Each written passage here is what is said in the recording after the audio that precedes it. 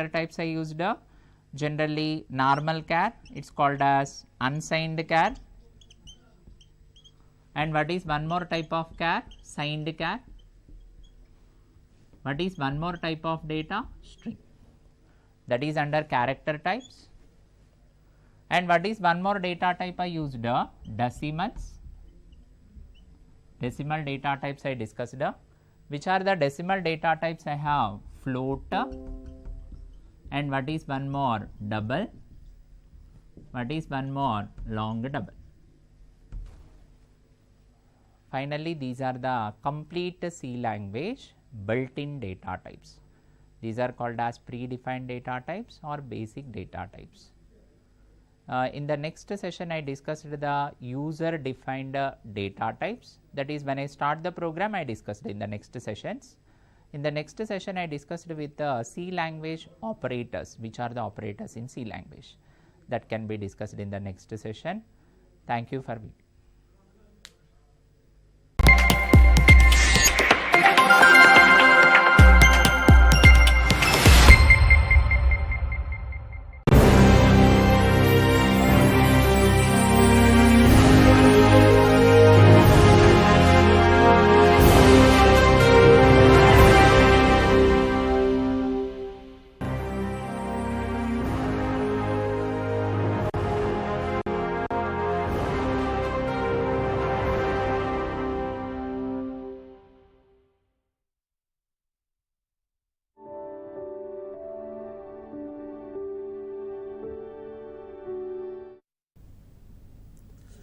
Hi friends, ఈరోజు మనం ఆధునిక రాజ్య విధులు, రాజ్యము ఎలా పనిచేయాలి అని వివిధ రకాలైనటువంటి రాజకీయ సిద్ధాంతాలు ఎలా చెప్తున్నాయి రాజ్యం గురించి అనే అంశం మీద మనం ఈరోజంతా చర్చించుకుందాం.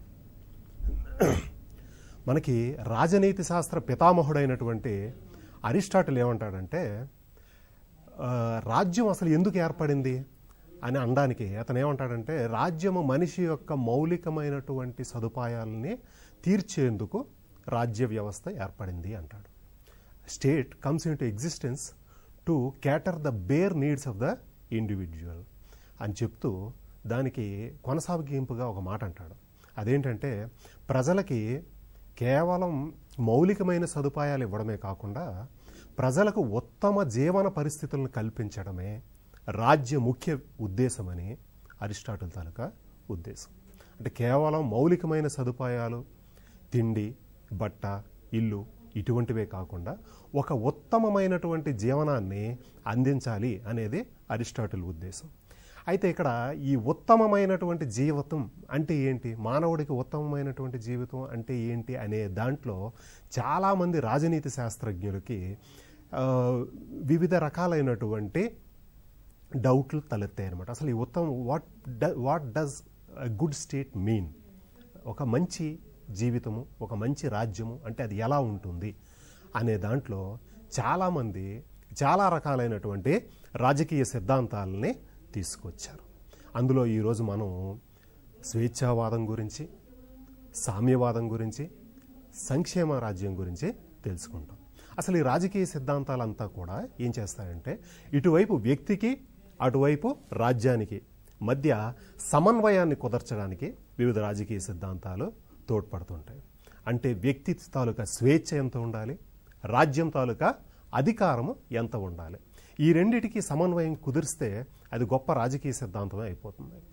అయితే ఇక్కడ ఇంకొక మౌలికమైన అంశం కూడా ఏంటంటే, వివిధ రాజకీయ సిద్ధాంతాలు అసలు మానవుడు ఎందుకు రాజ్యానికి విధేయత చూపించాలి. పూర్వకాలంలో అయితే రాజు అనేటువంటి వాడు అధికారి కాబట్టి, రాజరికం అనేది ఉండేది కాబట్టి తప్పకుండా రాజ్యానికి విధేయత చూపిస్తారు. కానీ ఆధునిక ప్రజాస్వామ్య రాజ్యాలు, అంటే ఇప్పుడు ఉన్నటువంటి రాజ్యాలన్నీ కూడా మనం ఎంచుకున్నటువంటి రాజ్యాలు, ఇటువంటి రాజకీయ వ్యవస్థల్లో ఈ రాజకీయ సిద్ధాంతాలు ఈ విషయం కూడా మనకు చెప్తాయి. అదేంటంటే, మనం ఎందుకు రాజ్యానికి విధేయత చూపించాలి, వ్యక్తికి ఎంత స్వేచ్ఛ కావాలి, రాజ్యానికి ఎంత అధికారం ఉండాలి, అసలు ఈ రాజ్యానికి ఈ పౌరులు అనేవాడు ఎందుకు విధేయత చూపించాలి, what is the need for political obligation. దీనికి సమాధానమే వివిధ రాజకీయ సిద్ధాంతాలు. ఇందులో మనం ముఖ్యంగా ఈరోజు స్వేచ్ఛావాద సిద్ధాంతం గురించి, సామ్యవాద సిద్ధాంతం గురించి, అలాగే సంక్షేమ రాజ్యం గురించి తెలుసుకుందాం. ముందుగా ఇందులో ఉంది స్వేచ్ఛావాద సిద్ధాంతం. ఈ సిద్ధాంతము మనకి ఉదారవాద సిద్ధాంతము అని కూడా అంటారు, లేదా వ్యక్తి శ్రేయోవాద సిద్ధాంతము అని కూడా అనొచ్చు. ఇది ఇంగ్లీష్లో దీన్ని లిబరలిజం అంటాం. లిబరలిజం లేదా ఇండివిజువలిజం. తొలితరం తాలూకా స్వేచ్ఛావాద లక్షణాలన్నీ మనకి వ్యక్తి శ్రేయోవాద సిద్ధాంతంలో కనిపిస్తాయి. సో దీన్ని మీరు వ్యక్తి శ్రేయోవాద సిద్ధాంతం అనండి, స్వేచ్ఛావాద సిద్ధాంతం అనండి, ఉదారవాద సిద్ధాంతం అనండి. ఈ సిద్ధాంతం తాలూకా మౌలిక లక్షణం ఏంటంటే వ్యక్తికి స్వేచ్ఛ ఎక్కువ ఉండాలి, రాజ్యానికి అధికారం చాలా తక్కువగా ఉండాలి. అసలు ఈ ఉదారవాదము తాలూకా మౌలికమైనటువంటి పునాదుల్ని మనం జాన్ లాక్ తాలూకా సిద్ధాంతంలో తెలుసుకోవచ్చు. మీ అందరికీ తెలుసు, జాన్ లాక్ అనే అతను దీన్ని ఒక సోషల్ కాంట్రాక్ట్లో మనకు ముఖ్యంగా జాన్ లాక్ వస్తాడు. జాన్ లాక్ చెప్పేది ఏంటంటే పరిమితమైనటువంటి సార్వభౌమాధికారాన్ని రాజ్యం కలిగి ఉండాలి. అంటే రాజ్యానికి పరిమితమైనటువంటి అధికారం మాత్రమే ఉండాలి, వ్యక్తికి స్వేచ్ఛ ఎక్కువగా ఉండాలి. అంటే రాజ్యం తాలూకా అధికారం తక్కువగా ఉండి వ్యక్తి తాలూకా స్వేచ్ఛ ఎక్కువగా ఉంటే అది స్వేచ్ఛావాదము అని తొలితరం తాలూకా స్వేచ్ఛావాదులు మనకి చెప్పడం కనిపిస్తుందండి. దీన్ని ఆ తర్వాత ఆ ముందు కూడా కొంతమంది అంటే లిబరలిజం ఈజ్ ఎ స్ట్రీమ్ అండి, ఒక రకమైనటువంటి ప్రవాహం లాంటిది. ఇది ఒక్కరు తయారు చేసినటువంటి వాదం కాదు. ఎంతోమంది రాజనీతి తత్వవేత్తలు, ఆర్థిక తత్వవేత్తలు ఈ స్వేచ్ఛావాదం గురించి వివరణ ఇస్తూ వెళ్ళారు.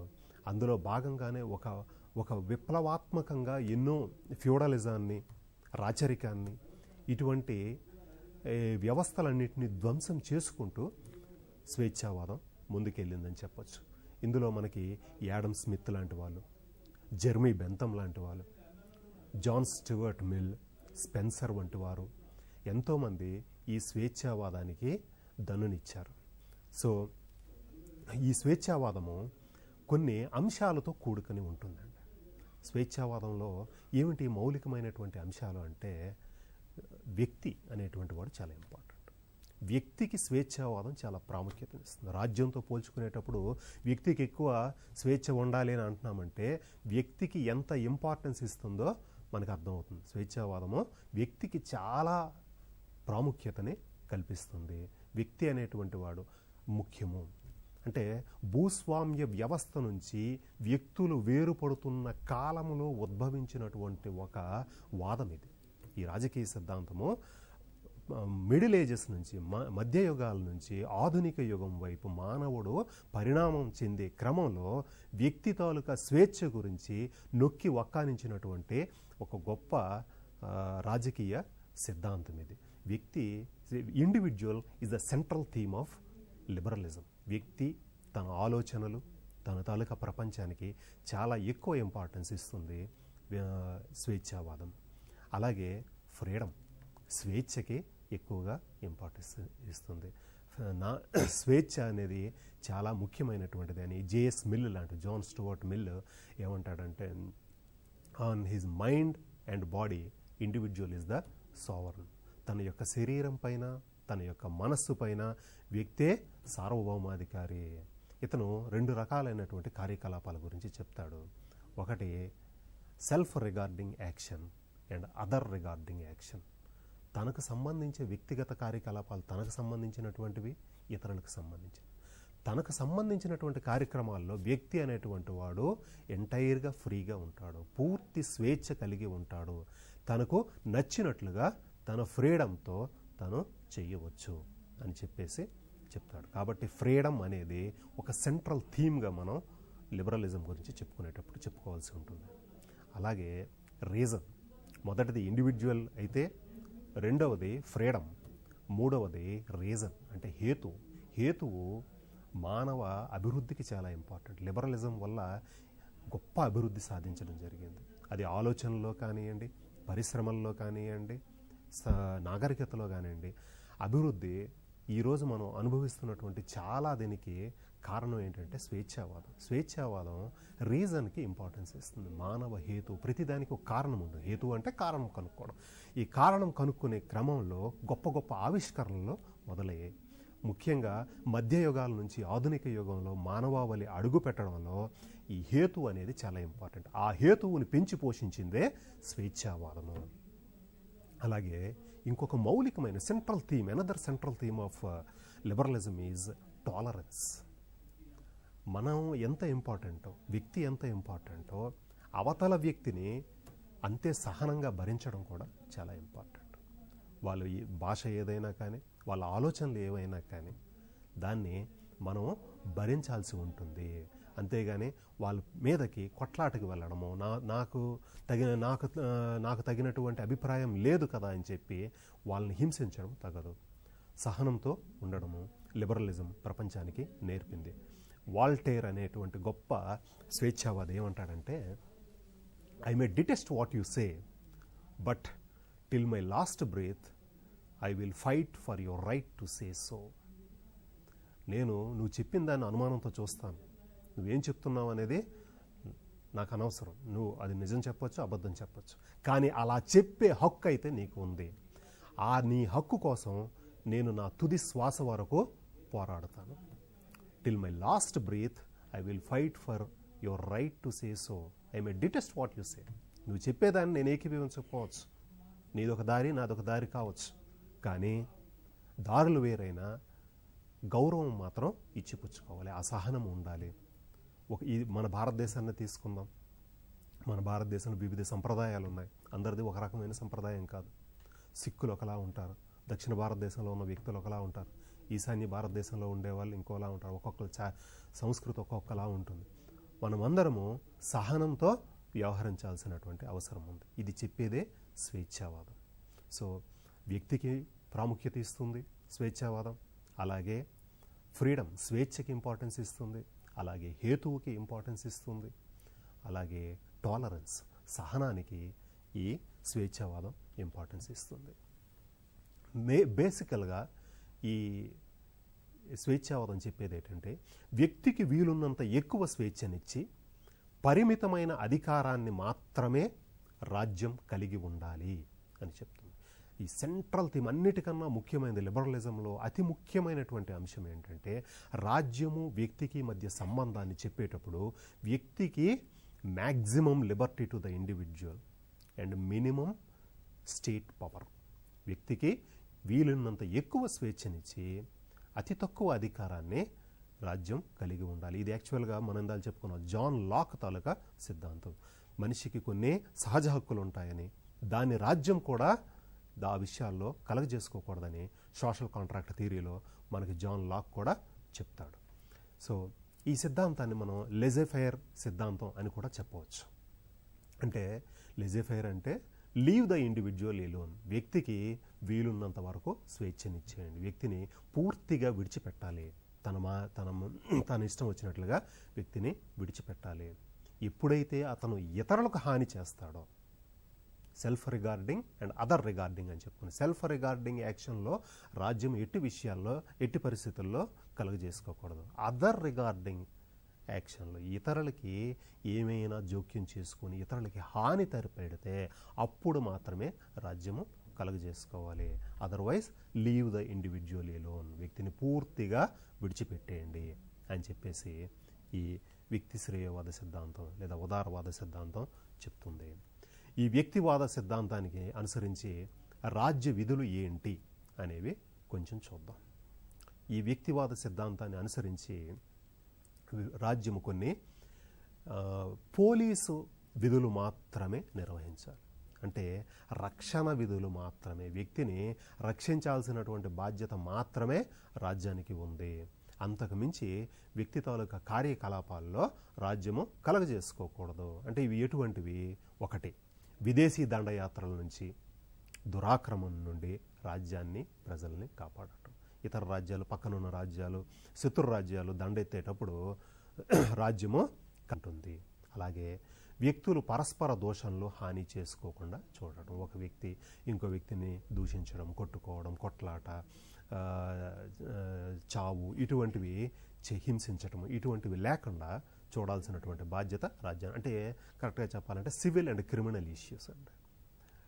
సివిల్ పౌరులకు ఇబ్బంది కలిగించేటువంటి అంశాలు కానీ, క్రిమినల్ నేర కార్యకలాపాలను కానీ అదుపు చేయాల్సినటువంటి బాధ్యత రాజ్యానికి ఉంటుంది.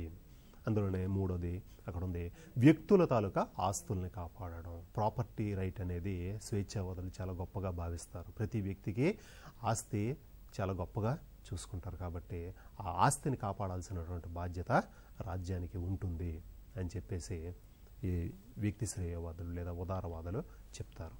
అలాగే ప్రజల మధ్య ఒప్పందాల ఉల్లంఘన, ఒకవేళ కాంట్రాక్ట్ ఏదైనా ఇద్దరు వ్యక్తులు కాంట్రాక్ట్ చేసుకొని ఒక ఒప్పందానికి వచ్చి దాన్ని ఎవరైనా చీటింగ్ చేయడం కానీ లేకపోతే ఆ ఒప్పందాన్ని ఉల్లంఘించడం కానీ జరిగితే అలాంటి సందర్భాల్లో మాత్రమే రాజ్యము అడుగు పెట్టాలి, తప్పితే మామూలు అంశాల్లో రాజ్యము అడుగు పెట్టకూడదు.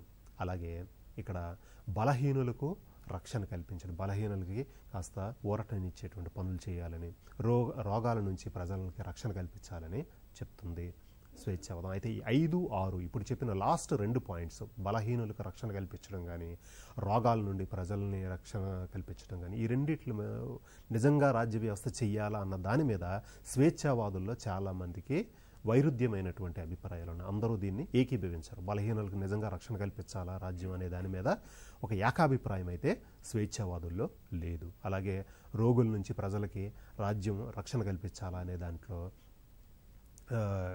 స్వేచ్ఛావాదులకి ఎటువంటి ఏకాభిప్రాయం లేదు. కొందరు జాన్ రాల్స్ లాంటి వాళ్ళేమో అవును రాజ్యము కొంత రక్షణ, ఎవరైతే లీస్ట్ డిసడ్వాంటేజ్డ్ ఉంటారో వాళ్ళకి హెల్ప్ చేయాలని కొంతమంది చెప్తున్నారు ఉదారవాదులు, కొంతమంది దానికి ఒప్పుకోరండి. అయితే ఈ స్వేచ్ఛావాదానికి వెనుక ఉన్నటువంటి కొన్ని పునాదులను చూద్దాం. కొన్ని స్వేచ్ఛావాదాన్ని బలపరిచేటువంటి అంశాలు, కొన్ని వాదనలు ఉన్నాయి. అవి ఏంటి అనేటువంటివి చూద్దాము. అందులో ముఖ్యమైనటువంటిది నైతిక వాదన, moral argument in favour of liberalism. నైతిక వాదన ఇదేమంటారంటే వీళ్ళు మనిషికి తన యొక్క స్వప్రయోజనాలు బాగా తెలుస్తుంది. వ్యక్తికి తన స్వప్రయోజనాలు బాగా తెలుస్తాయి కాబట్టి వ్యక్తిని తనకి వీలున్నంత ఎక్కువ స్వేచ్ఛనిచ్చి విడిచిపెట్టేయాలి. వ్యక్తి ఆంతరంగికమైనటువంటి అంశాల్లో రాజ్యము తలదూర్చకూడదు అని చెప్పేసి ఈ నైతికవాదం చెప్తుందన్నమాట. అంటే జేఎస్ మిల్ ఒక మాట అంటాడు, the only thing that is warranted against one particular individual is to contain harm to others. ఇతరులకి ఏమైనా ఇబ్బంది పెట్టే క్రమంలోనే ఒక వ్యక్తిని అదుపు చెయ్యాలి తప్పితే మామూలుగా అతని స్వేచ్ఛకి ఇటువంటి భంగము వాటిల్లకూడదు. తన పూర్తిగా వ్యక్తి అనేటువంటి వాడు పూర్తి స్వేచ్ఛాజీవి. ఆన్ లిబర్టీ అనేటువంటి గ్రంథాన్ని జేఎస్ మిల్ రాశాడు. అందులో ఏ వ్యక్తి మీద అయినటువంటి బలప్రయోగం చేయాల్సి వస్తే అది కేవలం అతని ద్వారా ఇతరులకి హాని జరుగుతుంది అనే క్రమంలోనే అతన్ని నిర్బంధించాలి, అతనికి ఇబ్బంది పెట్టాలి తప్పితే మామూలు విషయాల్లో అతని తాలూకు ఆలోచనలు ఇలా ఉన్నాయని చెప్పేసి ఇబ్బంది పెట్టడము, లేకపోతే అతని తాలూకా సంస్కృతి జీవన విధానం ఎలా ఉందని చెప్పేసి అతన్ని ఇబ్బంది పెట్టడము చాలా తప్పు అనేటువంటిది జేఎస్ మిల్ తాలూకా ఉద్దేశము. జేఎస్ మిల్ లాగే కాంట్ కూడా ఇదే విషయాన్ని చెప్తాడు. నెక్స్ట్ ఆర్థిక వాదన. ఆర్థిక వాదన ఏంటంటే ఎకనామిక్ ఆర్గ్యుమెంట్ ప్రకారము రాజ్యము ఎప్పుడు కూడా ఆర్థిక కార్యకలాపాల్లో జోక్యం చేసుకోకూడదు. రాజ్యము ఆర్థిక కార్యకలాపాల్లో ఎట్టి పరిస్థితుల్లో జోక్యం చేసుకోకూడదు. మార్కెట్ తన పని తాను చేసుకుపోతుంది. మార్కెట్ వ్యవహారాల్లో గవర్నమెంట్ జోక్యం చేసుకోకూడదు. ఇక్కడ లా ఆఫ్ డిమాండ్ సప్లై తమ పని తాము చేసుకుంటారు. ఉత్పత్తి డిమాండ్ తమ కార్యకలాపాలను తామే చేసుకుంటాయి. అది న్యాచురల్ ప్రాసెస్, సహజ సిద్ధంగా జరిగిపోయే అంశంలో రాజ్యము కలగజేసుకోకూడదు. సో ఇక్కడ వ్యక్తి యాడమ్ స్మిత్ లాంటి వాళ్ళు ఏం చెప్తారంటే ఎన్లైటెండ్ సెల్ఫ్ ఇంట్రెస్ట్ అంటాడు. వ్యక్తికి తన స్వప్రయోజనాలు చక్కగా తెలుస్తాయి.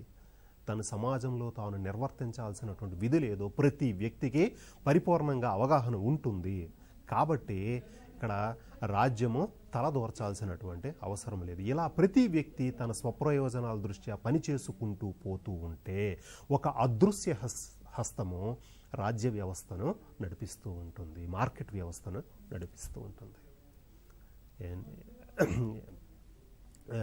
an invisible hand will rule the market forces. There is no need for the state to really intervene in the market. రాజ్య వ్యవస్థలో జోక్యం చేసుకోవాల్సినటువంటి అవసరము ఇప్పుడు కూడా రాజ్యానికి ఉండకూడదు అని చెప్తాడు. అంటే ఇతని ఉద్దేశం ఏంటంటే ప్రతి వ్యక్తికి తన తాలూకా స్వప్రయోజనాలు బాగా తెలుస్తాయి కాబట్టి ఒక వ్యవస్థలో తన తాలూకా పరిధి ఏంటి, తన తాలూకా స్కిల్స్ ఏంటి, తను ఏం చేయగలడు అనేది వ్యక్తికి తెలుస్తుంది కాబట్టి అతను రాజ్యం వెళ్ళి మార్కెట్ని నియంత్రించాల్సినటువంటి పని లేదు అని చెప్తాడు. అలాగే డివిజన్ ఆఫ్ లేబర్ వల్ల ఆటోమేటిక్గా మార్కెట్ కరెక్ట్ అవుతూ ఉంటుంది, కాంపిటీషన్ పెరుగుతూ ఉంటుంది. ఆ పెరిగినటువంటి కాంపిటీషన్ వల్ల మార్కెట్ తనను తాను సర్దుకుపోతూ ఉంటుంది అని చెప్పేసి యాడమ్ స్మిత్ చెప్పడం జరుగుతుంది. అలాగే జేబీసే అనే అతను కూడా ఒక మాట చెప్తాడు, supply creates its own demand. Supply తన డిమాండ్ని తానే సృష్టించుకుంటుంది. ఎంత అధిక ఉత్పత్తి జరిగిందనుకోండి, ఆ అధిక ఉత్పత్తి జరిగితే ఆ అధిక ఉత్పత్తికి తగ్గ డిమాండ్ని ఆటోమేటిక్గా క్రియేట్ అవుతుంది, సృష్టించబడుతూ ఉంటుంది. కాబట్టి ఆ ఎక్కువ ఉత్పత్తి అయింది అని రాజ్యం నియంత్రించాల్సినటువంటి పని లేదు. అలాగే సంప్రదాయ ఆర్థికవేత్తలైనటువంటి మాల్తూస్ లాంటి వారు, రికార్డో రెంట్ థియరీ చెప్పినటువంటి రికార్డో, ఇటువంటి వాళ్ళందరూ ఏం చెప్తారంటే రాజ్యము మార్కెట్ వ్యవహారాలలో, ఆర్థిక అంశాలలో జోక్యం చేసుకోవాల్సినటువంటి అవసరము లేనే లేదు అని చెప్తారు. నెక్స్ట్ శాస్త్రీయమైనటువంటి వాదన, సైంటిఫిక్ ఆర్గ్యుమెంట్. శాస్త్రీయ వాదన ఏం చెప్తుందంటే ముఖ్యంగా హెర్బర్ట్ స్పెన్సర్ అనే అతను చెప్తాడు. ఇతను చార్లెస్ డార్విన్ తాలూకా జీవ పరిణామ సిద్ధాంతానికి ఆకర్షితుడై ఈ శాస్త్రీయ వాదనని వినిపించాడు. చార్లెస్ డార్విన్ ఏం చెప్తాడంటే సృష్టిలో ఏ జీవి అయితే కొత్తగా వచ్చినటువంటి మార్పుల్ని, పరిణామాలను తట్టుకొని నిలబడగలుగుతుందో ఆ జీవి మాత్రమే బ్రతికి ఉంటుంది, నిలదొక్కుంటుంది. సర్వైవల్ ఆఫ్ ద ఫిట్టెస్ట్ అంటారు. ఎవరైతే కొత్తగా వచ్చినటువంటి మార్పుల్ని నిలబడతారో, వాటిని కోపప్ చేసుకోగలుగుతారో అటువంటి వాళ్ళు మాత్రమే నిలబడి ఉంటారు. The week must go to the wall, మిగతా వాళ్ళు పోతారు. అది లా ఆఫ్ నేచర్ అని చెప్పేసి వీళ్ళు చెప్తారు. సో హెర్బర్ట్ స్పెన్సర్ ప్రకారము రాజ్యము వీకర్ సెక్షన్స్ని ఆదుకోవాల్సినటువంటి అవసరం లేదు. వృద్ధులు కానీ, వికలాంగులు కానీ, బలహీన వర్గాల వాళ్ళకి కానీ వీళ్ళని ఆదుకోవాల్సినటువంటి బాధ్యత రాజ్యానికి లేదు. ఎవరైతే బలవంతులో వాళ్ళు ఆటోమేటిక్గా నిలబడి ఆటోమేటిక్గా సృష్టి, అలాగే రాజకీయ వ్యవస్థ ఇవన్నీ కూడా నిలదొక్కుంటాయి. తప్పితే రాజ్యం జోక్యం చేసుకొని బలహీన వర్గాల వాళ్ళకి సదుపాయాలు కల్పించాల్సినటువంటి అవసరం లేదు అని చెప్పేసి శాస్త్రీయ వాదన మనకి చెప్తోంది. నెక్స్ట్ రాజకీయ వాదన.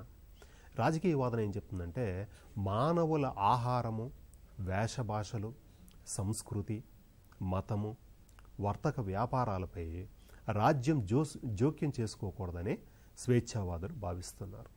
అంటే రాజ్యం ఎప్పుడూ కూడా మన వ్యక్తి ఏ రకమైనటువంటి ఆహారం తినాలి, ఎటువంటి వేషభాషలు వేసుకోవాలి చెప్పాను అందాక. భారతదేశంలో ఎన్నో విభిన్నమైనటువంటి జాతులు ఉన్నాయి మనకి. ఉత్తర భారతదేశం ఒకలా ఉంటుంది, దక్షిణ భారతదేశంలో ప్రజల తాలూకా వేషభాషలు ఒకలా ఉంటాయి, ఈశాన్య భారతంలో ఇంకోలా ఉంటాయి. కాబట్టి ఇటువంటి దేశంలో ఈ రాజ్యము నువ్వు ఇలా ఉండు, ఇటువంటి ఆహారమే తీసుకో, ఇటువంటి వేషం అంటే ఇటువంటి వస్త్రాధారణ చేసుకో అని చెప్పేసి చెప్పడము సభ్యత కాదు. సో వీళ్ళు ఏమంటారంటే రాజ్యము తాలూకా జోక్యము అనవసరము అని చెప్తారు. State for these people, for liberals is a necessary evil. అవసరమైనటువంటి క్లేశము అంటే చెడు. రాజ్యము చెడ్డది, చాలా చెడ్డది. ఎందుకు? అధికారం ఉంటుంది రాజ్యం దగ్గర. కాబట్టి రాజ్యం అనేటువంటిది చాలా చెడ్డది, కానీ అవసరమైనటువంటి చెడు. అందుకే వీళ్ళు ఒక మాట అంటారు, that government is the best which governs the least. ఏ రాజ్య వ్యవస్థ అయితే తక్కువగా కార్యకలాపాలు నిర్వర్తిస్తుందో అదే మంచి రాజకీయ వ్యవస్థ.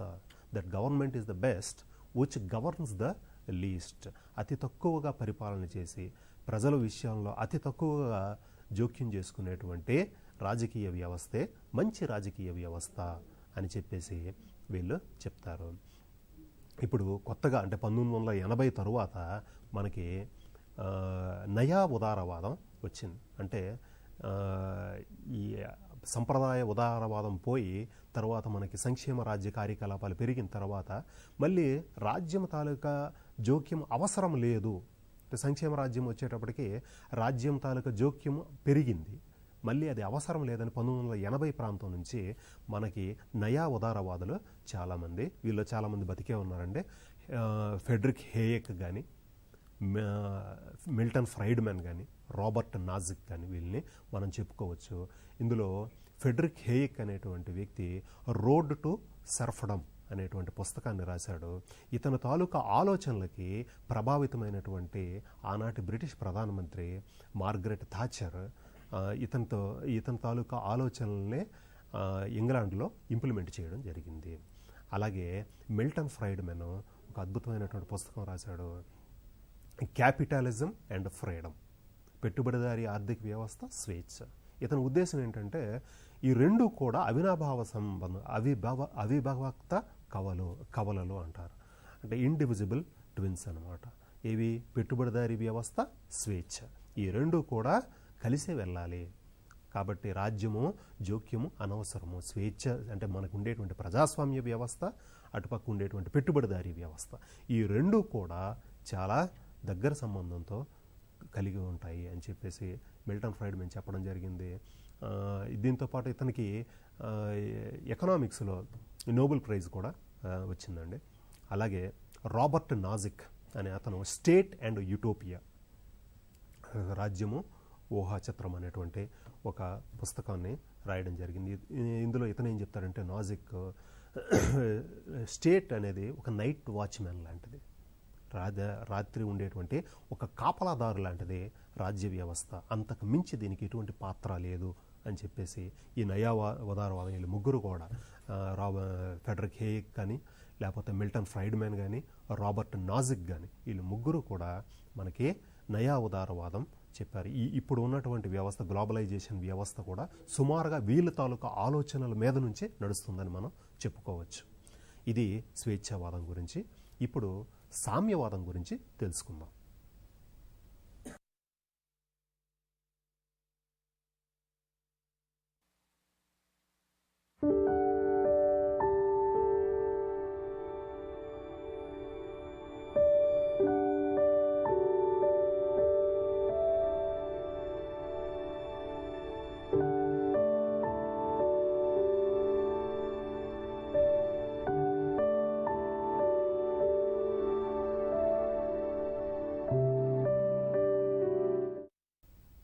ఫ్రెండ్స్, ఇందాకలా మనం స్వేచ్ఛావాదం గురించి తెలుసుకున్నాం. వ్యక్తి స్వేచ్ఛ ఇంపార్టెంట్ అని స్వేచ్ఛావాదం చెప్తారు. ఇక్కడ సామ్యవాదం గురించి తెలుసుకుందాం. సామ్యవాదం ఏమంటుందంటే వ్యక్తి స్వేచ్ఛ ఎంత ఇంపార్టెంటో, వ్యక్తి స్వేచ్ఛ ఎక్కడ ఇమిడి ఉంటుందంట, ఇది సమాజ శ్రేయస్సులోనే వ్యక్తి స్వేచ్ఛ ఇమిడి ఉంటుంది అని చెప్పేటువంటి ఒక రాజకీయ సిద్ధాంతమే సామ్యవాదము. ఈ సామ్యవాదము ఇటు వ్యక్తి స్వేచ్ఛ, అటు సమాజ స్వేచ్ఛ రెండు కలగలిపి ఉంటాయి. అంతేగాని వ్యక్తి అనేటువంటి వాడు ఒక ప్రపంచం కాదు. అతను సమాజంలో బతకాల్సినటువంటి వ్యక్తి ఆ వ్యక్తి సమాజంలో బతకాలి కాబట్టి ఈ రెండు ఇంటర్లింక్డ్గా ఉంటాయి. Social welfare and individual both are interlinked అని సామ్యవాదం చెప్తుంది. ఈ సామ్యవాదం లాటిన్ పదమైనటువంటి సోషియార్ అనేటువంటి పదం నుంచి వచ్చిందని మనం చెప్పుకోవచ్చు. సోషియార్ అంటే కలపడం, to join or to share, కలిసి ఉండడము అనేటువంటి అర్థం వస్తుందండి. సో సామ్యవాదం ఏం చెప్తుందంటే వ్యక్తి తాలూకా ఆనందము సమాజం తాలూకా అభివృద్ధిలోనే, సమాజంలో తను పాలు పంచుకునేటువంటి అంశాల్లోనే కలిగి ఉంటుంది అని చెప్తుంది. సామ్యవాదం ఎలా ఉద్భవించింది అని అంటే పెట్టుబడిదారీ ఆర్థిక వ్యవస్థ తాలూకా పరిస్థితులు 18వ శతాబ్దంకి వచ్చేసరికి చాలా దారుణమైనటువంటి పరిస్థితులు వచ్చాయన్నమాట. కారణం ఏంటంటే పారిశ్రామిక విప్లవం బాగా అభివృద్ధి చెంది, పారిశ్రామిక విప్లవం వల్ల కొంతమంది పెట్టుబడిదారులు బాగా లాభాలు ఆపేక్షించారు. అదే సమయంలో శ్రామికుల తాలూకా జీవనం దుర్భరమైంది. ఒకవైపు అభివృద్ధి జరుగుతుంది, ఆ అభివృద్ధి తాలూకా ఫలాలు దిగువ శ్రేణి ప్రజలకి అందడం లేదు. దిగువన అంటే మనకి సమాజంలో ఉన్నటువంటి శ్రామిక వర్గం ఏదైతే ఉందో వాళ్ళ తాలూకా పరిస్థితి చాలా దిగజారిపోయింది. భూస్వామ్య వ్యవస్థ నుంచి విడుదలైనటువంటి వ్యక్తులు పెట్టుబడిదారీ ఆర్థిక వ్యవస్థలోకి వెళ్ళి ఇరుక్కుని పోయి చివరికి ఆ పని గంటలు కానివ్వండి, చంటి పిల్లలతో స్త్రీలు పడుతున్నటువంటి అగచాట్లు కానివ్వండి, ఇవన్నీ చాలా దారుణమైనటువంటి ఒక స్థితిలో చివరి 18వ శతాబ్దం చివరిలో 19వ శతాబ్దం తొలినాళ్ళలో మనం చూడవచ్చు. ఇటువంటి దుర్భరమైనటువంటి పరిస్థితులకి చలించినటువంటి కొంతమంది సామ్యవాదాన్ని వెలుగులోకి తీసుకొచ్చారు. 1833లో పూర్ మ్యాన్స్ గార్డెన్ అనేటువంటి పుస్తకంలో మొట్టమొదటిసారిగా సోషలిజం అనేటువంటి పదాన్ని రాబర్ట్ ఓవెన్ అనేటువంటి వ్యక్తి వాడడం జరిగింది.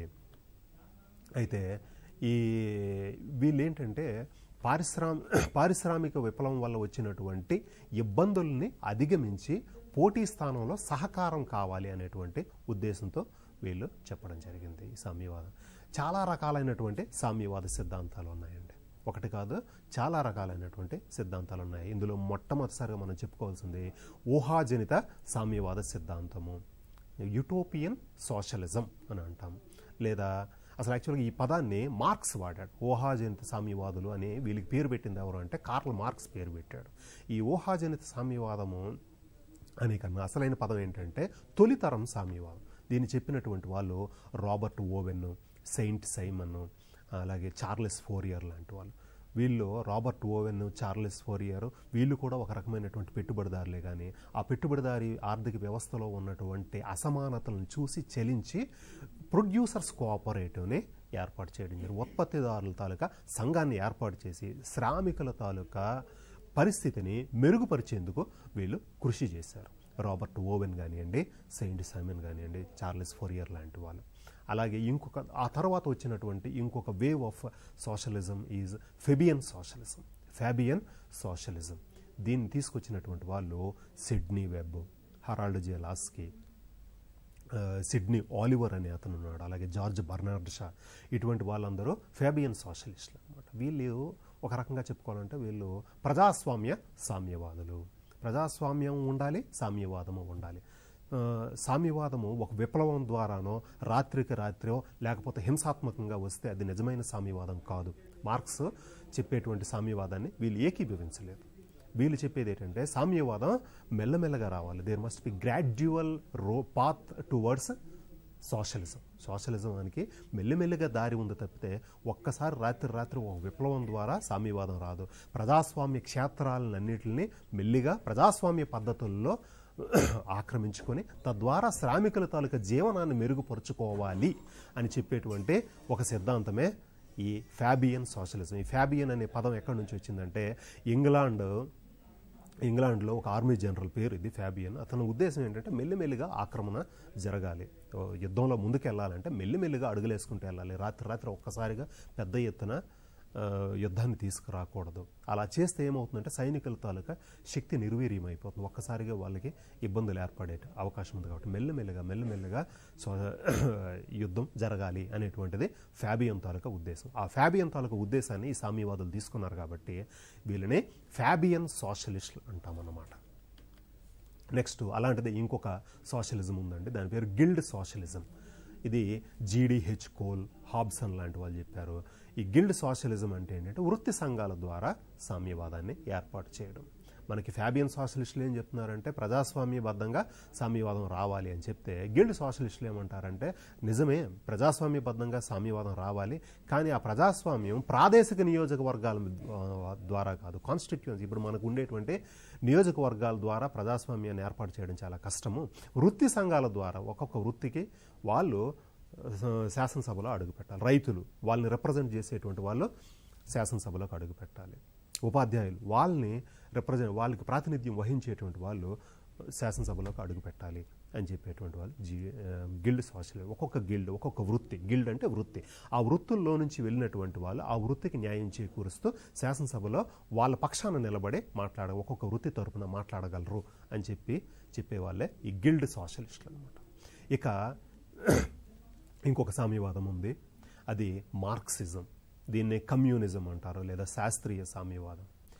అన్నిటికన్నా చాలా ప్రభావితం చూపినటువంటి గొప్ప సామ్యవాదం ఏదైనా ఉంది అంటే అది మార్క్సిజం.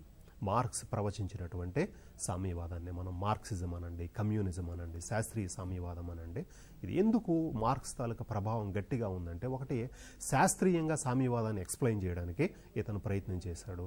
ఇతని తాలూకా ప్రభావం కూడా శ్రామికుల్లో అంత బలంగా పడింది అనమాట. అందుకే ఇప్పుడు చెప్పుకుంటే సామ్యవాదం అని అంటే చాలామంది కమ్యూనిజం అని అంటారు.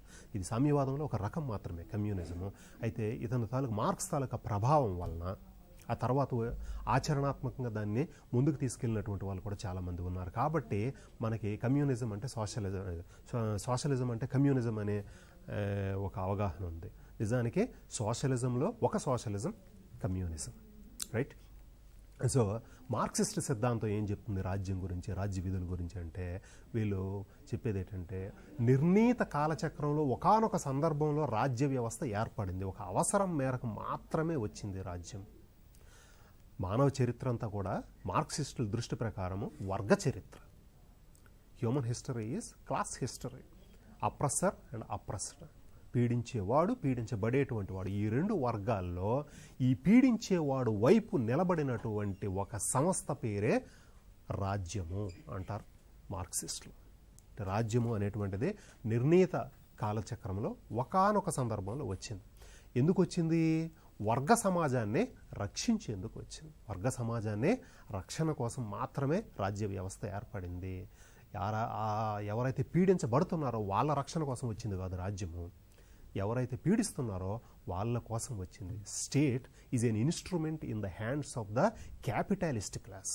పెట్టుబడిదారీ వర్గం చేతుల్లో ఉన్నటువంటి ఒక ఆయుధము రాజ్యము.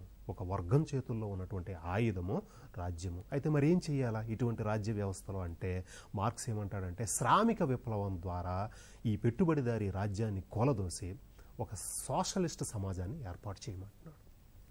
ఈ రాజ్య వ్యవస్థని శ్రామికులు ఒక విప్లవం ద్వారా తమ చేతుల్లోకి తీసుకోవాలి. State must be captured through a revolution. విప్లవం ద్వారా రాజ్య వ్యవస్థని తమ చేతుల్లోకి, ప్రాలెటేరియన్ రెవల్యూషన్ అంటారు. అంటే శ్రామిక నియంతృత్వాన్ని ఏర్పాటు చేసుకొని తరువాత కాలంలో మెల్లిగా సామ్యవాద సంస్కృతిని ముందుకు తీసుకెళ్తే అసలు రాజ్య వ్యవస్థే అంతర్ధానం అయిపోతుంది. ఒకానొక సందర్భంలో మళ్ళీ రాజ్యం తాలూకు అవసరమే లేకుండా పోతుంది అని అంటాడు. అప్పుడు రాజ్యము ఒక పండుటాకులాగా రాలిపోతుంది. అసలు నిజానికి సామ్యవాదం అనేదే వస్తే, నిజమైన కమ్యూనిజమే వస్తే, నిజమైన కమ్యూనిస్ట్ సొసైటీ ఏర్పడితే రాజ్యం తాలూకా అవసరమే లేదు. రాజ్యము ఫోర్స్కి సింబల్. అధికారానికి, అధికార దర్పానికి రాజ్యము ఒక సింబల్ లాంటిది. అటువంటిది పోవాల్సినటువంటి అవసరం ఉంది. ఒక సామ్యవాద విప్లవంతో ఆ రాజ్యం మెల్లమెల్లగా అంతర్ధానమైపోతుంది అని చెప్పేసి మార్క్స్ తాలూకా ఉద్దేశం. ఇతని తాలూకా రచనలు, దాస్ క్యాపిటల్ కానివ్వండి, కమ్యూనిస్ట్ మేనిఫెస్టో కానివ్వండి, ఇటువంటి రచనల తాలూకా ప్రభావం ఎంత గొప్పది అంటే, ఆలనాడు పూర్వపు సోవియట్ యూనియన్లో కానీ, చైనా దేశంలో కానీ మనకి ఇతను రచనల చేత ప్రభావితమయ్యి అక్కడ సోషలిస్ట్ రాజ్యాన్ని ఏర్పాటు చేసినటువంటి సందర్భం ఉంది. లెనిన్ పూర్వపు రష్యాలో సోషలిస్ట్ రెవల్యూషన్ తీసుకురావడం జరిగింది. అలాగే మావో సేతుంగ్ చైనాలో ఒక విప్లవాన్ని తీసుకొని రావడం జరిగింది. సో సామ్యవాదం తాలూకా ప్రధానమైనటువంటి లక్షణాలు చూద్దామండి ఇప్పుడు. ఒకటి, వీళ్ళు సమాజానికి ప్రాధాన్యత ఇస్తారు. వ్యక్తికి కాదు, సమాజానికి ప్రాధాన్యత ఇస్తారు. ప్రతి ఒక్క సమాజ వనరులన్నింటినీ అందరూ వినియోగించుకోవాలి అనేటువంటి ఉద్దేశంతో వీళ్ళు మాట్లాడతారు. వీళ్ళ భాష కూడా మీరు గమనిస్తే కామ్రేడ్స్ అంటారు. Individual will not be an individual in a socialist tradition. He will be A comrade, he will be A brother. అలాగే పెట్టుబడిదారీ వ్యవస్థని రద్దును వీరు కోరుకుంటారు. పెట్టుబడిదారీ వ్యవస్థ కొద్దిమంది పెట్టుబడిదారుల చేతుల్లో, వాళ్ళ జేబుల్లో మొత్తం రాజకీయ వ్యవస్థ అంతా ఉంటుంది కాబట్టి, పెట్టుబడిదారీ వ్యవస్థ మనుషుల మధ్య పోటీని నెలకొల్పుతుంది కాబట్టి అటువంటి వ్యవస్థ రద్దుని వీరు కాంక్షిస్తారు. అలాగే మూడవది సమానత్వ భావన పట్ల నమ్మకము. వీళ్ళు communism is nothing but equality. అందరూ సమానం. అంటే సమానం అంటే పరిపూర్ణమైనటువంటి ఆర్థిక సమానత్వం కాదు, కానీ వీళ్ళు చెప్పేది ఏంటంటే ఆ సమానత్వము హోదాలోను, ఆలోచనల్లోనూ అందరూ సమానం. మనిషి అనేటువంటి వాడే సమానమైనటువంటి వాడు. ప్రాపర్టీ అనేది ఒక థెఫ్ట్ లాంటిది. Inequality arises out of properties imbalances అనేసి మార్క్స్ అంటాడు. ఆస్తుల్లో ఉన్నటువంటి అసమానత్వం నిజమైన అసమానత్వానికి కారకాలుగా నిలబడతాయి అనేది మార్క్స్ తాలూకా ఉద్దేశం. అలాగే భౌతిక వనరులపై సామాజిక యాజమాన్యం. ఈ భౌతిక ఒక దేశంలో ఉన్నటువంటి వనరులన్నింటి మీద అందరికీ యాజమాన్యం, ఆ దేశంలో ఉన్నటువంటి ప్రజలందరికీ ఆ యాజమాన్యం ఉండాలి అని చెప్పేసి వీళ్ళ ఉద్దేశం. మన భారతదేశ రాజ్యాంగాన్ని తీసుకున్న 39 అధికరణం BCలో మనకి ఇవే అంశాలు కనిపిస్తాయి. 39 BC ఏమంటాయంటే వనరులన్నింటి మీద సామాజిక యాజమాన్యం ఉండాలి అని చెప్తాయి. అలాగే ఆర్థిక అసమానతలను తొలగించేటువంటి బాధ్యత రాజ్యానికి ఉంది అని చెప్పేసి మన రాజ్యాంగం కూడా చెప్తుంది. అంటే మన రాజ్యాంగంలో కూడా కొన్ని సామ్యవాద భావాలు మనకి కనిపిస్తూ ఉంటాయి. అలాగే కేంద్రీకృత ప్రణాళికా వ్యవస్థ, సెంట్రలైజ్డ్ ప్లానింగ్ సిస్టమ్. ఇది 1929-30 ప్రాంతంలో మనకి మిగతా ప్రపంచమంతా కూడా ఆర్థిక మాంద్యంతో ఉన్న ఆ సందర్భంలో ఒక్క సోవియట్ రష్యా మాత్రమే, అప్పుడు సోషలిస్ట్ రష్యా మాత్రమే స్టాలిన్ టైంలో నిలదొక్కుకోగలిగింది. కారణం ఏంటి అంటే వాళ్ళకి సెంట్రలైజ్డ్ ప్లానింగ్ సిస్టమ్, ఉత్పత్తి మీద వాళ్ళ నియంత్రణ ఉండింది రాజ్యానికి. మిగతా చోట్ల అలాగ లేక 1929-30 ఆ ప్రాంతంలో మొత్తం రాజ్యాలన్నీ కూడా, ఈ స్వేచ్ఛావాద రాజ్యాలన్నీ కూడా కుప్పకూలిపోయాయి. ఉత్పత్తి అంతా నిలిచిపోయింది. అటువంటి పరిస్థితుల్లో ఏదైనా దేశం కరెక్ట్గా పనిచేసింది అంటే అది సోవియట్ రష్యా. కారణం ఏంటి? అక్కడ ప్లానింగ్ సిస్టమ్ నడిచింది. సో వీళ్ళు కేంద్రీకృత ప్లానింగ్, ఎంత ఉత్పత్తి, ప్రజలు ఎంతమంది ఉన్నారు, వాళ్ళకి ఎంత ఉత్పత్తి చేయాలి, వాళ్ళ అవసరాలు ఏంటి అని తెలుసుకుని ఉత్పత్తి చేయడము ఇందులో ముఖ్య భాగము. అది సామ్యవాద రాజ్యం చేస్తుందండి. నెక్స్ట్, పోటీ స్థానంలో సహకారం. పోటీ ఉండకూడదు, మనుషుల మధ్య పోటీ ఉండకూడదు. అసలు ఈ పీటర్ క్రొప్టోకిన్ ఒక మాట అంటాడు, mutual aid is responsible for all this human civilisation. మనిషి సహాయం చేసుకుంటే నాగరికత ఇంత పెద్దదయింది. అంతేగాని పోటీ ఉండడం వల్ల కాదు. మనుషులు బేసికల్గా మనిషి తాలూకా గుణమే సహకారం చేసుకోవడం, ఒకరినొకరు సహకరించుకొని. మనిషి కూడా మనం నేర్చుకుంటాం. అరిస్టాటిల్ ఒక మాట అంటాడు, మనిషి అనేటువంటి సంఘజీవి, సమాజంలో ఉండగలడు, ఇతరులతో ఉండగలడు. పోటీ కాదు ఇక్కడ, మనిషి సహకారం చేసుకొని ఈరోజు ఈ అభివృద్ధికి సాధ్యపడింది అని చెప్పేసి వీళ్ళు అంటారు. నెక్స్ట్, అంతర్జాతీయ సహకారము. ఒక దేశంతో సహకరించుకోవాలి. కేవలం మనిషి ఎలాగైతే సహకరించుకుంటారో అలాగే దేశాలు కూడా సహకరించుకోవాలి అనేటువంటిది వీళ్ళ తాలూకా ముఖ్యమైనటువంటి ఉద్దేశము. దీంట్లో మళ్ళీ తర్వాత కాలంలో మార్క్సిస్ట్ ట్రెడిషన్లో కూడా చాలా ఇబ్బందులు ఎదురయ్యాయి. ఫర్ ఎగ్జాంపుల్ మనకి స్టాలిన్ లాంటి వాడు ఏమంటాడంటే, సోషలిజం ఇన్ వన్ కంట్రీ, సామ్యవాదం ఒక దేశంలో మాత్రమే ఉంటుంది, మేము సామ్యవాదాన్ని అభివృద్ధి చేసుకుంటాము, ఇంటర్నేషనల్ యూనిటీకి మేము అంతగా ప్రయత్నం చెయ్యము అని అంటాడు. కానీ అతనితో విభేదించినటువంటి ట్రాట్స్కీ తర్వాత కాలంలో దేశ బహిష్కరణకు గురయ్యాడు. ట్రాట్స్కీ ఉద్దేశం ఏంటంటే అంతర్జాతీయ సహకారం అవసరం, లేబర్ సహకారం లేనిదే, శ్రామిక సహకారం లేనిదే అంతర్జాతీయంగా కమ్యూనిస్ట్ ఉద్యమం నడిపించడం చాలా కష్టం అనేటువంటిది ట్రాట్స్కీ తాలూకా ఉద్దేశం. సో దీని పట్ల కొన్ని భిన్నాభిప్రాయాలు ఉన్నాయి. అంతర్జాతీయంగా సహకరించుకోవాలి లేదా అనే దాంట్లో మార్క్సిస్ట్ ట్రెడిషన్లో తర్వాత కాలంలో కొన్ని భిన్నాభిప్రాయాలు వ్యక్తమయ్యాయండి. దీంతో మనం సామ్యవాదం గురించి తెలుసుకున్నాం. ఇంతవరకు స్వేచ్ఛావాదం అయింది, సామ్యవాదం అయింది. తరువాత ఇంకొక కాన్సెప్ట్ సంక్షేమ రాజ్యం గురించి తెలుసుకుందాం.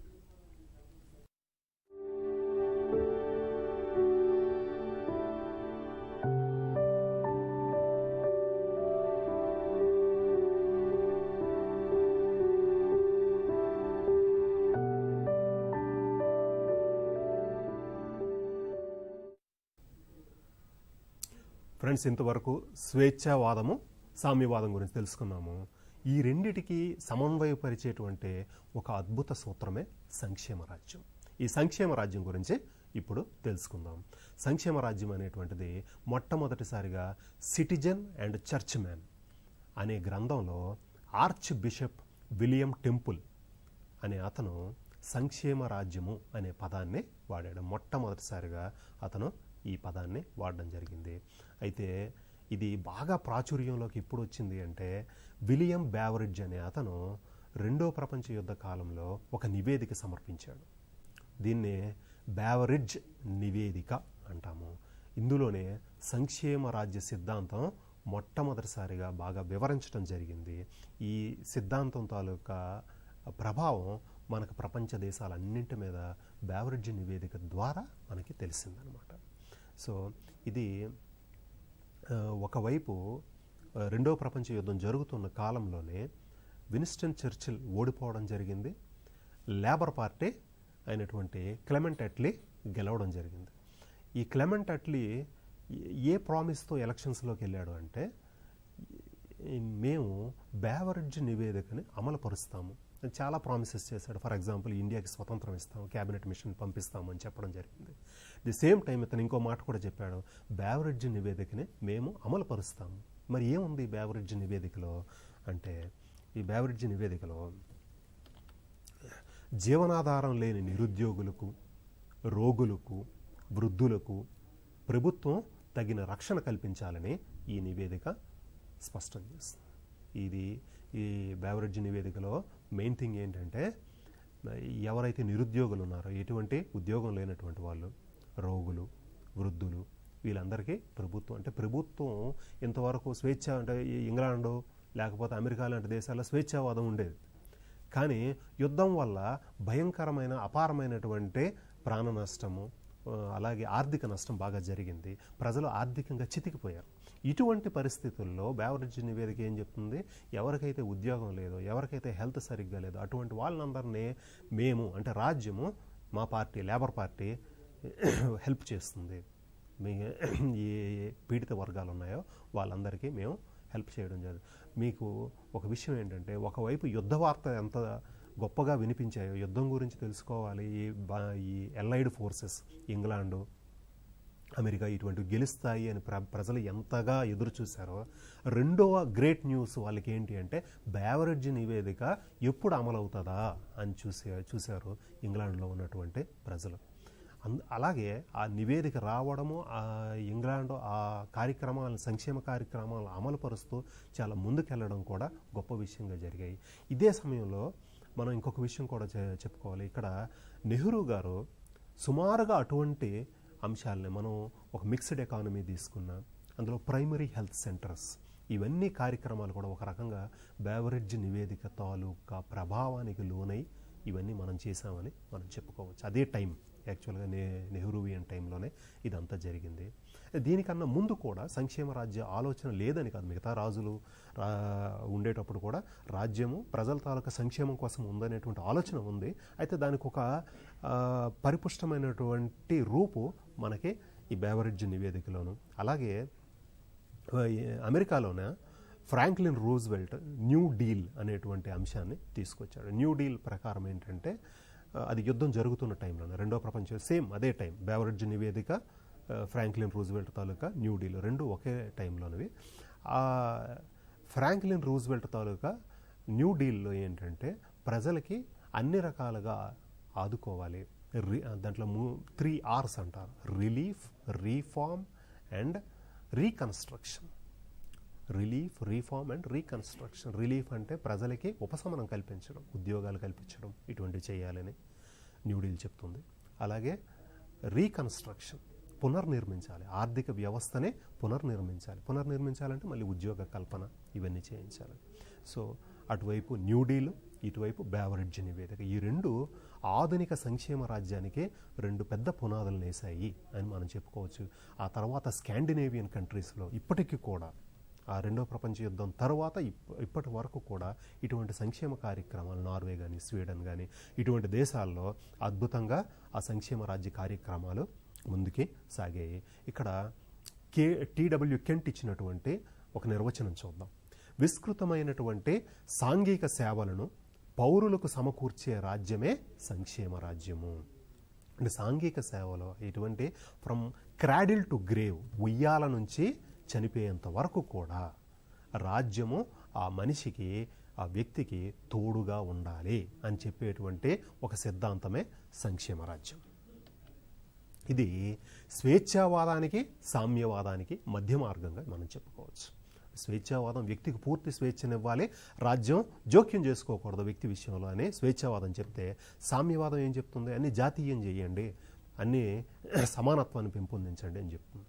కానీ ఈ రెండిటికి మధ్య బ్యాలెన్సింగ్ ఫోర్స్గా, ఒక మధ్య మార్గంగా మనకి సంక్షేమ రాజ్యం చెప్పుకోవచ్చు. అలాగే ఇది చేసే ఒక విప్లవం ద్వారానో లేకపోతే ఇంకో రకంగానో సంక్షేమ రాజ్యం అమలు కాదు. ఇది ప్రజాస్వామ్య పరిధిలో అమలు అవుతుంది. ప్రజాస్వామ్య పరిధిలో సామాజిక సంక్షేమానికి దారితీసే కార్యకలాపాలు చేయాలి అని చెప్పేసి సంక్షేమ రాజ్య సిద్ధాంతము చెప్తుంది. అలాగే ఇంకో అంశం ఏంటంటే వ్యక్తిగత ఆస్తిని అనుమతిస్తుంది, అయితే ప్రజా ప్రయోజనాల దృష్ట్యా ఆస్తిని క్రమబద్ధం చేస్తుంది. ఇక్కడ ప్రైవేట్ ప్రాపర్టీ ఉంటుంది, వ్యక్తిగా నాకు కావాల్సినటువంటి ఆస్తిని నేను కొనుక్కోవచ్చు, విక్రయించుకోవచ్చు, నా తదనంతరం సంతానానికి ఇచ్చుకోవచ్చు. కానీ అట్ ది సేమ్ టైం ఆస్తిని క్రమబద్ధం చేయాల్సినటువంటి అవసరం ఉంది. సామాజిక వస్తు సేవలకు ఒక రోడ్డు కట్టాలి, నా ఆస్తి ఉంది, అక్కడ ఒక భూమి ఉంది, అది ఒక వ్యక్తి ఎక్స్ అనే వ్యక్తికి సంబంధించింది అనుకోండి, అది ఒక సామాజిక వనరుగా వాడేటువంటి సౌకర్యం రాజ్యానికి ఉండాలి. వ్యక్తికి ఆస్తి ఉండాలి, ఆ ఆస్తిని అవసరమైతే సామాజిక సంక్షేమం కోసం రాజ్యం జోక్యం చేసుకుని వాడాల్సి ఉంటుంది. ఈ రెండిటికి అంటే స్వేచ్ఛావాదానికి సామ్యవాదానికి మధ్య ఉన్నటువంటి ఒక బ్యాలెన్సింగ్ ఫోర్స్గా ఈ సంక్షేమ రాజ్యం గురించి మనం తెలుసుకోవచ్చు. అలాగే ఇది మిశ్రమ ఆర్థిక విధానాన్ని సంక్షేమ రాజ్యం ప్రోత్సహిస్తుంది. భారతదేశంలో మిశ్రమ ఆర్థిక వ్యవస్థ నడిచింది 1947 నుంచి కూడా 1990 వరకు. ఇప్పటికీ మనం మిశ్రమ ఆర్థిక వ్యవస్థ అని చెప్పుకుంటాం, కానీ సుమారుగా 1990 వరకు వెళ్ళినటువంటి ఆర్థిక వ్యవస్థలో మనం చూసుకుంటే బేసిక్ ఇండస్ట్రీస్, మౌలికమైనటువంటి పరిశ్రమలన్నీ కూడా రాజ్యం చేతుల్లో ఉండి కన్జ్యూమబుల్ ఐటమ్స్ అన్నీ కూడా ప్రైవేట్ వ్యక్తులు పనిచేయడం జరిగింది. ఇటువంటి ఒక వ్యవస్థని ప్రోత్సహించేదే సంక్షేమ రాజ్యం. మౌలిక సదుపాయాలన్నీ కూడా రాజ్యం కల్పించాలి, మామూలువి ప్రైవేట్ ఎక్కడైతే కాంపిటీషన్ ఉంటే బాగుంటుందో, పోటీ ఎక్కడ ఉంటే బాగుంటుందో అది ప్రైవేటు వ్యక్తులకి అప్పజెప్పాలి అని చెప్పేదే సంక్షేమ రాజ్యం. సంక్షేమ రాజ్య విధుల్ని మనం రెండుగా విభజించుకోవచ్చండి. ఒకటి రక్షణ విధులు, రెండు సంక్షేమ విధులు. రక్షణ విధులు ఎలా ఉంటాయంటే మనం స్వేచ్ఛావాదంలో ఎలా అయితే పోలీసు విధులు అని చెప్పుకున్నామో ఈ రక్షణ విధులు కూడా అలాంటివే. అంటే ఎలాంటివి? శాంతి భద్రతలను కాపాడటము, శాంతి భద్రతలనే ఏ లోటు రాకుండా చూసుకోవడము. రెండు, వ్యక్తుల ప్రాణాలకు ఆస్తులకు రక్షణ కల్పించడం. వ్యక్తుల తాలూకా ప్రాణాలకి ఆస్తులకి రాజ్యము రక్షణ కల్పిస్తుంది. మూడు, ప్రజాజీవనాన్ని క్రమబద్ధం చేయడానికి అవసరమైన శాసనాలు చేయడం. ప్రజాజీవనాన్ని క్రమబద్ధం చేస్తుంది, రెగ్యులేట్ చేస్తుంది, డిసిప్లిన్ని ఎన్ఫోర్స్ చేస్తుంది. నాలుగు, విదేశీ దండయాత్రల నుండి దేశాన్ని కాపాడుతుంది. ఎటువంటి ఫారెన్ అగ్రెషన్స్ లేకుండా దేశాన్ని కాపాడుతుంది. కాబట్టి సంక్షేమ రాజ్యం తాలూకా రక్షణ విధులన్నీ కూడా మనం కరెక్ట్గా చూస్తే స్వేచ్ఛావాదంలో రాజ్య విధులు ఏమున్నాయో అవన్నీ కూడా సంక్షేమ రాజ్యం చేస్తుంది. ఇవి చేస్తూ కొన్ని సంక్షేమ విధులు కూడా చేస్తుంది. అంటే బేసిక్ ఫంక్షన్స్, కొన్ని మౌలికమైన ఫంక్షన్స్ చేస్తూ దాంతోపాటు కొన్ని వెల్ఫేర్ ఫంక్షన్స్, సంక్షేమ విధులు కూడా చేస్తుంది. ఇవి ఎటువంటివి? ఆర్థిక అసమానతలను తగ్గించడానికి సంక్షేమ రాజ్యం తోడ్పడుతుంది. Through the system of taxation, tax వేస్తూ ఎక్కడ అవసరమో అక్కడ ట్యాక్స్ విధిస్తూ ఆర్థిక అసమానతలను తగ్గించడానికి, ఎవరైతే బడుగు బలహీన వర్గాల వాళ్ళు ఉన్నారో వాళ్ళకి చేయూతనిచ్చేందుకు ప్రయత్నం చేస్తుంది. రెండు, ప్రతి వ్యక్తికి కనీస జీవన ప్రమాణం ఉండేటట్లు చూస్తుంది. స్టాండర్డ్ ఆఫ్ లివింగ్ పెరిగేటట్టు సంక్షేమ రాజ్యం చర్యలు చేపడుతుంది. అంటే ఉద్యోగ కల్పనలో కానివ్వండి, ఆరోగ్య విషయంలో కానివ్వండి. ఈరోజు మనం చూస్తున్నాం భారత ప్రభుత్వం ఉపాధి హామీ పనులు కానివ్వండి, లేకపోతే ఆరోగ్యానికి సంబంధించి ఇటు రాష్ట్ర ప్రభుత్వం అటు కేంద్ర ప్రభుత్వం అమలు చేస్తున్నటువంటి పథకాలు కానివ్వండి, ఇవన్నీ కూడా మనం సంక్షేమ రాజ్య కార్యకలాపాల కింద చెప్పుకోవచ్చు.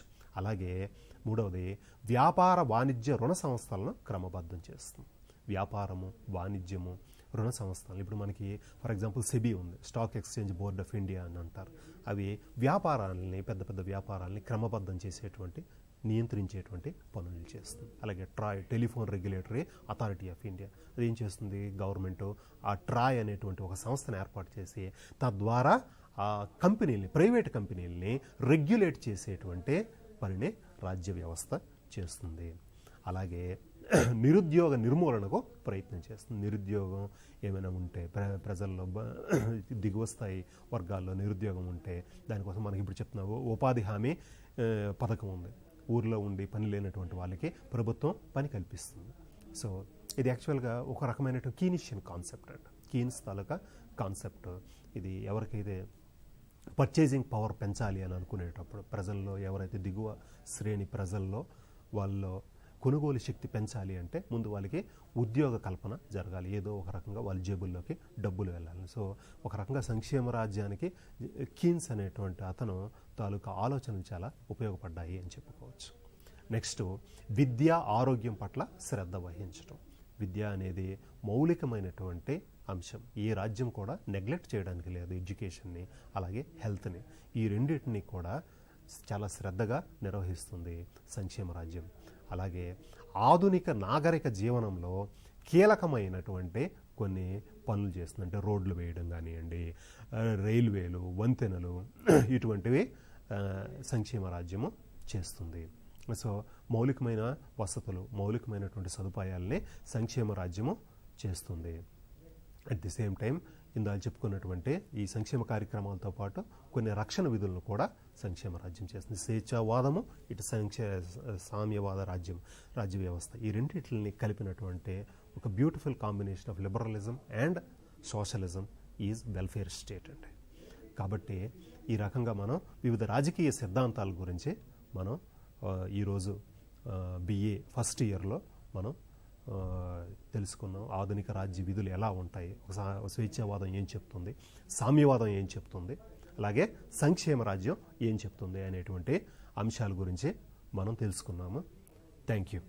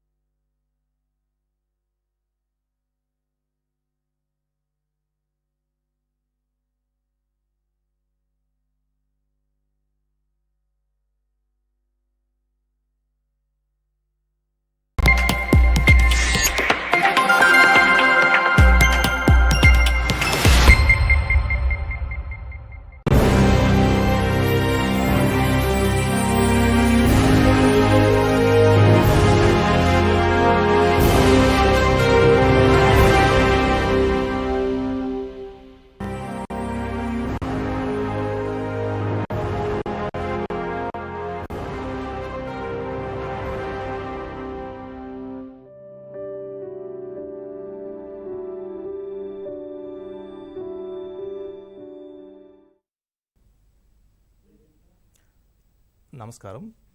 ఆంధ్రప్రదేశ్ ప్రభుత్వం వారు కళాశాల విద్యా శాఖ తరపున డిగ్రీ మొదటి సెమిస్టర్ విద్యార్థుల కోసం ఏర్పాటు చేసిన ప్రత్యక్ష ప్రసార పాఠ్యభాగ కార్యక్రమానికి అందరికీ స్వాగతం. నా పేరు బాలకృష్ణ. ఈరోజు నేను చెప్పబోయే అంశం సంధులు సమాసాలు అనే పాఠ్యభాగం. ఈ కార్యక్రమానికి హాజరైన అధ్యాపకులందరికీ నా నమస్కారాలు, విద్యార్థులకు ఆశీస్సులు. ఈరోజు కార్యక్రమం పాఠ్యభాగం సంధులు సమాసాలు అనే అంశం. ఇది డిగ్రీ మొదటి సంవత్సరం విద్యార్థులకు పాఠ్యభాగం. ఇందులో ముఖ్యమైనటువంటి అంశాలు సంధి సమాస భేదాలు, తెలుగు సంస్కృత సంధులను గుర్తించడం, పాఠ్యభాగంలోని సంధులను సమాసాలను గుర్తించడం అనే 3 అంశాలు మనకి ఈరోజు మనం చర్చించబోతున్నాం. ముఖ్యంగా అసలు సంధులు సమాసాలు ఎందుకు నేర్చుకోవాలి అనే విషయం గురించి ఒక మాట మనవి చేస్తాను. తెనుగుదనము వంటి తీయందనము లేదు, తెనుగు కవుల వంటి ఘనులు లేరు, తెనుగు తల్లి సాధు జన కల్పవల్లిరా, లలిత సుగుణజాల తెలుగు బాల అనే ఒక పద్యంలో కరుణశ్రీ జంధ్యాల పాపయ్య శాస్త్రి గారు మరి అజంత భాష, ధ్వన్యాత్మక లిపి కలిగిన భాష, సరళమైనటువంటి భాషగా ప్రపంచ ప్రసిద్ధమైనటువంటి తెలుగు భాష గురించి, అందులో ఉండే మాధుర్యాన్ని గురించి చాలా చక్కగా వివరించారు. అలాగే తెలుగులో ఎంతోమంది నన్నయ్యను మొదలుపెట్టుకుని నన్నయ్య, తిక్కన, ఎర్రన, పోతన, శ్రీనాథుడు వంటి మహాకవులు ఎంతోమంది ఈ తెలుగు భాషామ్మ తల్లికి మరి మహాకావ్యాల ద్వారా సేవలు చేశారు. అటువంటి మహాకవుల కావ్యాలు అర్థం చేసుకోవటం కోసం మరి అందులో ఉండేటువంటి పదబంధాలను, పద ప్రయోగాలలో ఉండేటువంటి వైచిత్రిని తెలుసుకోవటం కోసం ఈ సంధులు సమాసాలు అనేటువంటి అంశాలతో కొంత పరిచయం మనకి అవసరం. ఇప్పుడు ఈ పద్యంలో మనం తేలికైనటువంటి పదాలు ఉండటం వల్ల కొంత అర్థమయ్యే అవకాశం ఉంది. అయితే మహాకవులైనటువంటి కవి సార్వభౌముడిగా పేరు పొంది దేశంలోనే గొప్ప మహాకవిగా అగ్రగామిగా పేరు పొందినటువంటి శ్రీనాథుడు రచించినటువంటి ఒక పద్యం వినిపిస్తాను. గాంధీవ ప్రవిముక్త నిష్ఠుర మహాకాండ ప్రకాండంబులన్ ఖండించన్ ప్రతిబాణఘట్టనమునన్ కందర్ప విద్వేషి యాతండాశ్చర్యమునొంది బాపురే పులింద శ్రేష్ఠాయంచున్ భుజాదండాహంకృతి వెండియున్ పరపే శాతక్రోర నారాచముల్ అనే పద్యం శ్రీనాథుడు కిరాతార్జుని ఘట్టంలో రచించాడు. ఈ పద్యాన్ని అర్థం చేసుకోవటానికి కొంత అందులో ప్రయోగించినటువంటి పదాలు, పదబంధాలు, సమాసాలు, సంధులు గురించినటువంటి అవగాహన మనకి అవసరం. అందువల్ల మరి మహాకవులు రచించినటువంటి కావ్యాలను, అందులో స్వారస్యాన్ని అర్థం చేసుకోవటానికి మరి సంధుల గురించి అలాగే సమాసాల గురించిన కొంత అవగాహన మనకి అవసరం. కింది తరగతుల్లో మీరు సంధులు సమాసాల గురించి కొంత తెలుసుకుని ఉంటారు. అయితే డిగ్రీ స్థాయిలో ఇంకొంచెం అధ్యయన దృక్పథంతో ఈ సంధులు సమాసాల గురించి మనం ఇక్కడ నేర్చుకుంటాం. అసలు వ్యాకరణంలో ఏ అంశాలు ఏ భాషకైనా సరే ఉంటాయి. ప్రధానంగా వర్ణాలు ఉంటాయి, సంధులు, పదాలు, ప్రత్యయాలు, సమాసాలు, క్రియలు అనేవి వ్యాకరణంలో వ్యాకర్తలు మరి భాషను వర్ణించేటప్పుడు చెప్పేటువంటి ముఖ్యమైనటువంటి అంశాలు. సరే, అసలు భాష అనేది ఒక అద్భుతమైనటువంటి వ్యవస్థ. ప్రపంచంలో 6,000కు పైగా భాషలు ఉన్నాయి. ప్రతి భాష కూడా ఒక అద్భుతమైనటువంటి వ్యవస్థ. మానవ నాగరికతలో భాష అనేది ఒక ముఖ్య ఘట్టం. ఈ భాష అద్భుతమైన వ్యవస్థ ఎందుకంటే పరిమితమైనటువంటి పదుల సంఖ్యలో ఉండేటువంటి వర్ణాలు. మన భాష అయితే 56 వర్ణాలు సుమారుగా ఉంటాయి. అవి అక్షరాలుగా సుమారుగా 834, సుమారుగా 800కు పైగా, అంటే వందల సంఖ్యలో అక్షరాలను ఆ వర్ణాలు ఏర్పాటు చేస్తాయి. ఆ అక్షరాలు లక్షల సంఖ్యలో పదాలను సృష్టిస్తాయి. ఆ పదాలు లక్షల సంఖ్యలో ఉండేటువంటి పదాలు అనంతమైనటువంటి వాక్యాలను నిర్మించేటువంటి సామర్థ్యాన్ని కలిగి ఉంటాయి. ఇది భాష యొక్క గొప్పతనం. ఏ భాషకైనా ఇది వర్తిస్తుంది. కాబట్టి భాష వాక్యాల్లో మనం అర్థం చేసుకుంటాము. అవి పదాలు, కొన్ని పదాలు కలిస్తే వాక్యాలు ఏర్పడతాయి.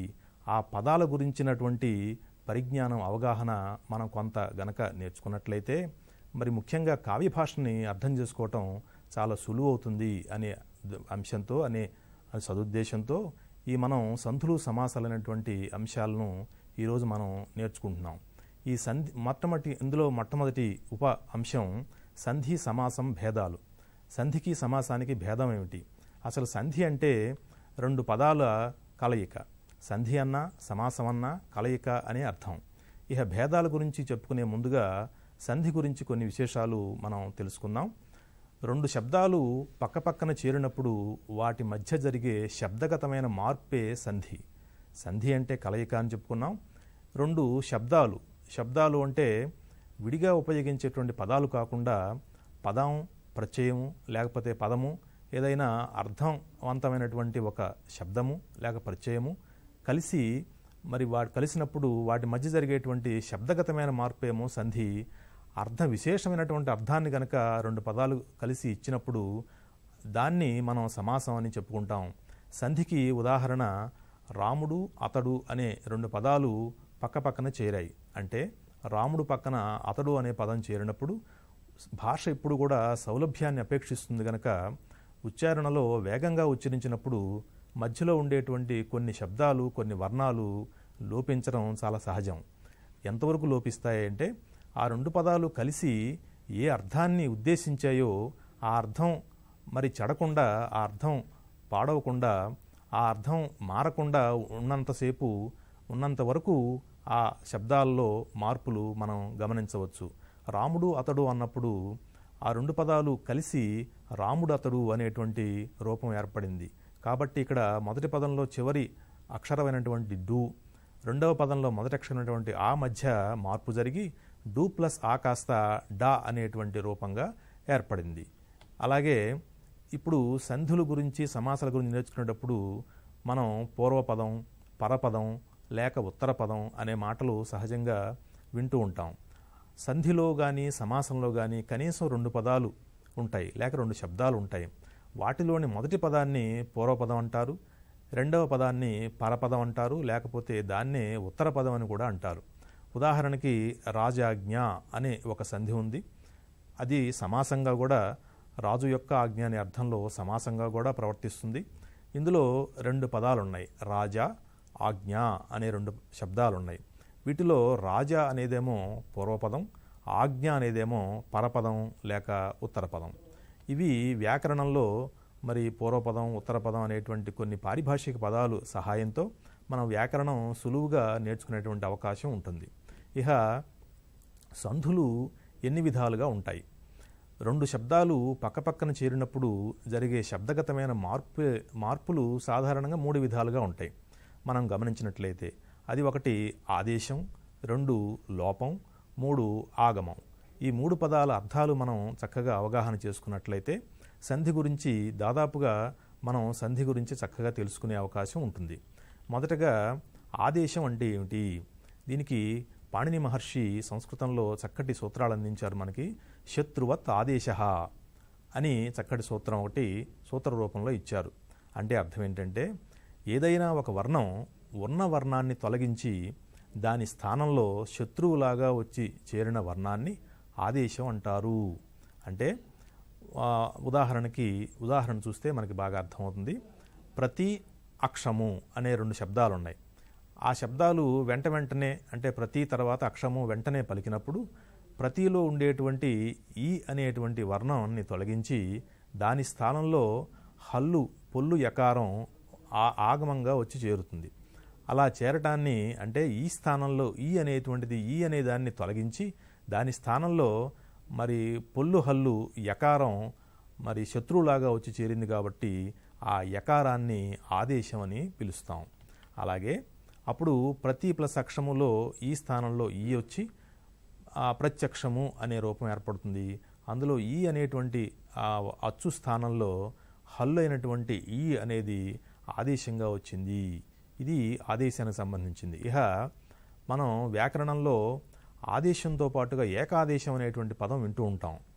ఆదేశానికి ఏకాదేశానికి తేడా ఏమిటంటే, ఆదేశం అంటే ఇప్పుడు చెప్పుకున్నట్టుగా ఏదైనా ఒక వర్ణాన్ని తొలగించి దాని స్థానంలో వచ్చి చేరిన వర్ణాన్ని ఆదేశం అంటాం. ఉదాహరణకి కాయగూరలు కకార స్థానంలో గకారం వచ్చింది.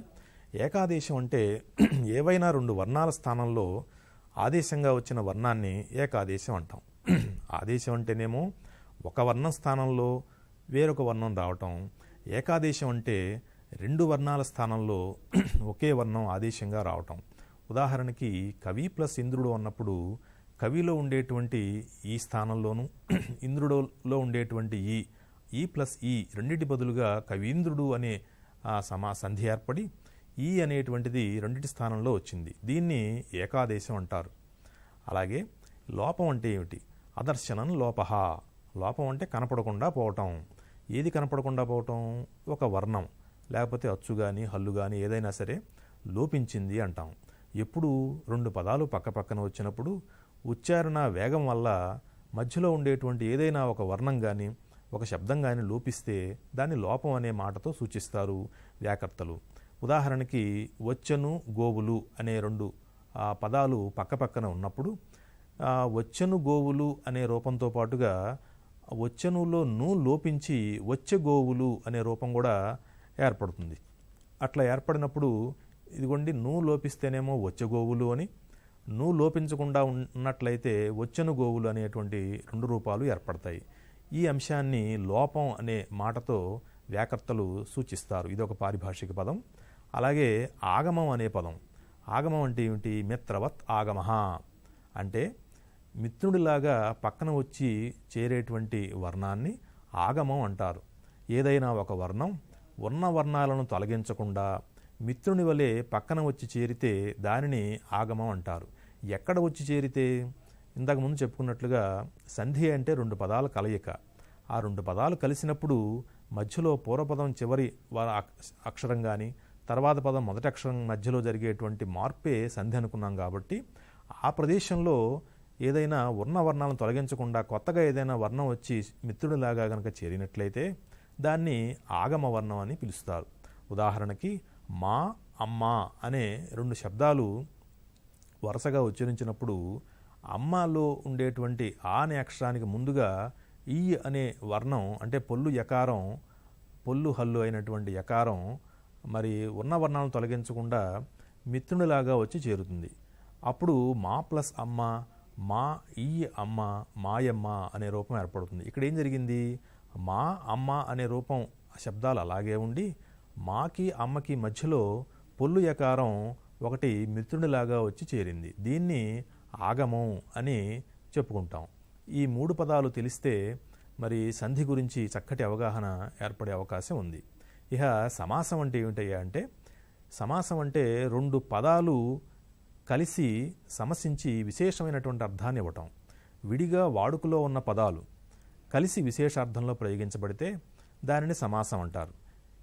ఉదాహరణకి రామ, బాణం అనే రెండు పదాలు, ఇవి విడివిడిగా రామ అనేది రాముడు, రాముడితో అనేటువంటి రకరకాల ప్రయోగాల్లో మనం ప్రయోగిస్తాం.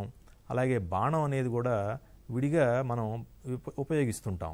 ఈ రెండు పదాలు కలిసి రామబాణం అనే రాముని యొక్క బాణం అనే అర్థంలో విశేషార్థాన్ని ఇచ్చేటువంటి రామబాణం అనేటువంటి రూపం ఏర్పడింది.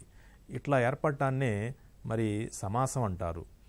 ఆ రూపం ఆధారంగా సమాసాలు మూడు విధాలు. అంటే రూపం అంటే ఏమిటి? ఆ సమాసంలో ఉండేటువంటి రెండు పదాలు సంస్కృత పదాల, అచ్చ తెలుగు పదాల, లేకపోతే సంస్కృతము తెలుగు కలిసిన పదాల అనేది స్వరూపం ఆధారంగా సాంస్కృతికం, ఆచ్ఛికం, మిశ్రం అని సమాసాలు రూపం ఆధారంగా మూడు విధాలు.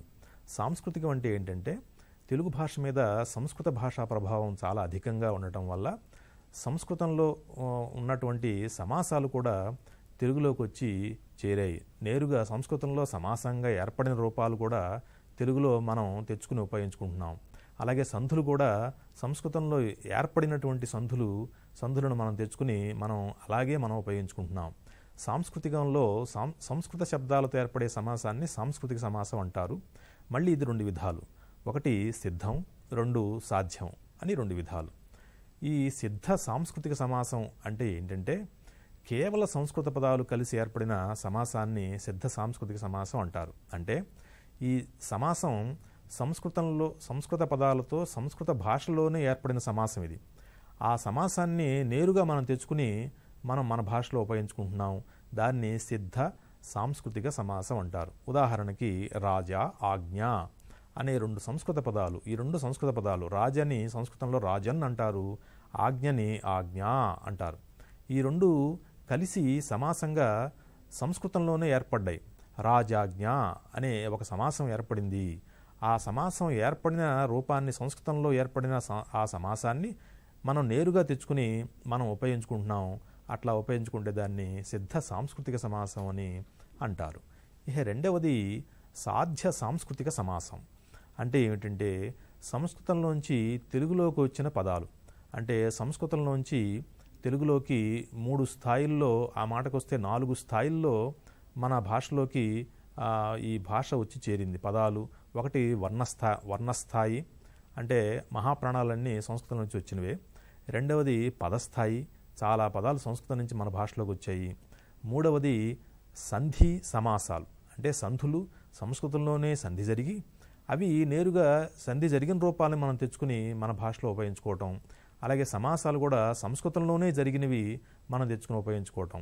ఇప్పుడు సాధ్య సాంస్కృతిక సమాసం అంటే ఏంటంటే సంస్కృతంలోంచి తెలుగులోకి పదస్థాయిలో వచ్చిన రూపాలను తెలుగులోకి తెచ్చుకుని ఆ తెలుగులోకి సంస్కృతం నుంచి వచ్చిన పదాలను కలిపి సమాసం మనం చేసుకుంటే దాన్ని సాధ్య సాంస్కృతిక సమాసం అంటారు. ఉదాహరణకి రాజు అనే పదం రాజన్ అనే సంస్కృత పదం నుంచి, ఆజ్ఞ అనే పదం ఆజ్ఞ అనే సంస్కృత పదం నుంచి తెలుగులోకి వచ్చాయి. అంటే ఏంటి? వీటి సంస్కృత రూపమేమో రాజన్, తెలుగు రూపమేమో రాజు. రాజన్ కాస్త తెలుగులోకి రాజు అని మారి మనం ఉపయోగిస్తున్నాం. అలాగే ఆజ్ఞ అనే దీర్ఘాంత పదం తెలుగులో ఆజ్ఞ అని హ్రస్వాంత పదంగా మనం ఉపయోగిస్తున్నాం. ఇప్పుడు ఈ తెలుగులోకి సంస్కృతం నుంచి వచ్చి చేరిన రాజు, ఆజ్ఞ అనే పదాలతో గనక మనం మన భాషలో సమాసం చేసినట్లయితే అది సాధ్య సంస్కృతి సమాసం అవుతుంది. ఇట్లా ఉదాహరణకి రాజు, ఆజ్ఞ అనే రెండు సంస్కృత సమాలు కలిసి రాజు యొక్క ఆజ్ఞ అనే అర్థాన్ని ఇచ్చే రాజునాజ్ఞ అనే సమాసం ఏర్పడింది. దీన్ని సాధ్య సాంస్కృతిక సమాసం అని పిలుస్తారు. అలాగే ఆచ్ఛిక సమాసం. ఆచ్ఛిక సమాసం అంటే ఏంటంటే తెలుగులోని పదజాలంలో సంస్కృత సమాలు తప్ప, అంటే సంస్కృతం నుంచి తెలుగులోకి వచ్చినటువంటి పదాలు తప్ప తెలుగులో తక్కినటువంటి వాటికి ఆచ్ఛిక పదాలు అని పేరు. ఆచ్ఛిక పదాల కలయిక వల్ల ఏర్పడే సమాసాన్నే ఆచ్ఛిక సమాసం అంటారు. ఉదాహరణకి రేడు అంటే రాజు అని అర్థంలో, అది దేశ్య పదం.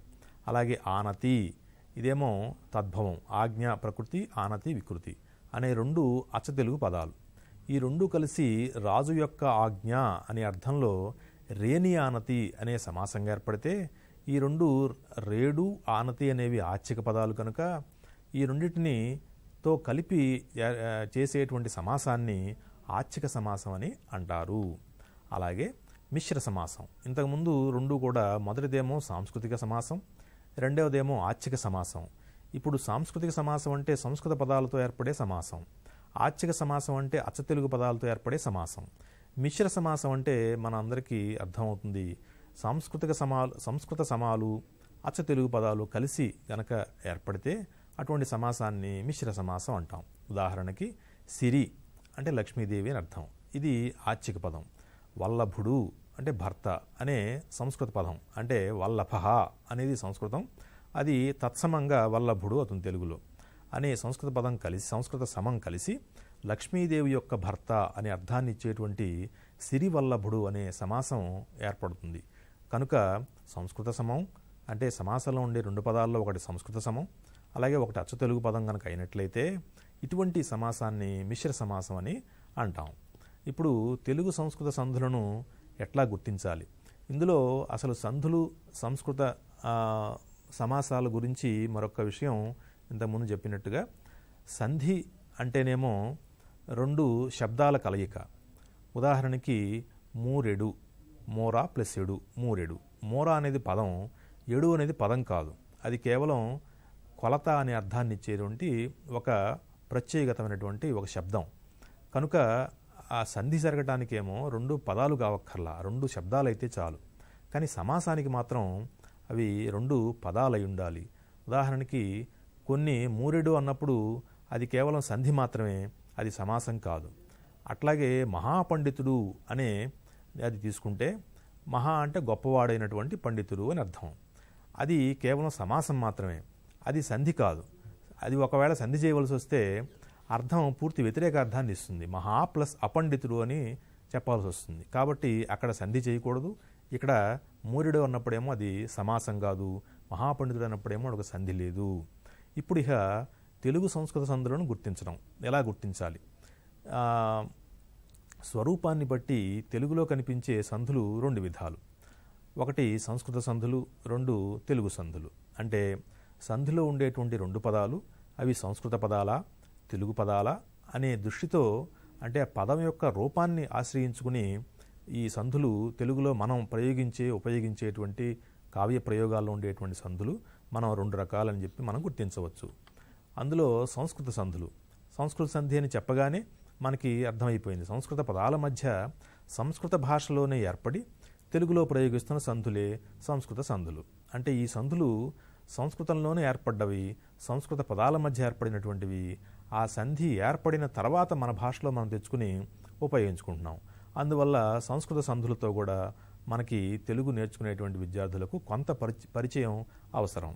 ఇప్పుడు సంస్కృత సంధుల్లో మనకి ప్రధానంగా కనిపించేవి చాలా ఉన్నాయి. అందులో చాలా ముఖ్యమైన ప్రధానమైనవి 4. అందులో మొదటిది సవర్ణ దీర్ఘ సంధి, రెండవది గుణసంధి, 3 వృద్ధి సంధి, 4 యణాదేశ సంధి. సవర్ణ దీర్ఘ సంధి, సవర్ణ దీర్ఘ సంధి అన్నప్పుడు మరి పాణిని మహర్షి అకహ సవర్ణే దీర్ఘః అని 3 పదాల్లో ఈ సవర్ణ దీర్ఘ సంధిని చక్కగా వివరించి చెప్పారు మహర్షి, పాణిని మహర్షి. ఇందులో చాలా తేలిక, సవర్ణాల అంటే ఏంటి తెలిస్తే ఈ సంధి తేలిగ్గా అర్థమైపోతుంది. సవర్ణాలు గనక పరమైనప్పుడు దీర్ఘం వచ్చే సంధి అని ఈ సంధి యొక్క అర్థం. సవర్ణాలు అంటే ఏమిటి? సవర్ణాలంటే ఇప్పుడు మనకు అచ్చులలో అ ఆ, ఇ ఈ, ఉ ఊ, రు రు అనేవి అచ్చులు. వీటిలో మొదటిది హ్రస్వము, రెండవది దీర్ఘం. అ ఆ అన్నప్పుడు రెండిటికి తేడా ఏమిటి? హ్రస్వము అంటే ఏకమాత్రాకాలంలో ఉచ్చరించే ఆ వర్ణాన్ని హ్రస్వం అంటాం. దీర్ఘం అంటే ద్విమాత్రాకాలంలో ఉచ్చరించే వర్ణాన్ని దీర్ఘం అంటాం. ఈ అ ఆ అనే వాటికి రెండిటికి ఉచ్చారణలో తేడా ఏం లేదు, కేవలం కాలంలో తేడా తప్ప ఉచ్చారణలో తేడా లేదు. అందువల్లనే ఇంగ్లీష్ లాంటి భాషల్లో ఈ హ్రస్వ దీర్ఘాలకి ప్రత్యేకమైనటువంటి వర్ణ ప్రతిపత్తి లేదు. కేవలం ఒకటే వర్ణం ఉపయోగిస్తారు, దాన్ని దీర్ఘానికి దాన్నే ఉపయోగిస్తారు. తెలుగు భాషలోకి వచ్చేప్పటికి మనకి సంస్కృతంలో కానీ హ్రస్వము దీర్ఘము అనే రెండు అచ్చులు ఉన్నాయి. కాబట్టి ఆ రెండు ఒకదానికొకటి సవర్ణాలు అని చెప్తాం. సవర్ణం అంటే ఏంటి? తుల్యాస్య ప్రయత్నం సవర్ణం. ఒకే ఉచ్చారణ కలిగినటువంటి వర్ణాలను సవర్ణాలు అంటారు.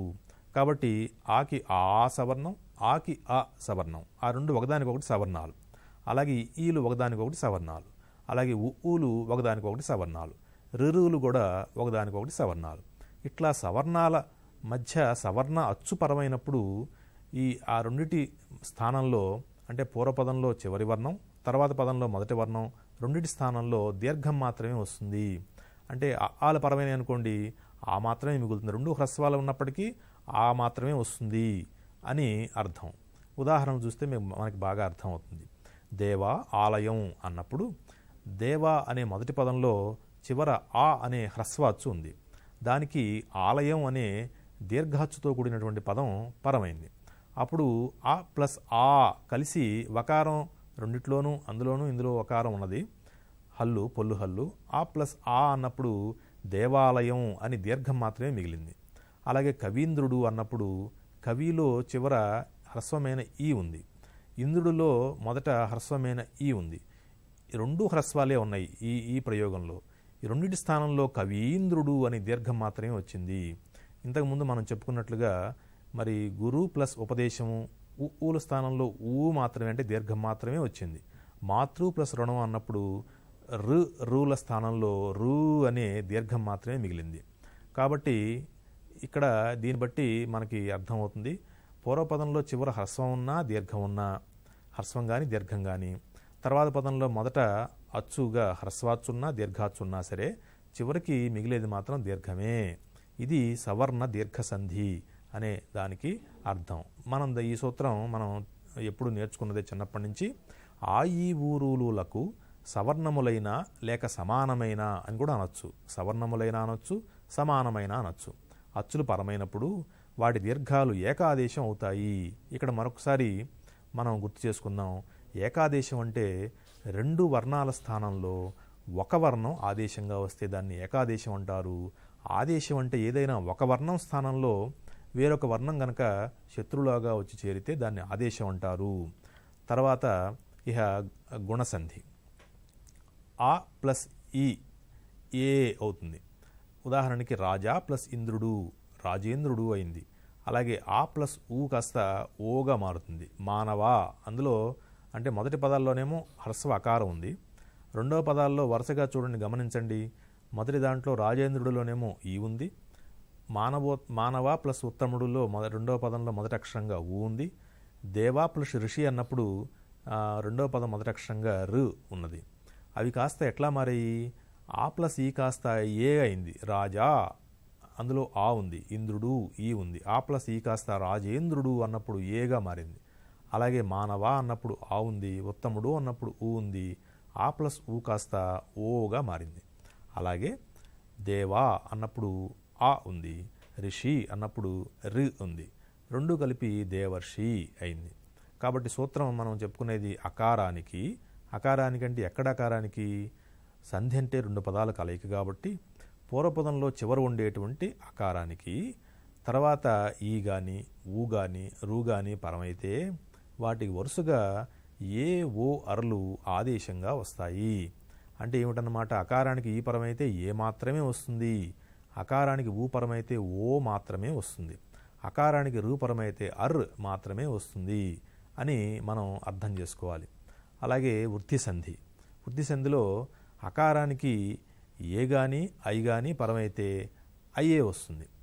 అలాగే అకారానికి ఓ కానీ అవు కానీ పరమైతే అవు మాత్రమే వస్తుంది. ఎట్లా?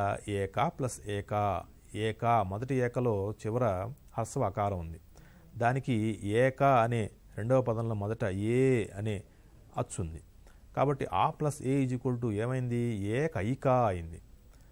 కాబట్టి ఐ అనేది వచ్చింది. అలాగే అకారానికి ఐ పరమైనప్పటికీ కూడా ఐ మాత్రమే వస్తుంది. అలాగే అకారానికి ఓ పరమైన అవు వస్తుంది. అకారానికి అవు పరమైన అవు మాత్రమే వస్తుంది.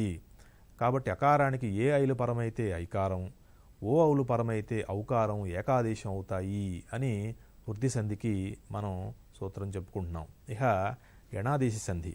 ఎణాదేశ సంధి ఏమిటంటే ఈ ఊరులకు ఒకసారి సంధి గుర్తు చేసుకుంటే సూత్రం ఈ ఊరులకు అసవర్ణమైన అచ్చు పరమైనప్పుడు, ఇంతకుముందు మనం అనుకున్నట్లుగా సవర్ణమైన అచ్చు అంటే ఏమిటి? ఆ రెండు ఒకదానికొకటి సవర్ణాలు. కాబట్టి ఆలు రెండు ఒకదానికొకటి సవర్ణాలు కాబట్టి ఆలకి మిగతా అచ్చులన్నీ కూడా అసవర్ణాలు. సవర్ణం అంటేనేమో సమానమైనటువంటి ఉచ్చారణ కలిగిన దాన్ని సవర్ణం అంటాం. అసవర్ణం అంటే సమానమైన ఉచ్చారణ లేనటువంటి దాన్ని అసవర్ణం అంటాం. కాబట్టి ఇక్కడ గమనించవలసింది ఏంటంటే పూర్వపదం చివర ఈ కానీ ఊ కానీ రు కానీ ఉండి వాటికి అసవర్ణమైన అచ్చులు ఇందులో చూడండి ఈ ప్లస్ ఈకి పూర్వపదం చివర ఈ ఉందనుకోండి, దానికి ఈకి సవర్ణాచ్చేది ఈలు ఒకదాని కూడా సవర్ణాలు. మరి తక్కిన అచ్చులన్నీ అసవర్ణాలే కదా. కాబట్టి ఈకి ఆ కానీ ఆ కానీ ఊ కానీ ఊ కానీ రు కానీ రు కానీ ఏది పరమైనా సరే వాటికి ఈ స్థానంలో ఇకార స్థానంలో ఈ అనేటువంటిది హల్లు ఆదేశంగా వస్తుంది. అతి ప్లస్ అంతము అన్నప్పుడు తీలో ఈ ఉంది, దానికి అసవర్ణమైనటువంటి అచ్చు ఆ అనేటువంటి తర్వాత పదంలో పరమైంది. కలిపితే ఈ స్థానంలో ఈ వచ్చి అత్యంతము అయింది. అలాగే అణు ప్లస్ అస్త్రము అణ్వస్త్రము, పితృ ప్లస్ ఆజ్ఞ పిత్రాజ్ఞ. ఈ ఊరు అనే వర్ణాలకు అసమానమైన వర్ణాలు పరమైతే వాటి స్థానంలో వరుసగా ఈ ఎవ్ ఎర్ర అనేవి ఆదేశంగా వస్తాయి. అలాగే ఇహ ఈ తెలుగు సంధులు. సంధి అన్నప్పుడు ఇంతకుముందు చెప్పుకున్నాం, రెండు పదాలు కలయిక కలిసినప్పుడు వాటి మధ్య జరిగేటువంటి శబ్దగతమైన మార్పు అనుకున్నాం. అయితే మరి బాల వ్యాకరణం రచించిన పరవస్తు చెన్నై సూరి గారు చాలా ప్రసిద్ధమైనటువంటి తెలుగు వ్యాకరణ గ్రంథం. అందులో ఆయన సంధికి నిర్వచనం చెప్పారు. ఏం చెప్పారంటే పూర్వ పరస్వరంబులకు పరస్వరంబు ఏకాదేశంబుగుట సంధి అనంబడు అని చెప్పారు. అంటే ఏమిటి? ఆ నుంచి అహా వరకు ఉన్న వర్ణాలకు అచ్చులని పేరు మనకు తెలిసిందే. అచ్చులనే స్వరాలు, ప్రాణాలు, నాదాలు అని కూడా పిలుస్తారు. పూర్వస్వరం అంటే సంధి జరిగే రెండు శబ్దాలలో పూర్వపదంలోని చివరచ్చు. పరస్వరం అంటేనేమో పరపదంలోని మొదటచ్చు. ఈ రెండు అచ్చులకు బదులు రెండవ అచ్చు మాత్రమే మిగలడమే సంధి అని చెన్నై సూరి గారు చక్కగా బాల వ్యాకరణంలో ఆయన చెప్పారు. ఈ సంధి అనేటువంటి పదం కేవలం అచ్చుల మధ్య జరిగేటువంటి సంధికి మాత్రమే వర్తిస్తుంది తెలుగు భాషలో. కాబట్టి ఆ విషయం మనం గమనించాలి. అలాగే తెలుగు సంధుల్ని ఎట్లా గుర్తించాలి? తెలుగు సంధుల్లో పూర్వపదంలో చివర హ్రస్వమైన అకారం ఉందనుకోండి, తర్వాత పదంలో మొదట అచ్చు ఉందనుకోండి, అంటే రెండు అచ్చుల మధ్య జరిగేటువంటి సంధిలో పూర్వపదంలో గనక హ్రస్వమైన అకారం ఉండి దాని మీద తర్వాత పదంలో అచ్చు గనక ఉన్నట్లయితే అప్పుడు దాన్ని అత్వసంధిగా గుర్తించాలి. పూర్వపదంలో చివర హ్రస్వమైన అకారం ఉండి తర్వాత పదంలో అచ్చుతో మొదలయ్యేటువంటిది ఏదైనా పదం ఉన్నప్పుడు దాన్ని అత్వసంధిగా గుర్తించాలి. ఈ అత్వసంధి 4 విధాలుగా ఉంటుంది. అంటే ఇటువంటి సన్నివేశాలు ఉన్నప్పుడు కొన్ని రూపాల్లో సంధి నిత్యంగా జరుగుతుంది, కొన్ని రూపాల్లో సంధి జరగదు, కొన్ని రూపాల్లో వికల్పంగా జరుగుతుంది, కొన్ని రూపాల్లో ఈ చెప్పిన విధంగా కాకుండా వేరే రకంగా జరుగుతుంది. ఉదాహరణకి మనం చూద్దాం. ఇందులో సీత ప్లస్ అమ్మ అనే 2 పదాలు ఉన్నాయండి. సీత తాలో హ్రస్వ అకారం ఉంది, తర్వాత అమ్మ అందులో మొదట ఆ అనే అచ్చు ఉంది. కాబట్టి ఇది తెలుగు సంధి. సీతమ్మ అన్నప్పుడు తెలుగు పదాలు కాబట్టి సీతమ్మ తెలుగు సంధి. ఇందులో పూర్వపదంలో చివరి హ్రస్వమైన అకారం ఉంది కాబట్టి తర్వాత పదంలో మొదట హ్రస్వమైన అచ్చు ఏదో ఒక అచ్చు పరమైంది కాబట్టి ఇది అత్వసంధిగా గుర్తించాలి. ఇప్పుడు సంధి జరిగింది. సంధి జరిగి ఏం జరిగింది? సీతలో ఉండే తకారంలో ఉండేటువంటి అచ్చు ఆ, దానికి మళ్ళీ హ్రస్వమైన అచ్చు ఆ పరమైంది. పరమైనప్పుడు సంధి జరిగింది. సంధి అంటే ఏంటి? పూర్వ పరస్వరములకు పరస్వరం ఏకాదేశం బొగుట అని మరి వ్యాకర్త చెన్నై సూరి గారు నిర్వచించారు. కాబట్టి సీత ప్లస్ అమ్మ అన్నప్పుడు ఆ ప్లస్ ఆ అన్నప్పుడు మొదటి ఆ అంటే పూర్వపదంలో చివరుండేటువంటి హ్రస్వమైన అకారం లోపించింది. అంటే రెండింటి బదులుగా మరి పూర్వ పరస్వరములకు పరస్వరం ఏకాదేశమైంది. అంటే రెండింటి స్థానంలో రెండవ అచ్చు మాత్రమే వచ్చింది అని ఆయన సంధికి నిర్వచనం చెప్పారు. కాబట్టి ఇది నిత్య సంధి. ఇటువంటి రూప సీతమ్మ, రామయ్య, లక్ష్మమ్మ ఇటువంటి రూపాల్లో జరిగేటువంటి సంధిని, తెలుగు సంధిని నిత్య సంధి అంటారు. రెండవది అమ్మ ఇచ్చెను. అమ్మ అన్నప్పుడు అమ్మలో చివర హ్రస్వమైన అకారం ఉంది. దానికి అచ్చుతో మొదలయ్యేటువంటి పదం పరమైంది. అప్పుడు ఇక్కడేమైంది? నిజానికి సంధి జరగాలి. ఆ ప్లస్ ఈ కాస్త ఈగా మారాలి. మారి అమ్మిచ్చెను అవ్వాలి. కానీ అమ్మిచ్చెను అని సంధి జరిగిన రూపం కనుక ఉన్నట్లయితే అర్థంలో పూర్తి వేరే అర్థం ఇస్తుంది. అమ్మిచ్చెను అంటే అమ్మి ఇచ్చింది, అమ్మి ఇచ్చాడు అని వేరే అర్థం వస్తుంది. అందుకని ఇక్కడ సంధి జరగదు. కాబట్టి సంధి ఎక్కడి వరకు జరుగుతుందంటే రెండు పదాలు కలిసినప్పుడు ఆ రెండు పదాలు కలయిక వల్ల మనం ఏ అర్థాన్ని అయితే లక్షించామో, ఉద్దేశించామో ఆ అర్థం కనుక రాకపోతే అక్కడ సంధి జరగదు. సంధి జరగకపోతే ఏమవుతుంది? పొల్లు యకారం ఒకటి ఆగమంగా వస్తుంది. అప్పుడు అమ్మ ఆ పొల్లు యకారం ఇచ్చెను కలిపితే ఆ యకారానికి ఈ కలిపితే అమ్మ ఇచ్చెను అయింది. దీన్ని ఈ ఆగమంగా వచ్చింది. ఆగమం అంటే ఇంతకుముందు చెప్పుకున్నట్లుగా మిత్రవత్ ఆగమః. ఏదైనా ఒక వర్ణం ఉన్న వర్ణాలను తొలగించకుండా మిత్రునిలాగా పక్కన వచ్చి చేరితే దాన్ని ఆగమ వర్ణం అని చెప్పి అంటారు. ఇక్కడ యకారం ఆగమంగా వచ్చింది. యకారం ఆగమంగా వచ్చింది కాబట్టి దీన్ని ఎడాగమం అని అన్నారు. ఇక్కడ సంధి నిషేధం. సంధి జరగల కాబట్టి ఎడాగమం వచ్చింది. ఇక మూడవ రూపం, మూడవ అంశం అత్వసంధిలో మేన అల్లుడు అని అన్నప్పుడు, మేన అన్నప్పుడు నకారంలో హ్రస్వ అకారం ఉంది. అల్లుడు అన్నప్పుడు ఆ అనే అచ్చుతో ఆ పదం ప్రారంభమైంది. ఇక్కడ సంధి జరిగితే సంధి అంటే ఏమిటి? పూర్వ పరస్వరములకు పరస్వరం ఏకాదేశం కావటం. మేనాలో ఉండే ఆ, అల్లుడులో ఉండే ఆ, ఈ రెండింటి స్థానంలో ఆ అనేది ఒక ఆ మాత్రమే మిగలటం. అప్పుడు సంధి జరిగింది. జరిగి మేనల్లుడు అయింది. అయితే ఇంకొక విశేషం ఏంటంటే ఇక్కడ మేనల్లుడు అనే రెండు పదాలు శబ్దాలు పక్కన చేరినప్పుడు సంధి లేని రూపం కూడా ఒకటి ఉన్నది. సంధి లేకపోతే ఏం జరుగుతుంది? ఈ అనేది ఆగమంగా వస్తుంది. కాబట్టి మేన ఈ అల్లుడు మేనల్లుడు అయింది. ఇంకొక విశేషం ఏంటంటే ఇందులో ఒక ప్లస్ ఒక అనుంది. ఒక అన్నప్పుడు మొదటి వకాలో చివర హ్రస్వమైన అకారం ఉంది కాబట్టి, తర్వాత అచ్చుతో మొదలయ్యే పదం పరమైంది కాబట్టి ఇక్కడ అత్వసంధి జరిగేటువంటి సన్నివేశం ఇది. కానీ ఇక్కడ ఈ రూపంలో మాత్రం సంధి జరగదు. సంధి జరిగితే ఏమవ్వాలి? సంధి అంటే పూర్వపరస్వరములకు పరస్పరం ఏకాదేశం ఒకటి సంధి కాబట్టి ఒక్కొక్క అవ్వాలి. అట్లా అవటం లేదు. పోనీ సంధి జరగకపోతే ఈ అనేది ఆగమంగా రావాలి. దాన్ని ఎడాగమం అంటాం. అప్పుడు సంధి లేని చోట స్వరంబు కంటెం పరంబైన స్వరమునకు ఎడాగమంబగు అనే సూత్రం చేత ఒక అని కావాలి ఎడాగమం వస్తే. అది కావట్లా. వ్యవహారంలో ఒక అనే రెండు పదాలు కలిసి ఒకానొక అని వేరే ఇంకొక రూపం ఏదో అంటే వ్యాకరణ మిగతా పదాల కాకుండా వలే కాకుండా అన్య విధంగా చాలా విచిత్రంగా విశేషమైనటువంటి రూపం. ఇటువంటి రూపాలు చాలా తక్కువగా ఉంటాయి. ఇట్లా జరిగేటువంటి సన్నివేశాన్ని అన్య విధమని మనం చెప్పుకుంటాం. ఈ సూత్రం మనం చెప్పుకున్నాం. అత్తునకు సంధి బహుళముగా నగు. అత్తు అంటే హ్రస్వమైన అకారం.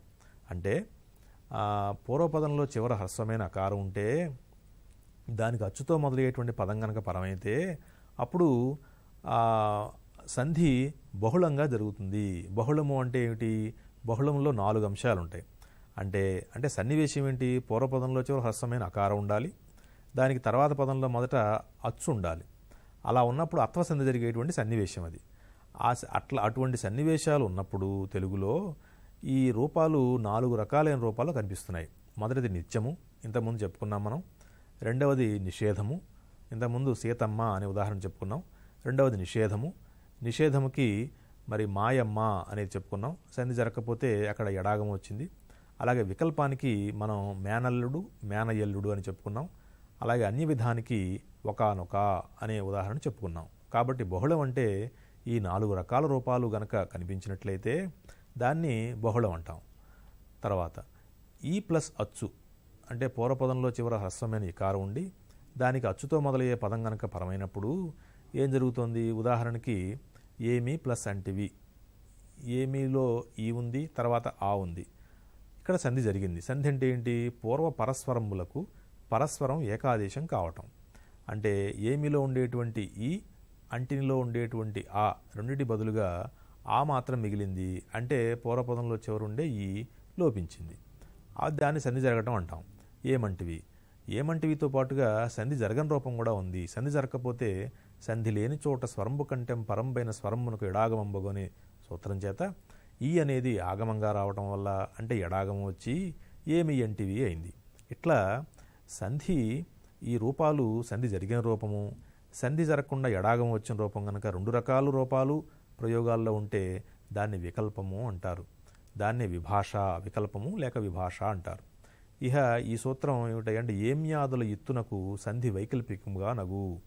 ఏమ్యాదులు అంటే ఏమి, మరి, కి, అది, అవి, ఇది, ఇవి, ఏది, ఏవి, ఇవి ఏమ్యాదులు. ఏమ్యాదుల్లో అన్నిట్లోనూ చివర హ్రస్వమైన ఇకారమే ఉంది. చూడండి, ఏమిలో చివర ఈ ఉంది, మరిలో చివర ఈ ఉంది, కీలో చివర ఈ ఉంది, అదిలో అన్నిట్లోనూ చివర హ్రస్వమైన ఇకారం ఉంది. కాబట్టి పూర్వపదంలో హ్రస్వమైన ఇకారం చివర ఉండి అచ్చుతో మొదలయ్యే పదం పరమైతే అది ఇత్వసంధి జరిగేటువంటి సన్నివేశం. అది వైకల్పికంగా జరుగుతుంది. ఇత్తు అంటే హ్రస్వమైన ఇకారం. తర్వాత వచ్చిరి అప్పుడు అన్నప్పుడు కూడా ఈ వచ్చిరి అనేది క్రియాపదం. క్రియాపదాల్లో కూడా ఇత్వసంధి వైకల్పికంగా మనకి కనిపిస్తుంది. కాబట్టి వైకల్పికం అంటే ఏంటంటే సంధి జరిగిన రూపం ఉండటం, సంధి జరగని రూపం కూడా 2 ప్రయోగాల్లో కనుక ఉన్నట్లయితే దాన్ని వైకల్పికం అని అంటారు. అలాగే వచ్చి ఇచ్చెను అన్నప్పుడు ఇక్కడ ఇది కూడా వచ్చి అన్నప్పుడు చివర హ్రస్వమైన ఇకారం ఉంది, తర్వాత అచ్చుతో మొదలయ్యే పదం ఉంది. కాబట్టి ఇక్కడ ఇత్వసంధి జరిగేటువంటి సన్నివేశం ఉంది. కానీ ఇక్కడ సంధి జరగదు. ఎందువల్ల అంటే వచ్చి, చెప్పి, చేసి, అని, విని ఇవన్నీ భూతకాలిక అసమాపక క్రియారూపాలు. భూతకాలిక అసమాపక క్రియనే త్వార్థం అని అంటారు. త్వార్థంలో వచ్చేటువంటి ఇకారానికి ఏది పరమైనా సరే సంధి జరగదు. ఎందుకు జరగదు? వచ్చిచ్చెను అన్నప్పుడు వచ్చి ఇచ్చెను అనే అర్థం కంటే కొంత సందిగ్ధత వచ్చే అవకాశం ఉంది. కాబట్టి త్వార్థం గనక అయినట్లయితే పూర్వపదం అక్కడ అందులో ఉండేటువంటి ఇకారానికి సంధి జరగదు. అలాగే ఏలితివి అప్పుడు అనేటువంటి క్రియలో, ఇది మధ్యమ పురుష క్రియలో సంధి నిత్యంగా జరిగింది. సంధి అంటే ఏంటి? పూర్వపరస్వరములకు పరస్పరం ఏకాదేశం కావటమే సంధి. తర్వాత ఊ ప్లస్ అచ్చు అంటే పూర్వపదంలో చివర హ్రస్వమైన ఊ ఉండి దానికి అచ్చుతో మొదలయ్యే పదం ఉంటే కనుక అక్కడ సంధి నిత్యంగా జరుగుతుంది. ఈ సన్నివేశాన్ని ఉత్వసంధి అంటారు. ఉత్తు అంటే హ్రస్వమైన ఉకారం. అంటే పూర్వపదంలో చివర హ్రస్వమైన ఉకారం ఉండి అచ్చుతో మొదలయ్యే పదం కనుక పరమైనప్పుడు అది ఉత్వసంధి జరిగేటువంటి సన్నివేశం. కాబట్టి ఉత్తునకు అచ్చు పరం బొగునప్పుడు, ఉత్తునకు అంటే ఎక్కడ ఉండే ఉత్తునకు పూర్వపదంలో చివర గనక హ్రస్వమైన ఉకారం ఉన్నట్లయితే దానికి అచ్చుతో మొదలయ్యే పదం కనుక పరమైతే సంధి అవుతుంది. సంధి అంటే ఏంటి? పూర్వ పరస్వరములకు పరస్వరం ఏకాదేశం కావటమే సంధి. తర్వాత అలాగే నన్నున్ ప్లస్ అడిగే, నన్ను అడిగే, నన్ను అడిగే, ఇక్కడ వికల్పం. కొన్ని రూపాలు ఇటువంటి రూపాల్లో వికల్పంగా జరుగుతుంది. ఎక్కడయ్యా అంటే ప్రథమ కాకుండా ఇతర విభక్తులు, శత్రార్థ చూర్ణాలు. శత్రార్థం అంటే వర్తమానకాలిక అసమాపక్రియ. వచ్చుచున్, చెప్పుచున్, చేయుచున్, అనుచున్, వినుచున్ ఇవన్నీ మరి వర్తమానకాలిక అసమాపక్రియలు.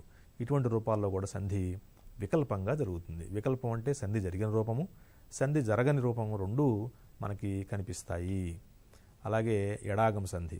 ఎడాగం సంధిలో ఏం కనిపిస్తుంది అంటే అచ్చు ప్లస్ అచ్చు అంటే పూర్వపదంలో చివర అచ్చు ఉండి తర్వాత పదంలో మొదట అచ్చు కూడా ఉన్నట్లయితే వీటి మధ్య సంధి జరిగితేనేమో పూర్వపరస్వరములకు పరస్పరం ఏకాదేశం బొగినప్పుడు సంధి అవుతుంది. సంధి జరగకపోతే ఈ అనేది ఆగమంగా వస్తుంది. ఇట్లా ఈ అనేది ఆగమంగా రావటాన్నే ఎడాగమము అంటారు. ఆగమం అంటే ఏమిటి? మిత్రవత్ ఆగమః. ఏదైనా ఒక వర్ణం ఉన్న వర్ణాలను తొలగించకుండా మిత్రునిలాగా పక్కన వచ్చి చేరితే దాన్ని ఆగమం అంటారు. కాబట్టి ఇది ఎడాగమ సంధి. అలాగే గసరదవాదేశ సంధి అంటే గా, సా, డా, దా, వా అనేవి ఆదేశంగా వచ్చే సంధి. ఎక్కడొస్తాయి ఇవి అంటే పూర్వపదం ప్రథమా విభక్తిలో ఉండాలి. దాని మీద కాతో మొదలయ్యేటువంటి పదం కనుక ఉన్నట్లయితే అప్పుడు ఆ కాస్త కా స్థానంలో గా ఆదేశంగా వస్తుంది. అలాగే పూర్వపదం ప్రథమా విభక్తిలో ఉండి తర్వాత పదం మొదటి అక్షరం కా గాని, చా గాని, టా గాని, తా గాని, పా గాని ఉన్నట్లయితే వాటికి వరుసగా కా ఉంటే గా వస్తుంది, చా ఉంటే సా వస్తుంది, టా ఉంటే డా వస్తుంది, తా ఉంటే దా, పా ఉంటే వా వస్తుంది. కాబట్టి ఉదాహరణకి వాడు ప్లస్ కొట్టే, వాడు గొట్టే, వాడు కొట్టే, ఇది బహుళంగా వస్తుంది. అంటే సంధి జరిగిన రూపం ఉంటుంది, సంధి జరగని రూపం ఉంటుంది, ఇంకా విశేషమైన ప్రయోగాలు కూడా ఇందులో ఉన్నాయి. ప్రథమ మీది పరుషములకు గసడదవులు బహుళముగానగు అనేది ఇది సూత్రం. ప్రథమ అంటే ప్రథమా విభక్తిలో ఉన్న పదం అని అర్థం. పరుషములు అంటే కచడ తపలు, అంటే మనకు 5 వర్గాక్షరాలు ఉన్నాయి. కవర్గము, చవర్గము, టవర్గము, తవర్గము, పవర్గము అని. ఆ వర్గాలలో ఉండే మొదటి అక్షరాలను వర్గ ప్రథమాక్షరాలు అంటారు.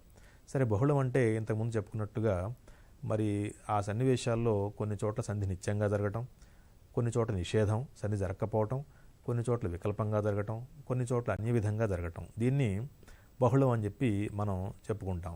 ఇవన్నీ అలాగే కూరగాయలు అన్నప్పుడు ఇక్కడ ఇటువంటి సందర్భాల్లో నిత్యంగా గసరదవలు కొన్ని రూపాల్లో ద్వంద్వ సమాసంలో, కూరగాయలు అన్నప్పుడు అది ద్వంద్వ సమాసం, కూరయును కాయలును.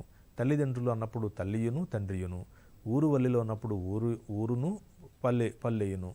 ఈ ద్వంద్వ సమాసంలో మాత్రం ఇక్కడ మరి కచరతపల మీద గసరదవలు మరి నిత్యంగా వస్తాయి అని సూత్రార్థం. ఇహ రుగాగమ సంధి. రుగాగమ సంధి అంటే రుక్ అంటే పొల్లు రకారం ఆగమంగా వస్తే దాన్ని రుగాగము అంటారు. ఉదాహరణకి పేద ప్లస్ ఆలు అనే 2 శబ్దాలు ఉన్నాయి. వాటి మధ్య నిజానికి సంధి జరిగితే సంధి పూర్వపరస్పరాలకు పరస్పరం ఏకాదేశం అయితే పేదాలు అవ్వాలి. కానీ ఇక్కడ ఎర్ర అనేది మధ్యలో ఆగమంగా వచ్చి పేద ఆలు పేదరాలు అవుతోంది. అలాగే బేదరాలు మనుమరాలు. సూత్రం ఏంటంటే, అయితే ఇక్కడ నియమం ఏంటంటే ఈ రోగాగమం జరగడానికి కర్మధారయ సమాసం అయి ఉండాలి. కర్మధారయ సమాసం అంటే ఏంటి? ఆ 2 పదాలలో సమాసంలో విశేషణ విశేష్యాలు అంటే ఒక పదం విశేషణం, ఇంకొకటి విశేష్యం లేకపోతే నామవాచకం ఉంటాయి. అటువంటి సమాసాన్ని కర్మధారయ సమాసం అంటాం. కర్మధారయ సమాసంలో పేద మొదలైనటువంటి శబ్దాలకి ఆలు అనే శబ్దం పరమైనప్పుడు రుక్ అనేది ఆగమంగా వస్తుంది. పొల్లు రకారానికి రుక్ అని పేరు. తర్వాత కర్మధారయం అంటే ఇప్పుడు చెప్పుకున్నాం. పేదాదులు అంటే పేద మొదలైన కొన్ని పదాలవి. పేద, బేద, జవ, కొమ, బాలెంత, మనుమ, ముద్ద, గుడ్డు మొదలైనవి పేదాదులు. రుగాగమం అంటే రుక్ అంటే పుల్లు రకారం ఆగమంగా రావటాన్ని రుగాగమం అంటాం. అలాగే ధీరరాలు అన్నప్పుడు అది పొల్లు రకారం వచ్చి ధీరరాలు అవుతుంది. అది కాస్త ధీరాలో ఉండే రా కాస్త రు అయి ధీరురాలు అనే రూపం ఏర్పడుతుంది. ఇది ఎందుకు ఏర్పడుతుంది? ఇది కూడా కర్మధారయ సమాసమే. కానీ ధీర, గుణవంత అనే పదాలు తత్సమ శబ్దాలు, అంటే సంస్కృతం నుంచి తెలుగులోకి వచ్చినటువంటి పదాలు. అందువల్ల ఇటువంటి తత్సమ శబ్దాల్లో మరి అందులో అకారం కనుకున్నట్లయితే అది కాస్త ఊగా మారి ధీర కాస్త ధీరు అవుతుంది, గుణవంత కాస్త గుణవంతు అవుతుంది.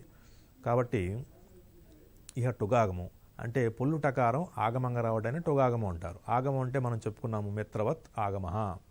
ఇందులో నియమం ఏంటంటే కర్మధారయ సమాసం అయి ఉండాలి. ఇది కూడా కర్మధారయ సమాసం అంటే విశేషణ విశేష్యాలకు మరి సమాసం చేస్తే దాన్ని కర్మధారయ సమాసం అంటారు. ఆ కర్మధారయ సమాసంలో మరి పూర్వపదం ఉత్తునకు అచ్చుపరం అయితే పూర్వపదం హర్షమైన ఉకారం ఉండాలి. దానికి అచ్చుపరం అయితే టుక్ అనేది ఆగమంగా వస్తుంది. అలాగే చిగురాకు, చిగురుటాకు, పేరురము, పేరుటరము ఇది వికల్పంగా ఇవి వచ్చే అవకాశం. అలాగే ఆమ్రేడిత సంధి. ఆమ్రేడితం అంటే 2 పదాలు ఒకే పదం 2 సార్లు చెప్పినప్పుడు ఆ రెండోసారి చెప్పే పదాన్ని ఆమ్రేడితం అంటారు. ఇక్కడ సంధి జరుగుతుంది. ఔరా ప్లస్ ఔరా. ఔరా అనేది ఒక పదం, అది మళ్ళీ రెండోసారి వెంటనే ప్రయోగించబడింది. రెండోసారి ప్రయోగించినటువంటి అదే పదాన్ని ఆమ్రేడితం అంటారు. అచ్చునకు ఆమ్రేడితం పరం అయినప్పుడు సంధి అవుతుంది. సంధి అంటే పూర్వపరస్పరములకు పరస్పరం ఏకాదేశం కావటం. ఇహ కడ ప్లస్ కడ అన్నప్పుడు ఇది కూడా రెండవ కడ ఆమ్రేడితమే. చివర ప్లస్ చివర అన్నప్పుడు రెండవ చివర కూడా ఆమ్రేడితమే. పగలు అన్నప్పుడు కూడా రెండవ పదం ఆమ్రేడితం. ఇందులో మాత్రం ద్విరుక్త టకారం వస్తుంది. అంటే కడ అన్నప్పుడు మొదటి అక్షరం కాకుండా తక్కిన శబ్దాలన్నీ లోపించి వాటి స్థానంలో టకారం, ద్విత్వ టకారం, అకారంతో కూడా ద్విత్వ టకారం, ఆదేశంగా వస్తుంది. చివర ప్లస్ చివర, చిట్ట చివర, పగలు ప్లస్ పగలు, పట్ట పగలు. ఇక అప్పటికిన్ ప్లస్ అప్పటికిన్నప్పుడు ఇక్కడ విభక్తి లోపం ఆమ్రేడితం వచ్చినప్పుడు విభక్తి లోపం కూడా మనకి కనిపిస్తుంది. అలాగే ఉండుము ఉండుము అని చెప్పినప్పుడు ఉండుండుము ఉండుముండుము అనే 2 రూపాలు మనకి కనిపిస్తాయి. ఇక్కడ మధ్యమ పురుషలో ము డు అనే ప్రత్యయాలు లోపించడమే ఇందులో విశేషం. ఇహ అదుకు అదుగు అందదుకు, తుమురు తుమురు తుత్తుమురు, మిట్లు మిట్లు మిరుమిట్లు ఇటువంటి రూపాలు భాషలో చాలా విశేషంగా ఉంటాయి. ఇవి యథాతథంగా మనం గ్రహించాలి.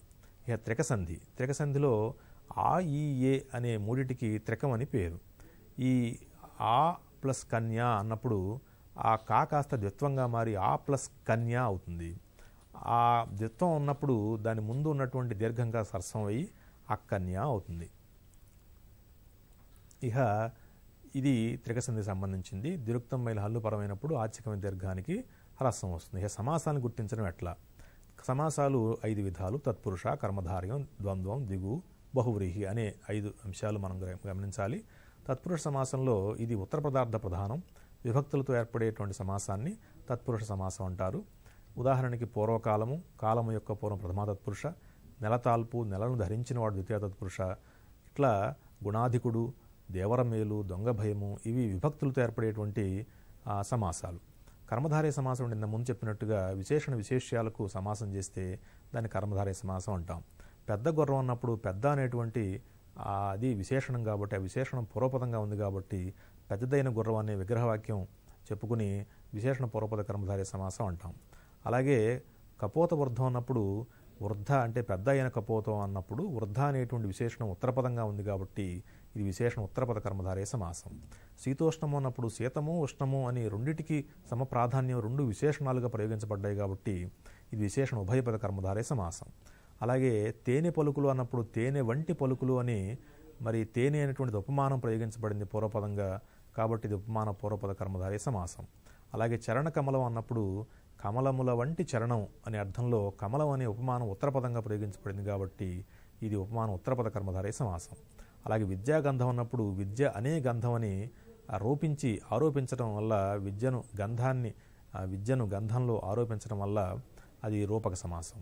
అలాగే గంగా నది ఓళ్ల పేర్లు లేకపోతే నదుల పేర్లు వచ్చినప్పుడు దాన్ని సంభావన పూర్వపద కర్మధారయ సమాసం అంటారు. ఉభయపద ప్రాధాన్యం కలిగింది ద్వంద్వ సమాసం. తల్లిదిను తండ్రిను, రాముడును కృష్ణుడు అనేటువంటివి ద్వంద్వ సమాసం. ఇహ సంఖ్యాపూర్వంగా ఉండే వాటిని ద్విగు సమాసం అంటారు. 3 ముల్లోకములు 3 సంఖ్యగల లోకములు ఇది ద్విగు సమాసం.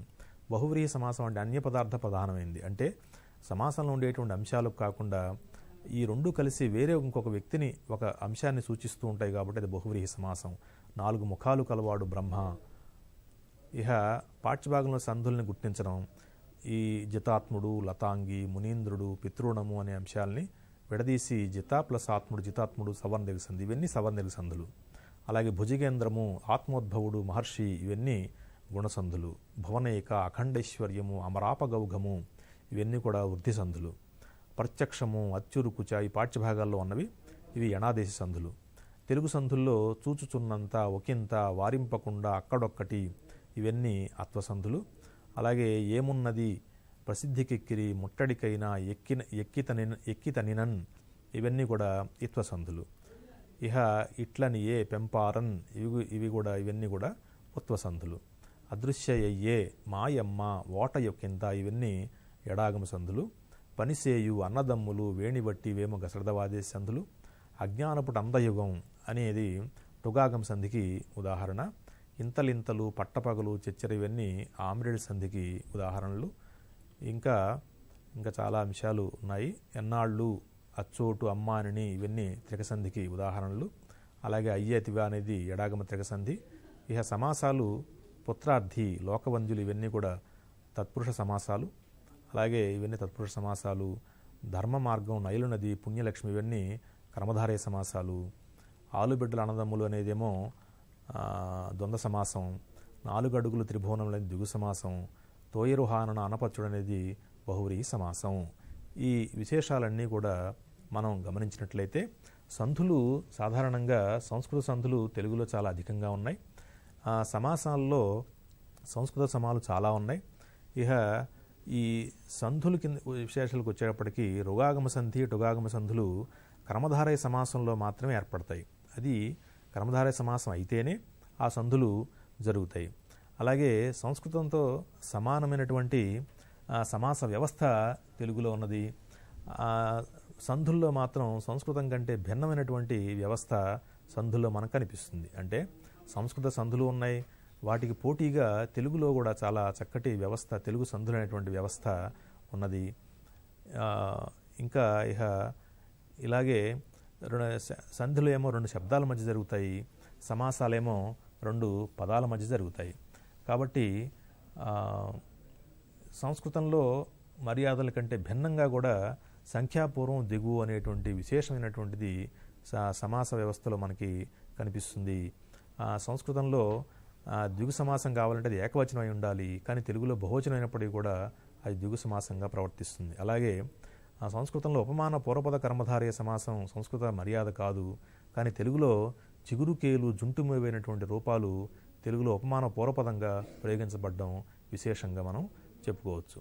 ఈ అవకాశాన్ని ఇచ్చినటువంటి ఆంధ్రప్రదేశ్ ప్రభుత్వం కళాశాల విద్య వారికి ధన్యవాదాలు తెలియజేస్తున్నాను. నమస్కారం.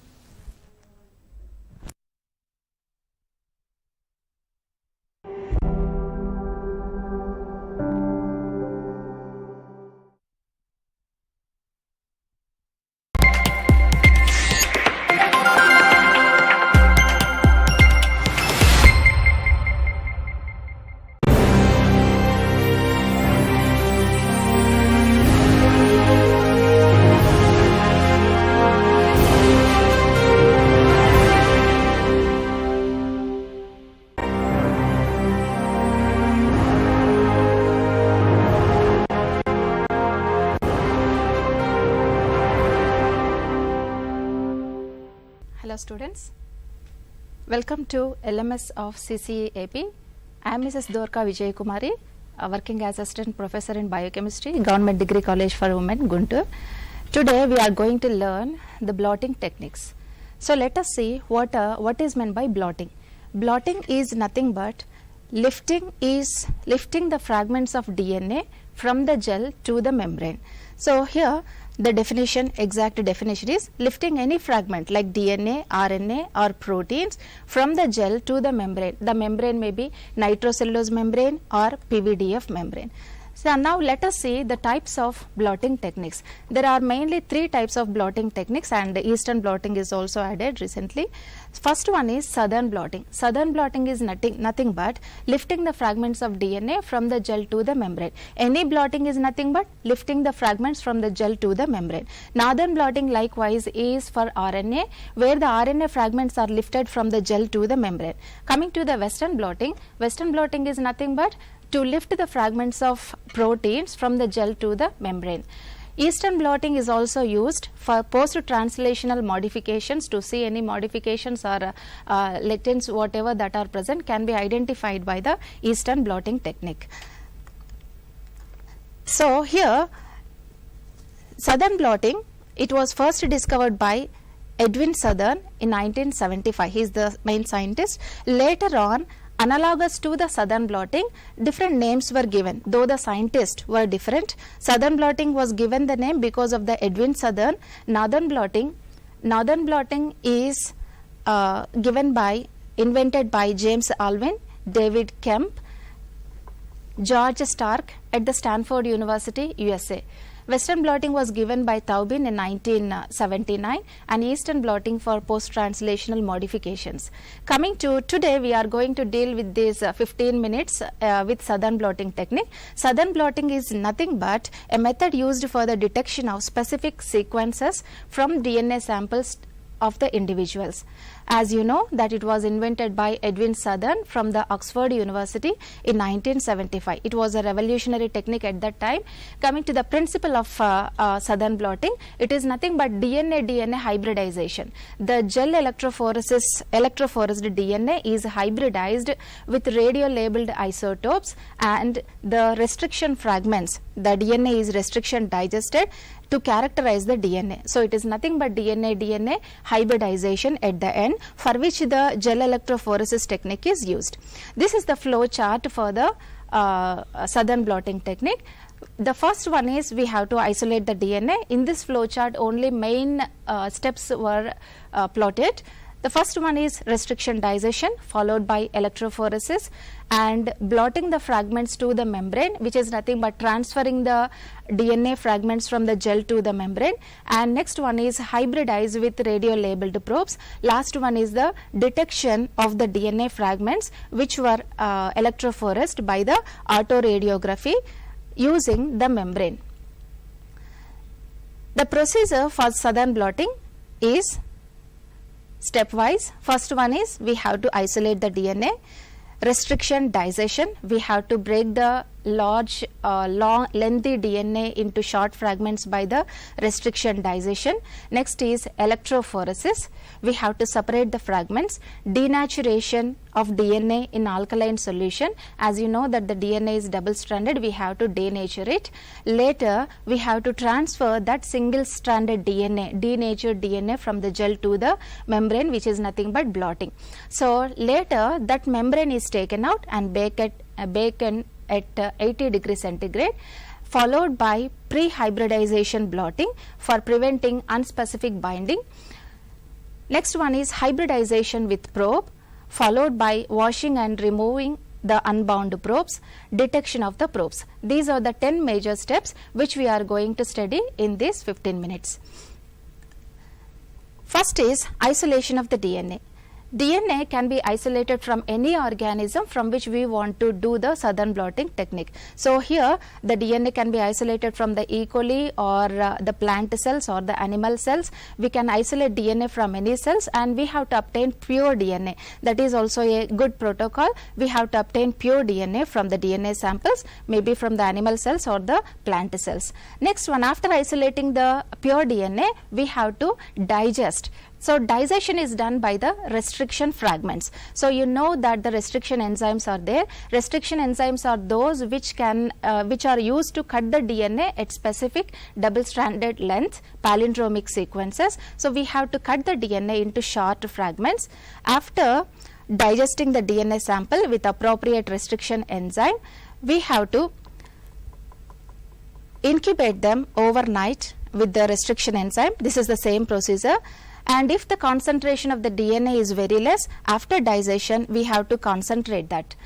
After restriction dissection, we have to go for the third step, which is nothing but the electrophoresis. Electrophoresis, as you all know, that the DNA is loaded into these wells. See here, you can see the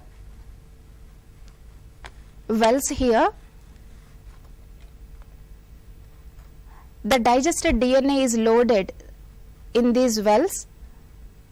See the diagram. Above the blue dots there is well-like structure. So you can use this one. The gel is run using the TBE buffer, and the gel image, after running the gel, you have to take the image of the gel for the future reference. After performing, the electrophoresis is meant for separating the DNA fragments according to the molecular weight or size of the fragments, where the shortest DNA travels to the farthest distance, and then we can identify the DNA which was separated. The next step is denaturation. Denaturation is nothing but the DNA what we have taken is the double-stranded DNA. We have to denature that into the single-stranded DNA. Why do we have to denature that into single strand? Means at the end, when we transfer that to the nylon membrane, we have to incubate that with the radio-labeled probes. So the principle is nothing but hybridization. When the DNA is double-stranded, it cannot bind to another single-stranded DNA. The probes, as you know, that they are single-stranded, and we have to take the DNA which is single stranded. For this step we have to denature the DNA. So denaturation is nothing but we have to transfer the gel into the tray containing denaturation solution. Here the denaturation solution that is used is nothing but 0.5 molar NaOH solution. We have to use that. We have to make that in a shaker for 25 minutes, and after that rinse with water. Wash the gel twice with the neutralizing solution for 15 minutes on the shaker. Shaker is a small platform which would be rocking like this. So gel rockers will be available which can serve the purpose of shaker. After transfer, after denaturation, we have to go for the transfer. So transfer method is also nothing but where are we transferring? We are transferring the DNA fragments from the gel to the membrane, which is nothing but blotting. That is why it is called as blotting technique. So here cut the DNA, cut the strip of Whatman paper wider than the gel, soak in transfer buffer. First we have to take a Whatman filter paper, we have to soak in a gel and cut 3 pieces of Whatman filter paper which are of the same size of the gel. Then multiple layers of paper towels or tissue papers are used, which are also would be of the same size. Place the gel, place the platform in the tray containing blotting buffer and place Whatman filter paper soaked with buffer.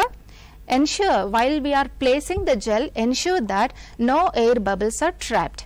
See here, this is the blotting setup. And at the end, you can see a platform. Here is the diagram which I am going to show. This is the platform. This is the raised platform and buffer is poured here. On the top of the platform, we have to place a paper, tissue paper, blotting paper in such a manner that it acts as a wick. The level of the buffer should always be lower than the platform, and on this Whatman filter paper, what we first placed on the platform, we have to place the gel. This is the gel which was performed electrophoresis. On the top of the gel, carefully place Whatman filter paper. See, this is the nitrocellulose membrane. On the top of the nitrocellulose membrane, we have to place tissue papers which are cut of the same size, blotting papers, and a weight is kept. So entirely this is the setup for the blotting. Here is the raised platform, and on the top of the raised platform a Whatman filter paper is kept which acts as a wick to absorb this buffer sample, to the gel, and just on the top of this blotting paper we have to put the gel in the inverted position face down, later followed by the membrane, nylon membrane or nitrocellulose membrane, where do we have to transfer the gel fragments. Then on the top of the nitrocellulose membrane we keep a thick wad of filter papers, and on this top we have to put a weight. So this works for overnight. This can be done for the overnight. During this time what happens is the buffer solution, it is taken up by the filter paper which is present here. It travels to upwards by the capillary action. While the buffer is moving up, it takes the DNA fragments also, they move upside. Just on the top of the gel there is the nitrocellulose membrane. The DNA after moving upwards, it just stick to the nitrocellulose membrane, and later it cannot move further because nitrocellulose membrane does not allow the movement of DNA fragments further. This blotting papers were kept above also because to absorb the buffer solution. The same is represented here. Here is the transfer buffer.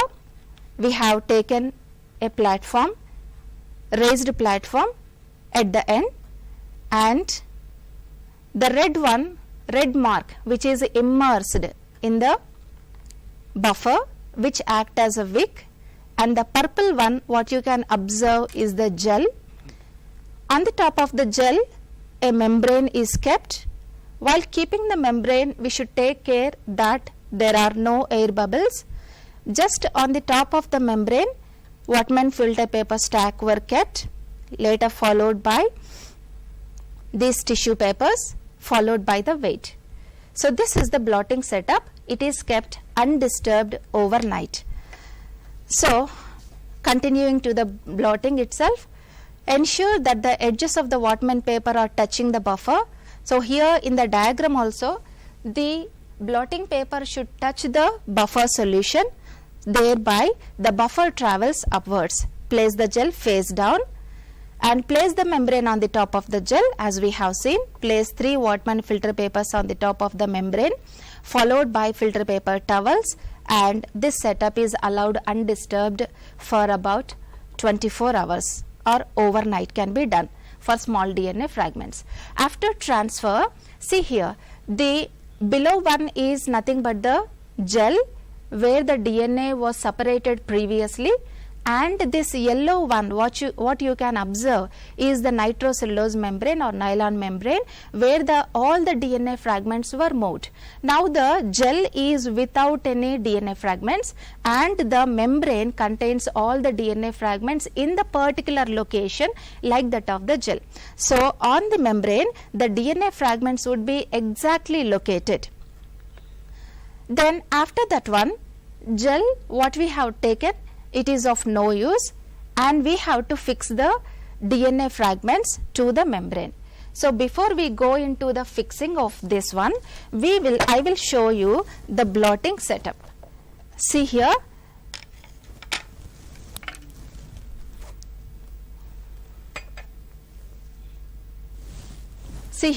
this is the blotting setup, and the white one what you can observe is the raised platform. This is the raised platform, and we have to pour the buffer solution. Imagine this is the buffer solution. We have to pour that so that it won't come above the platform. Then we have to place a Whatman filter paper so that it absorbs the buffer solution. Here I have taken the gel. This is the dummy gel. Remember that you have to use the gloves while doing this experiment. As this is dummy experiment, I am not using, but remember to use the gloves always. So I have placed this gel. Here are the wells. This is the gel where the DNA fragments were run, and we have to place this upside down just on the top of this one. Just on the top of this gel, we have to put a nitrocellulose membrane. So imagine this is the nitrocellulose membrane, and which is cut exactly of the same size of the gel. It is kept on the gel. Previously there is gel, and above which the nitrocellulose membrane is kept. On the top of the nitrocellulose membrane, so when we kept the nitrocellulose membrane, remember not to allow any air bubbles in between the gel as well as the membrane, and later we'll keep about 2 to 3 Whatman filter papers soaked in the gel. Likewise, we'll keep a thick wad of filter papers, which are kept on the top of the Whatman papers, and a weight is kept. A glass plate or any weight can be kept on this one. So this is nothing but the blotting setup which can be used for transferring the DNA fragments from the gel to the membrane, and this setup is undisturbed for about 12 to 24 hours. Now after fixing the fragments, we have to take the nitrocellulose membrane. Imagine that this is the nitrocellulose membrane. The bands, you can see the bands, but actually whenever we are doing the experiment, you cannot see the bands. So it is just for our understanding. Imagine that this is the nitrocellulose membrane. The gel, from the gel, the DNA fragments have moved to the nitrocellulose membrane. Then we have to fix this nitrocellulose membrane by heating. So heating can be done at 80 degrees centigrade for 2 hours, or UV cross-linking can also be done for fixing the DNA fragments from the gel to the membrane. Later, after doing this, we have to block or use the pre-hybridization method. Why do we need to use the pre-hybridization method? Means in order to minimize the non-specific binding of the probe to the membrane. Later in the next step, we are using DNA probes. DNA probes are nothing but single-stranded DNA which are labeled with the radio labeled isotopes. So when we are using that single stranded radio labeled probes, they have to bind to the single stranded DNA on the membrane. When we add the probes, they should not bind to the empty places of the gel. For that purpose, we have to block all the free areas on the nitrocellulose membrane with the blocking solution. Remember, these are the fragments which are separated, and in order to avoid the probes binding to the empty spaces, we need to add the pre-hybridization solution for blocking all the free areas on the membrane. So the free area may be here. So DNA fragments bind here. Whenever we add the DNA fragments, they will bind to the nitrocellulose membrane. That is why whenever DNA probes are added, in order to prevent them binding to these empty spaces, we have to add the pre-hybridization solution. What is the pre-hybridization solution means? Salmon sperm DNA is usually used, which is of 50 micrograms per ml. That is used to soak the nitrocellulose membrane so that it binds to it covers all the non-specific areas. 50 micrograms per ml are used, and it can be done for 5 hours. After this step, hybridization with probe. The next step is we have to hybridize the DNA nylon membrane with the probe. DNA probes are used to detect the desired DNA fragment on the membrane. The probes are usually P32 labeled, and before that we added the pre-hybridization solution, discard the pre-hybridization solution, and we add the hybridization solution. After hybridization, adding the hybridization solution, incubate that overnight for 45 degrees centigrade.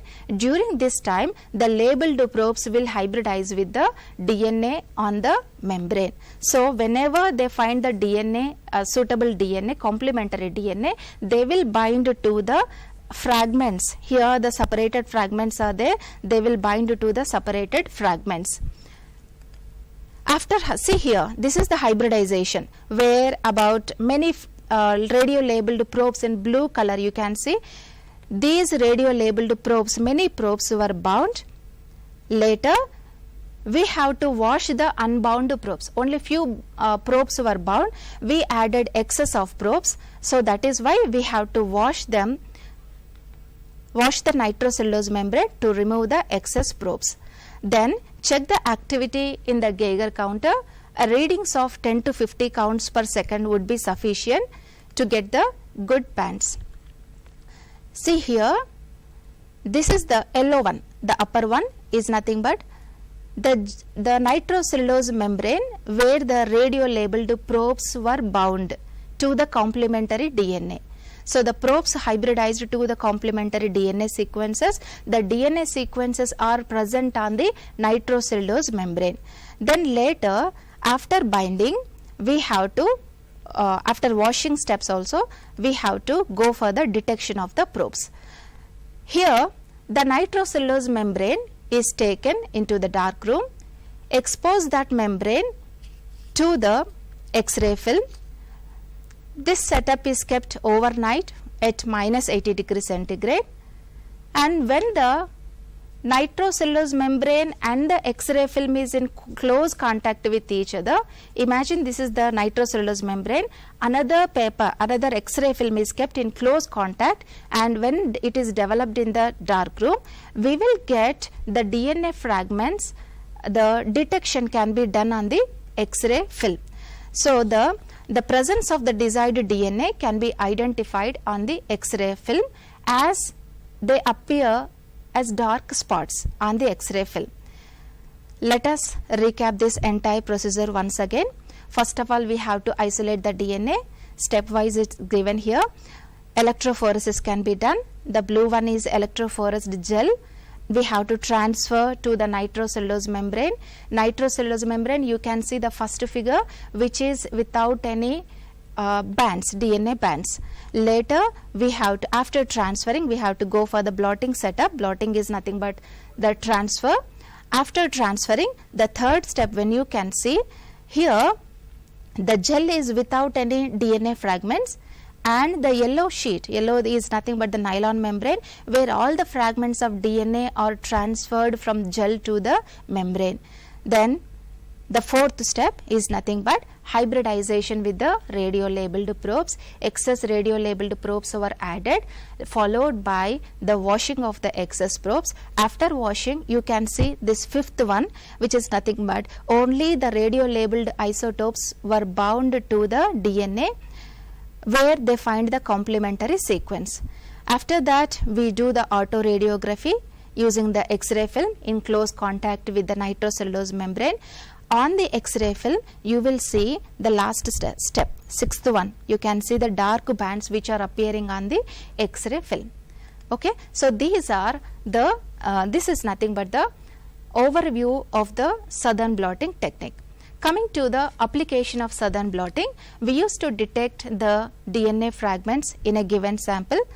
If appropriate probes are used in diagnostics of sickle cell anemia, for the it is also used for the identification of genes transferred from the organisms. It is used in the DNA fingerprinting, a routine technique used in the DNA fingerprinting for paternity testing and forensic science by the forensic science department, and it is a very compulsory technique almost for all the DNA recombinant DNA experiments. So this is about the Southern blotting technique, which is a very useful technique where the DNA fragments were lifted from the gel to the membrane, and the procedure is nothing but restriction dissection followed by blotting, adding pre-hybridization, hybridization solution, autoradiography can be done. Welcome to the second session of blotting. In these 15 minutes, we are going to learn Northern blotting. So Northern blotting is nothing, we have seen the Southern blotting. Southern blotting is nothing but lifting the fragments from lifting the fragments of DNA from the gel to the membrane. Northern blotting is nothing but lifting the fragments of RNA from the gel to the membrane. So let us recap these blotting techniques. Southern blotting, which was given by Edwin Southern. Northern blotting was given by James Alvin, David Kemp and George Stark, who was working in Stanford University. Then Western blotting by Taubin, and Eastern blotting for the post-translational modifications. Northern blotting, see here, this is a method used for detection of specific DNA fragments from the organism. Why the Northern blotting was introduced is, there is a method for identification of DNA by Southern blotting technique, and after inspiration from the Southern blotting, they developed in the Northern blotting after 2 years, which is nothing but we have to isolate the specific RNA fragments. So in order to isolate the fragments, we have to use the membrane, a special membrane can be used, and this credit goes to the 3 scientists, David Kemp, James Alvin and George Stark from the Stanford University. First scientist is the David Kemp, James Alvin and Stark from the Stanford University. Coming to the principle, this is nothing but RNA DNA hybridization or RNA RNA hybridization. If the probes are used as single stranded DNA, it is nothing but RNA DNA hybridization. If the radio labeled probes are used as single stranded RNA, it is nothing but RNA RNA hybridization. The gel is electrophoresed on the electrophoresed, and it is hybridized with the radio labeled probes to characterize the fragments of the RNA. So this is the principle. Let us see the flow chart. First we have to isolate the RNA. The RNA is treated with the formaldehyde. Why do we need to treat this? I'll tell you later. After isolating, we have to go for the agarose gel electrophoresis. Later, followed by blotting. Blotting is nothing but transferring the DNA fragments from the RNA fragments from the gel to the membrane. Later, hybridize with the radio labeled probes, detection through autoradiography. These are the minimal steps. Let us see the steps elaborately. First, we have to isolate the RNA. So, RNA can be isolated from any organism, either from the bacteria, plants or animals, followed by electrophoresis. Here in the southern blotting we have seen restriction dissection after isolating the DNA, but here that step is eliminated because RNA is single stranded and it can be broken in small fragments. That is why we no need to digest that. Just go to the electrophoresis step. The third step is nothing but transferring the RNA from the gel to the membrane, later followed by membrane which is baked at 80 degrees centigrade, followed by pre-hybridization step, hybridization step, washing to remove the unbound probes and detection of the probes. These steps are same like that of the southern blotting. The steps that are not present in the northern blotting are restriction dissection and denaturation. They are not required in the northern blotting. Remaining all the steps are same like that of the southern blotting. So, when we learn the southern blotting, it is very easy to learn the northern blotting also. RNA is isolated first from different organisms and utmost care is taken as RNA is very easily degraded by the nucleases. So, we have to use gloves and the work area should also be ultra clean for isolating the RNA. The second step is electrophoresis. It is performed in formaldehyde. Why do we need to use the formaldehyde is to prevent the folding of the RNA strand on itself. Sometimes when we leave the RNA strand, it folds on itself forming pseudo base pairs. That is why in order to avoid that folding on itself, we have to use the formaldehyde when we are performing the electrophoresis. During the gel electrophoresis, the RNA fragments are separated based on the size and the smaller RNA fragment travels to the end of the gel and the larger RNA fragment would be traveling somewhat further. The next step is we have to get the image on UV transilluminator which can be used as a reference. After electrophoresis, we have to go for the blotting. Blotting is nothing but lifting the fragments of RNA from the gel to the membrane. Here the blotting setup would be same like that of the southern blotting. Here in the diagram where we have seen for the southern blotting, the same setup we have to follow. We have to take a tray with a raised platform and a buffer is used here. That buffer should be lower than the platform and a Wattpan filter paper is used as a wick whose ends are immersed in the buffer. On the top of this blotting, we have to place the gel. While placing the gel, take care that there are no air bubbles in between. Just above the gel, place the nitrocellulose membrane followed by a thick wad of filter papers, Wattman papers also, and a weight is kept. So, as we have seen in the southern blotting, the same setup is used for the northern blotting also. See here, we have to cut the Wattman paper and place the platform. After placing the platform, we have to place the Wattman paper soaked in the buffer, and this is the blotting setup which you have already seen in the southern blotting. A transfer buffer is kept at the end, followed by the Wattman filter paper, followed by the gel. The green one is the membrane which is kept in close contact with the gel. Utmost care is taken to avoid air bubbles and utmost care is taken to place the membrane also. Immediately after placing the membrane, the RNA fragments would be adhering to the membrane. That is why we have to place the membrane exactly. After placing the membrane, we have to put Whatman filter paper. Around 3 to 4 Whatman filter papers of the same size were kept.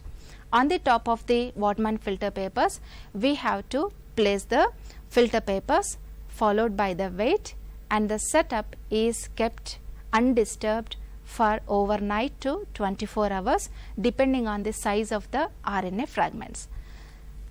After setup, the same is repeated here like that of the southern blotting. We have to fix the RNA to the membrane. Same step like that of the southern blotting. Membrane is baked at 80 degrees centigrade for 2 hours, and UV cross-linking is also efficient step for fixing the RNA to the membrane. Compared to the baking, UV cross-linking is more efficient step in case of the northern blotting. Then after prefixing, we have to go for the pre-hybridization. As I told you already, pre-hybridization solution is used to cover all the empty spaces on the nitrocellulose membrane. Remember, after blotting setup, after transferring the RNA, the nitrocellulose membrane contains all the fragments of the gel, and the gel is without any RNA fragments. During the blotting, what happened? From the gel to the membrane, all the RNA fragments moved upwards due to the capillary action. And while taking this gel, while taking this nitrocellulose membrane, the nitrocellulose membrane is baked at 80 degrees, and in it take a tray and add the pre-hybridization solution. So here the nitrocellulose membrane is taken in a tray and pre-hybridization solution is added, which is kept on a gel rocker like this. After adding the pre-hybridization solution, the purpose of pre-hybridization solution, you know that it covers all the empty spaces. This facilitates the specific binding of the probes to the RNA fragments. So the probes are single stranded, they have to bind only to the complementary DNAs. If the empty spaces are available, it binds there also. So in order to avoid the probes binding to the empty spaces on the membrane, we have to use the pre-hybridization solution, which is the same like that of the southern blotting. Nothing but salmon sperm DNA 50 micrograms per ml is used to block all the empty spaces, thereby avoiding the probe binding to the membrane. It ensures that the probe will interact only with the desired RNA fragments which are transferred onto the membrane. And a concentration of 50 micrograms per ml of salmon sperm DNA is used. It is done for 5 hours at 42 degrees centigrade. This is about blocking or pre-hybridization, followed by hybridization with probe. Now after this one, we have to discard this pre-hybridization solution, add hybridization solution in this one. Hybridization solution is nothing but the radio labeled probes complementary to the RNA strand. They are added in excess and they are discarded. So after allowing for suitable minutes, hours, we have to discard the hybridization solution. During hybridization, what happens is the RNA fragments which are present on the nitrocellulose membrane or the DBM paper bind to the radio labeled probes which are complementary. After binding them, we have to discard the hybridization solution and followed by the detection. See here, the radio labeled probes have already bound to the nitrocellulose membrane or the DBM paper, which is appearing in yellow color. Blue ones are nothing but radio labeled probes. After washing and removing the unbound probes, we have to go for detection. So after washing, the nitrocellulose membrane or DBM paper appear like this. We will get the bands only at the complementary DNA, RNA fragments on the membrane as well as the radio-labeled probes. This we cannot see these fragments right now, but after developing we could able to see the fragments or bands appearing on the X-ray film. The above one is nothing but the nitrocellulose membrane where the radio-labeled probes were bound. Later the nitrocellulose membrane is kept in close contact with the X-ray film, and it is done in the dark room at 80 degrees centigrade, and overnight it is done. The presence of the RNA fragments, suitable RNA fragments can be identified from the X-ray film, which appear as dark bands on the X-ray film. So this is about the northern blotting. Coming to the applications of northern blotting, to study the conditions of the genes that are expressed. So the genes expression can be done only through the RNA. mRNA, rRNA, tRNA can be expressed from the genes. That in order to see the gene expression, we must perform the blotting techniques. So particularly northern blotting can be done for detecting and quantifying the specific mRNAs. Day-to-day life and under specific conditions, many RNA molecules are synthesized. Scientists are studying under which conditions which mRNA is synthesized. To study the and quantifying the mRNAs, northern blotting technique is used. Another application is determining the activity of different genes. Gene activity can be checked only through the expression. That can be done by the northern blotting, and this is the routine protocol for all the gene regulation and cell differentiation methods. So hence these are all the applications of blotting techniques, and the overview is nothing but we have to separate the RNA, electrophoresis followed by blotting. After blotting we have to go for baking and fixing, followed by the pre-hybridization solution, adding hybridization solution, detection with the help of radio-labeled probes. These are the main steps involved in the northern blotting. Welcome to this third session of blotting. We will see western blotting in these minutes, in the coming minutes. Western blotting is nothing but the lifting the fragments of proteins from the gel to the membrane. The definition of this one is the technique for detecting specific proteins separated by electrophoresis by the use of labeled antibodies. Here the labeled antibodies are used, and this technique was invented by Taubin in 1979 along with Stark and Bernati. Actually Stark's laboratory was used for northern blotting as well as this western blotting. The principle is it is based on the antigen antibody reaction, which is immune detection method. This method is also known as immunoblotting because the antigen antibody reactions are used, that is why it is called as immunoblotting. Let us see the methods quickly, steps involved in this one quickly. First one is we have to extract and purify the protein from the cells, and done page. Page is nothing but polyacrylamide gel electrophoresis. Later transfer the proteins from gel to the membrane and add blocking solution, which is nothing but bovine serum albumin. Incubate with the primary antibody is the next step, followed by addition of secondary antibody, and last one is detecting the presence of secondary antibody by adding the substrate, which can be either by fluorescent addition or by autoradiography. Let us see the steps briefly. The first one is the isolation of the proteins. Proteins of good quality are isolated in pure form, and after isolating the proteins we have to separate them on the page. Page is nothing but polyacrylamide gel electrophoresis. See here, the polyacrylamide gel electrophoresis is vertical slab gel electrophoresis on the wells. These are the wells in which the proteins are loaded, and later after switching on the power supply, these fragments will move based on their size or molecular weight. This is the marker, and the molecules they move towards the other end based on their size. After electrophoresis, we have to equilibrate the gel with blotting buffer on rocker. Later we have to go for the transfer method, which is nothing but blotting setup. the same setup as we have done for the southern blotting can also be used. Alternatively, here electroblotting can be performed. In order to perform the electroblotting, see the first image. Here is the sponge at the end, which is nothing but the blue one. On the top of the sponge, the green one is the filter paper, Whatman filter paper.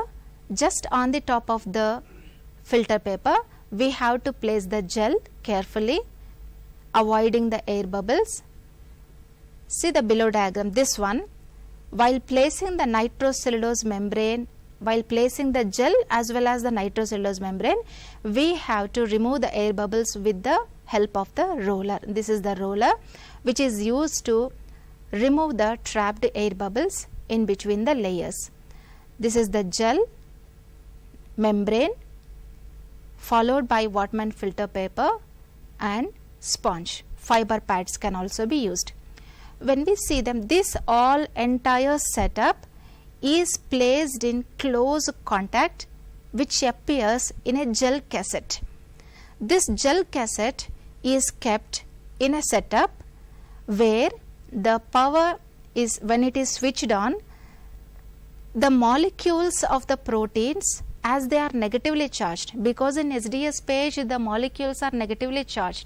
Why means we added SDS. SDS is anionic detergent, thereby which gives negative charge to all the proteins which are traveling. So obviously they move to the positive electrode. It is kept, gel is kept at the towards the negative electrode, membrane is kept towards the positive electrode.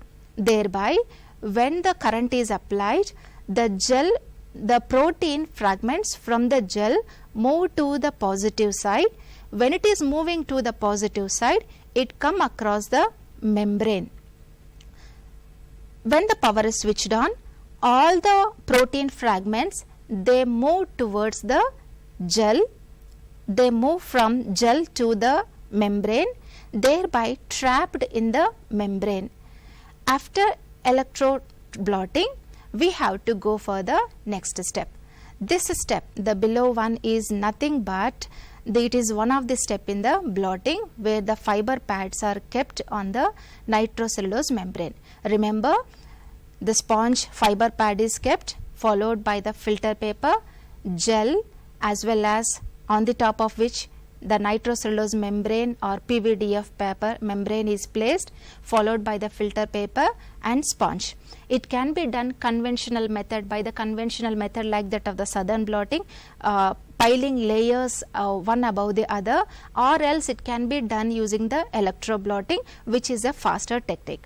Then after electrophoretic transfer, you can see this is the gel and the membrane.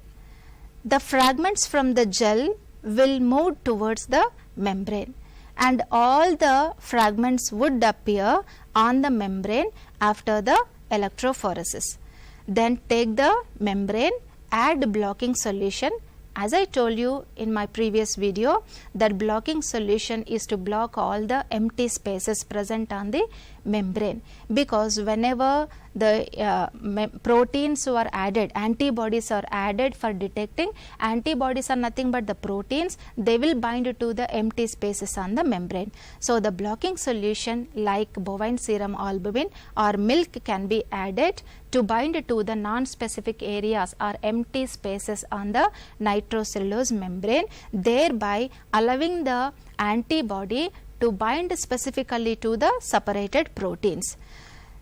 Next step is adding primary antibody. This primary antibody is nothing but the antibody which specifically binds to the proteins which are separated. Among the set of proteins, we have to identify only one type of protein. To that one, we will prepare specific antibody or buy the specific antibody. That antibody has to bind to the specific protein. So for that reason, we are adding primary antibody. About 10 ml is added and incubate for 10 to 15 minutes. Then after that one, which is kept on the rocking platform, this is the rocking platform in the image. Then rinse with the wash buffer. So wash this with the wash buffer, thereby it removes all the unbound molecules. See here in the next figure, you will see this is the primary antibody which is binding to one of the protein fragment. The next step is adding secondary antibody. What is secondary antibody? The secondary antibody is nothing but which is complementary to the primary antibody. Primary antibody is specific to the protein present on the nitrocellulose membrane, and the secondary antibody will go and bind to the primary antibody, not to the protein present on the membrane. It goes, secondary antibody goes and binds where? It binds to the primary antibody only. So add the secondary antibody, around 10 ml is added, rinse twice with the wash buffer. After adding after 10 to 30 minutes we have to rinse again. Then later, after adding the secondary antibody, we have to add the last one, which is nothing but the substrate. So add the substrate and incubate for 10 to 30 minutes. Here 3 images are below. Here the primary antibody you can see is the pink one, the green one along with this one enzyme is nothing but the secondary antibody. See the second figure, this is the secondary antibody which is labeled with the enzyme, or it is fluorescent labeled, anything can be used, but here for our convenience we here used the antibody which is labeled with the enzyme. The third figure, see here, this is the primary antibody. Where it is binding? It is binding to the protein on the nitrocellulose membrane. Primary antibody to the primary antibody, secondary antibody is bound which is tagging with the enzyme. In order to detect this secondary antibody, we added substrates. So the last step is addition of the substrate. These orange ones are nothing but the substrates. If the enzyme horseradish peroxidase enzyme, the yellow one, horseradish peroxidase, if it is used, suitable substrate is used. When this substrate react with this enzyme, we will get a colored product. See here, the same left side is the same figure as I explained, but coming to the right side figure, here you can see the purple colored bank color is developed, where the substrate is broken down and which appear as the colored substrate. Then later, take this nitrocellulose membrane, rinse this membrane with the distilled water, air dry for 3 to 60 minutes for preservation. So this is overall Western blotting technique. Let us see the overview. Separation on SDS page, transfer using the blotting setup, electrotransfer or conventional transfer, followed by the detection method. So to the protein, the primary antibody binds, to the primary antibody, secondary antibody which is labeled with the enzyme binds, that enzyme catalyzes substrate to the product, that product would gives the color like purple color we have seen in the previous figure. So for visualization, here you can see the presence of the proteins which we needed. So these are the protein bands which we needed for our further experiments. Let us see the applications. Applications, it is used to detect the specific proteins. All the proteins can be detected using the Western blotting technique, and it is used for the diagnostic assays like confirmation of HIV infection, and it is the most routinely used technique in the characterization of the proteins. Here the Western blotting, separation of the proteins done by SDS page, followed by the blotting setup, followed by the addition of primary antibody, secondary antibody and addition of substrate. Remember all these steps. All the best. Thank you.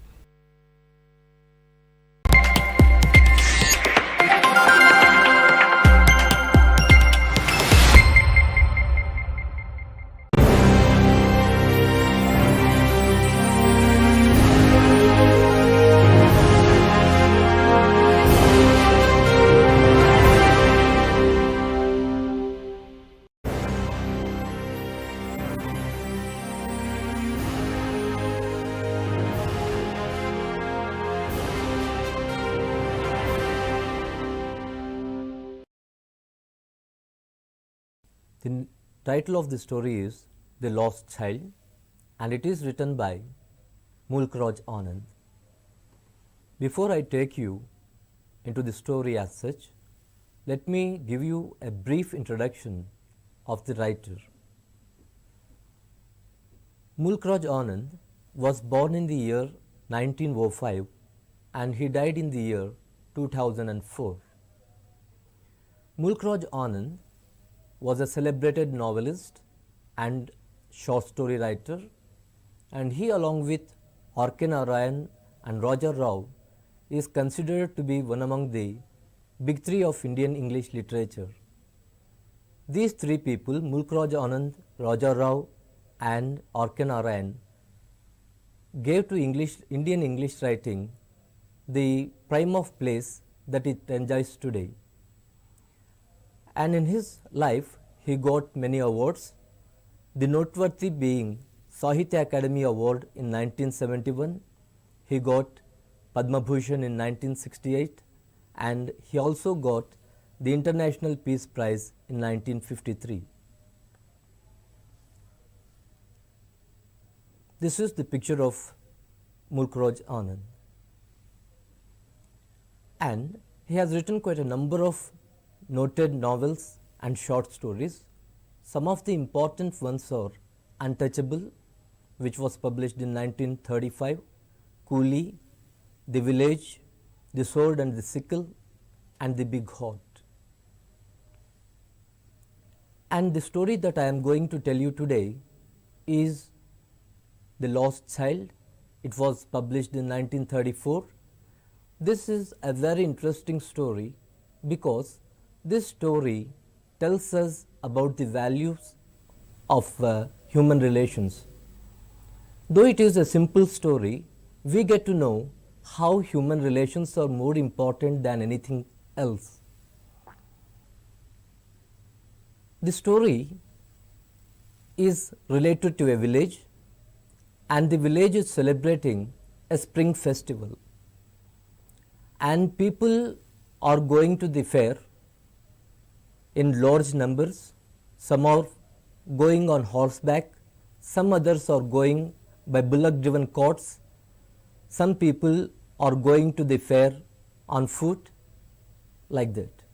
And here the hero of the story is a small boy, and he is the hero of our story, and he is also going to the temple fair along with his parents. And all along the way he plays with whatever attracts his sight. Sometimes it is small insects, sometimes it is butterflies, sometimes it is flowers. As he goes along the way along with his parents, he is playing with so many different things, and he enjoys his day a lot. And as he goes pretty close to the temple fair, so many things attract his attention. He is attracted to all the things that are there at the temple fair, and I will show you the list of things that he is attracted to. First of all, he is attracted to a number of toys. He begs his parents to buy toys for him, but his parents do not pay heed to his request, and he keeps going along with his parents. And as he approaches a sweetmeat stall, there are quite a number of different sweets, and the hawker, that is the seller, is giving out the names of these different sweets, like rasgulla, like barfi, like gulab jamun and all these things. He is crying out the names of all the sweets that are there at his shop, and a large number of people are vying to buy his sweets. And the boy is also attracted to these sweets. He also wants to have some sweets, and especially the barfi. Of all these sweets, the barfi is his personal favorite, so he begs his parents, he pleads his parents to buy barfi for him. But the parents say no to him. They simply say that he is quite too greedy and he wants to have all the sweets, so they say no to his request. Next, he keeps quiet and moves along with his parents.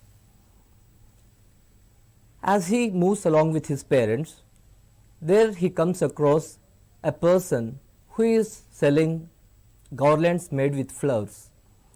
And the hawker, the seller, is crying out, Gulmohar, garlands of Gulmohar, garlands of Gulmohar. And our hero, our boy, wants to have one for himself. He begs his parents, Father, buy one for me, mother, buy one for me. But his parents once again stare at him and they tell him that no, these flowers are cheap, these garlands are not worthy of people like us, so let us not buy, keep quiet, they say. And next, as he moves along, he finds a person with quite a number of balloons of different colors.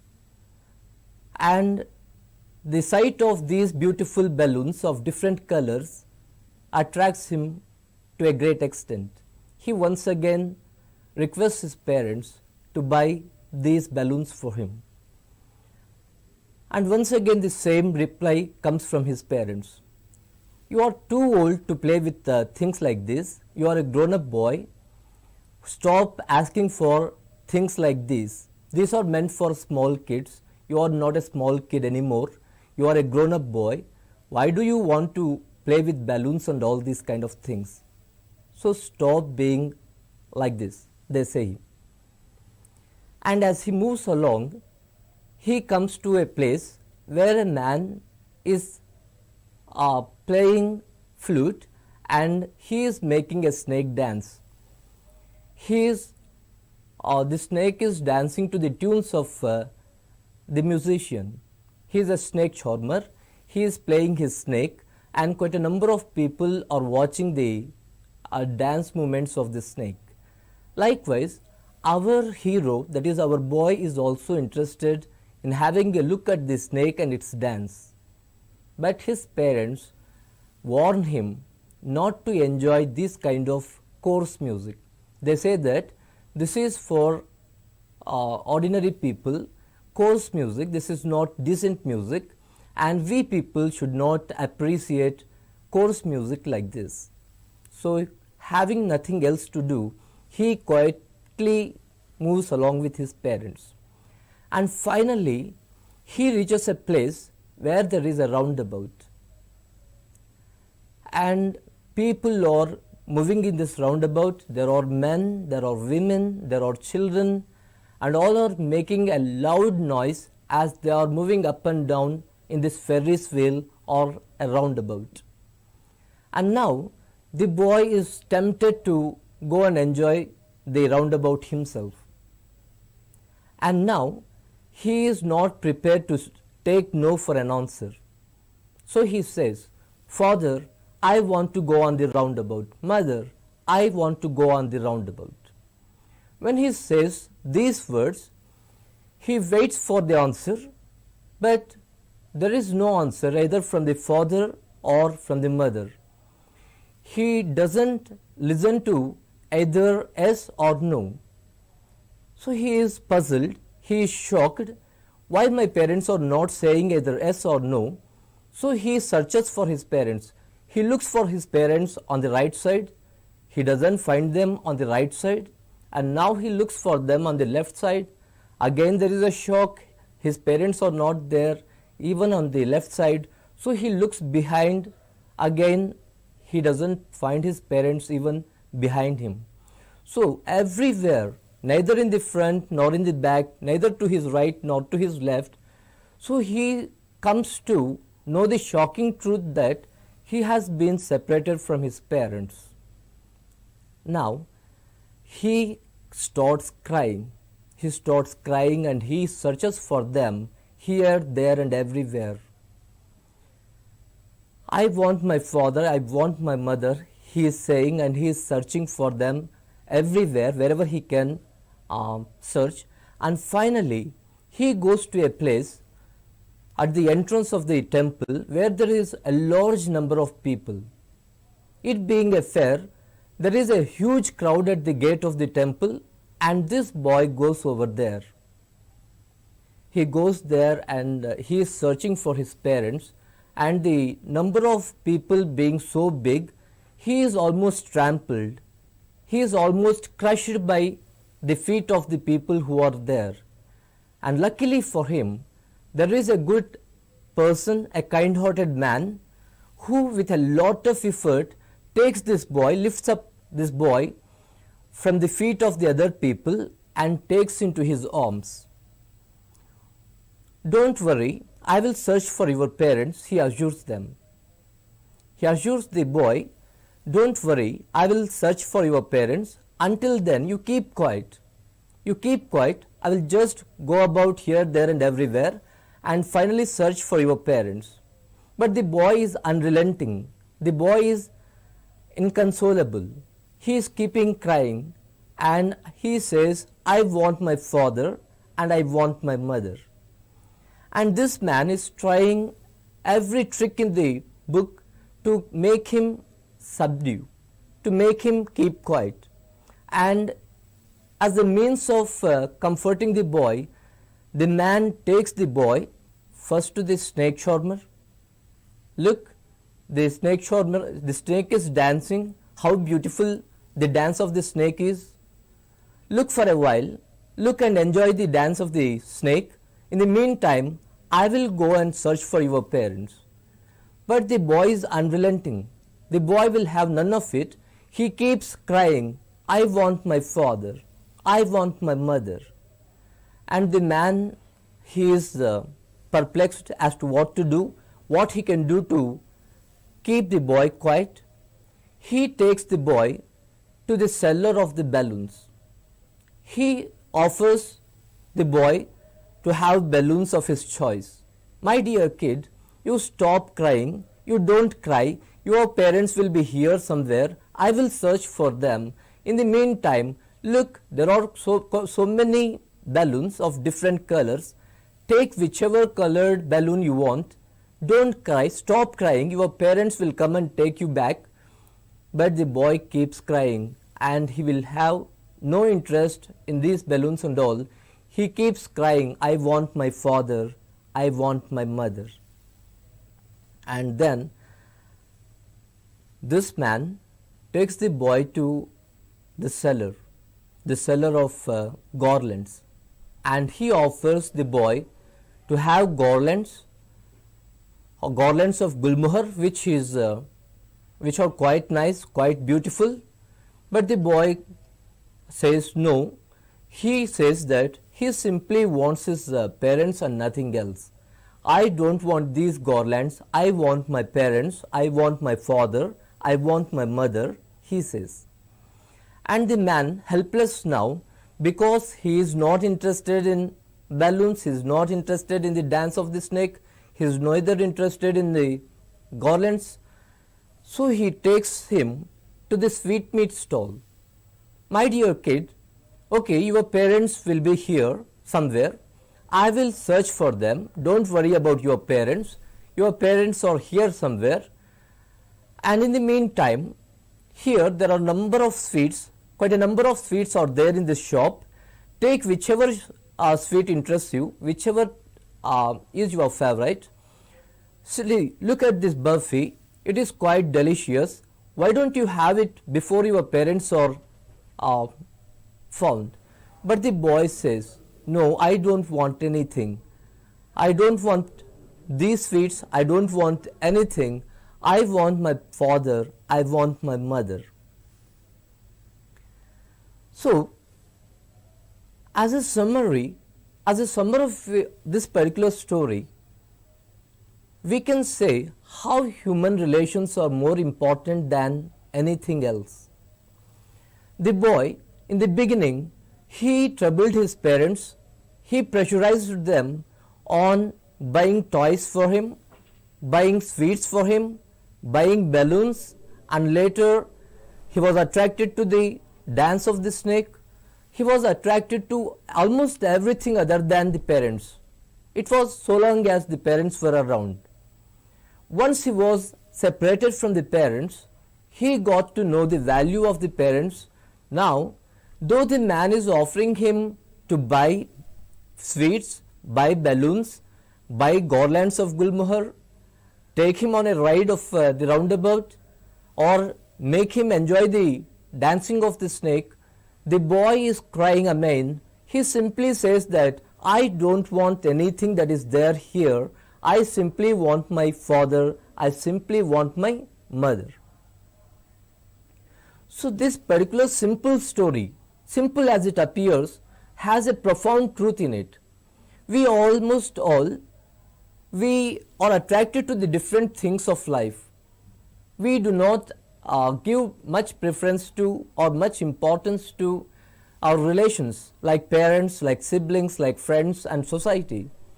We are almost always attracted to material things. But Mulkraj Anand, with the help of a simple story like this, tells us how it is very important for us to have human relations first, and all these material possessions that we value so much are secondary.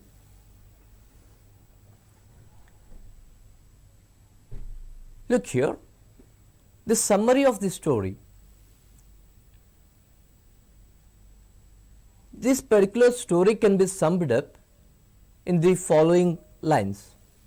The Lost Child is a beautiful story written by Mulkraj Anand, a great novelist and short story writer. He paints a picture of the village during the spring festival. All are in a joyous mood and going to attend the fair in their best clothes. Since it is a temple fair, almost everyone has put on his favorite dress. They are gaudily dressed and they are in a joyous mood as they go to the temple fair. And some are riding on horsebacks, some others are getting carried to the temple fair on bullock drawn carts, and some others are going there on foot. And here a child goes to the fair along with his parents. All along he begs his parents to buy things like toys and sweets. And all through the way, this boy is tempted to have so many different things, almost all the things that he sees along the way. And he begs his parents, he demands his parents, he pressurizes upon his parents to buy toys, to buy garlands of gulmohar, then to have and enjoy the view of the sight of the snake dancing, then to take him on the roundabout and all these things. When he gets separated, see, before and after, as long as his parents are around, he wants this and he wants that. But once he is separated from his parents, he is a changed man. Nothing in this world is more important to him than his parents. He says that even when the kind-hearted man takes pity on him and offers him so many different things, he sticks on to one thing. I don't want anything. I don't want gulmohar. I don't want to go on a ride of the Ferris wheel. I don't want to buy toys or sweets. Okay, nothing is more important. I simply want my father. I want my mother. With this, Anand tells us that human relations are more important than anything else. So the morale, the lesson that we can draw from this particular story, though it is quite a simple one, we can draw a profound truth from this particular story that human relations are very important and nothing in life is more important than relations. Okay, students, like we saw in this story, human relations, especially with parents, you have to respect your parents, you have to respect your siblings, you have to respect your teachers, you have to respect your friends and society at large. In today's society, what is happening in today's society is we are getting attracted more and more to our mobile phones, to our motorbikes, to different things, and in the pursuit of material luxuries, in the pursuit of material possessions, we are throwing these relations and all to the back burner. We are giving less importance to human relationships and more importance to material gains. So we have to change our attitude, we have to start living with human beings, we have to start loving them, we have to start giving respect to our people like siblings, parents and all, and we have to make use of material things like mobile phones and motorbikes as per our need. Thank you for listening to my story quite attentively. Hope you all enjoyed the class. Thank you very much.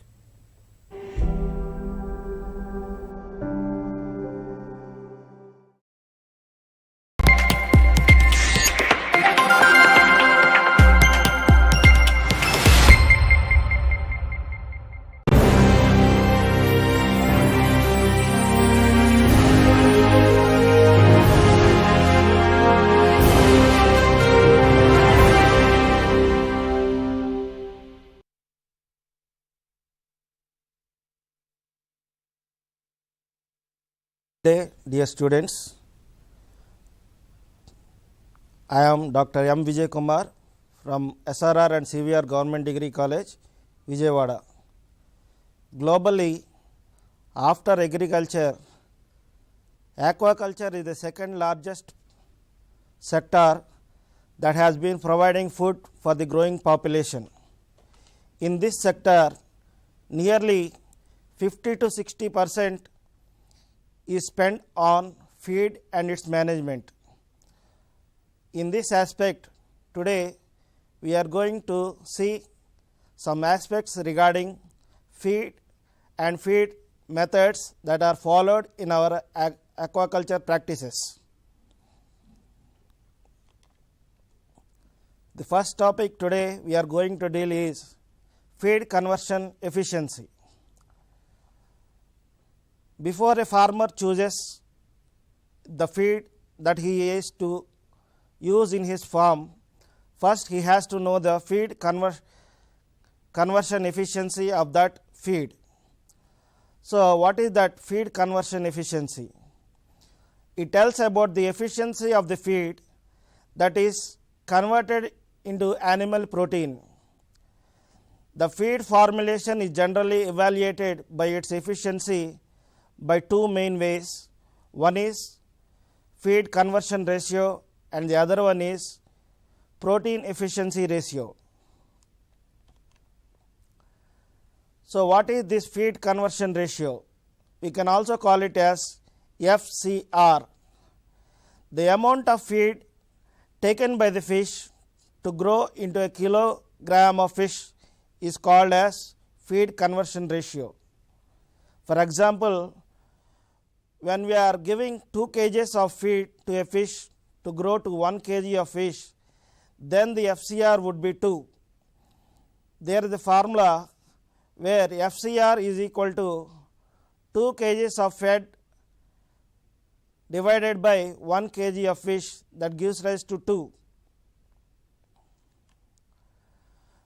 When the feed has a low FCR, it takes less feed to produce 1 kg of fish. So, based on this formula, the FCR should be low so that the feed is very high in quality. A low FCR is a good indication of high quality feed. Coming to the importance of this FCR, it helps to estimate the amount of feed required to feed an animal in its growing cycle. It also helps in rearing certain types of fish and in deciding whether it is a profitable or not.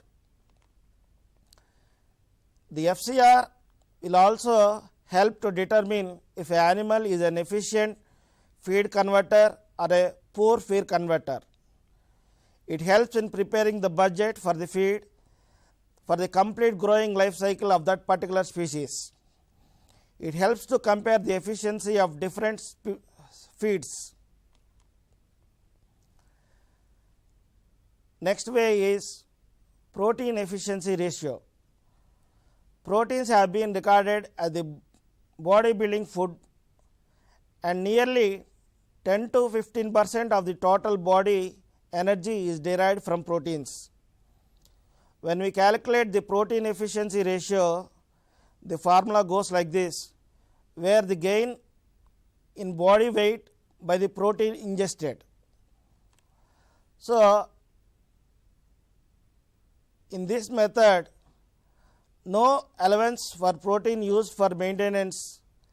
That means the energy that is utilized from the protein is not evaluated, but this method is widely used because it is used in determination of appropriate protein sources for the fish in that particular diet.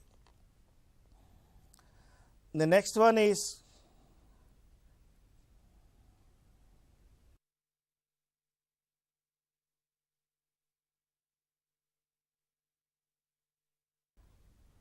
types of aqua feeds.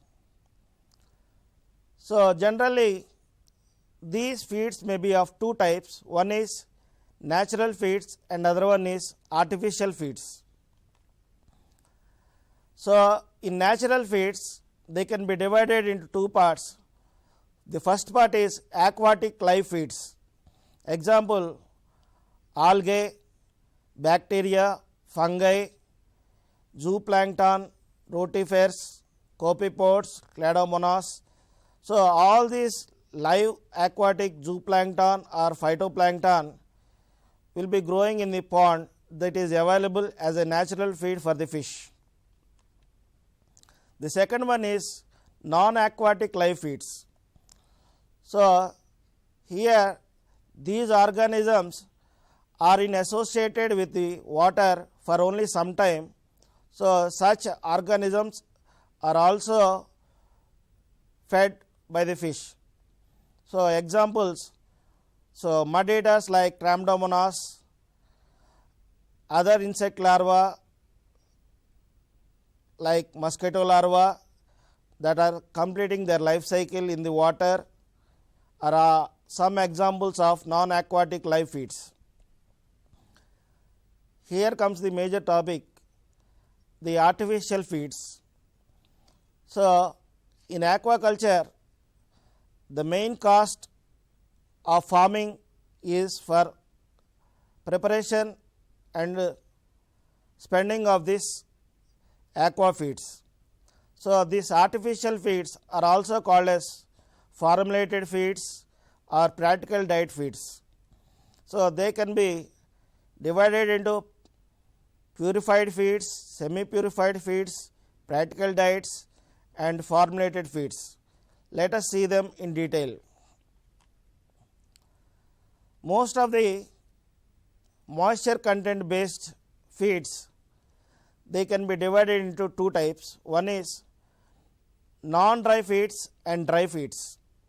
So, here artificial feeds are divided broadly on presence of moisture. So, in normal feeds, normal dry feeds, wet feeds, moisture feeds and semi moisture feeds are non-dry feeds. Let us see them in detail. First one is the wet feeds. So, it contains nearly 45 to 75% of moisture level. So, it is prepared from trash fish, fishery waste, slaughterhouse waste, etc. So, this type of feed is prepared on day-to-day basis near the farm, because if it is stored for more hours, more contamination may occur. These type of feeds are fed to carnivorous organisms like sea bass, sea breams, eels, etc. Moisture feeds. So, here the moisture content is compared to wet feeds, it is compared to less, that is 25 to 45% moisture level. So, it is mixture of wet feeds and dry pulverized ingredients. Similarly, semi-moist diets contain 15 to 25% moisture levels. So, in this non-dry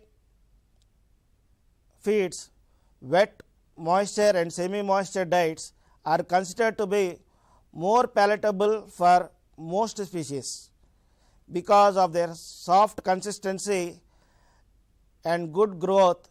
Feed efficiency is achieved.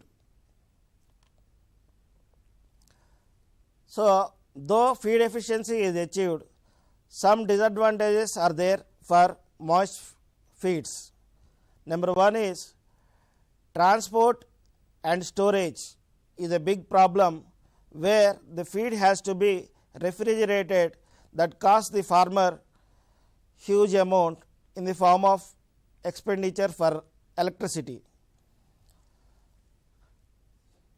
Irregular availability of fish, raw fish and other waste material that are procured from the slaughterhouse are also a consistency.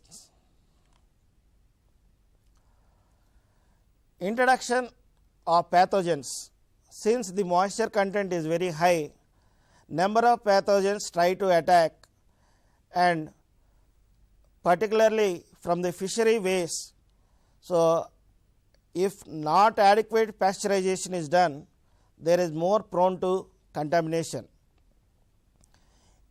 Improper transportation and storage will damage the nutrient value in the form of vitamins, lipids, fungi growth, bacteria, etc. Unconsumed food may affect the water quality. Next, we come to the dry feeds.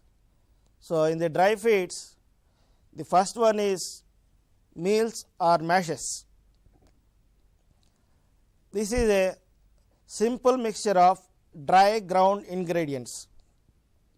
So, the ingredients are just ground and they are made into balls, or they may be troughed and fed in the farm.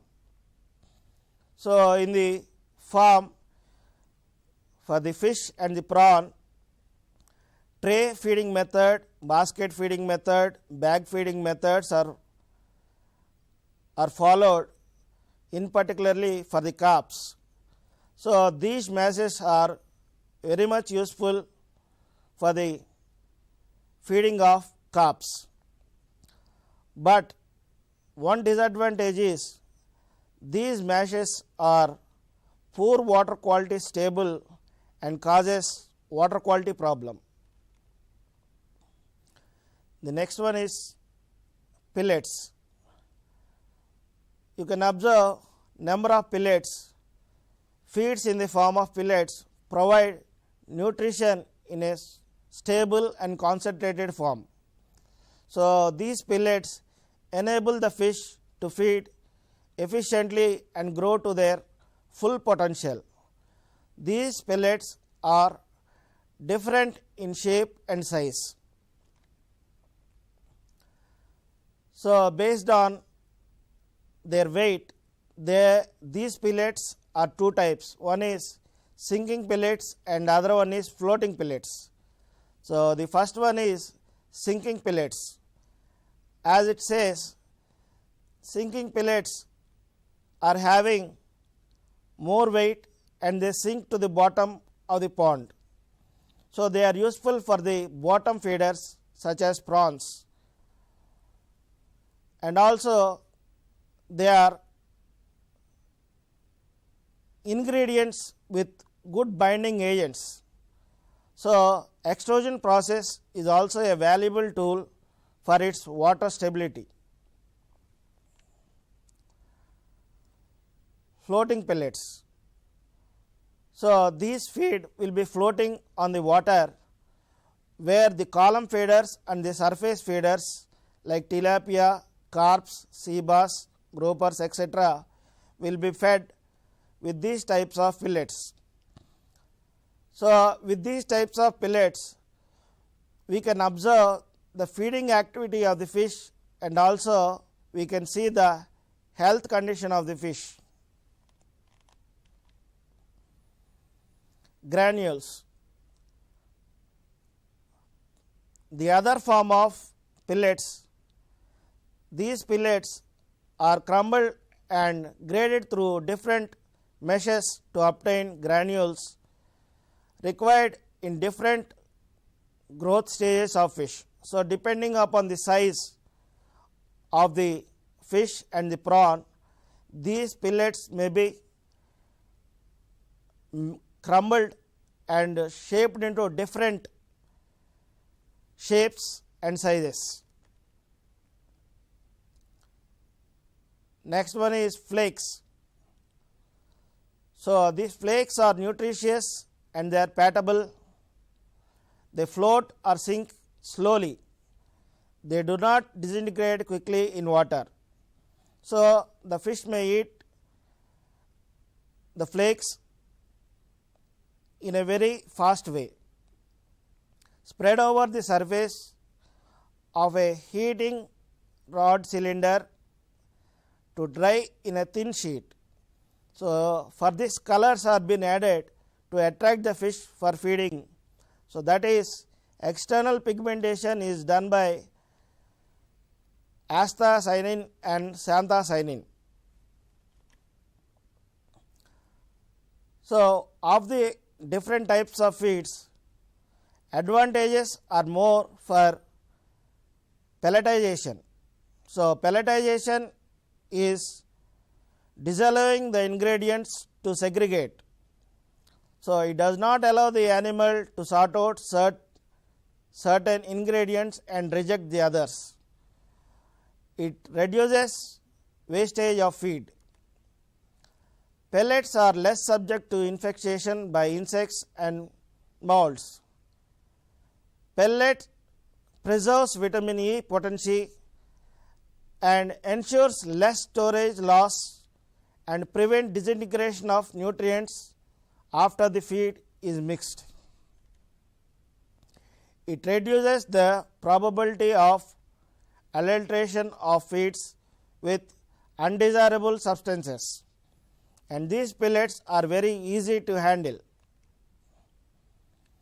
These pellets can also kill the Salmonella bacteria, E. coli bacteria, for that matter contaminated bacteria, because they are subjected to high temperature. So, with some flavors incorporated in the pellets, these pellets may be more palatable and more digestible. So, they reduce to some extent microbial degradation of the proteins in the feed.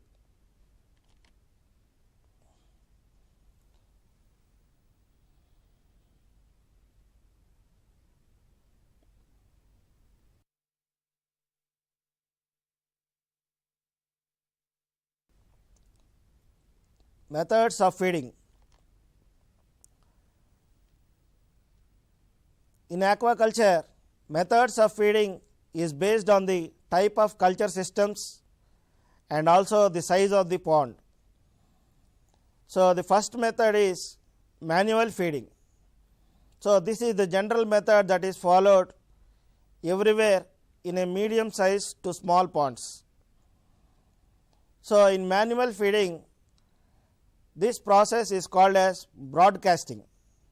So, here the farmer will be able to throw the feed from his hand over the pond or over a wide area or to a particular spot through this manual feeding. The overall advantage of this manual feeding is farmer can observe the behavior and growth performance of the fish individually when the feed is being delivered. Demand feeders. So, this is a mechanical feeding type of method where it is suitable for large scale commercial fish farmers. It is a capital intensive where capital is required for the production of demand feeders. A demand feeder makes feed available to the fish on demand. So, feeding time and the amount is determined directly by the choice of the fish. Feed is supplied when the fish is hungry. So, here is the diagram that shows the demand fish.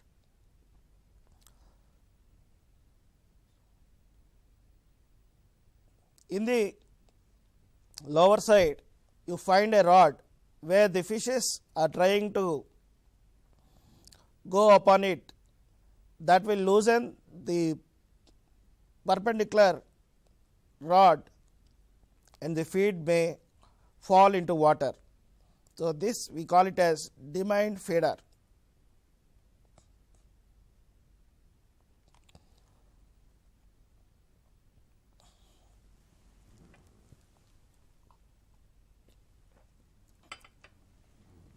Automatic feeders.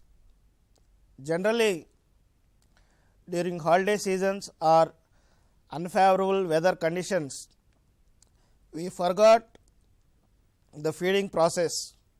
So, in that, these automatic feeders will help the aqua farmers.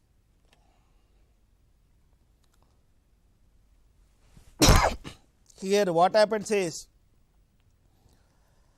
the feed is timed in that feeder and a small amount of feed is dropped at fixed times. So, these automatic feeders are designed in such a way that they work on based upon wind, electricity, vibrations. So, that may be programmed on hourly basis or to some extent to particular periods. So, these are the diagrams of automatic feeders where the timer is seen in the particular automatic feeder. So, a time is set and depending upon time, small amount of feed will be automatically released into the pond. Surface spraying. So, this is also another method where the pellets are coated with fat, oil or grease, so that without damaging the pellet, they are spread by mechanical or by manual feeders. So, in this type of surface spraying, it increases the additive contents by coating the pellets and reduces the cross contamination. It is also useful in supplying the essential fatty acids in the form of coating layer for the pellets. It helps as fat soluble vitamin absorption and helps in feed quality so that the pellets are not damaged. So, it can be used as a extra energy supplier for surface spraying. Bagging method or bag feeding method. So, this is an exclusive method that is adopted and exploited by Andhra fishermen based on their experience and observations. They are mainly observed for carps. Here the semi-moist mash is filled with the perforated bags and they are suspended in the column by tying them by dikes or with the help of small boats based on the size of the pond. So, here the broadcasting is done twice a day, where the FCR ratio is 1:1.2 to 1:1.5. So, in the bag feeding method, the fishes feed by nibbling the holes of the bag by their saturation levels, thus avoiding overfeeding and thus reducing the pollution of pond water to a great extent. The bags are replenished twice a day in morning and evening respectively. Depending upon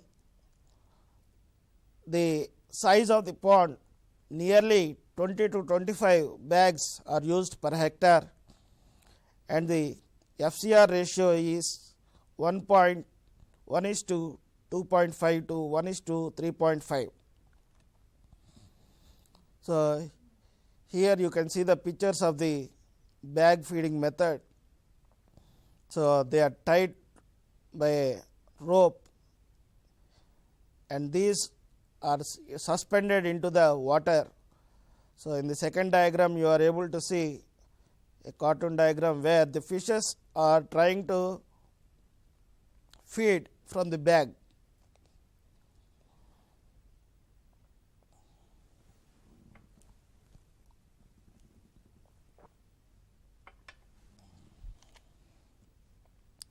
Tray feeding method.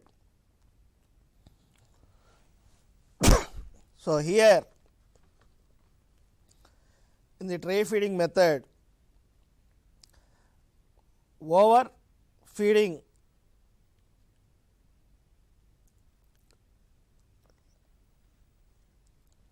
is avoided by this type of traying method. Here 100% delivery of the feed is observed and no wastage of feed is seen. So, this is very easy to evaluate the feeding efficiency with small number of trays. Generally, this type of tray feeding is observed in prawns. So, the advantages of tray feeding method is, so we can reduce the feed conversion ratios and reduce the feed cost also. By improving the growth and frequency, assessment of the size of the organism is also very easy. So, in the assessment of the predators and the competitors, we can able to assess the predators and the competitors that come near the tray for the accession of the feed. So, in this method, we can also know the uninhabited areas of the pond and observations of the animals where the contribution to the rapid management decision and concerned feed rates, health management and harvesting time. So, here clean pond bottoms can be maintained because there is no wastage of food from this tray method. Though it is having some advantages, some disadvantages are also there for tray method, that is, proper trained employees are to be needed, and also the trays which are used should be done under proper supervision, otherwise there is a problem of huge loss to the farmer. The amount of feed that can be placed on the tray at one time is limited. So, depending upon the number of organisms in the pond, so it has to be repeated. So, this is one of the disadvantage.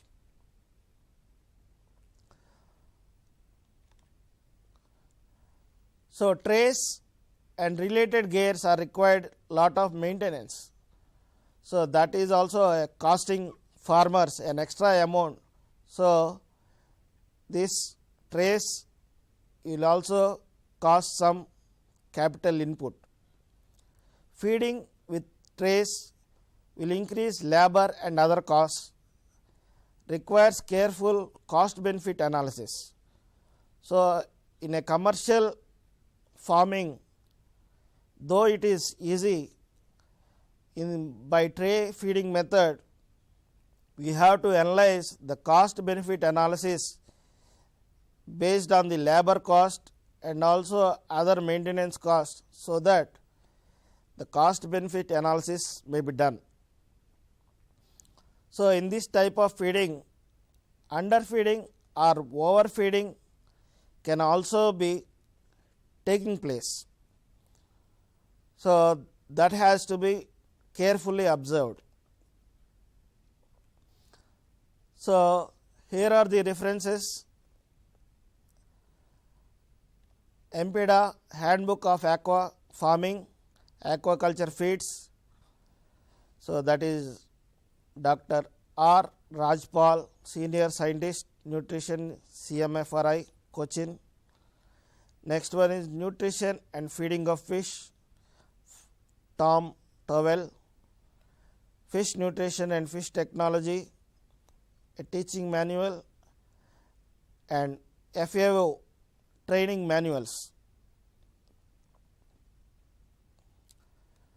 So, to sum up with all the feed and feeding methods, finally we have seen feed efficiency ratio, protein efficiency ratio, and the different types of feeds based on moisture content. So, there are two types, non-dry and dry. So, in non-dry we are going to see, we have seen already wet, moisture and semi-moisture. So, in dry we have seen mashes, pellets in the form of sinking pellets and floating pellets, in the form of granules and in the form of flakes, etc. Similarly, we have seen different types of feeding methods. So, in the feeding methods, we have seen manual method and mechanical method. So, manual method is more economical and mechanical methods are somewhat costlier. So, in mechanical methods, we have seen demand feeders followed by automatic feeders which work on electricity or timer or wind, etc. We have seen the next bag feeders or bag feeding method, surface spraying method, and also we have seen the tray methods, the advantages and disadvantages. Hope this video lesson will be helpful for the aquaculture students to gain knowledge about feed and feeding methods. Thank you.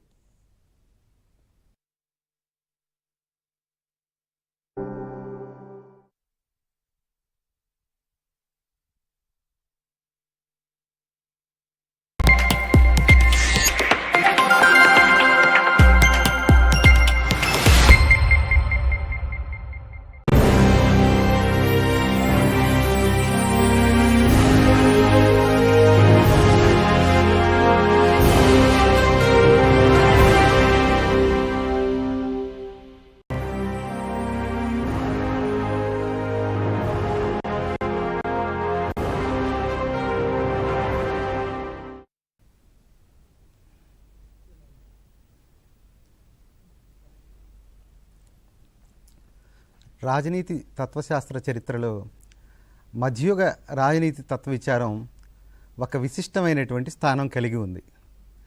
Roman సామ్రాజ్య పతనం నుండి పునరుజ్జీవనం కాలం మధ్య వరకు ఉన్న కాలాన్ని మనం Europe చరిత్రలో మధ్యయుగంగా పిలుస్తాం. ఈ మధ్యయుగ రాజనీతి తత్వశాస్త్రాన్ని మనం అర్థం చేసుకోవడానికి క్రైస్తవ మత వికాసాన్ని మనం అర్థం చేసుకోవాల్సి ఉంటుంది. క్రీస్తు జీవితం, ఆయన చూపినటువంటి ఆదర్శపు బాటలో యూదులందరూ ఏకం కావడం జరిగింది.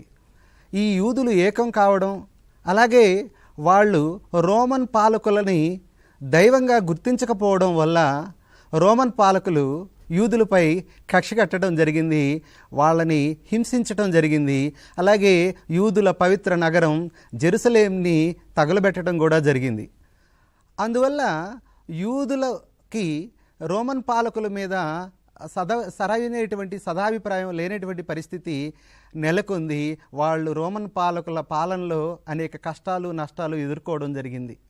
అయితే కాలక్రమంలో పరిస్థితులు కొంత సద్దుమణిగి కాన్స్టాంటైన్ అనేటువంటి రోమన్ ప్రభువు క్రైస్తవ మతానికి అధికారిక గుర్తింపునిచ్చి దాని కార్యకలాపాలని కొనసాగించుకోవడానికి అనుమతి ఇవ్వడం జరిగింది.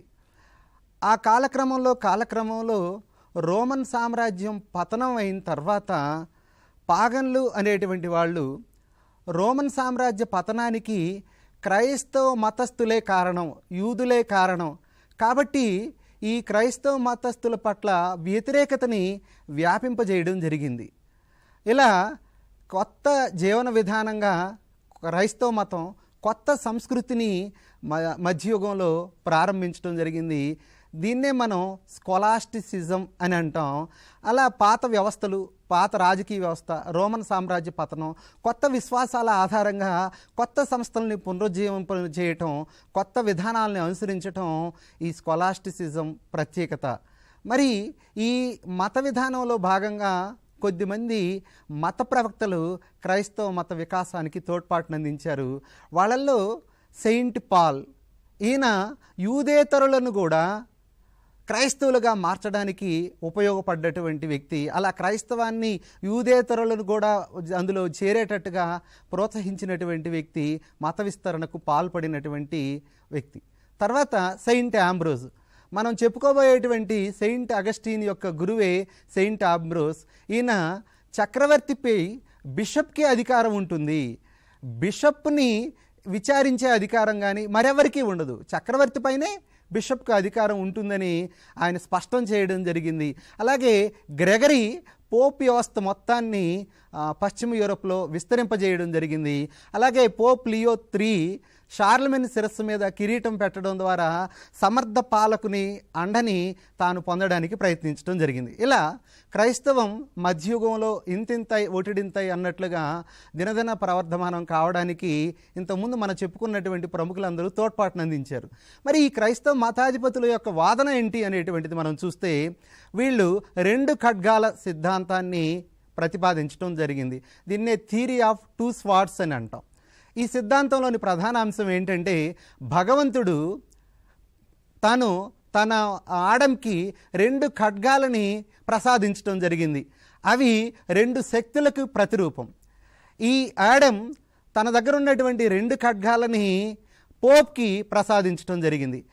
పోపు ఈ భూమి మీద ఉండేటువంటి అత్యున్నతమైనటువంటి వ్యక్తిగా, దేవుడికి అత్యంత సమీప వ్యక్తిగా, లేకపోతే దేవుడి యొక్క అంశ కలిగినటువంటి వ్యక్తిగా గుర్తించడం జరిగింది. పోప్ తన దగ్గర ఉన్నటువంటి 2 ఖడ్గాలలో 1 ఖడ్గాన్ని రాజుకు ఇవ్వడం జరిగింది. ఆ విధంగా మతానికి సంబంధించినటువంటి, చర్చికి సంబంధించినటువంటి ఖడ్గం పోప్ చేతుల్లో, అలాగే రాజ్య పాలనా వ్యవహారాలకు సంబంధించినటువంటి ఖడ్గం రాజు చేతుల్లో ఉండడం అనేటువంటి దాన్ని ఈ సిద్ధాంతం బలపరుస్తుంది. దీని ద్వారా రాజ్యం అనేటువంటిది పోప్ ద్వారా ప్రసాదించబడినటువంటి ఖడ్గం ద్వారా రాజు రాజ్యాధికారం వీళ్ళు అధికారంలోకి రావడం జరిగింది. అందువల్ల చర్చి ఆధిపత్యాన్ని వీళ్ళు అంగీకరించాలి, చర్చికి లోబడే రాజు రాజ్యం తన వ్యవహారాలను నిర్వర్తించాలని ఈ సిద్ధాంతం బలపరుస్తుంది. అలాగే శరీరంపై ఆత్మకి ఎలాగ ఆధిక్యత ఉంటుందో రాజ్యం మీద కూడా చర్చికి అలాంటి ఆధిక్యత ఉంటుంది. శరీరంలోని రకరకాల చర్యల్ని మన మనస్సు ఎలాగ నియంత్రిస్తుందో రాజ్య కార్యకలాపాలను కూడా చర్చి అలా నియంత్రించగలుగుతుందని ఈ వాదన చెప్తుంది. అలాగే చర్చికి ఒక ప్రత్యేక బాధ్యత ఉంది. ఆ బాధ్యత ఏంటంటే రాజ్య సంరక్షణ విధానం. ఎలాగంటే చర్చి అందించినటువంటి ఖడ్గం ద్వారానే, పోప్ అందించినటువంటి ఖడ్గం ద్వారానే రాజ్యాధికారం, పాలకుడు వెలుగులోకి వచ్చారు. కాబట్టి రాజ్య సంరక్షణ బాధ్యత రాజు కన్నా చర్చికి ఎక్కువ ఉంటుంది. అందువల్ల చర్చికి లోబడే రాజ్య కార్యకలాపాలు కొనసాగాల్సినటువంటి అవసరం ఉంది అని ఈ మధ్యయుగ క్రైస్తవ తత్వం ప్రధానంగా బోధిస్తుంది. ఈ మధ్యయుగ క్రైస్తవ తత్వ ప్రబోధకుల్లో ముఖ్యుడైనటువంటి సెయింట్ అగస్టిన్కి సంబంధించినటువంటి జీవిత విశేషాలను మనం చూద్దాం. ఈయన ఉత్తరాఫ్రికాలోని ప్రస్తుతం అల్జీరియా దేశంలోని టగస్టే అనే ప్రదేశంలో జన్మించడం జరిగింది. దాన్ని ఇప్పుడు మనం సోక్ అహరస్గా పిలవడం జరుగుతుంది. ఈయన తండ్రి పెట్రీషియస్. ఈయన క్రైస్తవేతరుడు, పాగన్ వర్గానికి చెందినటువంటి వ్యక్తి. తల్లి మోనిక ఒక క్రిస్టియన్. ఇలా ఆయన ఆ తల్లిదండ్రులకి జన్మించాడు. అయితే 378లో తాను సెయింట్ ఆంబ్రూస్ ద్వారా క్రైస్తవ మతాన్ని స్వీకరించడం జరిగింది. క్రైస్తవ మతంలో రకరకాలైనటువంటి పదవులని తాను నిర్వహించడం జరిగింది. అలాగే 384లో తాను మిలాన్లో అధ్యాపకుడిగా కూడా పనిచేశాడు. అలాగే హిప్పో పట్టణానికి బిషప్గా కూడా తాను పనిచేశాడు. ఆ విధంగా తాను క్రైస్తవ మతంలో మహోన్నతమైనటువంటి శిఖరాలని అధిరోహించి 430లో హిప్పో పట్టణంలో తాను మరణించడం జరిగింది. ఇది ఆయనకి సంబంధించినటువంటి చిత్రం, సెయింట్ అగస్టిన్కి సంబంధించినటువంటి చిత్రం. మరి ఈయన రచనల్ని మనం గమనిస్తే ద సివిటాస్, ఇది చాలా ప్రఖ్యాత రచన. ఈయన రాసినటువంటి రచనల్లో ది సివిటాస్ దాదాపు 22 భాగాలుగా అందులో ఉంటుంది. అది చాలా ఎక్కువ కాలం పాటు దానిని ఆయన రూపొందించడం జరిగింది. అలాగే దాన్నే మనం ద సిటీ ఆఫ్ గాడ్ అని పిలుస్తాం. అలాగే మరొక రచన కన్ఫెషన్స్, ఆయన భావాలను వ్యక్తం చేసేటువంటి మరో ముఖ్యమైనటువంటి గ్రంథం. మరి ఈయన మీద ప్రభావం చూపినటువంటి వ్యక్తుల్ని గమనిస్తే ప్లేటో రిపబ్లిక్ యొక్క ప్రభావం ఈయన మీద బలంగా పడింది. ధర్మభావనని, ఆదర్శ రాజ్య భావనని, ప్లేటో చెప్పినటువంటి అంశాల్లోనిటువంటి వాటిని మతభావాలను సమర్థించడానికి, ఆదర్శ రాజ్యాన్ని మతరాజ్యంగా మార్చడానికి ఏ మేరకు అవి ఉపయోగపడతాయో వాటి నుంచి మూలాలని స్వీకరించి క్రైస్తవ మత వికాసానికి తాను ఆ ప్లేటో భావనల్లోని ప్రధాన అంశాలని ఉపయోగించుకోవడం జరిగింది. అలాగే సిసిరో చెప్పినటువంటి ప్రపంచ మానవ సౌభ్రాతృత్వం, ప్రపంచ మానవులందరూ ఒక తాటి మీద ఉండాలి, ప్రపంచ మానవుల మధ్య సోదరభావం ఏర్పాటు కావాలి అనేటువంటి దాన్ని ఈయన సమర్థించడం జరిగింది. దేవుడి ప్రేమ ద్వారానే ఇలాంటి ప్రపంచ రాజ్యం సాధ్యం అవుతుందని తాను ఆ ప్రపంచ రాజ్య భావనని ఉపయోగించుకోవడం జరిగింది. అలాగే క్రైస్తవంలో విశ్వాసం లేనటువంటి వారికి దేవుడి రాజ్యంలో స్థానం ఉండదు. అందువల్ల దేవుడి రాజ్యంలో ఏ వ్యక్తి అయినా ప్రవేశించాలి అని అంటే క్రైస్తవ మతం పట్ల విశ్వాసం తప్పనిసరి అని తాను చెప్పడం జరిగింది. మరి ఈయన యొక్క ఆలోచనలు, ఈయన యొక్క భావాల గురించి మనం ఇప్పుడు పరిశీలిద్దాం. సెయింట్ అగస్టిన్ భావాలలో అతి ముఖ్యమైనటువంటిది ఈయన థియరీ ఆఫ్ 2 సిటీస్. దీనినే 2 లోకాలు లేక 2 రాజ్యాలు లేక 2 నగరాలని రకరకాలుగా మనం పిలుస్తూ ఉంటాం. సెయింట్ అగస్టిన్ చెప్పినటువంటి ఈ 2 రాజ్యాలు ఒకటేంటంటే దానవలోకం లేక భూలోకం లేక మానవలోకం. దీన్ని సిటీ ఆఫ్ డెవిల్ అని లేకపోతే సిటీ ఆఫ్ మ్యాన్ అని మనం పిలుస్తూ ఉంటాం. మరొక లోకం దైవలోకం, ఇది సిటీ ఆఫ్ గాడ్, ఇది భగవంతుడి యొక్క లోకం. ఇలా 2 లోకాలు అనేటువంటివి ఉంటాయి. కాబట్టి ఈ భూలోకంలో ఉండేటువంటి ఈ శారీరక సంబంధమైనటువంటి వ్యవహారాలకు సంబంధించినటువంటిది ఈ భూలోకం, ఈ మానవలోకం. మనం చేస్తున్నటువంటి ఈ చర్యలన్నీ కూడా, మన కార్యక్రమాలన్నీ కూడా ఈ శారీరక సంబంధమైనటువంటి రకరకాల కోరికలు కానీ, మన స్వార్థ జీవనం కానీ ఈ భూమికి మాత్రమే సంబంధించినటువంటిది. కానీ దైవలోకం అనేటువంటిది మనిషి యొక్క ఆత్మకు సంబంధించినటువంటిది. పారలౌకికమైనటువంటి మోక్షాన్ని మనకు ప్రసాదించబడడానికి, మనం భగవంతుణ్ణి చేరుకోవడానికి ఉపకరించేటువంటి సాధనం ఈ దైవలోకం. అందువల్ల మనం ఆత్మకు సంబంధించినటువంటి వాటితోటి మన శారీరకమైనటువంటి మన యొక్క రోజువారీ కార్యకలాపాలన్నీ కూడా నియంత్రించబడడం ద్వారా, ఆత్మ ద్వారా మనం మన యొక్క చర్యల్ని నియంత్రించుకోవడం ద్వారా దేవునికి దగ్గర కాగలుగుతాం అనేటువంటిది ఆయన భావన. అలాగే ఈ భూలోకం లేక మానవలోకం లేకపోతే సిటీ ఆఫ్ డెవిల్ అనేటువంటిది సైతాను రాజ్యం. ఇక్కడ దేవుడి మీద విశ్వాసం లేనటువంటి వాళ్ళు జీవిస్తూ ఉంటారు. అందువల్ల మనం వీలైనంత త్వరగా ఈ లోకం నుంచి క్రీస్తు రాజ్యంలోకి, భగవంతుడి విశ్వాసులుగా మారడం ద్వారా దైవలోకంలోకి వీలైనంత త్వరగా మనం చేరుకోవడానికి ఈ భూలోకంలోని ఈ జన్మని మనం సాధనంగా ఉపయోగించుకోవాలి. అలాగే ఈ భూలోకంలో రోమ్ లాంటివి నాశనం కావడానికి రోమన్ ప్రభువుల యొక్క విధానం వల్ల, వాళ్ళ అహంకారం వల్ల ఆ నగరాలన్నీ కూడా కాలక్రమంలో అసీరియా కానీ రోమ్ కానీ పతనమైపోవడానికి వాళ్ళకి పాలకులకి, రోమన్ పాలకులకి భగవంతుడి మీద విశ్వాసం లేకపోవడమే. అందువల్ల భగవంతుడి మీద విశ్వాసం ఉన్నటువంటి యూదు రాజ్యంలోకి, దైవలోకంలోకి వ్యక్తులు ప్రవేశించాలి. దేవుడి మీద విశ్వాసంతో ఇది సాధ్యమవుతుంది అని ఆయన చెప్పడం జరిగింది. అలాగే మానవలోకంలో మన యొక్క కార్యకలాపాలన్నీ అవినీతిమయంగా, పాపభూయిష్టంగా, సంకుచితమైనటువంటివిగా ఆయన వర్ణించడం జరిగింది. అందువల్ల చర్చి రాజ్యంలో మంచిని ప్రబోధించేటువంటి సంస్థ. అందువల్ల చర్చి ద్వారా మనం పునీతులం కావాలి. మన చర్యల్ని మనం చర్చి ద్వారా మనం చేసే కార్యకలాపాలన్నింటినీ నియంత్రించబడడం అనేటువంటిది ముఖ్యమైనటువంటిది. అలాగే ఈ భూమి మీద ఉండేటువంటి ప్రభుత్వం దుర్మార్గమైనటువంటి ప్రభుత్వం, ఇది ప్రజలకు మేలు చేసేటువంటిది కాదు. అందువల్ల ఈ దేవుడి యొక్క నగరంలోకి మనం భగవంతుని ఆశీస్సుల ద్వారానే ఆ దివ్య నగరంలోకి ప్రవేశించగలుగుతాం. కాబట్టి ఆ దివ్య నగరానికి ప్రవేశించడానికి కావాల్సిన అర్హత అంటే ఆత్మ ద్వారా మనం భగవంతుడిని చేరుకోవాలి. మన యొక్క సత్సాంగత్యం ద్వారా, చర్చి ఆధిక్యతను అంగీకరించడం ద్వారా, చర్చి మార్గంలో మనం పయనించడం ద్వారా దైవలోకంలోకి వ్యక్తులు ప్రవేశించగలుగుతారని ఆయన the theory of two cities అనేటువంటి ఈ సిద్ధాంతం ద్వారా వ్యక్తీకరించడం జరిగింది. తర్వాత మరో ముఖ్యమైనటువంటి భావన భగవంతుడికి సంబంధించింది. అగస్టిన్ ప్రకారం తత్వశాస్త్రానికి విశ్వాసానికి మధ్య వ్యత్యాసమే లేదు. తత్వశాస్త్రం చెప్పేటువంటిది విశ్వాసానికి సంబంధించినటువంటిదే.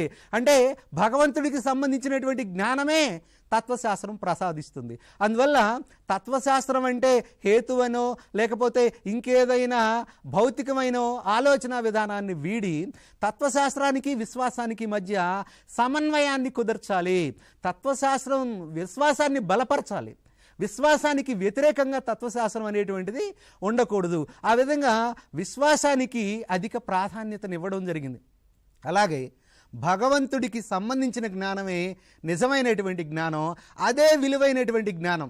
భగవంతుడికి సంబంధం లేనటువంటి జ్ఞానం అంతా కూడా విలువ లేనటువంటిది. అందువల్ల దేవుడి గురించినటువంటి అవగాహన, దేవుడి మీద విశ్వాసం, దేవుడికి సంబంధించిన తత్వాన్ని వ్యక్తులు అవగాహన చేసుకోవాలి. ప్రకృతికి మూలం భగవంతుడే. అందువల్ల ఈ కాలం కానీ, ఈ ప్రపంచం కానీ, ఈ సమస్త సృష్టి భగవంతుడి యొక్క స్వరూపం. అందువల్ల ఇక్కడ జరిగే ప్రతి చర్య కూడా భగవంతుడి ద్వారా నియంత్రించబడుతుంది. కాబట్టి భగవంతుడు సర్వాంతర్యామి. కాబట్టి భగవంతుడిని చేరుకోవడం కోసం భగవంతుడు చూపించినటువంటి మార్గంలో మనం పయనించాలి. దేవుడి యొక్క ఆధిపత్యాన్ని మనం అంగీకరించాలి. మన సమస్త చర్యలు, ఈ విజ్ఞానం, జ్ఞానం, ఈ చుట్టూ ఉన్నటువంటి పరిసరాలు ఇవన్నీ దేవుడి యొక్క సృష్టి. అందువల్ల ఈ ప్రకృతిలో ఉన్నటువంటి ఇతర వాటికి ఎక్కువ విలువనివ్వకూడదు. వీటన్నిటికీ మూలమైనటువంటి దేవుడిని మనం అంగీకరించాలి. ఆ విధంగా అదే సరైనటువంటి జ్ఞానం. అలాంటి జ్ఞానాన్ని మనం సముపార్జించుకోవాలంటాడు సెయింట్ అగస్టిన్. అలాగే భగవంతుడి వల్లనే మనకు హేతుబుద్ధి లభించింది. అందువల్ల ఈ హేతుబుద్ధికి కారణం భగవంతుడు కాబట్టి భగవంతుడికి వ్యతిరేకంగా హేతుబుద్ధిని ఉపయోగించరాదు. విశ్వాసంతో వ్యక్తి హేతుబుద్ధిని ఉపయోగించాలి. అంటే హేతుబుద్ధితోటి విశ్వాసాలని తృణీకరించడమో, వ్యతిరేకించడమో, విశ్వాసాలకి వ్యతిరేకంగా నడుచుకోవడమో అది ధర్మబద్ధం కాదు. అందువల్ల దేవుడిని చేరుకోవడం లక్ష్యంగా ఉండేటువంటి మానవుడు దేవుడు చూపినటువంటి విశ్వాస మార్గంలో, దేవుడు చూపినటువంటి పద్ధతిలోనే తన హేతుబుద్ధిని ఉపయోగించాలి. అసలు హేతువుకే కారణం భగవంతుడు కాబట్టి భగవంతుడికి వ్యతిరేకంగా హేతుబుద్ధి అనేటువంటిది ఉండదు. అందువల్ల విశ్వాసంతో వ్యక్తి హేతుబుద్ధిని ఉపయోగించాలి. భగవంతుడి విశ్వాసం తప్పనిసరి అని ఆయన ప్రబోధించడం జరిగింది. అలాగే మరో ముఖ్యమైనటువంటి భావన రాజ్యం.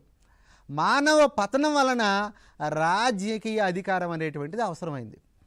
మానవుడు భ్రష్టు పట్టడం వల్ల, మానవుడు పాపకార్యాలు చేయడం వలన రాజకీయ అధికారాన్ని భగవంతుడే సృష్టించాడు. మరి ఇలా ఏర్పడినటువంటి ఈ రాజకీయ వ్యవస్థలు వ్యక్తిని పాపాల నుంచి విముక్తి చేయడానికి, ప్రజలని విముక్తి చేయడానికి సాధనంగా ఉపయోగించుకోవాలి. అందువల్ల పాప వినాశనానికి, వ్యక్తుల యొక్క సంక్షేమం కోసం, పాపాల నుంచి వ్యక్తుల్ని బయటవేయడం కోసం ఈ రాజకీయ వ్యవస్థ అయినటువంటి రాజ్యాన్ని భగవంతుడే క్రియేట్ చేయడం జరిగింది. అందువల్ల వ్యక్తులు ఈ రాజ్యం ద్వారా తాము పాప విముక్తులు కావాలి, పాపం నుంచి బయటపడాలి.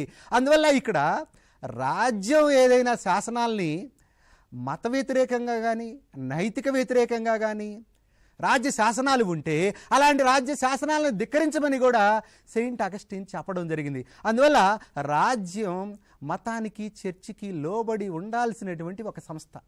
దాని కార్యకలాపాలన్నీ చర్చి కార్యకలాపాలకి లోబడి ఉండడం ద్వారానే ఆ రాజ్యం తన పాత్రని అది పరిమితంగా నిర్వర్తించాల్సి ఉంటుంది. రాజ్యం మత కార్యకలాపాలకు విరుద్ధంగా కానీ, నైతిక నియమాలకు విరుద్ధంగా కానీ ఏ విధమైన చట్టాలను రూపొందించినా ఆ చట్టాలు దేవుణ్ణి చేరుకోవడానికి ఆటంకాలుగా పరిణమిస్తాయి. కాబట్టి అలాంటి చట్టాలను వ్యతిరేకించండి, ఆ విధంగా మత ఆధిపత్యాన్ని గుర్తించండి, అందుకు లోబడి జీవించండి అని సెయింట్ అగస్టిన్ పిలుపునివ్వడం జరిగింది. ఆ విధంగా రాజ్యాధికారం దైవ ప్రసాదితమని, పాప వినాశనం కోసమే ఈ రాజ్యం అనేటువంటిది క్రియేట్ చేయబడిందని, దుష్టులని ఈ రాజ్యం అనేటువంటిది ఒక సైతాన్ రాజ్యం లాంటిది, పాగన్ రాజ్యం లాంటిది. మరి ఈ పాప పరిహారం పొందినటువంటి వాళ్ళకి అది దేవుడి రాజ్యం, ద సిటీ ఆఫ్ గాడ్గా, స్వర్గలోకంగా అది గోచరిస్తుంది. అందువల్ల వ్యక్తుల పాప పరిహారం పొందడం అని అంటే రాజ్యం కంటే చర్చి ఆధిపత్యాన్ని అంగీకరించడం, చర్చి ద్వారా భగవంతుడి యొక్క ఔన్నత్యాన్ని గుర్తించడం చేయడం ద్వారా వ్యక్తి ఈ ద సిటీ ఆఫ్ గాడ్లోకి, ఆ స్వర్గలోకంలోకి ప్రవేశించగలుగుతాడు. అందువల్ల చర్చి భూమి మీద ఉన్నటువంటి దేవుడి యొక్క ఆవాసం. ఈ భూమి మీద దేవుడి యొక్క నివాసం ఏంటి అంటే అది చర్చి. అందువల్ల ఈ చర్చికి దూరంగా జరిగేటువంటి రాజ్యం ఏదైతే ఉందో, చర్చి వాదనలతోటి విభేదించే రాజ్యం ఏదైతే ఉందో, చర్చి యొక్క ఆధిపత్యాన్ని ఎవరైతే తిరస్కరిస్తారో, ఏ రాజ్యం కానీ, ఏ పాలకుడు కానీ, అది అపవిత్రమైనటువంటి రాజ్యం, అది సైతాను రాజ్యం, అది రాక్షస రాజ్యం. అందువల్ల చర్చి ఆధిపత్యాన్ని గుర్తించడం ద్వారా, చర్చికి లోబడడం ద్వారా రాజ్యం తన పాత్రని నిర్వర్తించాలని ఆయన ప్రబోధించడం జరిగింది. మరో ముఖ్యమైనటువంటి భావన ధర్మం. ప్లేటో ప్రభావంతో ఈయన ధర్మ సిద్ధాంతాన్ని చెప్పడం జరిగింది. ధర్మం అంటే మానవుడి యొక్క ఆధ్యాత్మిక శాంతికి దోహదం చేసేటువంటిది ధర్మం. అంటే మనసుని సంతృప్తి పరిచేది, మనిషిని సుసంపన్నం చేసేది, ఆత్మకి ప్రకాశాన్ని కలిగించేటువంటిది ధర్మం అని పేర్కొనడం జరిగింది. ఈ క్రైస్తవ చర్చికి విధేయత చూపడం ద్వారానే వ్యక్తి ఈ ధర్మ మార్గాన్ని అనుసరించాల్సి ఉంటుంది. అందువల్ల ధర్మం అనేటువంటిది క్రైస్తవ రాజ్యంలోనే సాధ్యం అవుతుంది. ధర్మం అనేటువంటిది చర్చికి సంబంధించినటువంటి విషయం, అది రాజ్యానికి సంబంధించినటువంటి విషయం కాదు. అందువల్ల దివ్యనగరానికి చేరువయ్యేలాగా ప్రజలు ఆధ్యాత్మికతని పెంచుకుని భగవంతుని సన్నిహితుల్ని చేయడం ద్వారా విశ్వ మానవ ధర్మాన్ని నిర్వర్తించాలి. అలా ధర్మం ద్వారా వ్యక్తి అతను పరిపూర్ణుడవుతాడు. అలాగే మరొక ముఖ్యమైనటువంటి అంశం బానిసత్వం. మానవుడి యొక్క పాపానికి భగవంతుడు విధించినటువంటి శిక్షే బానిసత్వం. అంటే ఈయన అగస్టిన్ ప్రకారం బానిసత్వం అనేటువంటిది సహజమైనటువంటిదిగా అరిస్టాటిల్ సమర్థిస్తే, మతవాదాన్ని సమర్థించడానికి, మతం ఆధిపత్యాన్ని సపోర్ట్ చేయడానికి ఈయన బానిసత్వాన్ని సమర్థించడం జరిగింది. నైతిక విలువల్ని పాటించినటువంటి వాళ్ళని బానిసత్వంతో దేవుడు శిక్షిస్తాడు అనేటువంటి భావన నేను చెప్పడం జరిగింది. దీనిని బట్టి భగవంతుడి మీద విశ్వాసం లేనటువంటి వాళ్ళు ప్రపంచ శాంతికి ప్రమాదకరం అనేటువంటిది, ప్రపంచ శాంతి ఉండాలి అని అంటే భగవంతుడి మీద విశ్వాసం ఉండాలని ఈయన చెప్పడం జరిగింది. అలాగే భగవంతుడి మీద విశ్వాసం లేని వాళ్ళ మీద యుద్ధం ప్రకటించాలని చెప్పడం జరిగింది. రాజ్యం చర్చికి లోబడి ఉండాలని చెప్పడం ద్వారా పోపుల నియంతృత్వాన్ని ఈయన ప్రతిపాదించడం జరిగింది.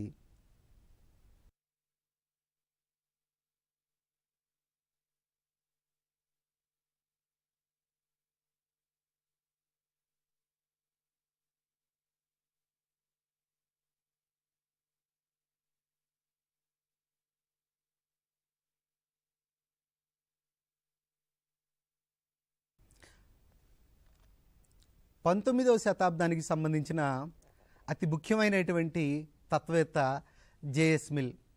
19వ శతాబ్దంలో ప్రభావం చూపినటువంటి అతి కొద్ది మంది ఇంగ్లీష్ తత్వవేత్తల్లో ముందు వరుసలో ఉండేటువంటి వ్యక్తి జేఎస్ మిల్.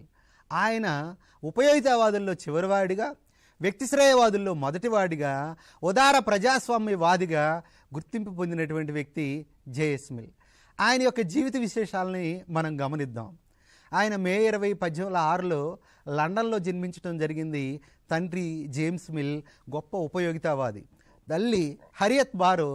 వీళ్ళ యొక్క పెంపకంలో ఆయన ఎదగడం జరిగింది. 3 సంవత్సరాల వయసులోనే ఆయన గ్రీకు భాషను నేర్చుకోవడం జరిగింది.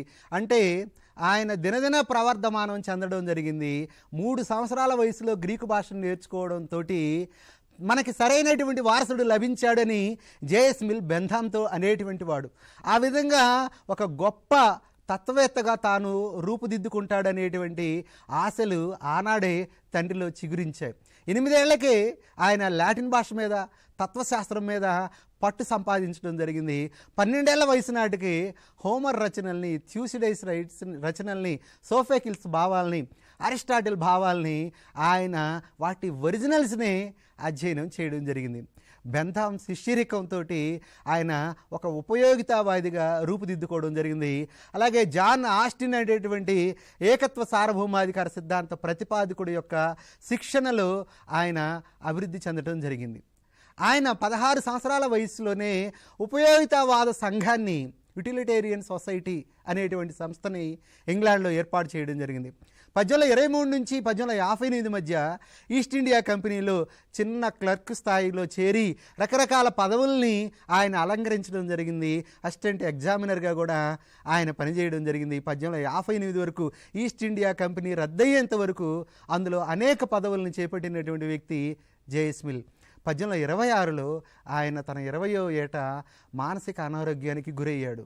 ఆ టైంలో ఆయన తను మిల్టన్ రచనలతోటి తను మంచి కవిత్వాన్ని అధ్యయనం చేయడం ద్వారా ఆ కవితా సారంతో తాను ఆరోగ్యవంతుడయ్యాడు, మళ్ళా మామూలు మనిషిగా మారాడు.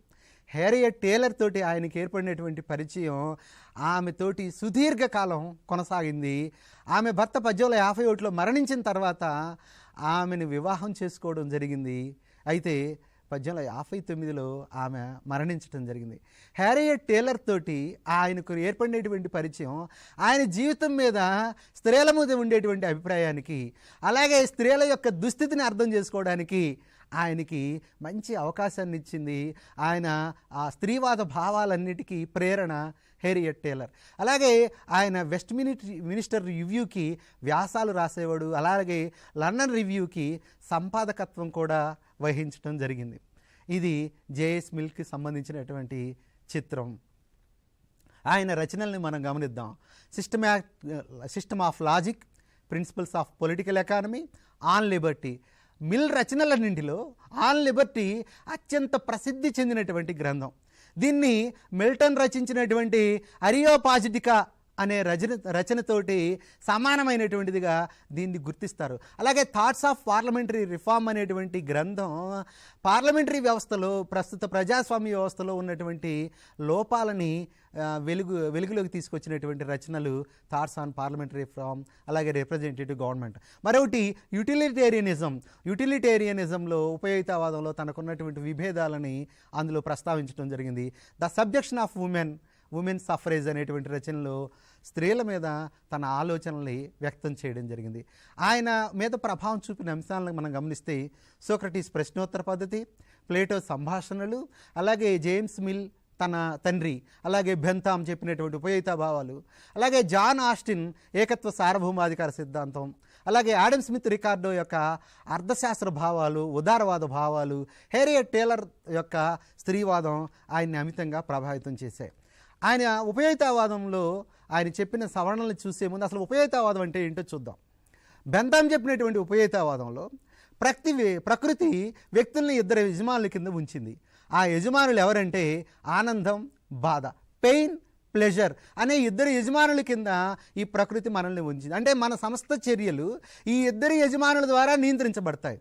వ్యక్తి ఆనందాన్ని కోరుకుంటాడు, దుఃఖాన్ని, బాధని తిరస్కరించడానికి ప్రయత్నిస్తాడు. అందువల్ల మరి ఆనందాన్ని పెంపొందింపజేయడానికి, బాధని తగ్గించుకోవడానికి వ్యక్తి ప్రయత్నిస్తాడని ఆయన చెప్పడం జరిగింది. ఆనందం బాధల్ని కొలవవచ్చు అని కూడా బెంథాం ఆనంద కలన గణితం, ఫిలసఫిక్ క్యాలిక్యులస్ అనే దాన్ని రూపొందించడం జరిగింది. అలాగే రాజ్యం అత్యధిక మందికి అత్యధిక ఆనందం కలిగించాలి, greatest happiness to the greatest number అనే భావనని బెంథాం చెప్పడం జరిగింది. ఈ భావాల్లోని లోపాలని జేఎస్మిల్ ఎత్తి చూపడం జరిగింది. ఒకటి, ఆనందం లేక సంతోషం యొక్క గుణానికి సంబంధించి ఈయన బెంథాం తోటి విభేదించడం జరిగింది. ఎందు నుంచి వచ్చిన ఆనందమైనా ఒక్కటే, ఆనందం రావడం ముఖ్యమని బెంథాం అంటే ఆయన ప్రకారం pushpin is as great as poetry. Pushpin ఆట ఆడడం ద్వారా ఎంత ఆనందం వస్తుందో పద్యపఠనం ద్వారా కూడా అంతే ఆనందం వస్తుంది అనేటి భావాన్ని బెంథాం చెప్తే, ఆనందం అనేటువంటిది దాని పరిమాణం కన్నా గుణం అనేటువంటిది ఎక్కువ ముఖ్యమైనటువంటిది అనే భావాన్ని జేఎస్మిల్ చెప్తాడు. It is better to be a man dissatisfied than a pig satisfied. అంటే ఒక మనిషి అసంతృప్తిగా ఉండడం అనేటువంటిది పంది సంతృప్తిగా ఉండడం కంటే మంచిది. ఎందుకనంటే పందికి తనకి జ్ఞానం తెలియదు, తనకి హేతువు తెలియదు, తనకి అన్ని యుక్తాయుక్త విచక్షణ తెలియదు. మనిషికి ఆ విషయాలు తెలుసు కాబట్టి పంది సంతృప్తి చెందడం కన్నా మానవుడు అసంతృప్తితో ఉండడం మేలు. అలాగే ఆయన ఇంకొక మాట అంటాడు, it is better to be Socrates dissatisfied than A man satisfied. ఒక మానవుడికి చిన్న చిన్న విషయాలకే అతను సంతృప్తి చెందుతాడు, కానీ సోక్రటీస్ ఆయన సర్వజ్ఞాని. అందువల్ల అన్ని విషయాలు ఆయనకి తెలుసు కాబట్టి ఆయన అసంతృప్తితో ఉంటాడు. అందువల్ల ఒక మనిషి సంతృప్తి చెందడం కన్నా సోక్రటీస్ అసంతృప్తి చెందడం ఎక్కువ మేలైనటువంటి విషయం. అంటే ఆనందం, సంతృప్తి అనేటువంటిది వ్యక్తులను బట్టి తేడా ఉంటుంది. అంటే పరిణామాత్మక ఆనందం కన్నా గుణాత్మక ఆనందం ముఖ్యమైనటువంటిది అని జేఎస్మిల్ చెప్పడం జరిగింది. అలాగే బెంథాం ప్రకారం ఆనందమే వ్యక్తి ధ్యేయం, కానీ జేఎస్మిల్కి ఆనందం కన్నా ఆత్మసిద్ధి కోసం, ఉదాత్త ఆశయాల కోసం, కొన్ని మహాగమ్యాలను చేరుకోవడం కోసం వ్యక్తి ప్రయత్నిస్తాడు. ఈ ప్రయత్నంలో కష్టాలను కూడా తాను వరిస్తాడు. ఫర్ ఎగ్జాంపుల్ హరిశ్చంద్రుని చూస్తే తాను కొన్ని ఉదాత్తమైనటువంటి ఆశయాల కోసం సత్యం అనేటువంటి ఆయుధాన్ని పట్టుకొని గాంధీజీ లాంటి వాళ్ళు, అలాగే సత్యహరిశ్చంద్రుడు లాంటి వాళ్ళు తాము నమ్మినటువంటి ఉన్నత సిద్ధాంతాల కోసం వాళ్ళు ప్రయత్నించడం జరిగింది. అందువల్ల ఆనందం కన్నా కూడా ఆత్మసిద్ధి, ఉదాత్తాశయాలు ఎక్కువ విలువైనటువంటివి. వ్యక్తి సంతోషం సమాజ శ్రేయస్సుకి దోహదం చేయాలి, కానీ సమాజ శ్రేయస్సుకి భిన్నంగా ఉండకూడదు. వ్యక్తి యొక్క సంక్షేమం సమాజ శ్రేయస్సుకు లోబడే ఉండాలి. అంటే నాకుండేటువంటి ఆనందం ఇతరులకి, సమాజానికి కష్టాన్ని కలిగించకూడదు అనేటువంటి అంశాన్ని కూడా జేఎస్మిల్ చేర్చడం జరిగింది. అలాగే ఉపయోగిత పొందడం కన్నా కూడా వ్యక్తి స్వేచ్ఛ ఇంకా ఎక్కువ ముఖ్యమైనటువంటిది. ఉపయోగిత అనే భావన కన్నా కూడా జీవితానికి కావాల్సింది వ్యక్తి స్వేచ్ఛ అని అంటాడు జేఎస్మిల్. అలాగే వ్యక్తి తాను ఏమైతే అనుకుంటాడో దాన్ని చేయగలగడమే స్వేచ్ఛ. స్వేచ్ఛ మీద ఆన్ లిబర్టీలో తన అభిప్రాయాలను ఆయన పంచుకోవడం జరిగింది. తాను ఏం చేయాలనుకుంటాడో అది చేయడమే స్వేచ్ఛ. అందువల్ల వ్యక్తి చర్యల్ని అతని ప్రవర్తన మీద కానీ అతని కార్యకలాపాల మీద ఎలాంటి పరిమితులు, ఎలాంటి నిర్బంధాలు ఉండకూడదు. తాను ఏం చేయాలంటే అది చేయడానికి అవకాశం ఉండాలి. అందువల్ల స్వేచ్ఛ లేకుండా వ్యక్తి యొక్క అభివృద్ధి, వ్యక్తి యొక్క వికాసం సాధ్యం కాదు. అందువల్ల వ్యక్తి స్వేచ్ఛ నిరపేక్షమైనటువంటి, దాని మీద ఇంకా ఎలాంటి పరిమితులు ఉండకూడదు. ఆయన ఏమంటాడంటే, over himself, his body and mind the individual is sovereign. వ్యక్తి తన మీద, తన శరీరం మీద, తన మనసు మీద తానే సార్వభౌముడు, అతని మీద ఎలాంటి పరిమితులు ఉండడానికి వీల్లేదు అంటాడు. అలాగే వ్యక్తి స్వేచ్ఛలో ఇతరుల యొక్క జోక్యం ఉండకూడదు. ఈ మాట చెబుతూ ఆయన అధిక సంఖ్యాకులు యొక్క నియంతృత్వాన్ని వ్యక్తుల మీద ఉండడాన్ని, టెరిటరీ ఆఫ్ ద మెజారిటీని తాను వ్యతిరేకించడం జరిగింది. కొద్దిమంది తమ యొక్క అభిప్రాయాన్ని అణుచుకోవాల్సిన అవసరం లేదు, ఎక్కువ మంది సంఖ్యాకులకు అభిప్రాయానికి అనుగుణంగా తాము మారాల్సిన అవసరం లేదని చెప్పాడు. అలాగే భావ ప్రకటన స్వేచ్ఛ మీద ఎలాంటి పరిమితులు ఉండకూడదు. సమాజం మొత్తానికి ఒక అభిప్రాయం, ఒక్కరికి ఒక అభిప్రాయం ఉన్నా కూడా ఆ ఒక్కరి అభిప్రాయాన్ని తిరస్కరించడానికి సమాజానికి అధికారం లేదు. సమాజ అభిప్రాయాన్ని వ్యక్తి మీద రుద్దకూడదు. మొత్తం సమాజానికి ఉన్నటువంటి అభిప్రాయానికి వ్యతిరేకంగా ఒక్క వ్యక్తి వ్యవహరించినా ఆ ఒక్క వ్యక్తి యొక్క అభిమతాన్ని కూడా సమాజం గౌరవించాలి. సమాజాన్ని తిరస్కరించడానికి వ్యక్తికి అలాగా హక్కు ఉండదు, అలాగే వ్యక్తిని తిరస్కరించడానికి కూడా సమాజానికి అలాగే హక్కు ఉండదు. ప్రభుత్వ కార్యకలాపాలు ఏకైతే అవి వ్యక్తి స్వేచ్ఛకు ఆటంకం అవుతుంది కాబట్టి వ్యక్తి స్వేచ్ఛలో ఏ ప్రభుత్వం అయితే తక్కువగా జోక్యం చేసుకుంటుందో అది ఉత్తమమైనటువంటి ప్రభుత్వం. That government is best which governs least అంటాడు ఆయన. ఏ ప్రభుత్వం అయితే తక్కువ కార్యకలాపాల్లో భాగస్వామి అవుతుందో అది మంచి ప్రభుత్వం. అలాగే state is a necessary evil. రాజ్యం అవసరమే, రాజ్యం కొన్ని పనుల్ని నిర్వర్తిస్తుంది కాబట్టి రాజ్య కార్యకలాపాలు అవసరం, అవి వ్యక్తి చేసుకోలేడు కాబట్టి, రక్షణ వ్యవహారాలు, యుద్ధం ఇలాంటివి. అందువల్ల రాజ్యం పరిమితమైనటువంటి పాత్ర నిర్వర్తించాలని జేఎస్ మిల్ చెప్పడం జరిగింది. ఆ విధంగా ఆయన వ్యక్తి స్వేచ్ఛ మీద అంత బాహాటంగా అంత గొప్పగా చెప్పినప్పటికీ స్వేచ్ఛ మీద కొన్ని పరిమితులను విధించడం జరిగింది. ఒకటి ఏంటంటే, వ్యక్తికి తన ప్రయోజనం చేరనప్పుడు, తన ప్రయోజనం తనకి తెలియనప్పుడు ఇతరులు జోక్యం చేసుకోవడం అవసరమే. ఉదాహరణకు ఒక వ్యక్తి ఒక బ్రిడ్జ్ మీద వెళుతూ ఉన్నాడు, ఆ బ్రిడ్జ్ అక్కడ అంత కట్ అయి ఉంటుంది, అది దాటి ఆ ముందుకు వెళితే ఆ వ్యక్తి బ్రిడ్జ్లో నుంచి గొప్ప నీళ్లలో పడిపోయే ప్రమాదం ఉంది. అలాంటప్పుడు ఆ వ్యక్తిని కాపాడడం కోసం ఆ వ్యక్తి వ్యవహారాల్లో మరొకరు జోక్యం చేసుకోవడం సమర్థనీయమే అంటాడు. అలాంటి తప్పనిసరి జోక్యాన్ని ఆయన ఆమోదించాడు. అలాగే వ్యక్తి చర్యల్ని ఆయన 2 రకాలుగా వర్గీకరించాడు. ఒకటి సెల్ఫ్ రిగార్డింగ్, ఇంకోటి అదర్ రిగార్డింగ్. వ్యక్తికి తనకే సంబంధించినటువంటివి ఒక రకమైనటువంటి పనులు, ఇతరులకు సంబంధించినటువంటి చర్యలు కూడా ఉంటాయి. అందువల్ల తనకు సంబంధించిన అంశాల్లో మాత్రం ఎవ్వరి జోక్యం ఉండకూడదు. కానీ ఇతరులకు సంబంధించినటువంటి అంశాల్లో మాత్రం ఇతరుల యొక్క జోక్యాన్ని ఆయన కోరడం జరిగింది. ఫర్ ఎగ్జాంపుల్, విధి నిర్వహణలో మద్యాన్ని సేవించడం అనేటువంటిది నేరం. నువ్వు ఇంట్లో మద్యం తాగితే అది నీ వ్యక్తిగతమైన విషయం. ఒక ప్రభుత్వ ఉద్యోగి తన విధి నిర్వహణలో మద్యం తాగితే అది మొత్తం సమాజం మీద ప్రభావం చూపుతుంది. అందువల్ల విధి నిర్వహణకు సంబంధించి సమాజం మీద ప్రభావాన్ని చూపేటువంటి ఇతర కార్యకలాపాలకు సంబంధించి వ్యక్తి స్వేచ్ఛ మీద పరిమితులు విధించడం తప్పనిసరిగా అవసరం అంటాడు. అలాగే ఒకరి స్వేచ్ఛ మరొకరి స్వేచ్ఛకు భంగం కలిగించినప్పుడు ఆ స్వేచ్ఛని నియంత్రించవచ్చని చెప్తాడు. నాకు చేయి దిప్పుకునేటువంటి స్వేచ్ఛ ఉంది, కానీ ఆ చేయి దిప్పుకునేటువంటి స్వేచ్ఛ యువతల వాళ్ళ యొక్క ముక్కు కొన దగ్గర అంతం కావాలి. అంటే ఆ శరీరం మీద హక్కు వాళ్ళది. ఆ విధంగా నాకుండేటువంటి స్వేచ్ఛ ఇతరులకి ఆటంకం కలగనంత వరకు మాత్రమే అనుభవించుకునేటువంటి హక్కు నాకుంటుంది, ఇతరుల స్వేచ్ఛకు భంగం కలిగించకూడదు. అలాగే మిల్ స్వేచ్ఛ మీద కొన్ని లోపాలని కూడా మిగిలిన తత్వవేత్తలు చెప్పడం జరిగింది. వ్యక్తి స్వేచ్ఛ మీద పరిమితులు లేకుండా ఉంటే అది విశృంఖలత్వానికి, అరాచకానికి దారితీస్తుంది కదా, ఆ అంశాన్ని ఆయన గుర్తించలేదు.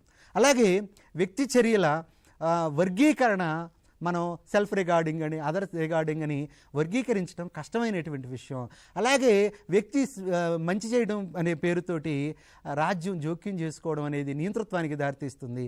ప్రభుత్వ విధులు పెరిగిపోయి ఈరోజు ఆధునిక రాజ్యం వ్యక్తి స్వేచ్ఛకు దోడ్పడడం కూడా మనం చూడగలుగుతున్నాం. అందువల్ల రాజ్య చర్యలన్నీ వ్యక్తికి ఆటంకం కాదు. అలాగే ప్రాతినిధ్య ప్రభుత్వంలో ఆయన చేసిన కొన్ని మార్పుల్ని చూద్దాం.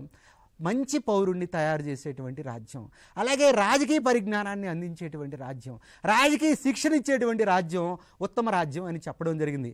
అందువల్ల రాజ్య కర్తవ్యం మంచి విజ్ఞానాన్ని అందించడం, రాజకీయ పరిజ్ఞానాన్ని అందించడం, అలాగే రాజ్య వ్యవహారాలు భాగస్వామ్యం అయ్యేలాగా వ్యక్తిని ప్రోత్సహించడం రాజ్య ప్రధాన కర్తవ్యం, ఉత్తమ రాజ్య లక్షణం అంటాడు ఆయన. ప్రస్తుత ఎన్నికల విధానంలో అనేక లోపాలు ఉన్నాయి. సాధారణ మెజారిటీ పద్ధతిలో 10 లక్షల ఓట్లు మొత్తం ఒక నియోజకవర్గంలో ఉంటే ఒకరికి 3 లక్షలు, ఒకరికి 3 లక్షలు, మరొకరికి 4 లక్షలు వస్తే ఈ 4 లక్షల ఓట్లు ఎవరికి వస్తాయో ఆ వ్యక్తి విజేతగా ప్రకటించడం జరుగుతుంది సాధారణ మెజారిటీ పద్ధతిలో. అంటే సగం కంటే ఎక్కువ మంది తిరస్కరించినా ఆ వ్యక్తి గెలిచినట్లుగా అధికారానికి రావడం, పదవులను చేపట్టడం అనేటువంటిది ఆయన గమనించినటువంటి ప్రధానమైనటువంటి లోపం. దాన్ని మనం ఇప్పుడు చూస్తూ ఉన్నాం. అందువల్ల ఈ సాధారణ మెజారిటీ పద్ధతిలో లోపాలను అధిగమించడానికి ఆయన నైష్పత్తిక ప్రాతినిధ్య పద్ధతిని సూచించడం జరిగింది. అలాగే ఇప్పుడున్నటువంటి ప్రాతినిధ్య ప్రజాస్వామ్యంలో అధిక సంఖ్యాకుల యొక్క నియంతృత్వం కొనసాగుతూ ఉంది. అల్పసంఖ్యాకుల యొక్క అభిప్రాయాలకి శాసనాల్లో స్థానం ఉండడం లేదు.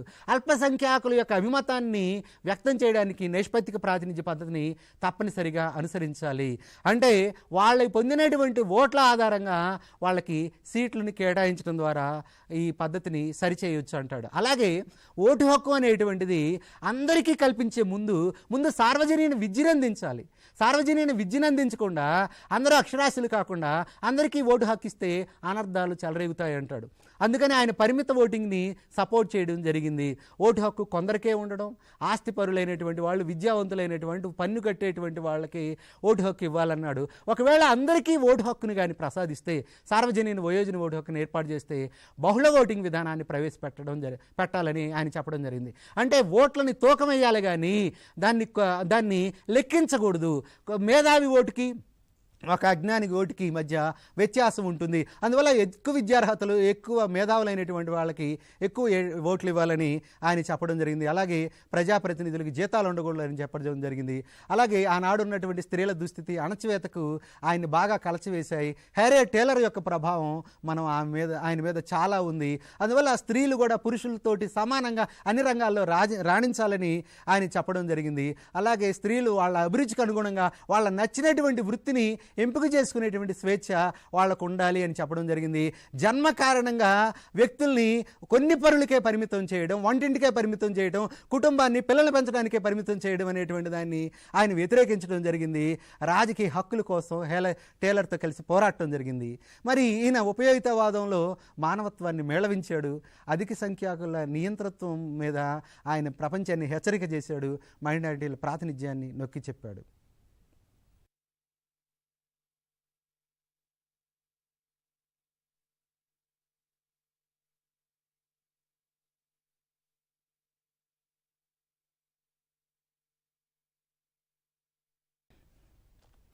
జార్జ్ విల్హెల్మ్ ఫ్రెడరిక్ హెగెల్ ఆధునిక అధికారవాదానికి మూలపురుషుడిగా ఇన్ని చెప్తాం.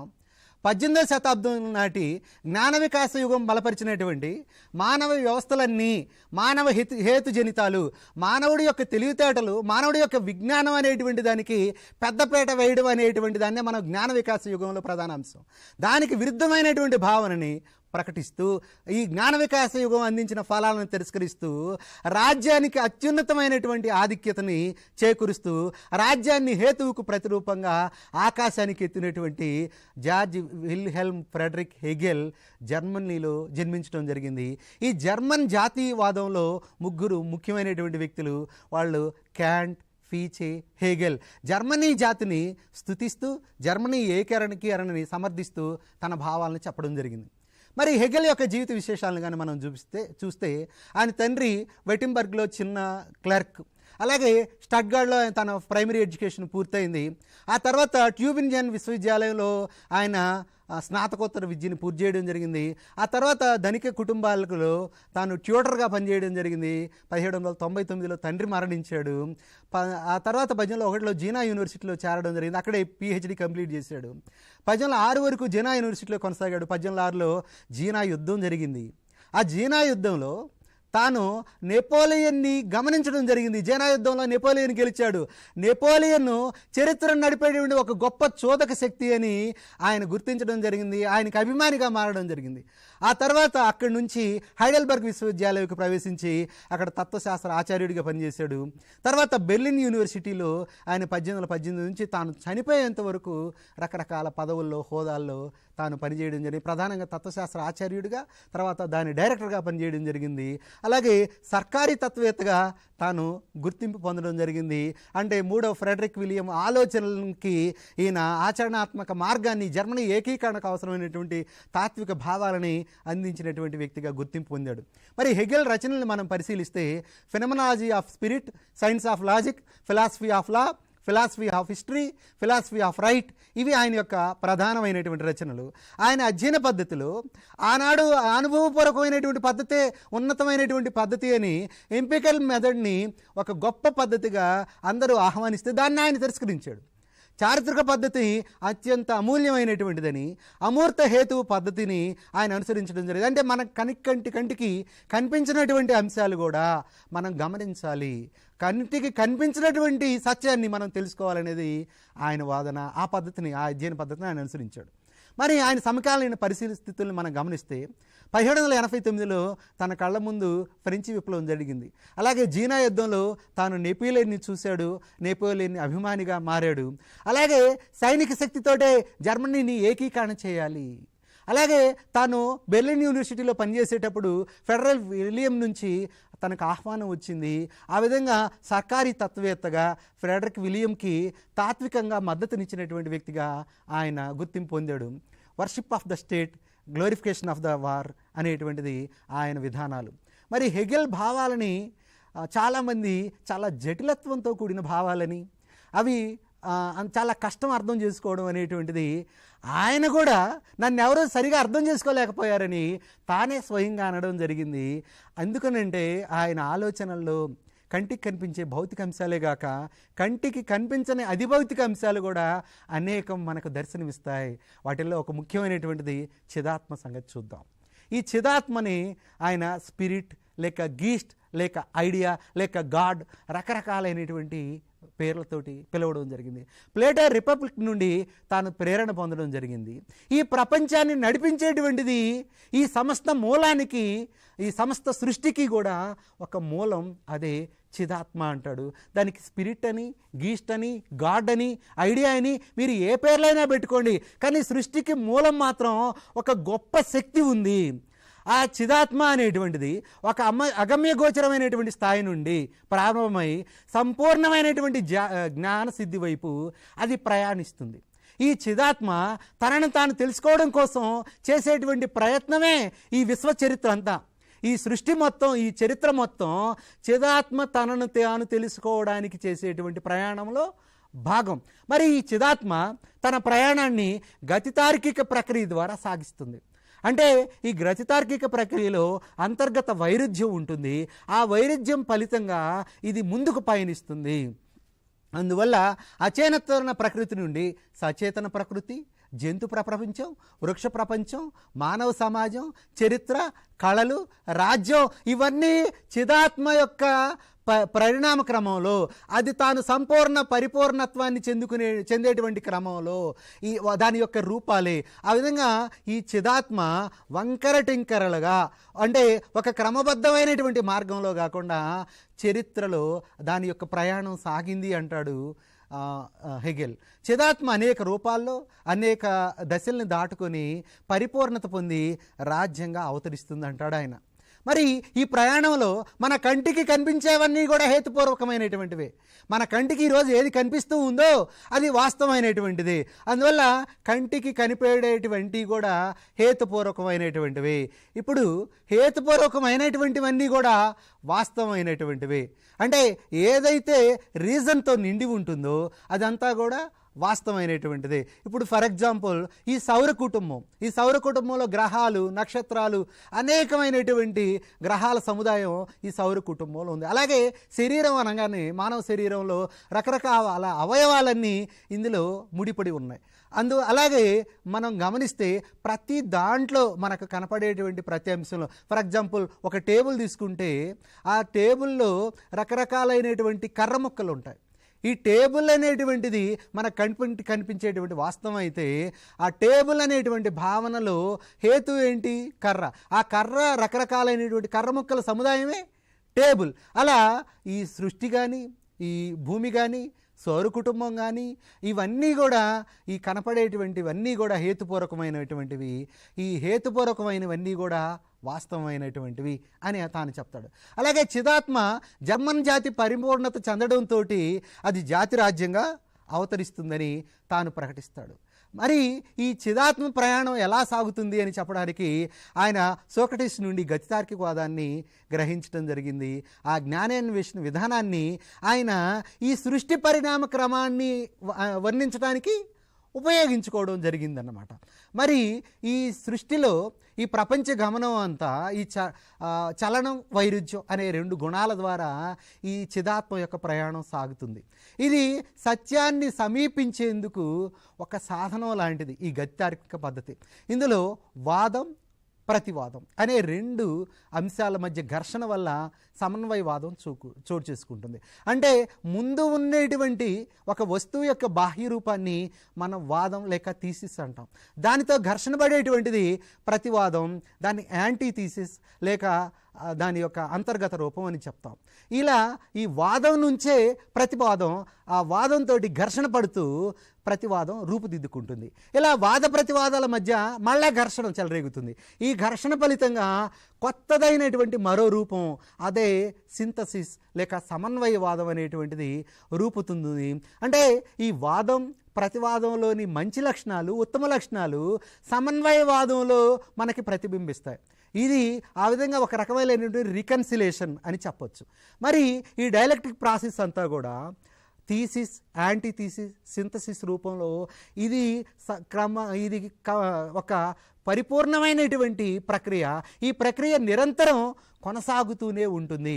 థీసిస్ నుంచి యాంటీ థీసిస్ ఏర్పడుతుంది, యాంటీ థీసిస్ నుంచి సింథసిస్ ఏర్పడుతుంది, సింథసిస్ నుంచి మళ్ళా థీసిస్, యాంటీ థీసిస్. ఈ ప్రక్రియ సంపూర్ణాధికార రాజ్య స్థాపన జరిగేంత వరకు, జర్మన్ సంపూర్ణమైనటువంటి పరిపూర్ణమైనటువంటి రాజ్యంగా రూపొందే వరకు ఈ డైలెక్టిక్ ప్రాసెస్ కొనసాగుతుందని అంటాడు. ఈ గతార్కిక ప్రక్రియని అర్థం చేసుకోవడానికి కొన్ని ఎగ్జాంపుల్స్. ఒకటి, కోడిగుడ్డుని మనం పరిశీలిస్తే అందులో తెల్లసొనని మనం వాదనం అనుకుంటే దానితో విభేదిస్తూ కోడిగుడ్డులో కాలక్రమంలో పచ్చసొన ఏర్పడుతుంది. కోడిగుడ్డులోని తెల్లసొన పచ్చసొనల ఘర్షణ ఫలితంగా కోడిపిల్ల అవతరిస్తుంది. ఈ కోడిపిల్ల ఈ తెల్లసొన పచ్చసొనల కంటే ఉన్నతంగా ఉంటుంది.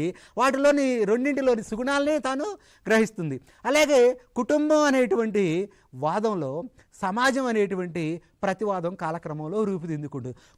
కుటుంబం అనేటువంటిది వ్యక్తి స్వార్థానికి సంబంధించినటువంటిది, సమాజం అనేటువంటిది సమిష్టి ప్రయోజనానికి సంబంధించింది. ఈ 2 అంశాల మధ్య ఘర్షణ ఫలితంగా రాజ్యం రూపుదిద్దుకుంటుంది.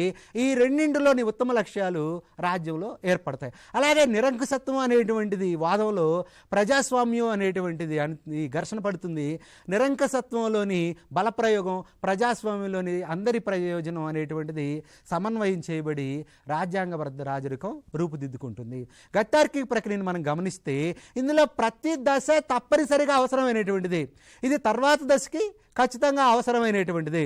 అలాగే వాద ప్రతివాదాల్లోని సుగుణాలు సమన్వయంలో ఉంటాయి. అలాగే మానవ జాతి చరిత్ర మొత్తం ఈ చిదాత్మ యొక్క పరిణామ క్రమమే. అందువల్ల ఈ ప్రపంచంలోని వస్తువులన్నీ హేతుబద్ధతను కలిగి ఉన్నాయి. అందువల్ల ఒక భావం, ఆ భావంలో హేతుబద్ధత. ఇప్పుడు కుర్చీ మనం ఒక భావన అనుకుంటే కుర్చీలని ఒక క్రమబద్ధంగా అమర్చడాన్ని అక్కడ హేతు అంటాం. ఆ క్రమబద్ధంగా ఆ చెక్కలను అమరిక ద్వారా కుర్చీ ఒక రూపురేఖలను పొందడం అనేటువంటిది మనం చెప్పొచ్చు. అలాగే సూర్య కుటుంబం కానీ, మానవ శరీరం కానీ ఇలాంటివి. అలాగే రాజ్యం గురించి తాను చెప్తూ కుటుంబం, పౌర సమాజం, ఈ 2 వాద ప్రతివాదాల ఫలితంగా ఆ రెండింటిలోని మంచి లక్షణాల కలయికే రాజ్యం. అందువల్ల రాజ్య చిదాత్మ రాజ్యం అనేది వాస్తవ చిదాత్మ యొక్క వాస్తవ రూపం. భూమిపై భగవంతుని యొక్క ప్రతిరూపం. The state is the March of the God on the earth అంటాడు ఆయన. రాజ్యానికి ప్రత్యేకమైన వ్యక్తిత్వం ఉంటాయి, ప్రత్యేక ఇచ్ఛ ఉంటుంది. రాజ్యం దానికదే లక్ష్యం. అందువల్ల వేరొకరి కోసం, వ్యక్తుల కోసం ఉపయోగపడేటువంటి సాధనంగా రాజ్యాన్ని ఆయన గుర్తించలేదు. అందువల్ల రాజ్యానికి లోబడే ప్రజలందరూ జీవించాలి. రాజ్యం ప్రజలందరూ ఇచ్చి యొక్క ప్రతిరూపం. అందువల్ల వ్యక్తి రాజ్యం కోసమే జీవించాలి అని ఆయన సంపూర్ణాధికార రాజ్యాన్ని సమర్థించడం జరిగింది. రాజ్యం శరీరం మధ్య సంబంధాన్ని ఆయన అంగాంగీ సిద్ధాంతంతో సమర్థించడం జరిగింది. రాజ్యం సర్వశక్తిమైనటువంటిది, సర్వవ్యాపితమైనటువంటిది, అది అత్యున్నతమైనటువంటి నైతిక సంస్థ, పరిపూర్ణ హేతువుకి అది ప్రతిరూపం. అలాగే వ్యక్తి యొక్క స్వేచ్ఛ రాజ్య చిదాత్మని అనుసరించడం ద్వారానే సాధ్యం. వ్యక్తి అనుభవించే హక్కులన్నీ రాజ్యం ద్వారా కల్పించబడినటువంటివి. రాజ్య శాసనాలకు విధేయత చూపడం ద్వారానే వ్యక్తి తాను స్వేచ్ఛని అనుభవించగలుగుతాడు. అలాగే యుద్ధం గురించి చెప్తూ యుద్ధం రాజ్యాన్ని శక్తివంతం చేసేటువంటి సాధనం. రాజ్య మనుగడికి యుద్ధం తప్పనిసరి అవసరం. Guns and ground pounder are the symbols of civilisation అని ఆయన యుద్ధాన్ని కీర్తించడం జరిగింది. రాజ్యం ఎల్లప్పుడూ యుద్ధానికి సిద్ధంగా ఉండాలి.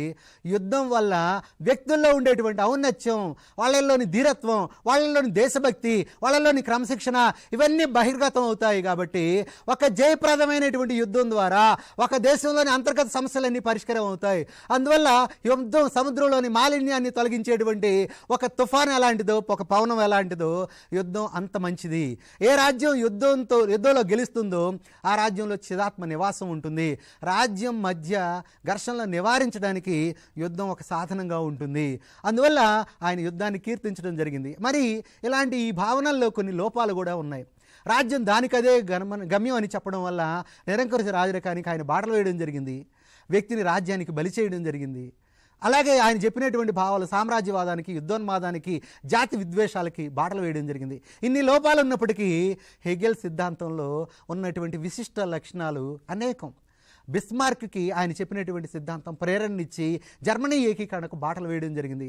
కార్ల్ మార్క్స్ ఈయన నుంచి గతితార్కికవాదాన్ని గ్రహించడం జరిగింది. హిట్లర్ ముస్లింల మీద ఈయన యొక్క ప్రభావం పడింది.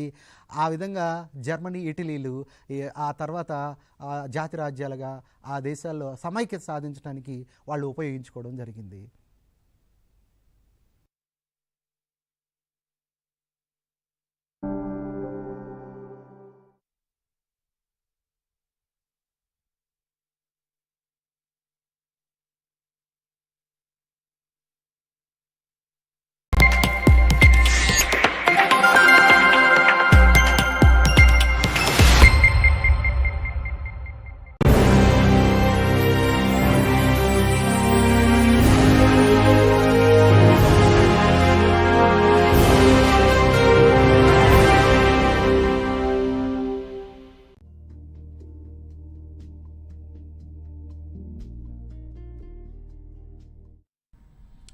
Everybody, welcome to today's session. So we're going to begin with the communication skills training for today as a part of the ESE program. So what we covered in the last session was the basics of communication, where I spoke about the fundamentals. In today's session, I'm going to recap certain aspects of communication tree. So we looked at certain myths and realities in terms of communication cycle. I explained to you what does that mean. So let's take a quick look at the communication tree. So when we talk about the tree, the first thing that we need is a language. Now the language is broken into sentences.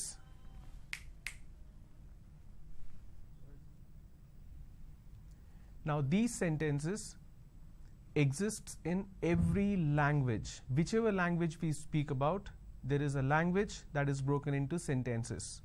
And here we are speaking specifically about oral communication. Now the sentences are broken into words, and we usually think the words are broken into letters. This is again a myth that we need to get rid of. Since we are speaking about oral communication, the words are not broken into letters, they are broken into sound. When we speak about oral communication, this is a face-to-face communication when one person is talking to another person or one person is talking to more than one person. So it could be one-to-one or one-to-many. The medium can be anything.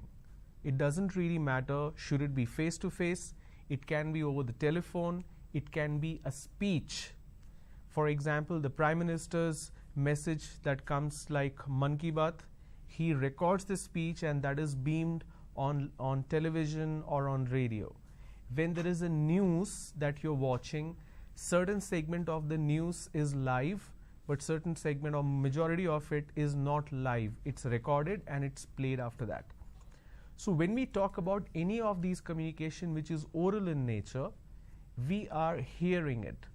And when we hear, we don't hear the letters, we hear the sentences which can be broken into words, but words are not broken into letters, they are broken into sounds. Now this fundamental aspect of words being broken into sounds is what pronunciation is all about. So let me repeat what pronunciation is. So pronunciation refers to the way in which we make the sound of words. It also means creating correct sounds using the muscles of our mouth, tongue and lips, etc. There are other important aspects of pronunciation. We looked at certain examples of word stress, where we emphasize on certain syllables in a word, where the emphasis is on certain syllables. We looked at sentence stress, where the emphasis is on certain words in a sentence. Linking, we looked at certain examples, joining certain words together. Intonation, the rise and fall of our voice as we speak. I gave you certain examples for intonation as well. Now, why should we focus on the pronunciation as a first fundamental pillar of communication? Let me show you certain example.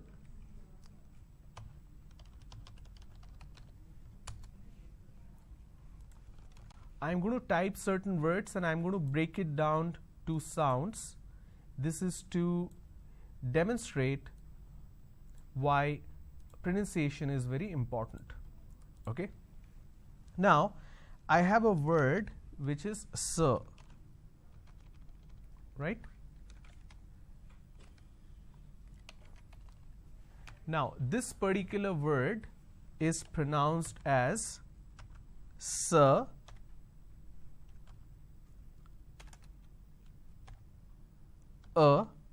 Now, this is a vowel sound. You will understand what a vowel sound is very soon. It's sir, or r, sir. This is how we are supposed to pronounce. Now, if you go in India, if you go down south in southern part of the country, the pronunciation changes of this word. Majority of the people pronounce the word sir as sar. Sar, can you please answer my question? So instead of saying sir, they say sar. So this is a pronunciation mistake. Now, how do we identify it's a pronunciation mistake? Instead of a vowel sound they end up using a vowel sound a. Another example.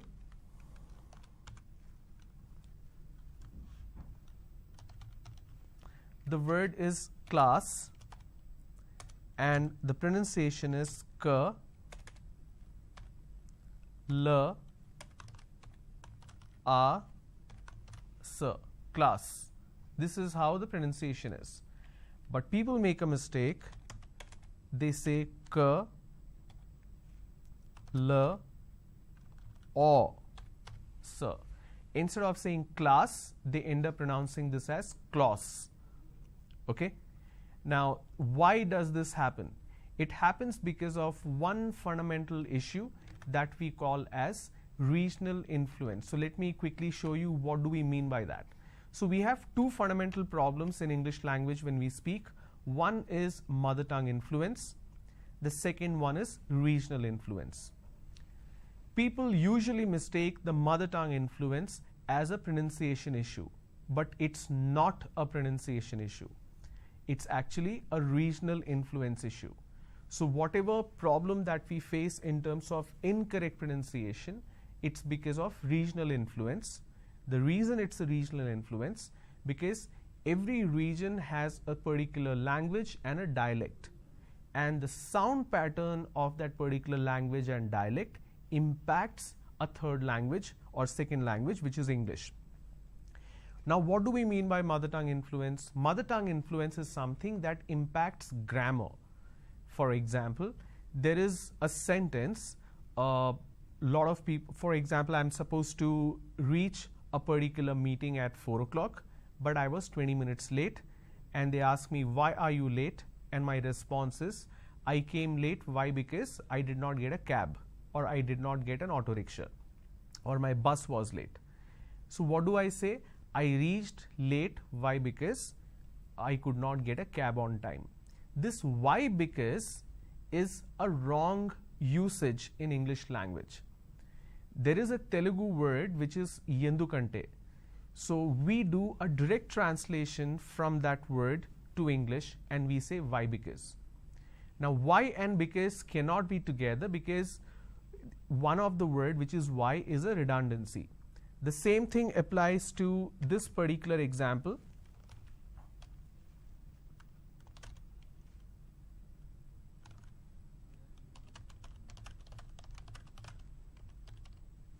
I can able to come at 4 p.m.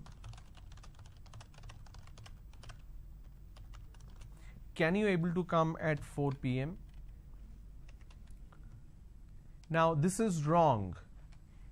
Can and able cannot be together because they mean the same. So the correct form is I can come at 4 p.m. and the question is, can you come at 4 p.m.?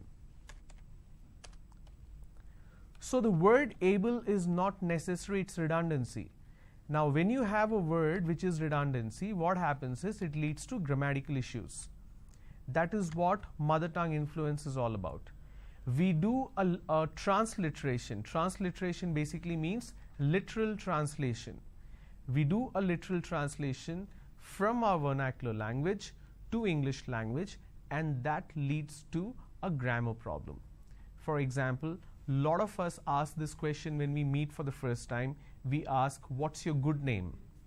Now, what do we mean by good name? That doesn't mean the person also has a bad name. In India, culturally speaking, a person's name could be Srinivas, but at home, his friends or family calls him Srinu. So when they say, what's your good name? They basically mean, what is the name which is mentioned in your resume or in your certificate? That is what good name is. But in English language, it can be either good or bad, which doesn't mean the person has a bad name as such. So that is what mother tongue influence is all about, where we think in a particular language, a vernacular language, and we do a direct translation to English, and that leads to grammar issue. But here we are speaking about sounds, we are speaking about pronunciation. When we speak about pronunciation, we are supposed to talk about regional influence. In every part of India, like I said, there is a language, there is dialect. So the pronunciation pattern of that particular language or dialect influences English language sounds when we speak. And that is why if you go to certain part of the country, they pronounce the same words differently. For example, if I have a word which is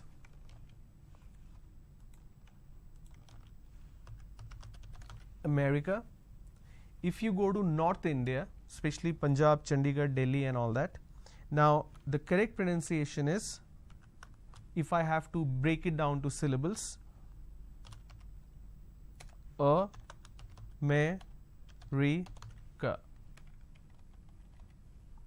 So there are 4 syllables, A-me-ri-ka.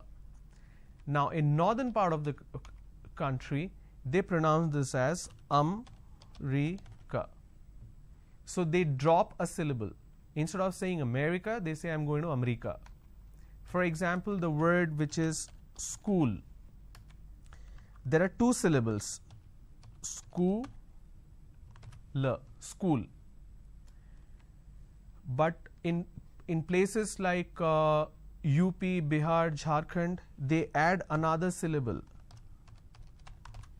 They pronounce this as school. Wherever there is a word that starts with the s sound, they add a e in front. So instead of saying school, they say school. Something like this happens here as well. For example, the word student, instead of saying student, a lot of people pronounce this as student. So they add sh, they start it with sh instead of s. So how do we correct these problems? Now some of it comes because of the influences around us. This is how our teachers taught us in school. Unfortunately, even they did not know what is the correct pronunciation. When they keep talking with a wrong pronunciation, we all think that is the right pronunciation because they're the teachers. Obviously they know the best and they're accurate and perfect. So we end up thinking that this is how the word is actually pronounced, but that is not the fact. Now why this entire pronunciation aspect is important? It's because it can lead to confusion when you are speaking to someone. There is a shift of sound that can happen, and that is what we need to eliminate. Let me show you certain examples of sound shift, why it can lead to a problem. I have a word which is leave. and another word which is live. Okay. Now, in case if you're watching something live on television, the same spelling is used, L-I-V-E, but the pronunciation changes to live instead of live. So I have leave, then I have live. If I have to break this down, the first one is L, E, V. The second one is L, I, V.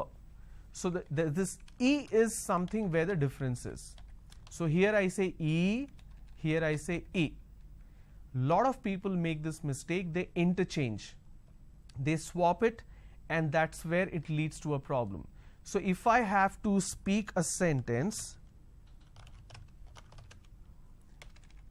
I want leave for 2 days as I am, let me correct the alignment.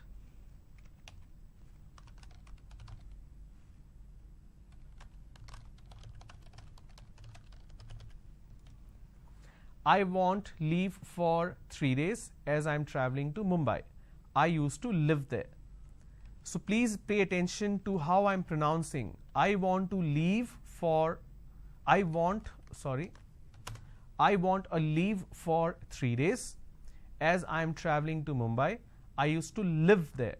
So this is live, this is leave. Now if I interchange the sound, now here I am talking about oral communication, and I interchange the sound and I end up saying, I want to live for 3 days as I am traveling to Mumbai. I used to leave there. It's not I used to leave there, I used to live there. So that's a sound shift when you end up doing, it's a problem. Some people have the problem of a j and z. For example, page. So instead of saying page, they pronounce this as pays. Instead of pronouncing zone, they pronounce this as zone.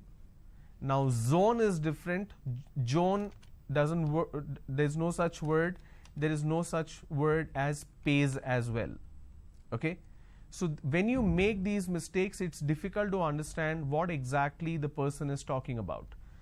Another example, there is a word which is must. Must means you should. They replace the second sound so this is must, they say mast. Now mast means the top portion of a ship or a boat. Both are two different words. So when you make a mistake like this, it leads to understanding issue, comprehension issue. The best example that I can talk about in terms of influences is this particular word. Please pay attention to what I am saying. Now, what is the pronunciation of this word? There are two pronunciations which people usually say. One is schedule. Schedule, we can pronounce this as schedule. Let me change the color so that you can understand.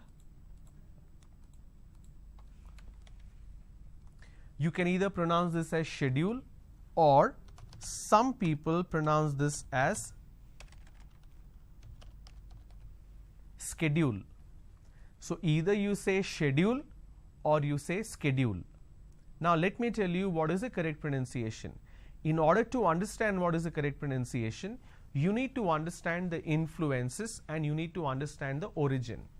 Now English language primarily, we learned it from the British. So there is Victorian English and there is other English which is American English. Today the influences that you see, the way we speak, is primarily the impact of American English. But since we were ruled by British, we learned English from them, we are not very sure which one to use where. Now both their pronunciations are different for a lot of words. Let me show you the same word as an example for this.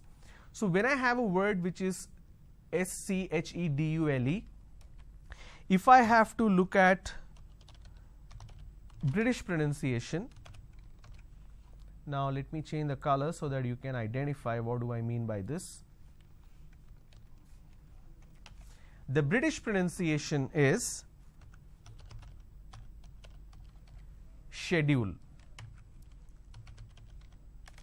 and American pronunciation is schedule.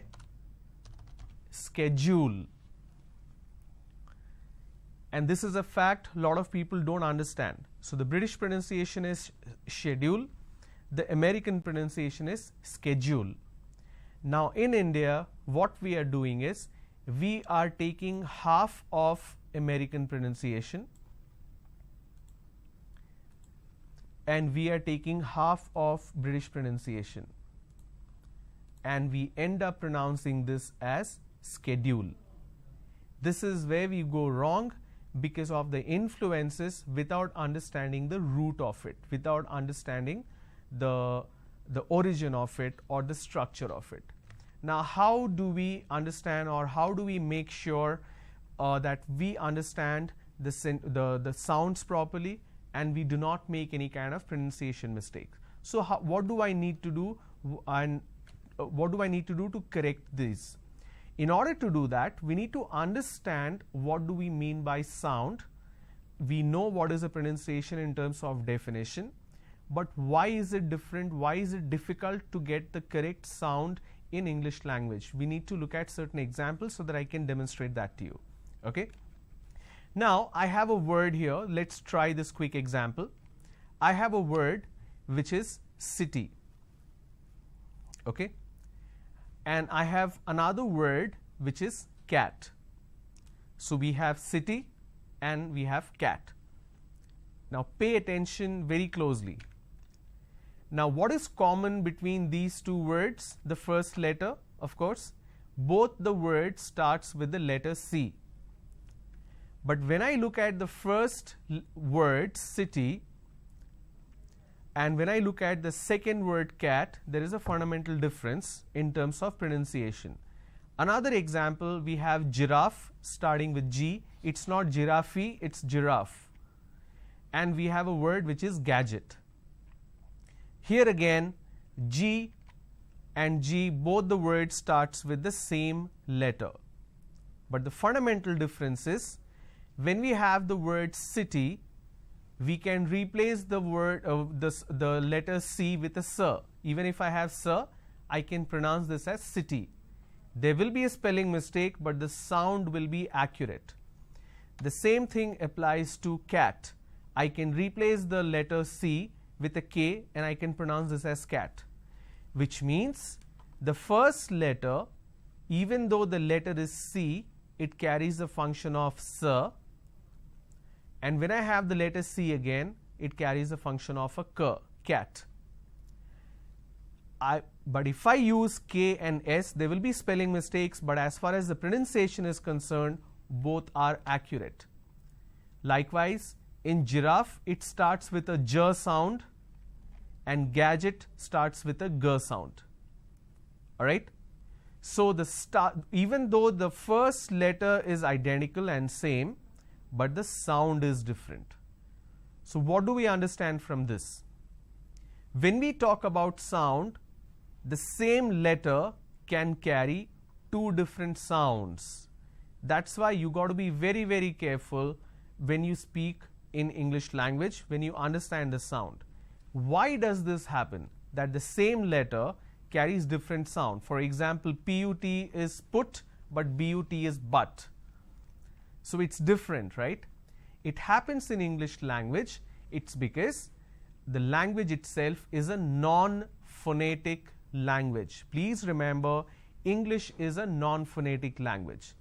To understand what is phonetic, let's quickly read. Some languages are phonetic. That means you can look at a written word and know how to pronounce it. Or you can hear a word and know how to spell it. So there is a direct relationship between spelling and sound. However, English is not a phonetic language. It's a non-phonetic language. That's why what you say is not what you spell. So I can have two words starting with the same letters, but the pronunciation is different, since English is a non-phonetic language. Now compare English language with any other language, say for example Telugu, Kannada, Punjabi, Marathi, Hindi, any language for that matter. Whatever you write, you say the same thing. The pronunciation is same as the spelling.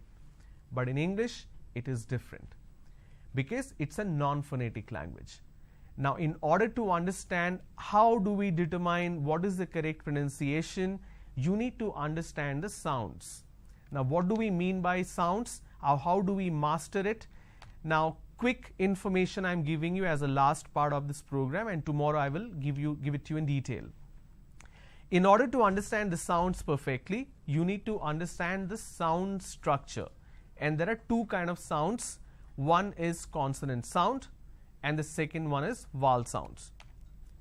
Now, what do we mean by consonant and vowel? So, if you look at this particular example, let me go back to my slide.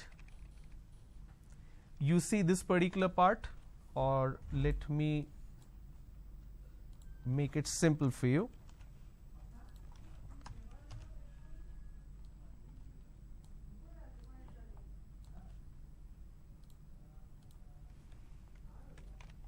Okay.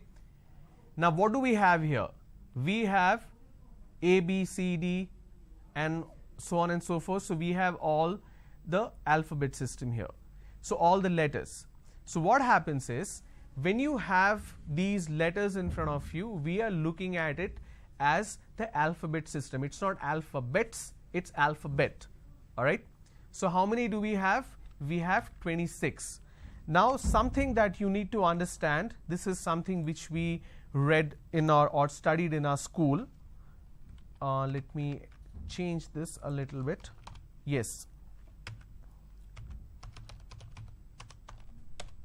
So, we have 26 letters in English alphabet system, out of which we have 21 consonants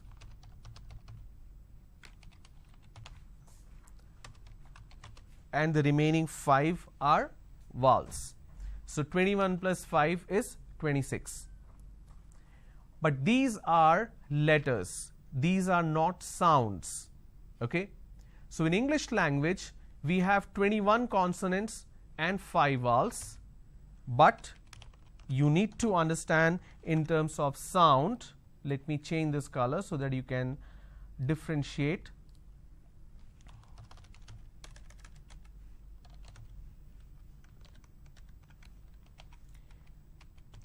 We have 24 consonant sounds and we fundamentally have 15 vowel sounds. Now, this 15 vowel sounds are divided into 3. There could be more, but for quick understanding and for practical purposes, we talk about only 3 kind of vowel sounds. So, we have 24 consonant sounds and 15 vowel sounds. Your entire pronunciation is within the circle of 24 plus 15. If you pronounce a word which is beyond or which is out of this 24 and 15, that means you are making a pronunciation mistake. There are a lot of sounds which does not exist in English language. Say for example bh, say for example jh. These sounds you will not find any word where these sounds exists. Now, what are the sound that we have in English language? To understand that, we need to get started with the consonant sound principles. There are 24 consonant sounds, and tomorrow I'll talk about these sounds in detail. Please remember, once we finish consonant sounds, we need to understand the vowel sounds. We will do a lot of practice with these sounds. Then we need to understand syllable and syllable stress. Once you finish this, you will understand how you had been mispronouncing a lot of words and what is the correct pronunciation.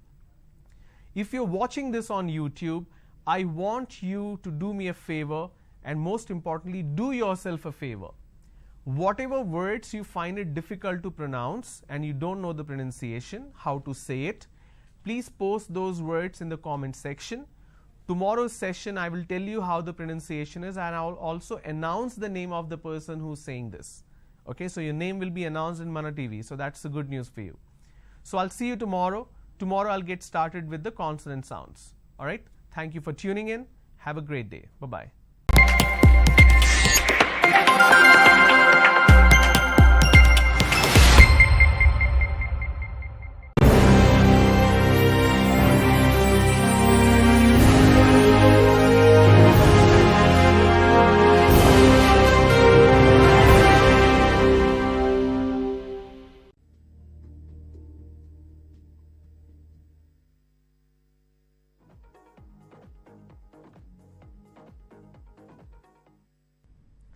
Good afternoon, everyone. Welcome to today's session. So we had been talking about communication skills as a part of the ESC program. We are done with aptitude. Now we are talking about communication skills. So as a part of communication skills, I spoke about 4 fundamental pillars of oral communication. I explained to you the communication tree. I explained to you the importance of pronunciation. Yesterday I also spoke about the problems that we face in terms of proper pronunciation. I explained how mother tongue influence is not a factor, but regional influence is a factor. We spoke about the phonetics, how city and cat being words that is starting with the same letter, giraffe and gadget starting with the same letter, but carries 2 different pronunciation or 2 different sounds. City starts with a s sound and cat starts with a k sound. Giraffe starts with a j sound and gadget starts with a g sound. And I explained to you why does this happen. It's because of English being a non-phonetic language. I explained how there are different languages which are phonetic, which means the way we spell, the way we pronounce, both are same. But when it comes to English language, the way we pronounce and the way we spell could be different. I gave you certain examples like PUT is put, but BUT is but, it's not but. So the examples that I spoke earlier, city, cat, giraffe, gadget, likewise we can have tons of examples where a particular letter may not have the same kind of pronunciation which may exist in any other word, and that is because it's a non-phonetic language. And I introduced what exactly is the reason because of which this happens. That's because of English language has different consonant sounds and vowel sounds. I explained the letters, how we have 26 letters in English alphabet system, 21 consonant and 5 vowels, but we have 24 consonant sound and 5 vowel sound. So today I am going to explain what a consonant sound is, and I will also explain the 24 consonant sounds with examples. So let's begin. So consonant sounds are the manner of articulation is how air escapes from the vocal tract when the consonant or approximant, that is vowel-like sound, is made. Manners include stops, fricatives and nasals. The place of articulation is wherein the vocal tract, the obstruction of the consonant occurs and which speech organ is involved. And vowel sound are pretty straightforward. It's a speech sound that is made with no obstruction of the vocal tract. Now when you read this particular definition on the left and as well as right, it's pretty complex to understand what does it mean. Now when we look at the various consonant sounds, it's going to become easy for you. Okay, so like I said, there are 26 letters in English alphabet, but there are 24 consonant sounds and 15 vowel sounds. So please make a note of this. Even though there are 21 consonants, but there are 24 consonant sounds, you need to understand how consonant is different from consonant sounds and how vowels are different from vowel sounds. You need to master this combination of 24 plus 15 in order to be perfect with the pronunciation aspect. Alright, so these are the sounds in English language as far as consonant sounds are concerned. I'm going to tell you how to pronounce these sounds. What I would suggest, if you're watching this on Mana TV Live, or if you're watching this on YouTube, if you're watching it YouTube Live or a repeat on YouTube, if you get the link and if you want to play it again, the way we're going to practice or the way we're going to understand this is I'm going to read each and every sound and then I will pronounce how it is done. Okay? Alright, let's start the first line. The first line is, it's not P, it is P. So it's P, then it's B, T, D, K, G. Let me repeat. P, B, T, D, K, G. Second line, CH is pronounced as ch. So it's ch, j, th, the, s, z, sh, j. I repeat, ch, j, th, the, s, z, sh, j. Fourth line, f, v, w. So there is a difference between the V and W. I'll explain to you once we reach there. It's f, v, w, h, r, y, l, and the last line m or m, n, and ng. Any word that ends with ing, this sound exists there. Now when you look at these 24, it's pretty confusing. You wouldn't be able to figure how to pronounce these. So I will include examples to help you understand how to pronounce these sounds. Alright, let's start. The first one, I want to start with the first line.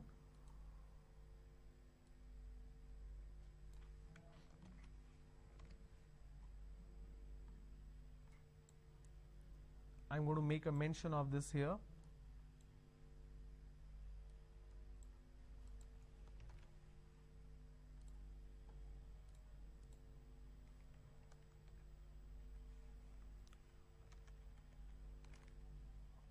Here we go.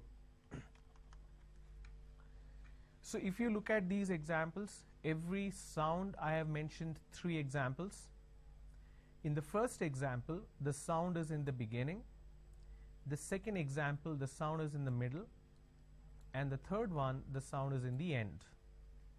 Okay? So let's start.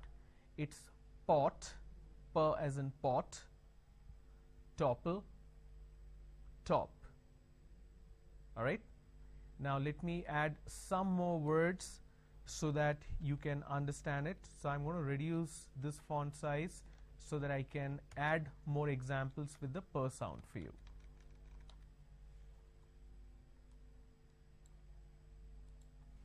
Alright, let's start. Picture,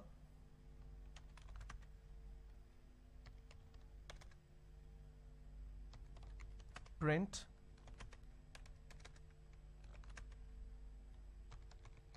puddle. Puddle means whenever there is a water stagnation on the roads, like in a small hole or pothole, that's called a puddle. It's not poodle, it's puddle. Paint. Now I'm going to use certain words where the sound is in the middle.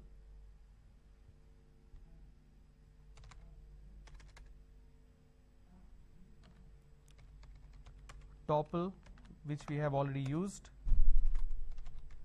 Couple.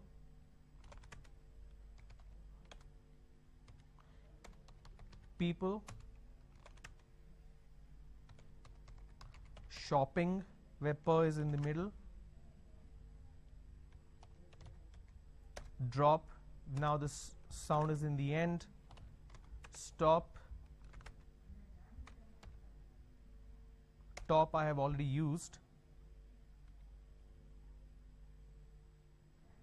Shop, where the sound is in the end.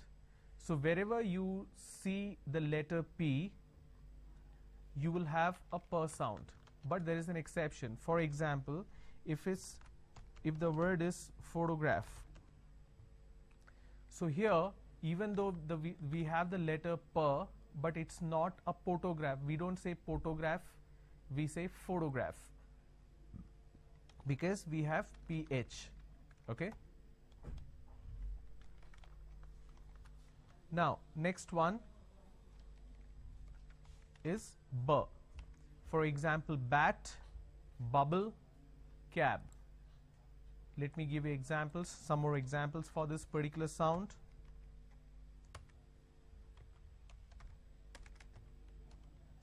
Brick, biscuit, brim, basket. All right. Now, examples where the sound is in the middle. Trouble,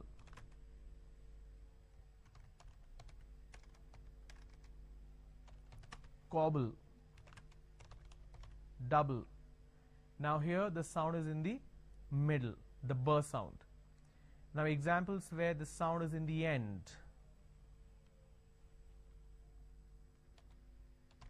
Drib, crib, nib, like the fountain pen nib, crab, we have crab. Okay, so some examples where the sound is in the beginning, sound is in the middle, and the sound is in the end. Now the next one is T sound. So let's look at certain words. Table, bitter, pot. Likewise, what you need to do is you need to come up with more such examples. I just showed you how to build more examples. When you do this exercise, you end up working on your vocabulary as well.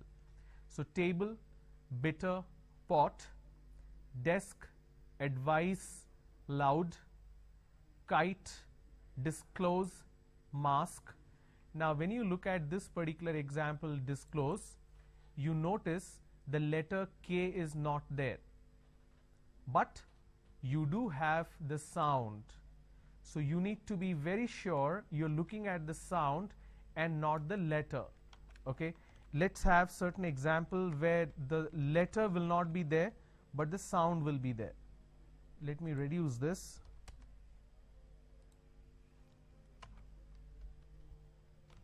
For example, cat,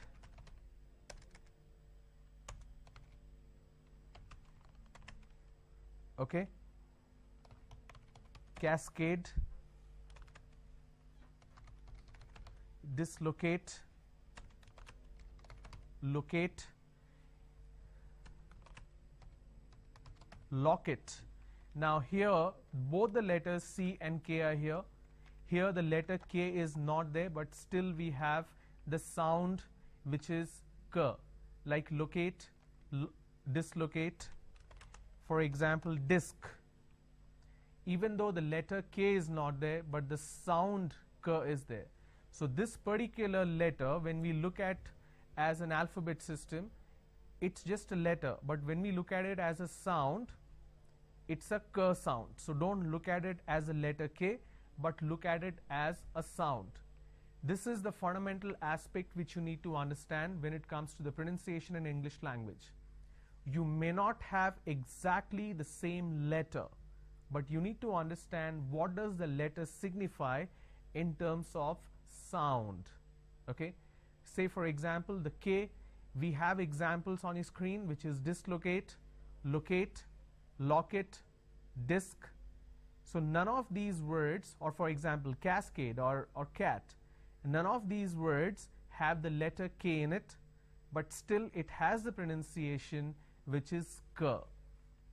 So once you master this, you will be able to understand the importance of the consonant sound.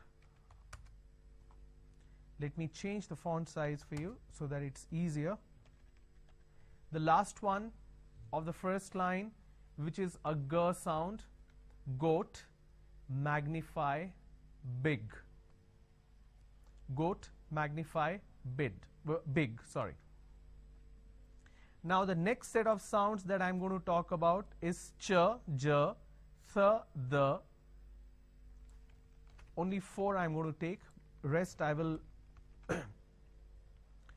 pair it together later. Ch, for example, chain, discharge, march. Now there is an important point that you need to remember. Okay, so you will think CH, if it's together, that means it's a ch sound. For example, chain, discharge, charge. All right, so that means this, for example, some more example, perch, search, chin, cheek, cheer, chair. So all these words has CH, that means it's a ch sound. But what if I have a word which is this? What if I have a word which is this? A word which is CHEMISTRY. Can I say chemistry? No. The pronunciation is chemistry. Now here, this is CHROME. Can I say Chrome, like Google Chrome? No. The pronunciation is Google Chrome. So when you have a word, when you're comparing that, I have CH here. So let me remove this. So when I have CH, I say chin, cheek, cheer, chair. But here I say chemistry, chrome. You are obviously bound to get confused. Now the question is, why does this happen? It happens because that is how the word, the origin of the word is, that is how the pronunciation is designed. So that goes back to the root, that goes back to the origin of that particular word.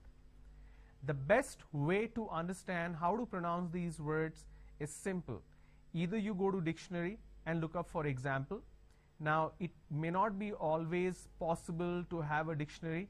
Secondly, even if you have a dictionary, you can't understand how the pronunciation is. Now that everybody has internet or access to a system with internet, the best way to understand or learn pronunciation is Google. So I'll tell you how to do that. So open a Google page, enter the word, for example, chemistry. The moment you enter chemistry, it may not give you the pronunciation, right? So what you do, pronunciation of chemistry. What it does is, it immediately opens a YouTube page. And in the YouTube page, if you click, it will immediately give you what the pronunciation is. Now, if you want to have meaning as well as pronunciation,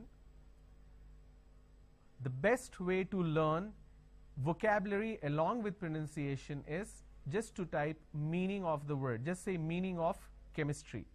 What it will do is, it will immediately show you the results from dictionary. Underneath, there will be this particular icon. Let me zoom in the page so that you can see it clearly. So what I did, I went to Google. I just entered meaning of chemistry. It shows me the meaning of the word. It also gives me example. Now what I do is, I need to activate my speaker. So once I activate my speaker, I need to unmute it and I need to click here. So let me try and show you. So that's a sound shift. So once you click, the speaker of your system will automatically prompt how the word is pronounced. I'm not sure if you're able to hear this, but every time I click, it gives me the pronunciation of that particular word. So that's an easy way to learn pronunciation if you have access to a system. So please make the best use of internet. 90% of people, the moment they get a phone with internet connection, now that Jio is giving so much of data for such less price, we use that ocean of information to watch movies, to watch songs, to watch some videos on Facebook and Instagram.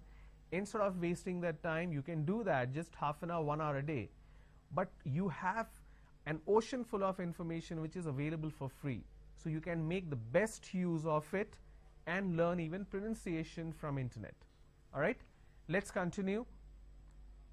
The next word or the next pronunciation that we need to understand is j. So we have ch and we have j. J, for example, joint, budget, charge. Now pay attention. The letter J is missing here for this particular word and for this particular word. So you need to be very, very sure how to pronounce it, and the best way to learn is either from dictionary or from Google. So J, joint, budget, charge, even though the letter is missing, but the sound is existing here. Then we have th, for example, think, breathless, bath, the, this, rhythm, breathe.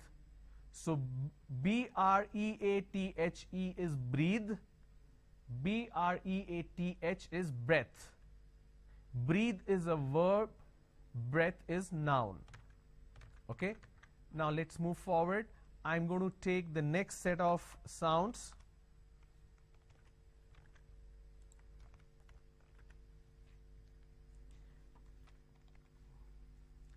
The first one is sir, seal, mistake, miss, z, zoo, disown, breeze, shallow, location, brush, that is for sure. And je, we don't have any word that starts with a je sound, but we have pleasure, measure, treasure, all these words where the sound is in the middle, and then we have beige where the sound is in the end. Now what happens usually is we make a mistake in terms of these two sounds. So let me quickly explain what do I mean by that. So I'm going to talk about the first one. For example, if I have the word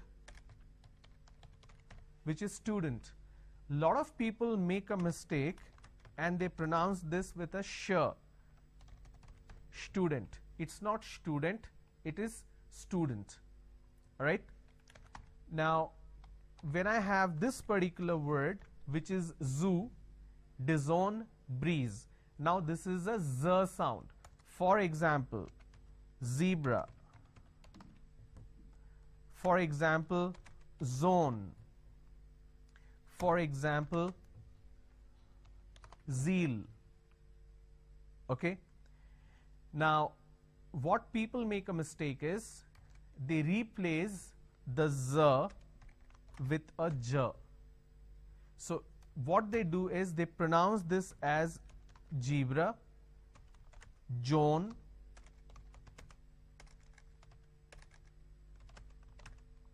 Jeel. So please don't make a mistake. The moment you replace the z with a j, it's a mispronunciation. It's not zebra, it's zebra. It's not John, it is zone. It's not Jeel, it is zeal. It's a z sound. Another mistake that people do is where they add a z sound where it's not needed. For example, listen. Now the listen word pronounced as l, e, s, li. So let me add a dash after that so that it's easier for you to understand.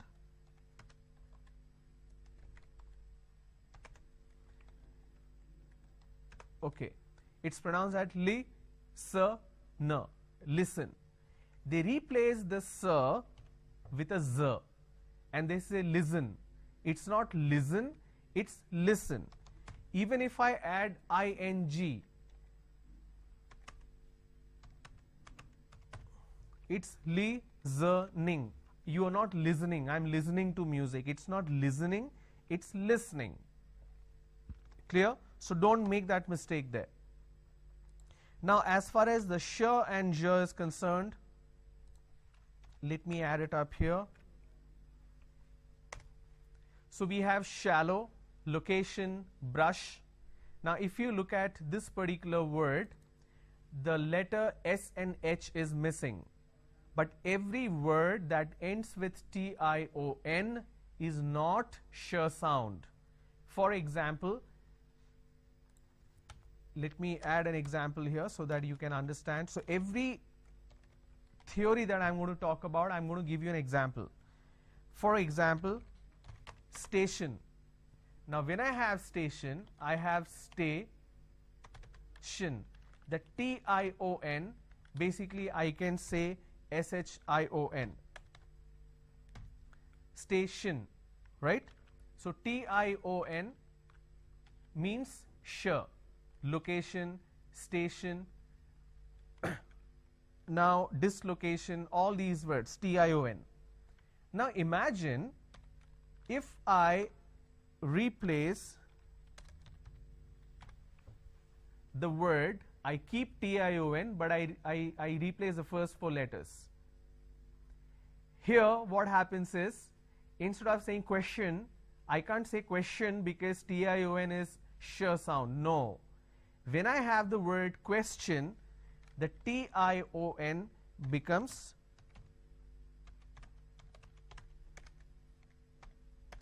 ch-n. So it becomes question. Alright? So please keep this in mind. Every word is pronounced differently. You can't apply the same rule of law. Now j sound, for example, pleasure, measure, treasure, beige, all these are the words where you have the j sound. Okay? Now let's move on to the next set.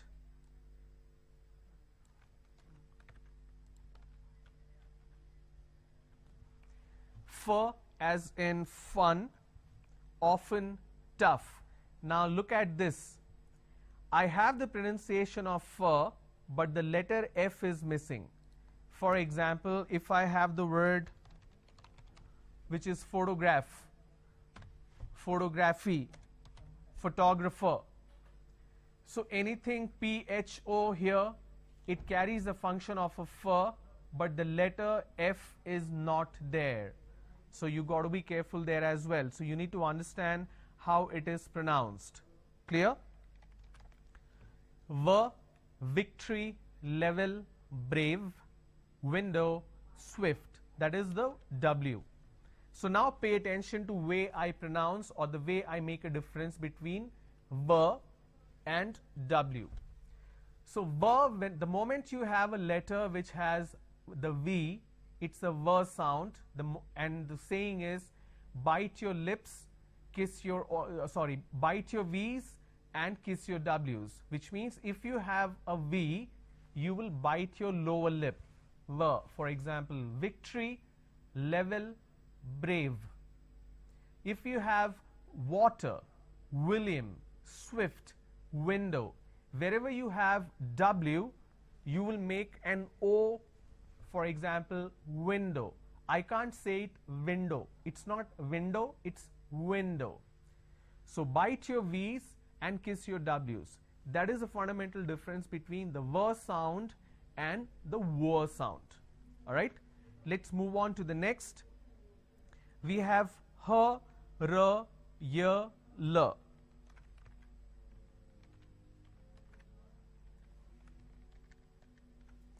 H, for example, hollow, adhere. So wherever you have the H sound, you may or may not have the H. R. Now this R is a soft R sound. It's not R. We can't call it as ring, market, charter. No, that's not how it's pronounced. It's a very soft sound.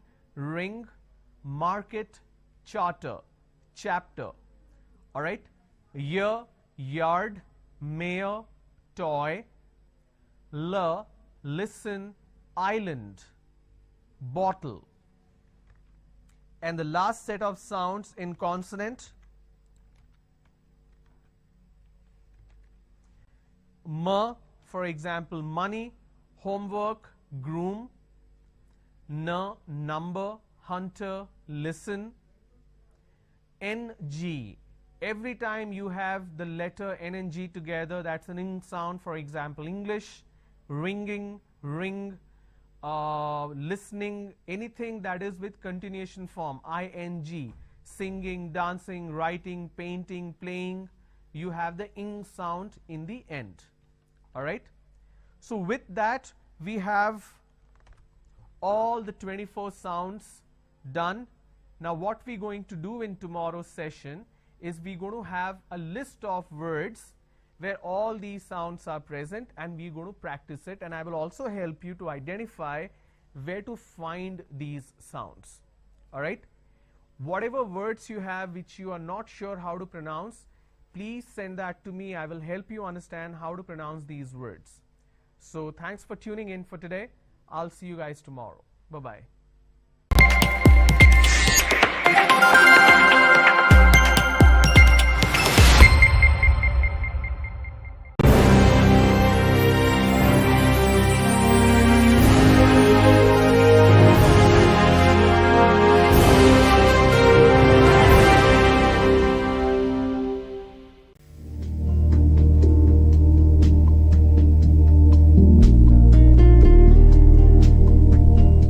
Hello everybody, welcome to this session on Introduction to IT. Today all of us are living in a world where information technology is so important. Is there anybody, whether it is a student or a working professional, who do not use IT? That's a question we should look at, and the answer is no. Everybody uses IT in some way or the other. Today it has become so important in our life, we can say that IT is a main line of our activity, whether it is for entertainment, whether it is for education, whether it is for job aspects or prospects, and also in the areas of research and development.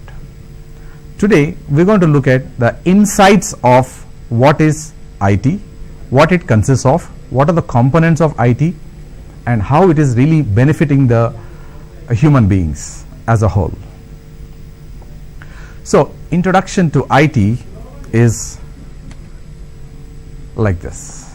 These are the components that are going to be discussed in this program. So IT stands for information technology. It's been used as a buzzword in the industry and even in schools and colleges. It's become a craze thing, like people want to get into IT as a career, as a job prospects. Whether you are in the field of computer science, whether you are in the field of electrical and electronic engineering, or you are in the field of arts and commerce, the main destination for all the students is to get into IT. So what is IT and how it's going to help us, and what are the components of IT? So if you look at the components, the main components of IT are hardware and software at a broader level. But just having a computer itself is not IT.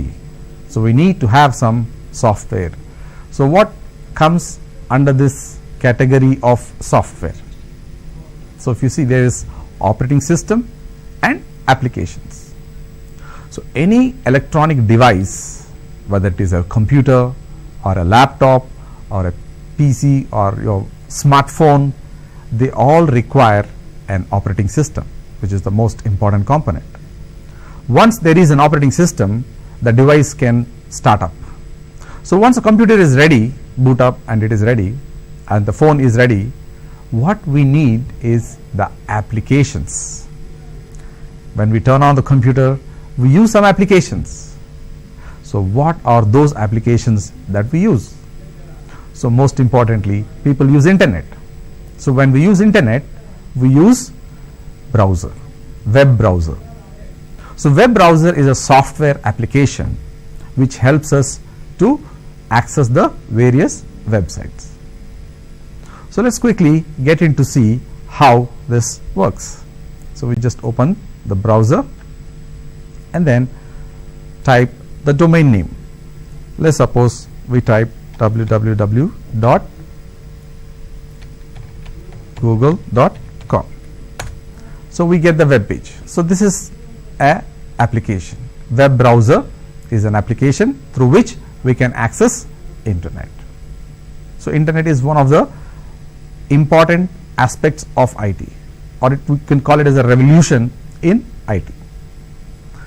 So we can access any website that is useful and that gives us information. Okay. So the components of IT are hardware and software. Under the software we have operating systems and applications. Let's also get into see what is IT. So information system is essentially made up of 5 components, that is the hardware which we have just discussed, and software, and the database, the network, and the people. So people form an important part of IT. Having developed this hardware, software, database, and network, it is for the people to use this information. So these 5 components integrate into to perform input, process, and output. So this is the core function of IT: input, process, and output. So let's look at what is input. Just a little while ago we had opened this application, and in this application we have given some input. This input is taken by the computer, the operating system, and then it processes it with the help of the network, and then it will give us the output. Let us look at another website. For example, we go to say cisco.com. So this is one organization. This is one organization, and then we are going to visit their website, cisco.com.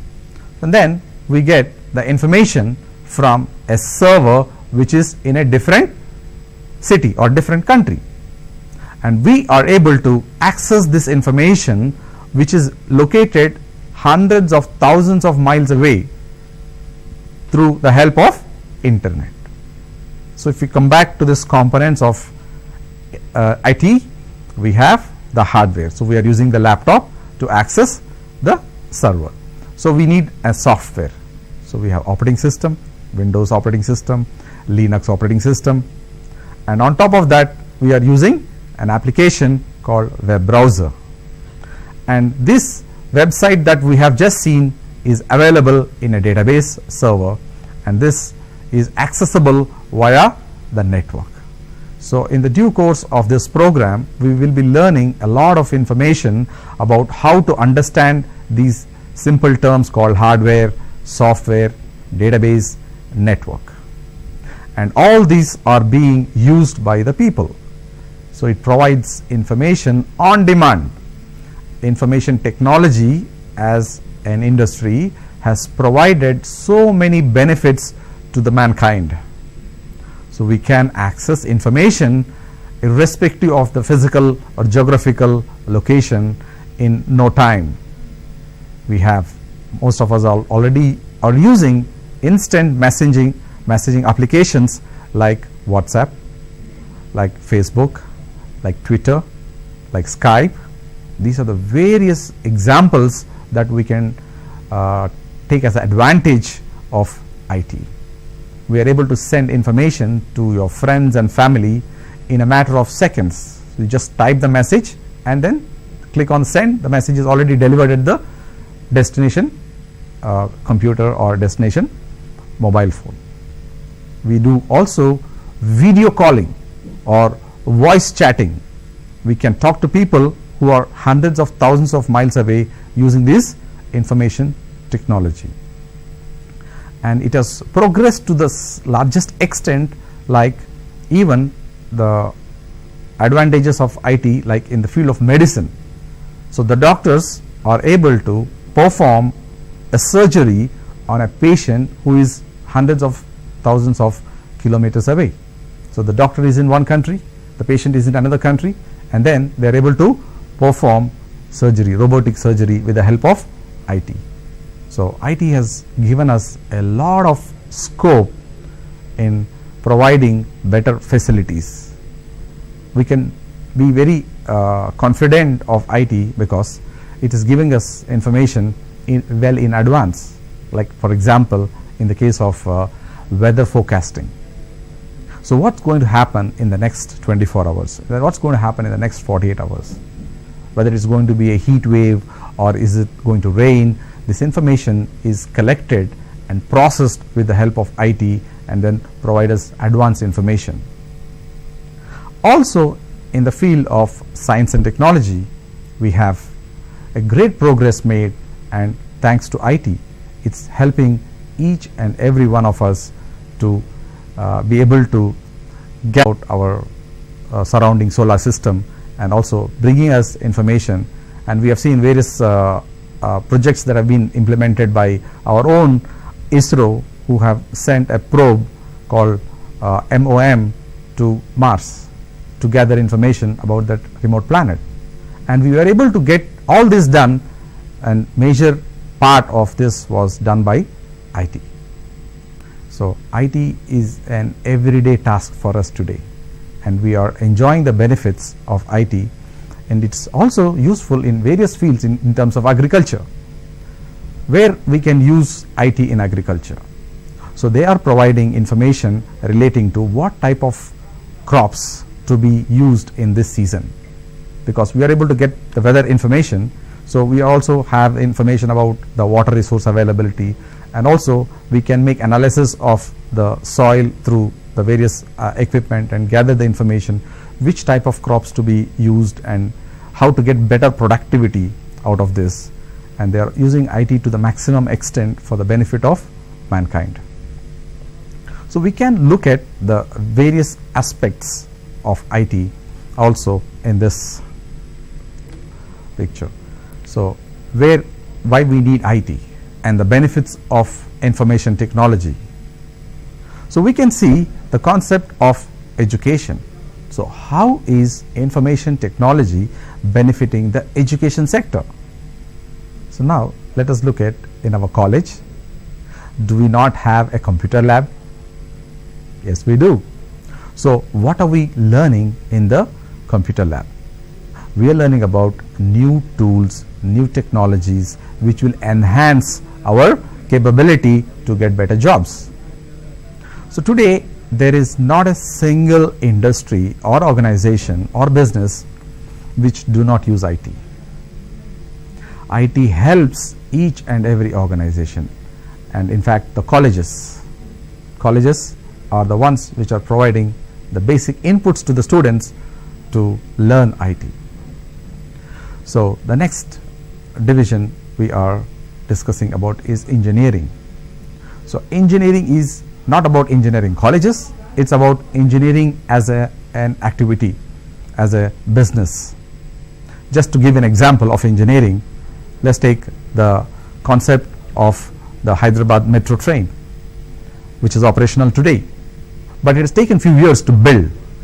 But how was it built? What is necessary to build such a big infrastructure? So it's the engineering which helps us to create those models before that's being deployed in the real world.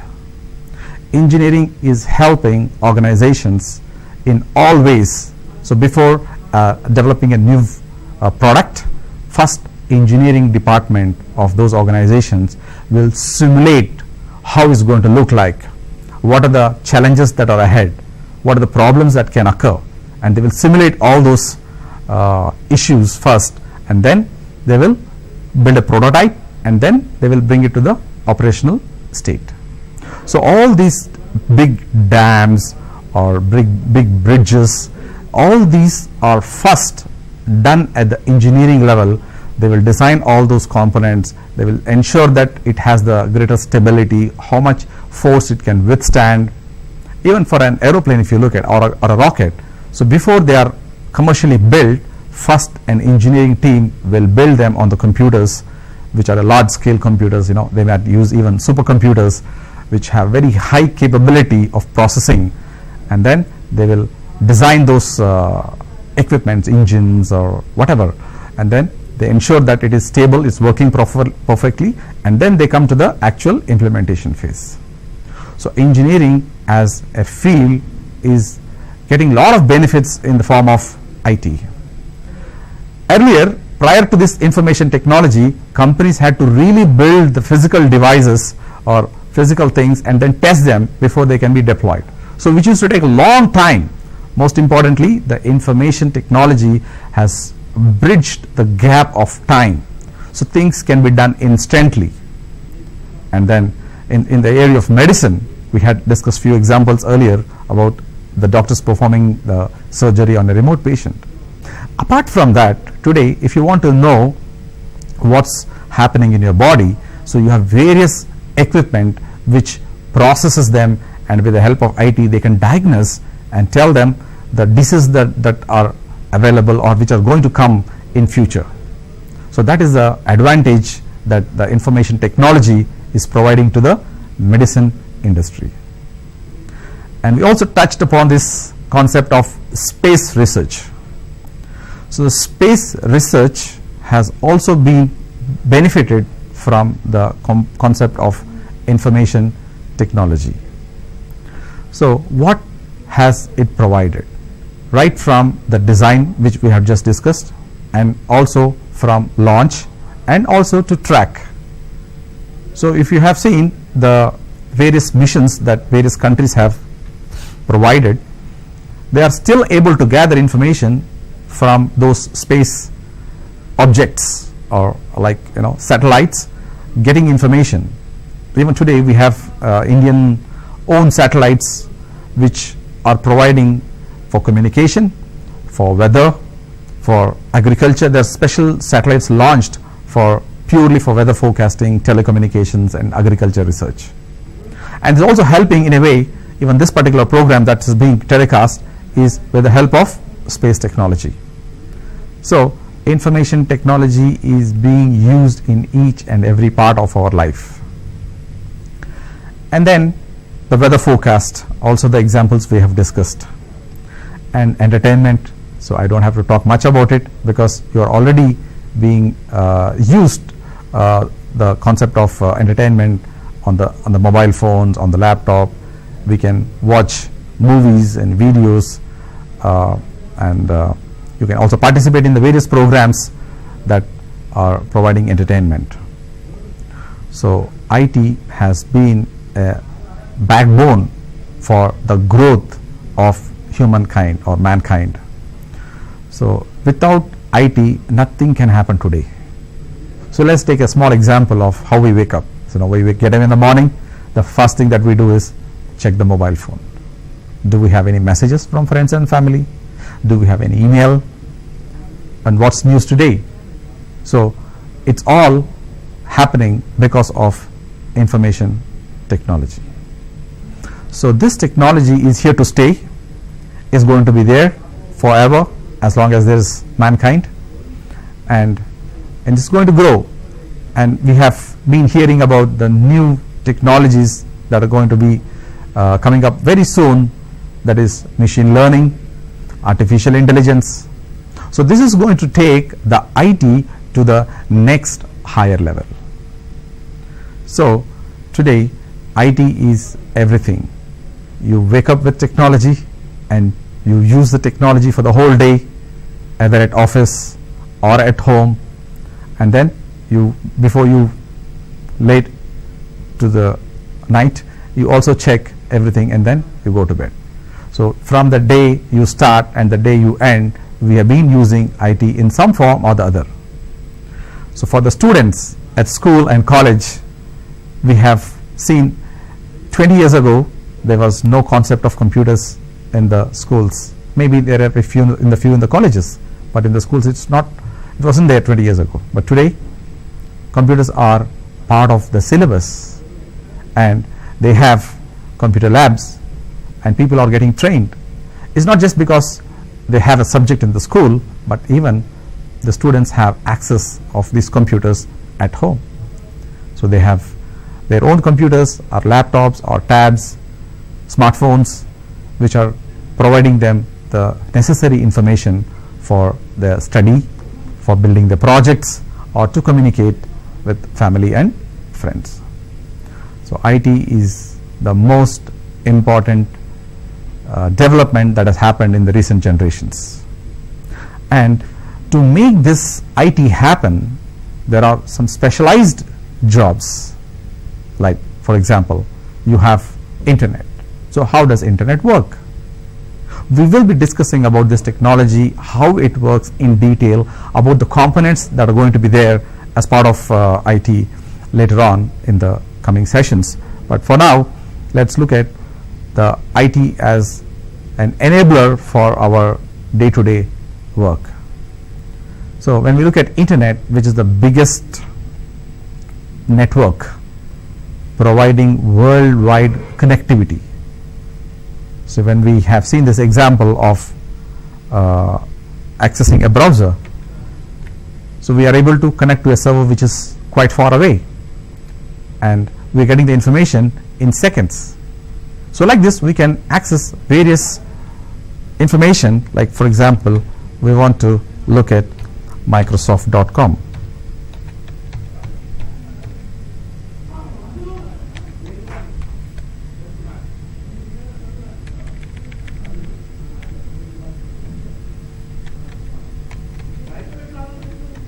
Now we can see that's information coming from Microsoft.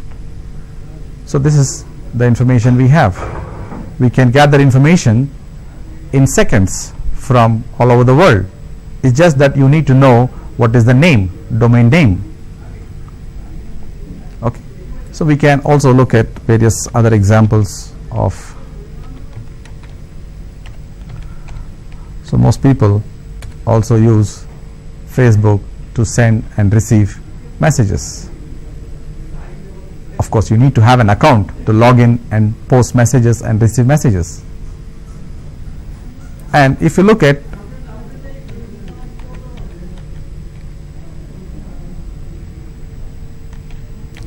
the website, something like IRCTC, so this gives us information on when the trains are coming, when the trains are leaving, how to make a reservation online from this website. It's not only just for trains, you have applications to book tickets for airlines. You also have information relating to public transport. You can also buy tickets from traveling on a bus from the road transport authorities. So all these applications are providing us very good advantage to save time. Instead of traveling all the way to an office where you buy the ticket, so we can access it from this particular application. Also, we have public websites from the government where we can offer services, like for example, government is offering services like Me Seva, an example of Me Seva. So what's available in Me Seva? We have a website available, and through that website we can provide transactions like you want to pay the water bill, you want to pay the electricity bill, you want to pay the property bill. All these can be done with the help of IT. So IT plays an important role in enabling these services. So how can we not use IT? So IT is everything today, and the applications help us to do our day-to-day work in the field of education, in the field of engineering, in the field of medicine, space research, weather forecast, entertainment, and it in fact available for financial services, like for example banking. Banking is the best example of leveraging the IT technology. So how are we doing any banking today? Is there any main reason that we have to go to the bank to provide any transactions? No, we have the online facility. Just visit the bank website, register yourself, communicate with the bank, get all the credentials ready, and then you are ready to go. It's hardly any necessity to visit the bank today, because when you log into your account on the website, the banking website, you can provide transactions like you want to transfer the money from your account to some other account, or you want to make some fixed deposits, or you want to provide any additional services, like you want to pay your bills, water bills or electricity bill or property tax, you can also pay from the bank. So we have the financial technologies ensuring better convenience. Suppose you are walking on the street and you want to withdraw some money, so you can go to an ATM, and when you go to the ATM you have access to withdraw the money. Since the ATM provides the connectivity to the bank, so when you use the debit card in the ATM, so it will ask for authentication and you are providing your password, and then it is verifying with the bank. The information is sent from this ATM box to the bank database where the credentials are checked, and then you get a confirmation, and then you are ready to transact. And when you say I want to withdraw so much money, again the request is going back to the database, verifying whether you have so much amount in your account, and that can be transacted. But for all this to happen, there must be a dedicated team working behind to ensure that the hardware is working all the time, the software is working all the time, the applications are working all the time, and most importantly, the network is working all the time. We must have come across sometimes that we don't get internet at home. So what do? We call the help desk for support. We tell them, hey ISP, I am not able to access internet from my home. Kindly come and troubleshoot. So there's this dedicated team of network engineers who will ensure that they will address this problem. So these problems could be of some type like connectivity problems, because the ISP has to provide you the cable from all the way from his office to your home or to your office. So in the way, if there is any disconnection or the cable is cut somewhere, so the technician, the person has to identify the fault and then fix it. So this IT support is important aspect. IT support involves hardware support, operating system support, the application support, and most importantly the network support. So a typical IT infrastructure in an organization, what we observe is just some computers or laptops or network gadgets, wireless devices, etc. But in the background, most importantly, where all these databases are stored, these are stored in a separate place where they are secure, physically they are secure, meaning they are protected by authorization, like only the authorized person can have access to that particular room where the physical servers, where the database applications are stored. So there will be physical security. So physical security provides only authorized personnel to access those physical servers. And once you enter into the physical server, you have all the racks. All these racks consist of servers, and then they are being managed by the corresponding technical teams. So this help the organizations provide services to their customers. For example, so we have this website. So this website, if you log in, it will provide us information. So where is this information coming from? It's coming from the data center. So from the client, we are the client. We are called as the client. This is the device and this is the client operating system, and provides us information. This is connecting to the server which is in the data center. So let's also look at another organization, HP. These are the companies which provide servers, laptops, desktops, printers, so business applications. So they are also into providing network components. So these are just enablers. These are the organizations which enable us to have a powerful IT system. So there are many such organizations which provide this. So you can see these applications, the benefits that common man have with the help of IT. So this organization provides operating systems and applications and along with some hardware. And this organization provides the core networking, provides networking and security and voice over IP and video conferencing.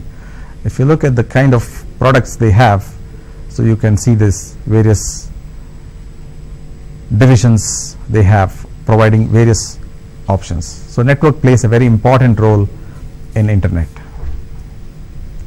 Network system plays a very important role in providing internet services.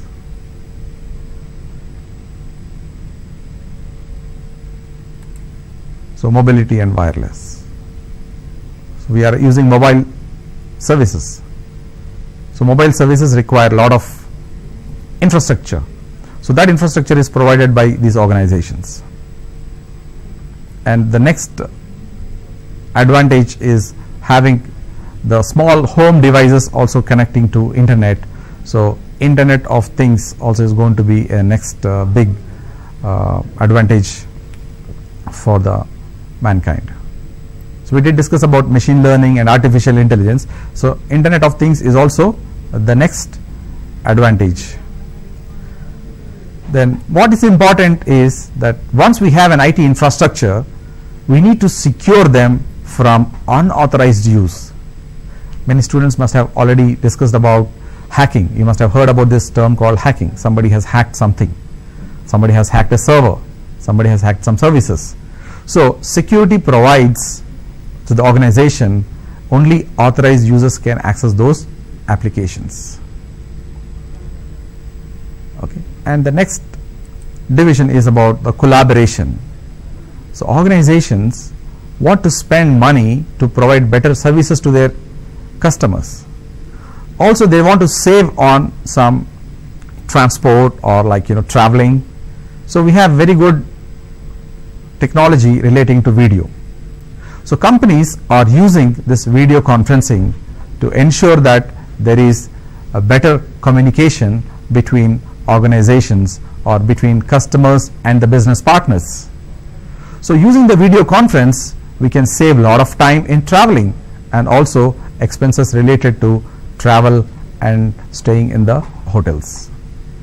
So video conferencing helps organizations for quick connectivity.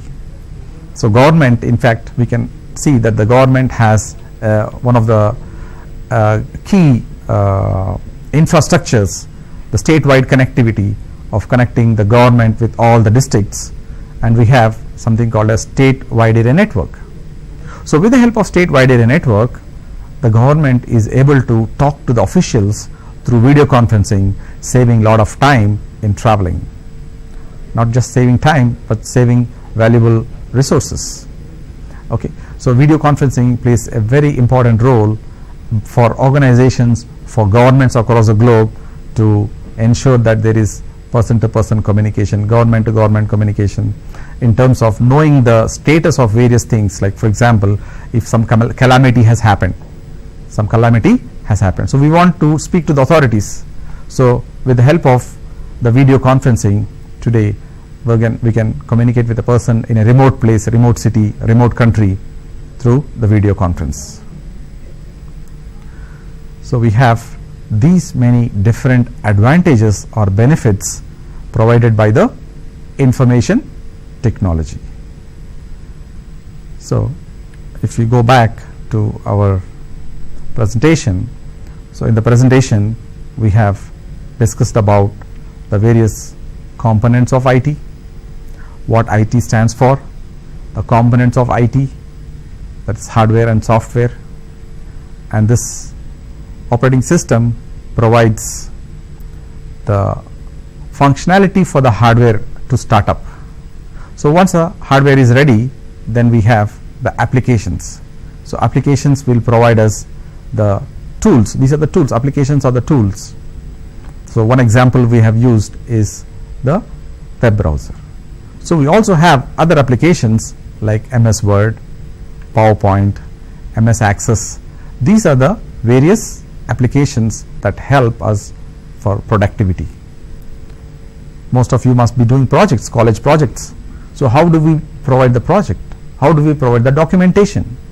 So we use a word processor like MS Word and put all the text that we have gathered from the project, and also some diagrams, some output, and then the conclusion, and then we print it, bind it, and then present it in the college. So we were able to perform this project documentation with the help of a computer, hardware, and some operating system, and then some applications. So all this is function of IT. Or you've been asked to gather some information in the project. So what we do, we use internet, access certain websites, gather the information, collect the information, put it in the document, and then present it. Sometimes you may also have to present the graphs. So we make the graph. So we may use Excel as a application to create the graphs. So we use Excel to provide this.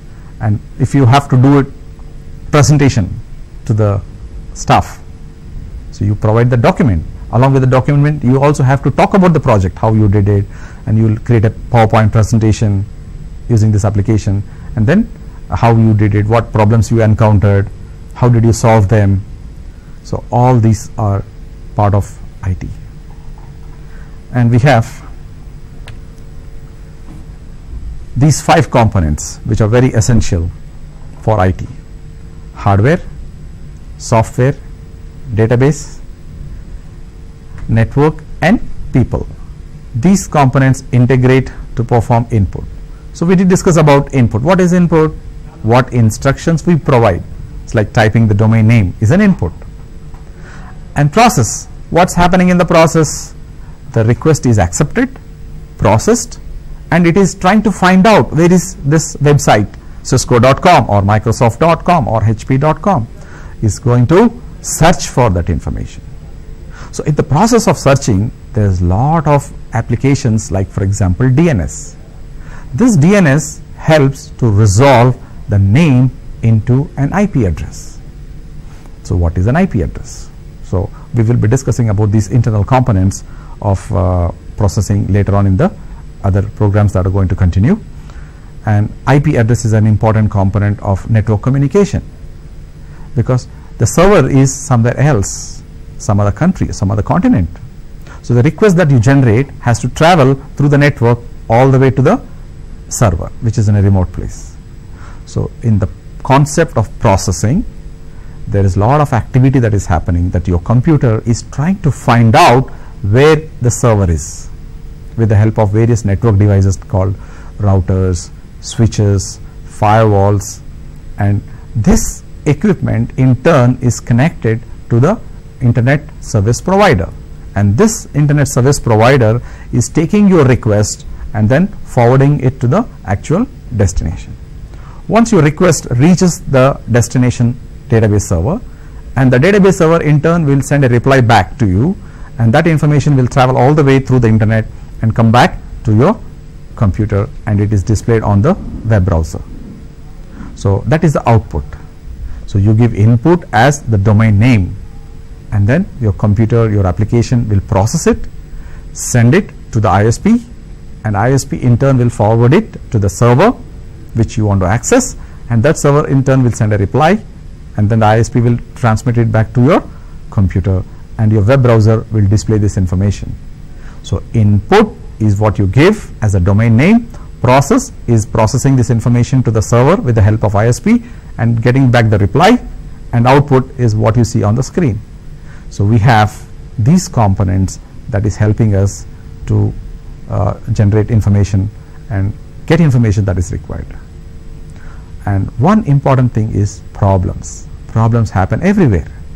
So when there's a problem in IT, we have a separate division called support division, and this support team, the technical team of support engineers, will be working round the clock to ensure that the things are happening or the problems are resolved in the shortest possible time. So we have, if you look at a bank, sometimes we have encountered this problem. So when you go to withdraw the money, on the ATM you see that out of service, the small board representing it's out of service. But we don't know what it means. Is the ATM out of cash? We don't know, we may not know. Or is the communication system from the ATM to the bank is disconnected? Or there's a computer inside that ATM. Is the computer not working? Or is it a hardware problem? Or is it an application problem? Or is it an operating system problem?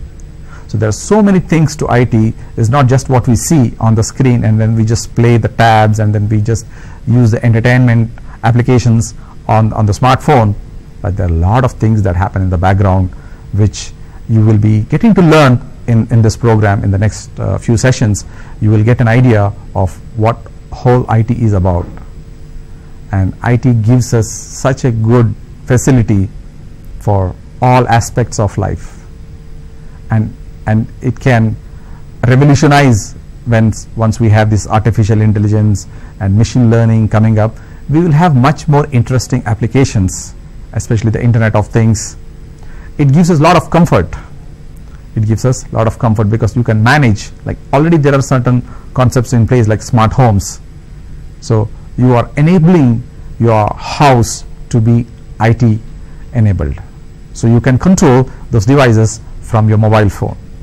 Let me give a simple example. Suppose it's a summer and it's too hot outside and then you're driving home.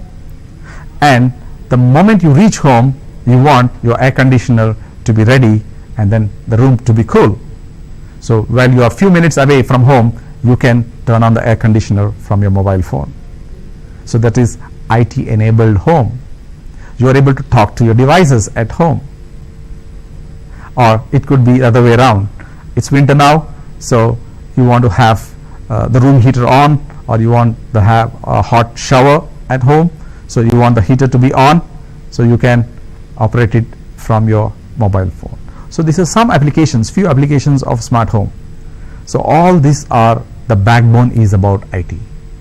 Without IT, we will have a lot of drawbacks. So that's why people who learn IT are IT enabled, and there are people who are not fully IT enabled. So there is some digital divide. So I think these kind of programs will help us to bridge the digital divide. So it's important to ensure that we learn certain skills in IT, to be IT aware, to know what's happening around the world and gather information to be up to date and also get good jobs in IT.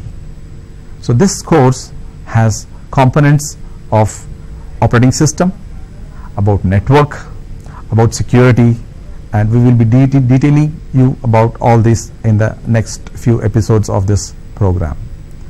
And IT is an enabler for providing better information, better technology, and today hardware is getting thinner, means more processing and less space. Earlier the computers used to occupy a lot of space, but now we have the mobile phone acting as an enabler. You can see the mobile phone having 3 GB RAM and 4 GB RAM, which was like a dream for having such kind of resources on the laptops or computers. So the smartphone is getting smarter with better hardware, better applications, better operating system, better network connectivity. So with 4G technology, you have very good internet bandwidth, but this was not available a few years ago. So today we have the better hardware, better software, better applications, providing very, very good IT. So IT is here to stay, but we have to be up to date with IT in terms of learning applications, learning the operating system, learning about networking, learning about security, and ensure that we have a very, very good career future in IT. So I hope this introduction session on IT was helpful to you to provide the various aspects that you can look at and learn, because IT is used everywhere, in education, in healthcare, in medicine, in engineering, in space, you name a field which is not being used, agriculture, financial technologies, everywhere it is being used.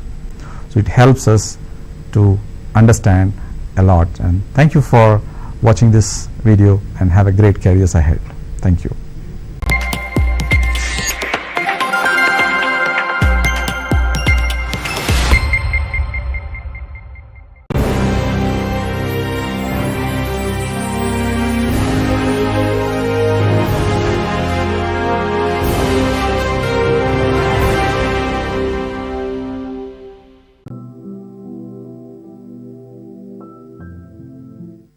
Hi, hello students, good morning, welcome to Mana TV, welcome to Tally training program conducted by APSSDC.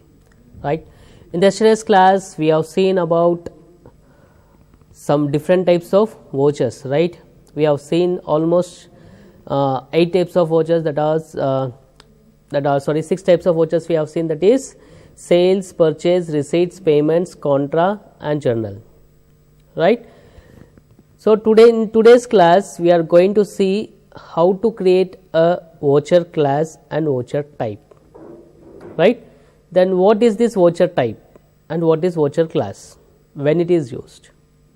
Okay. General ga voucher type ante enti. So default ga manaki around 14 to 15 voucher types untai Tally lo. అవి కాకుండా మనం ఓన్గా voucher type ఎలా create చేసుకోవాలి అంటే, for example when like మనకు VAT కానీ excise అలా ఉన్నప్పుడు 2 types ఆఫ్ వోచర్స్ ఉండేవి. అంటే కమర్షియల్ ఇన్వాయిస్ అని, ఎక్సైజ్ సేల్స్ ఇన్వాయిస్ అని సపరేట్ టైప్స్ ఉండేవి. అలాంటి మన టైలో ఎలా చేయాలి అంటే, దానికి సపరేట్ నంబరింగ్ ఉంటుంది, దీనికి సపరేట్గా నంబరింగ్ ఉంటుంది. ఇంకా కొన్ని కంపెనీస్లో చూస్తే మనకి ఇప్పుడు రిసీట్ ఉందనుకోండి, ఇప్పుడు మన cash receive from mister X అంటే సింపుల్గా వెళ్ళేది వోచర్ ఎంట్రీస్లో వెళ్ళి రిసీట్లో ఎంట్రీ చేస్తాం. But I want receipt numbers separately, అంటే నాకు బ్యాంక్ రిసీట్ సపరేట్గా కావాలి, క్యాష్ రిసీట్ సపరేట్గా కావాలి. అంటే వోచర్ నంబరింగ్ అంటే ఇప్పుడు రిసీట్ ఉందనుకోండి, బ్యాంక్ అయినా క్యాష్ అయినా ఆ రిసీట్ వోచర్లోనే వేస్తున్నాము.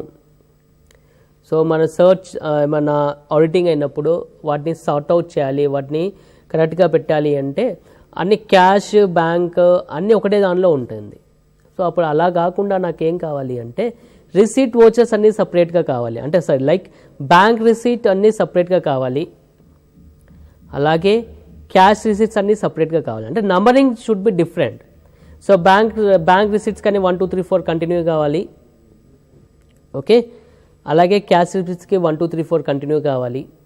అదేవిధంగా చూసుకుంటే బ్యాంక్ పేమెంట్స్కి 1 2 3 4 5 6 కావాలి, క్యాష్ పేమెంట్స్కి 1 2 3 4 5 6 కావాలి.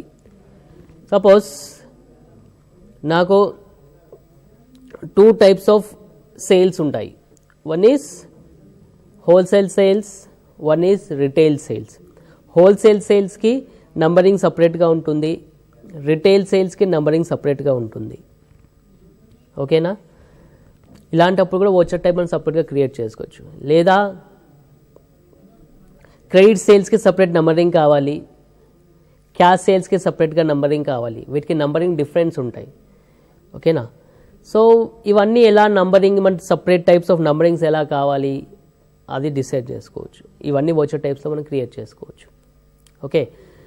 అలాగే ఇప్పుడు మన రిసీట్ వోచర్స్ చూస్తే 1 2 3 4 5 6 కంటిన్యూ వస్తుంది. ఆ రిసీట్ వోచర్కి కాకుండా సఫిక్స్, ప్రిఫిక్స్ అంటే దానికి ముందు దానికి తర్వాత ఏమైనా కావాల్సిన నంబర్స్ యాడ్ చేసుకోవాలి. అంటే కొందరు ఏం చేస్తారంటే, వాళ్ళ ఒక కంపెనీ ఒక షార్ట్ కట్కి SBA something like short business associates అలాంటివి ఏమన్నా ఉంటే వాళ్ళు చేస్తుంటారు. అంటే షార్ట్ బిజినెస్ అసోసియేట్స్ అని కానీ, లేకుంటే ఇంకేమన్నా ICPA సంథింగ్ అంటే షార్ట్ కట్ నేమ్ వాళ్ళ కంపెనీ నేమ్ పెట్టుకొని తర్వాత నంబరింగ్ తీసుకొని తర్వాత ఫైనాన్షియల్ ఇయర్ పెట్టుకుంటారు సైడ్లో. సో ఇవన్నీ ఎందుకంటే, సపోజ్ ఇప్పుడు నేను యూనిక్ నంబరింగ్ ఫాలో అవుతున్నాను అనుకోండి, ఇప్పుడు 1 2 3 4 5 6 7 8 యూనిక్ నెంబర్ ఫాలో అవుతుంది. ఇప్పుడు అదే ఆ 10 నెంబర్ అనేది లాస్ట్ ఇయర్లో కూడా ఉండొచ్చు, కంటిన్యూ అవ్వచ్చు, ఇయర్లో కూడా ఉండొచ్చు, మరి ఆ నెక్స్ట్ ఇయర్లో కూడా కంటిన్యూటీ అని ఉండొచ్చు, పాసిబిలిటీ ఉంది కదా. సో ఆ 10 నెంబర్ ఇన్వాయిస్ అనేది ఏ ఇయర్ది అనేది మనకు తెలియాలి. సో దాని గురించి మనం ఏం చేస్తాము అంటే, ఈ వోచర్ టైప్ క్లియర్ చేసుకుంటా. ఈ వోచర్ టైప్లో మనకు కావాల్సిన ఒక నంబరింగ్ ప్రొసీజర్ని, నంబరింగ్ ఫార్మాట్ని మనము ఇవ్వచ్చు అనమాట. So how to do that voucher types on now we are going to see now. Please see the screen. Okay, so in the yesterday screen only we are going the same yesterday companies I want to pay. For example, let me discuss, these are the voucher types. Okay, according vouchers ఉన్నాయి. Okay, మీరు observe చేస్తే payment 9, okay, receipt 2 number వచ్చింది. Okay, F4 Contra is 4, F8 sale is 7. So ఇక్కడ observe చేసినట్టే 7 number ఉంది, అవునా? ఈ number పక్కన నాకు ముందు కొన్ని నెంబర్స్ రావాలి, తర్వాత కొన్ని నెంబర్స్ రావాలి. సో అది ఎలా చేయాలి, that we are going to see.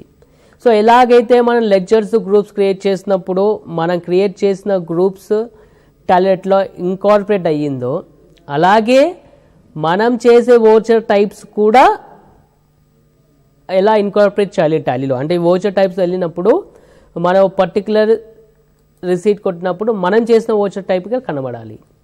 So అది ఎలా చేయాలి అనేది వాళ్ళు టాలెంట్ చూస్తాం. So it's a very important. So how to do that we are going to see. So same accounting ఇన్ఫోలో we have done ledgers, we have done groups, we have done ledgers. Now we're going to do with voucher types.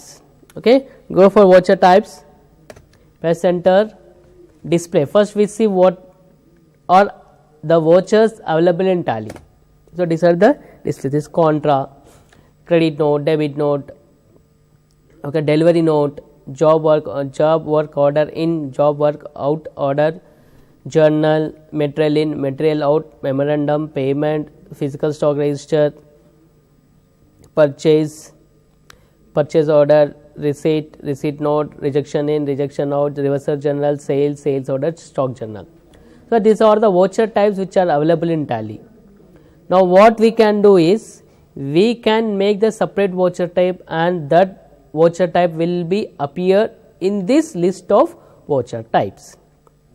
So how to do that? So go for create. So once again repeating, accounting info, voucher types, create. So wow, suppose I want bank receipt,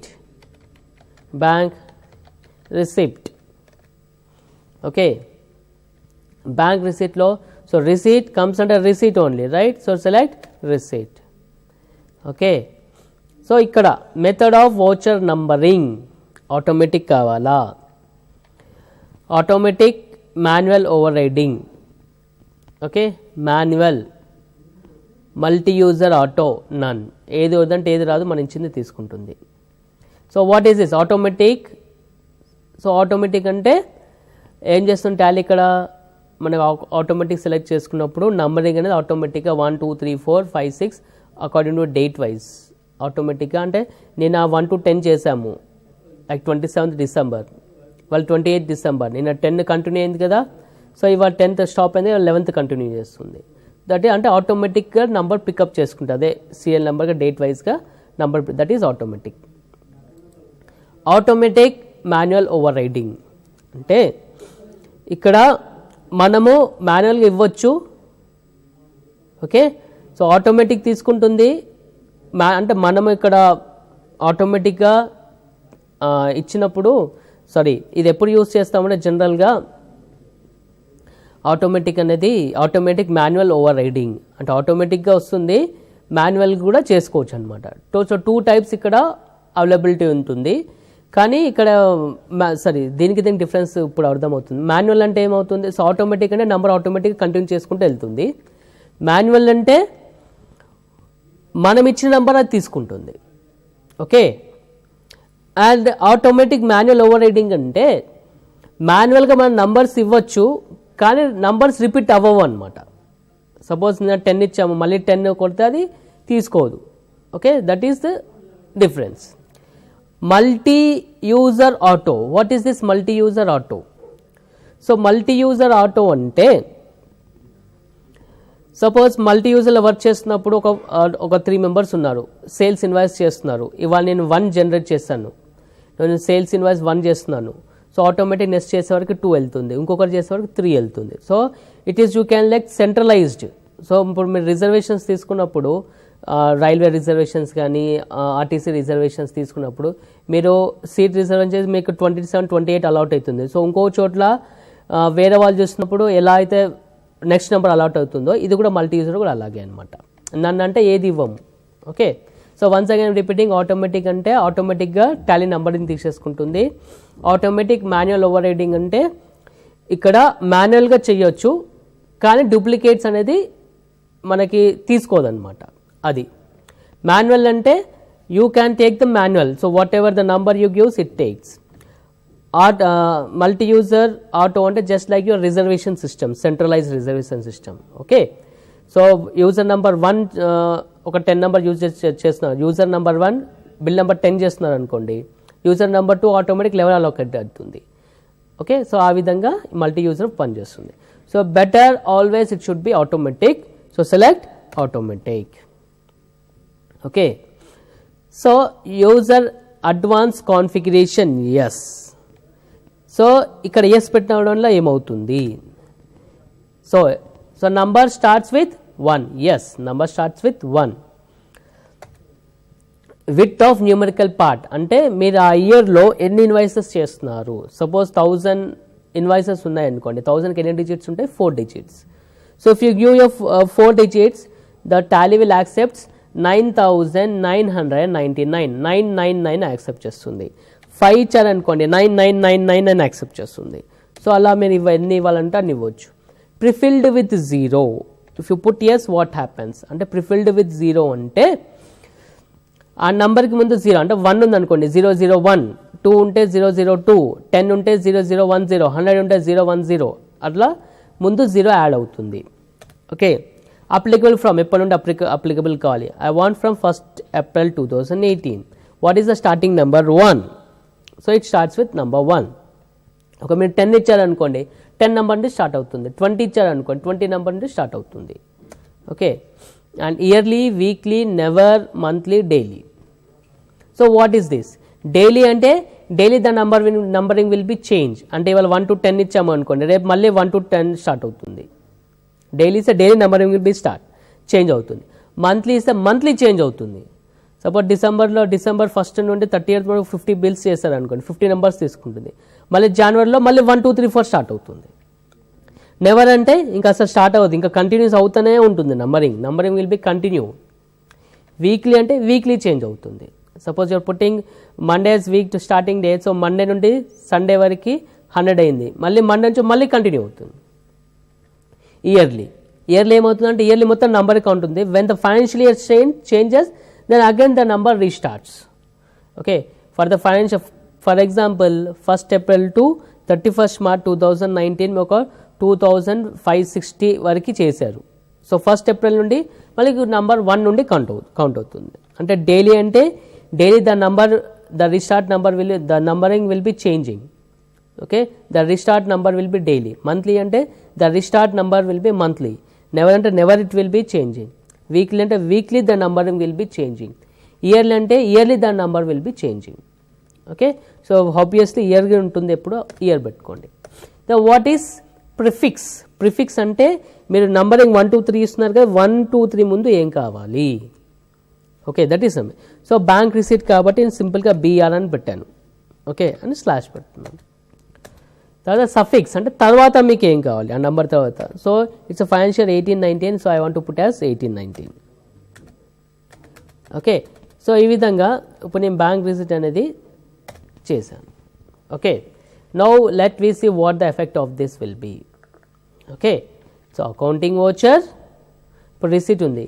so receipt మీద click చేస్తే చూసారా మనం చేసిన bank receipt ఇక్కడ వచ్చింది. So if you are selecting receipt number 2 it is coming, right? If you are selecting receipt, if you select bank receipt, press enter, then you can see BR. So I am putting BR, numbering BR వచ్చింది. So 0001 1819. So the number will be changing. Okay, so the number will be changing అన్నమాట. So మన automatic number 2 వచ్చింది. So ఇలా మీరు number కావాలన్నప్పుడు ఇలా చేస్తారు. So this is out automatic number will goes. Suppose the same thing we can alter also. Suppose accounting info voucher types I want to alter the sales. ఆ sales ముందు నాకు కావాలి. So this is my Ganapati, right? So yes కొడుతున్నాను. Starting number is right, I'm putting 4. Okay, yearly ముందు ఏం కావాలి. So Ganesh furniture కాబట్టి GF అని పెడుతున్నాను. Okay,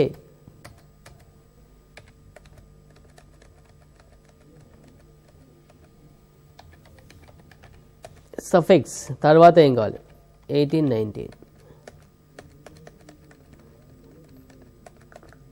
so right, sales order చేశాను కదా. ఇప్పుడు మీరు చూసినట్టయితే చూడండి ఇక్కడ F8 సేల్స్ GF 007 వచ్చింది, అక్కడ 7 వచ్చింది. Okay, 8, 9. Okay, this is automatic. So voucher numbering అనేది ఇలా వస్తుంది.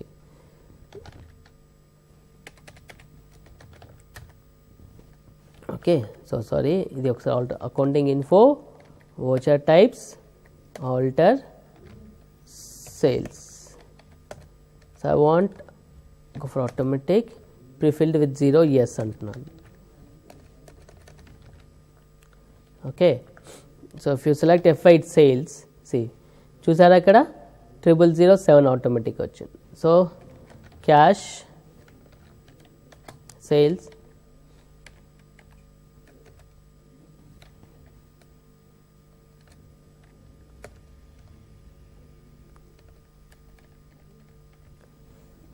Okay. So stock something TV అని క్రియేట్ చేస్తున్నాను.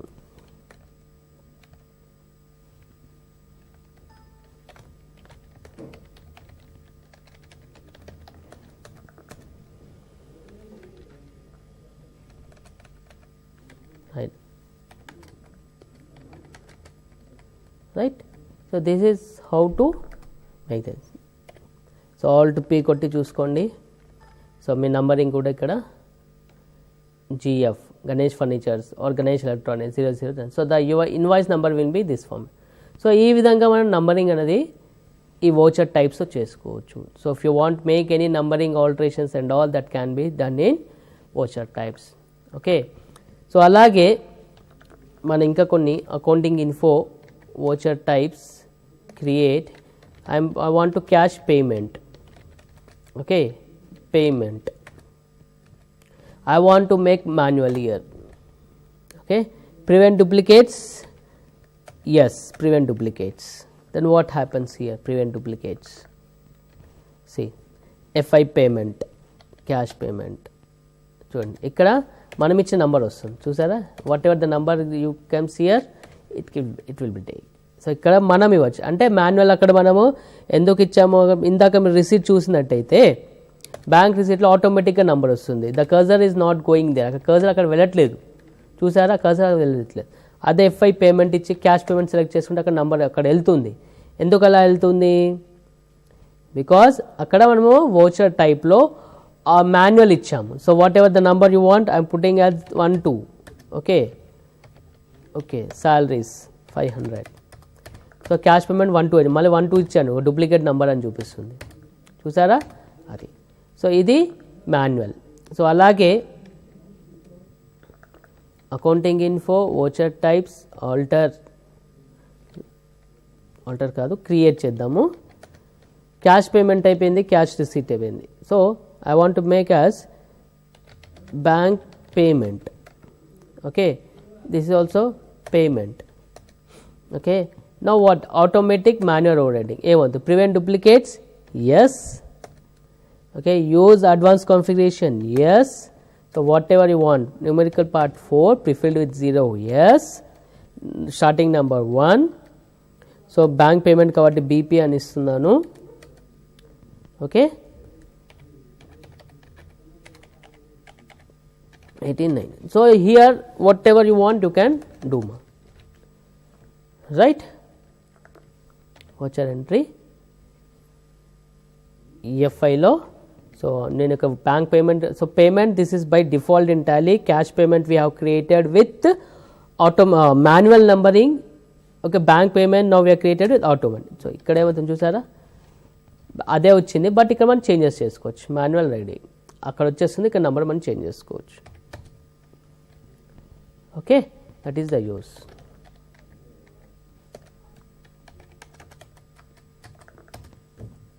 ఓకే, 3 ఆటోమేటిక్ చూసాను, నెంబర్ 3 వచ్చింది. దీన్ని మాన్యువల్గా చేంజ్ చేసుకోవచ్చు, 5 ఇట్లా చేంజ్ చేసుకోవచ్చు అనమాట. That is the use of that. So students, we have seen the voucher types here. So voucher types ఎప్పుడు క్రియేట్ చేయాలో హోప్ యూ హ్యావ్ అండర్స్టూడ్. అంటే voucher type అనేది ఎప్పుడు క్రియేట్ చేస్తాము అంటే సింపుల్గా మనకు నంబరింగ్లో కొంచెం చేంజెస్ కావాలి అన్నప్పుడు. జనరల్గా మనము ఇందాక ఏదైతే voucher types అన్ని చూస్తున్నామో నంబరింగ్ 1 2 3 4 5 6 7 8 9 అట్లా నంబరింగ్ కనబడింది. సో 1 2 3 4 కాకుండా దాని ముందల మనకి మన కంపెనీ నేమ్ కావాలి, లేకుంటే ఇంకేమన్నా యాడ్ చేయాలనుకున్నప్పుడు ఆ నంబర్ ముందు కానీ నంబర్ తర్వాత కానీ, ఓకేనా, ఇవన్నీ నథింగ్ బట్ ఫర్ ఐడెంటిఫికేషన్ అనమాట, ఒక యూనిక్ నెంబర్ ఫాలో అవ్వడానికి. ఓకే, సో ఇప్పుడు మీరు బ్యాంక్ అకౌంట్స్లో వెళ్ళినప్పుడు కూడా అబ్జర్వ్ చేసి ఉంటే మీకు 12 digits 16 digits కోడ్ ఉంటుంది, నంబర్ ఉంటుంది. ఆ అకౌంట్లో మళ్ళీ మీరు అబ్జర్వ్ చేసినట్టయితే first codes like branch code ఉంటుంది. తర్వాత చూస్తే కరెంట్ అకౌంట్కి అయితే 099 అని, ఓకేనా, సేవింగ్స్ అకౌంట్ అయితే 1355 అని, ఇంకేదో సంథింగ్ కోడ్స్ ఉంటాయి. ఉండేది తర్వాత మీ అకౌంట్ నెంబర్స్ ఉంటాయి. అట్లా చాలా కార్పొరేట్ బ్యాంక్స్ అలాగే మెయింటైన్ చేస్తారు. సో అలాగే మనకు కూడా వోచర్ నంబరింగ్లో అలా ముందు అంటే నంబర్ ముందు కానీ నంబర్ తర్వాత కానీ ఏమైనా suffix prefix and suffix add చేయాలనుకున్నప్పుడు ఈ వోచర్ టైప్స్ అనేది యూజ్ చేస్తాం. సో అలాగే మనకు కావాల్సిన వోచర్ టైప్స్ క్రియేట్ చేసుకోవచ్చు. ఇందాక మీకు చూపించినట్టయితే బ్యాంక్ రిసిట్ ఉంది, రిసిట్లో bank receipt separate numbering, bank payment separate numbering, cash payment separate numbering, cash receipt separate numbering. So అట్లా మన డిఫరెంట్ అంటే ఇవన్నీ ఎందుకంటే ఆడిటింగ్ అప్పుడు కానీ అలా ఈజీ ఉంటుంది. అంటే ఆడిట్లో వెళ్ళినప్పుడు ఇప్పుడు రిసిట్ ఉందనుకో, రిసిట్లో అన్నీ అక్కడ పడేస్తారు. ఆ రిసిట్లో అన్ని ఫైలింగ్ చేసి ఆ ఫైల్ తీసుకొచ్చి అక్కడ మీరు స్టోర్ చేస్తారు. సో అప్పుడు అందులో నాకు ఓన్లీ బ్యాంక్ సంబంధించి చూడాలి అన్నప్పుడు ఆ రిసిట్లో అన్నీ ఉంటాయి. ఇప్పుడు అందులో ఏది బ్యాంక్ అనేది ఎలా సెలెక్ట్ చేస్తాము మనం చూడలేము.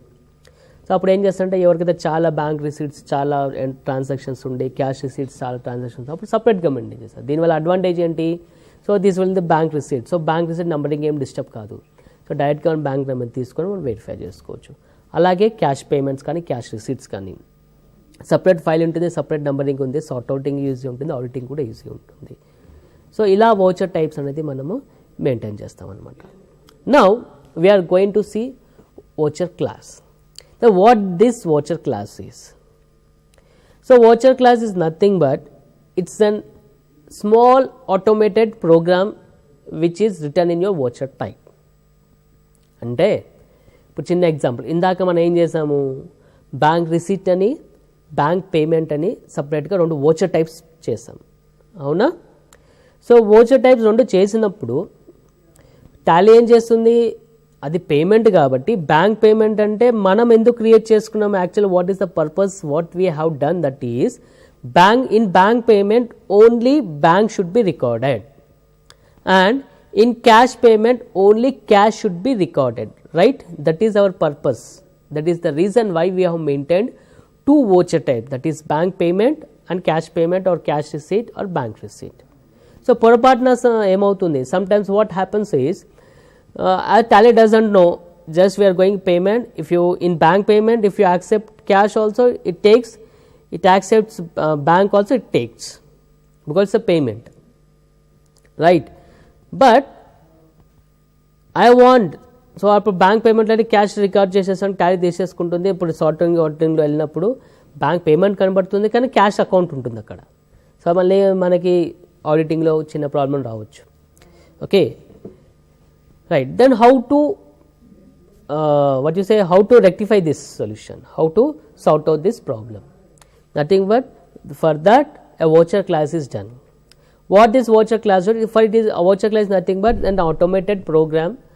ఓకే, అంటే మనకి ఆ వోచర్ టైప్లో ఏం కావాలి, ఏ లెడ్జర్స్ తీసుకోవాలి, అలాంటివన్నీ ఈ వోచర్ క్లాస్లో పెట్టవచ్చు అనమాట. ఇప్పుడు అలాగే ఫర్ ఎగ్జాంపుల్ ఇప్పుడు నేను జిఎస్టీ ఇన్వాయిసెస్ చేస్తున్నాను, ఫర్ ఎగ్జాంపుల్ ఏదో ట్యాక్స్ ఇన్వాయిస్ చేస్తున్నాను. సో ట్యాక్స్ ఇన్వాయిస్ అన్నప్పుడు ఏమవుతుంది, ఆటోమేటిక్గా ఐటమ్స్ అన్నీ సెలెక్ట్ చేస్తాము. ఐటమ్స్ కింద మనకి ట్యాక్స్ వస్తుంది, సిజిఎస్టీ ఎస్జిఎస్టీ ట్యాక్స్ వస్తుంది. సో ఇప్పుడు ఆ సిజిఎస్టీ ఎస్జిఎస్టీ ఎవ్రీ టైం మనం ప్రెస్ చేసిన అవసరం లేదు. అంటే ఈ వోచర్ టైప్ వచ్చినప్పుడు ఈ సెలెక్ట్ చేసుకోండి ఒకసారి ప్రోగ్రామ్ రాసి పెట్టేస్తే ఆ వోచర్ టైప్ మనం క్రియేట్ చేయగానే ఆటోమేటిక్గా అది సెలెక్ట్ చేసుకుంటుంది. సో మళ్ళీ మనం దాన్ని అక్కడ మళ్ళీ సిజిఎస్టీ ఎస్జిఎస్టీ టైప్ చేయాల్సిన అవసరం లేదు. ఇంకో చిన్న ఎగ్జాంపుల్, సపోజ్ మనకి ఒక కస్టమర్ ఉన్నాడు, పర్టికులర్గా ఆ కస్టమర్ ఎప్పుడు ఆ పర్టికులర్ ఆ ఐటమ్స్ మాత్రమే తీసుకెళ్తాడు అనుకోండి. ఫర్ ఎగ్జాంపుల్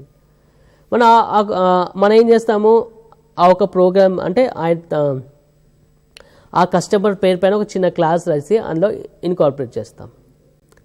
సో ఆటోమేటిక్గా ఆ వోచర్ టైప్ ఆ వోచర్ క్లాస్ సెలెక్ట్ చేసుకున్నప్పుడు మనకేమవుతుంది అంటే ఆ పర్టికులర్ ఐటమ్స్ ఆటోమేటిక్గా వచ్చేస్తాయి. జస్ట్ మనము ఆ క్వాంటిటీ కానీ అవి చెప్పేస్తే సరిపోతుంది అనమాట. So like this we can have an different types of voucher classes. Okay, now let we do some small voucher class. Okay, so please see the screen now. Right, so this is voucher type. Okay, so bank payment undi, right? Bank payment lo meer observe chesinatte access bank ochindi, cash ochindi, but bank payment only bank accept kavali. Okay, or alage FI cash payment lo only cash e ravali, but bank కూడా వస్తుంది. Now how to make this? So accounting, so first I am going for accounting info, voucher types, and I am making alter for cash payment. Okay, so this is thing and voucher name of the class. So ప్రతి ఒక్క దాంట్లో ఒక voucher class అని ఇక్కడ మీకు ఒకటి వస్తుంది, అక్కడ class name ఇవ్వండి. So I want to define a program, so that is called cash payment. So I am putting as cash payment as voucher class. So ఇక్కడ ఇంక్లూడ్ దీస్ గ్రూప్స్ అంటే ఏ groups include చేయాలి అని అడుగుతుంది. So క్యాష్లో cash include ఉండదు, నాకు only bank cash and మాత్రమే కావాలి. So only అది మాత్రం యాక్సెప్ట్ చేస్తుంది. ఓకే, సారీ ఎక్స్క్లూడ్ అనేది exclude this group. What you want to exclude? I want to exclude bank, I want to exclude bank OCD, I want. Okay, and okay include this group. What you want to include? Cash in hand, end of list. Okay, so ఇది సరిపోతుంది. Okay,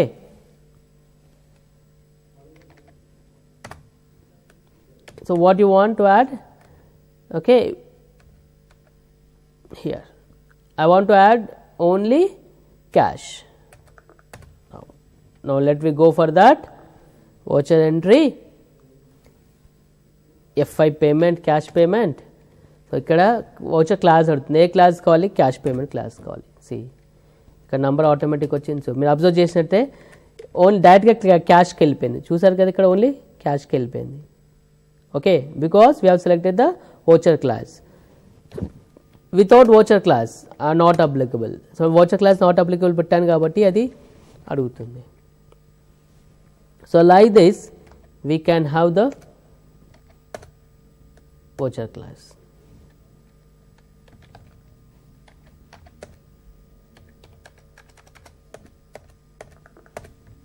right, so this is how to maintain a voucher class.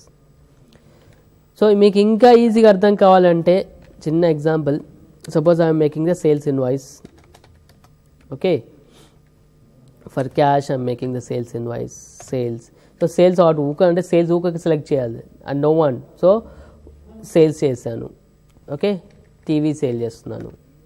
Okay, 50 type చేయాలి, 500 type చేయాలి. మరి దీనికి కింద tax ఇవ్వాలి, అవునా? Suppose I'm paying as sales tax under duties and taxes. Okay, just I'm getting as 18% here. Okay, so వచ్చేసింది. Okay, this is how we want to do. So అంటే ఇప్పుడు ఏం చేయాలి? కంపల్సరీ నేను పార్టీ నేమ్ సెలెక్ట్ చేయాల్సి వస్తుంది. Party name అంటే compulsory select చేసుకోవాలి, because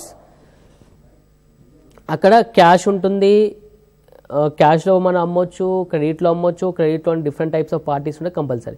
but sales is compulsory. అంటే ఇక్కడ సెలెక్ట్ చేయాల్సిన ఐటమ్స్ రెండు కంపల్సరీ ఉంటాయి, that is sales account, okay, and next one is tax account, right? ఈ కంపల్సరీ సెలెక్ట్ చేయాలి. So every time I have to select. So time waste process. So what I do is accounting info, voucher types, alter, sales వెళ్తున్నాను.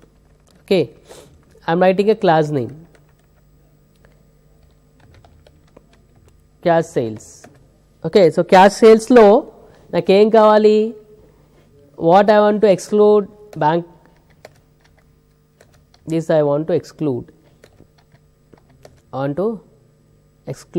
and what I want to include, cash in hand, that's all. Okay, so sales ledger కరెక్ట్గా ఉండాలి. Okay, taxes ఏం కావాలి మనకి, duties అండి. ఇక్కడ మనం ఏం ట్యాక్స్ యాడ్ చేయాలి, సేల్స్ ట్యాక్స్ యాడ్ చేయండి. ఓకే, సో నార్మల్గా మనం ఏం తీసుకున్నాం అక్కడ, ఆన్ వాల్యూ బేస్ తీసుకున్నాం కదా. టోటల్ సేల్స్, సో క్యాష్ సేల్స్కి నేను పెట్టాను ఇక్కడ. So when I coming to F8 sales, voucher class name ఏమి ఇచ్చాను, క్యాష్ సేల్స్ అని ఇచ్చాను. Cash sales, okay, 309 party name cash. So మీరు అబ్జర్వ్ చేసినట్టు చూడండి, క్యాష్ ఒక్కటే వస్తుంది, మిగతా రావట్లేదు. Okay, so only we can select cash. So అంతేనా, ఇక మీరు జస్ట్ నేమ్ ఆఫ్ ఐటమ్స్ ఇస్తారు అంతే. ట్యాక్స్ ఆటోమేటిక్ వచ్చిందా, మళ్ళీ మేము ట్యాక్స్ ఎంట్రీ చేయాల్సిన అవసరం లేదు. ఓకే, ఇప్పుడు క్యాష్ సేల్స్ అంటే ఇప్పుడు క్రెడిట్ సేల్స్ ఉంది. ఇక్కడ ఏమవుతుంది అబ్జర్వ్ చేస్తే, క్యాష్ నేమ్ ఒకటే వచ్చింది, but I want to credit sales, దాని అప్పుడు నాట్ అప్లికబుల్ పెట్టి చేసుకోండి, అప్పుడు అన్నీ వచ్చేసింది. క్రెడిట్ సేల్స్ వచ్చింది, అన్నీ అందరి వచ్చింది, లేదా అట్లా చేయొచ్చు. ఓకేనా, if you want go for cash sales, sorry F8 sales, cash sales. So cash sales అన్నప్పుడు మనము ఆ క్యాష్ సేల్స్కి ఏం కాన్ఫిగరేషన్ చేస్తాము, for that cash voucher class, for cash sales we have given only cash account. Like that you can have different also, accounting info, voucher types, alter sales. Okay, ఒకటి voucher name class ఇచ్చాను, cash sales ఇచ్చాను. ఓకేనా, ఇంకోటి bank sales, for example bank sales, what to be included, what to be excluded. So bank cash ఉండదు, I'm excluding that. And branch divisions వద్దు, creditors వద్దు, debtors వద్దు. Okay, what to be included, bank accounts, CC account. Okay, that's all. I want to include only this. Sales account ఆటోమేటిక్గా ఉంటుంది. Duties, sales tax, total sales, right. Voucher type F8 sales కొడితే ఇప్పుడు మనకి 2 types of voucher class create చేసాము. ఒకటి cash sales. Cash sales అంటే ఏమవుతుంది, ఇక్కడ ఓన్లీ క్యాష్ మాత్రమే వస్తుంది. ఓకే,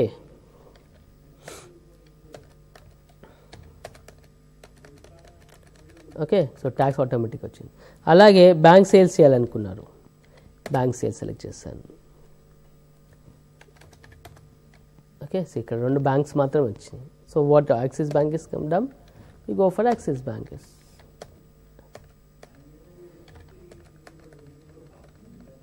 ట్యాక్స్ ఆటోమేటిక్గా వచ్చేసి. Okay, so like this. Okay, suppose if you want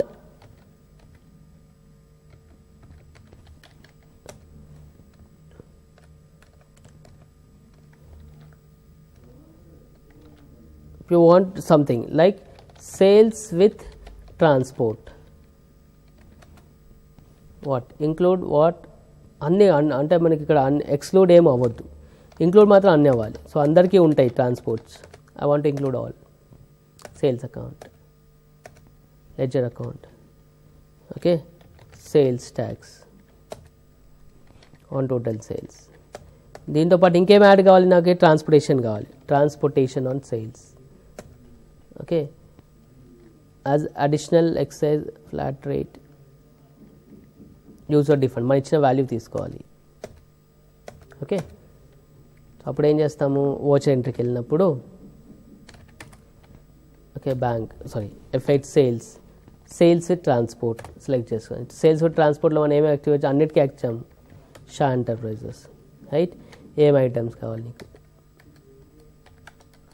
50 quantity, sales tax automatic వచ్చిందా, ఇక్కడ మనం ట్రాన్స్పోర్ట్ ఎంత కావాలంటే అంత ఇవ్వచ్చు, right. So this is the use of your voucher types and voucher classes. Okay, right. So students, we have seen how to create the voucher class, how to create the what you say voucher type చేసాము, voucher class కూడా చేసాము. So voucher type అన్నప్పుడు మీరు ఎలా కావాలన్నప్పుడు అలా, అంటే voucher class ఎప్పుడు యూజ్ చేస్తాము అంటే nothing but add on program, అంటే అందులో ఆ వోచర్లో పర్టికులర్ ఈ లెక్చర్సే కావాలి, ఈ ట్యాక్స్ ఇలాగే కావాలి అన్నప్పుడు ఈ వోచర్స్ క్లాస్ యూజ్ చేసుకుని ఆ వోచర్ క్లాస్ అప్లై చేసినప్పుడు అవి మాత్రమే ఆ వోచర్లో కనబడతాయి, మిగతావి కనబడవు. So to prevent duplication, to prevent this all type, we get only this thing, right. Next one, okay. So this is how we are going to have a voucher types and voucher class, right. Right. So in this voucher type, suppose I want to make interest also, just I am adding an interest. Suppose accounting info ledgers create, okay, ఒక loan చేశాను. ఈ voucher class ఇంకోటి ఎలా కూడా use అవుతుంది అంటే, suppose ఎఫ్లైన్ ఫీచర్స్లో accounting ఫీచర్స్లో వెళ్ళాము, ఓకే, యాక్టివేట్ ఇంట్రెస్ట్ క్యాల్కులేషన్స్ చేస్తున్నాను, okay, accounting info ledgers create, loan తీసుకున్నాను under loans liability, okay, activate interest, yes. So మీకు కావాల్సిన ఇంట్రెస్ట్ రేటు 12% అనుకుందాం, 35 days ఇయర్, ఎప్పటి నుంచి ఎప్పటివరకు 31st March 19 వరకు ఆర్ 20 వరకు ఇదే రేట్ ఉందా అనుకుందాం, okay. This is I have activated loan. ఇప్పుడు ఆ లోన్ రిసీవ్ చేసుకుందాం, ఓకే. సో దీని గురించి మళ్ళీ డెప్త్గా వెళ్దాము. For just for voucher class I'm telling you, sorry F6 receipt, okay, cash loan, ఒక 1 lakh రూపీ లోన్ తీసుకున్నాను, okay, 1st April 1 lakh rupee loan తీసుకున్నాను. Display statement of accounts, interest calculations. So loan తీసుకు interest payable కాబట్టి payable కొట్టాను. So మీరు ఇక్కడ చూసినట్టయితే మీకు ఎప్పటి నుంచి ఎప్పటి వరకు కావాలి, 31/9 కొడితే ఇంట్రెస్ట్ క్యాల్కులేట్ అయింది. So 31/3/19. So this is 12,000 interest you got, right. ఇప్పుడు ఈ ఇంట్రెస్ట్ని మనం పోస్టింగ్ చేయాలి. సో ఇంట్రెస్ట్ని పోస్ట్ చేయాలంటే మనం ఏం చేస్తాము, వోచర్ ఎంట్రీకి వెళ్ళేసి డేట్ చేంజ్ చేసి 31st March 19 అని చేంజెస్ చేసి అండ్ F7 జర్నల్లో వెళ్ళేసి debit interest and indirect expenses అని రాసి 12,000 డెబిట్ చేసి క్రెడిట్ లోన్ చేస్తాం. So generally what we have to do this. But how this voucher class helps us? Accounting info, voucher types, alter. So what I am doing is, so when we are debiting the interest, so credit note, we have to issue a credit note because we are crediting, sorry,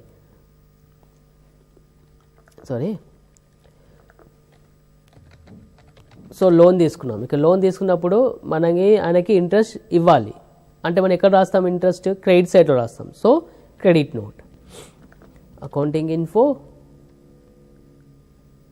voucher types, alter, go for credit note. And this is for interest class. Interest and method. Allow interest class for accounting, yes. Okay. So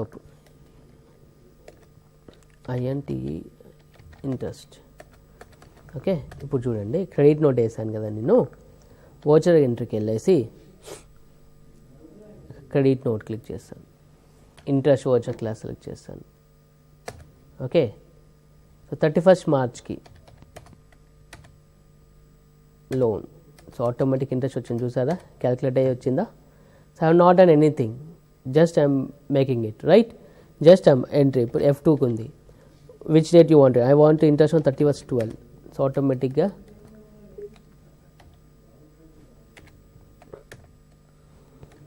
no, credit loan, debit is interest. So here in this voucher class what is happening is, whatever the interest we are doing, that is automatically calculated and showing in the voucher type. Okay, so this is the use of your voucher class. మన voucher class ఒక users, ఇది voucher class ని ఇలా use చేస్తాం అన్నమాట. So అలాగే so different types కొన్ని మన డిఫరెంట్, ఇప్పుడు అకౌంటింగ్ ఇన్ఫో, లెడ్జర్స్, ఆల్టర్, జర్నల్లో కూడా చూసుకుంటే, sorry accounting info, voucher types, alter, journal. So జర్నల్లో కూడా మనకు కావాల్సిన, సారీ జర్నల్లో క్లాస్ ఉండదు అనుకుంటాను. So in journal you don't have voucher class. జర్నల్లో కాకుండా స్టాక్ జర్నల్, సారీ స్టాక్ జర్నల్లో కూడా మన డిఫరెంట్ టైప్స్ ఆఫ్ వోచర్స్ ఉంటాయి ఇక్కడ. సారీ ఇక్కడ ఆల్టర్లో వెళ్ళదు అనుకుంటా. Okay,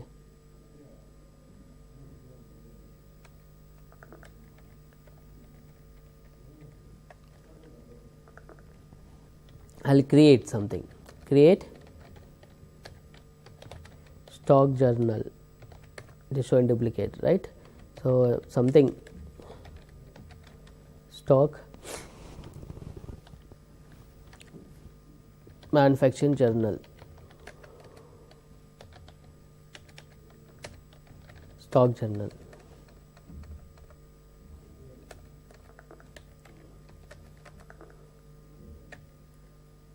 Okay.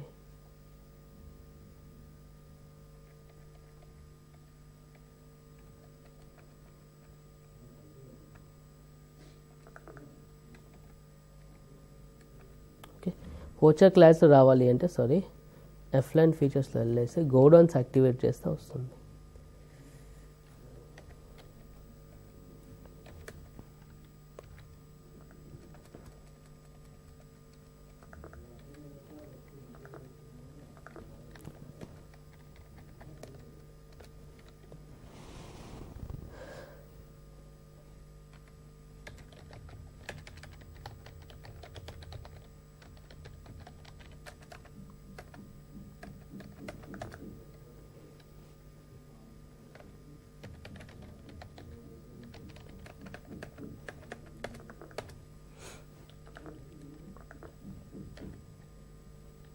Sorry, accounting info, voucher types, alter, stock journal.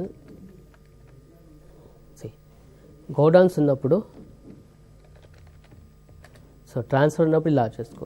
Use the inter class godown, yes. So they are some default transaction voucher class in the voucher types. You can create the program inter transfer. So yes, so these are some of the different classes available in Tally. So అలాగే ఇవాళ క్లాస్లో మనము voucher types అవి create చేస్తున్నాం, right? So students, till now we have seen how to create the voucher types, how to create the voucher class. So once again we have quick look for that. Voucher type ఎప్పుడు use చేస్తాము అంటే మనకు different, అంటే voucher typeలో different నంబరింగ్స్ కావాలి అన్నప్పుడు. So Tally అనేది నార్మల్గా serial numbers 1 2 3 4 5 6 ఇస్తుంది, ఓకేనా? ఆ నంబరింగ్ ముందు కానీ తర్వాత మనకు కావాలన్నప్పుడు ఈ voucher టైప్లో ఆల్టర్లోకి వెళ్ళి అడ్వాన్స్ కాన్ఫిగరేషన్లో వెళ్ళేసి ప్రిఫిక్స్ సఫిక్స్ నంబర్స్ చేసుకోవడానికి voucher టైప్ అనేది యూజ్ అవుతుంది.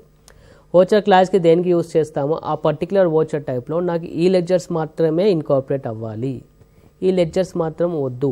సో అలాంటివి ఏమన్నా మనకు ప్రోగ్రామ్స్ అలాంటివి కావాలి అన్నప్పుడు ఈ వోచర్ క్లాస్ అనేది యూజ్ చేస్తామన్నమాట.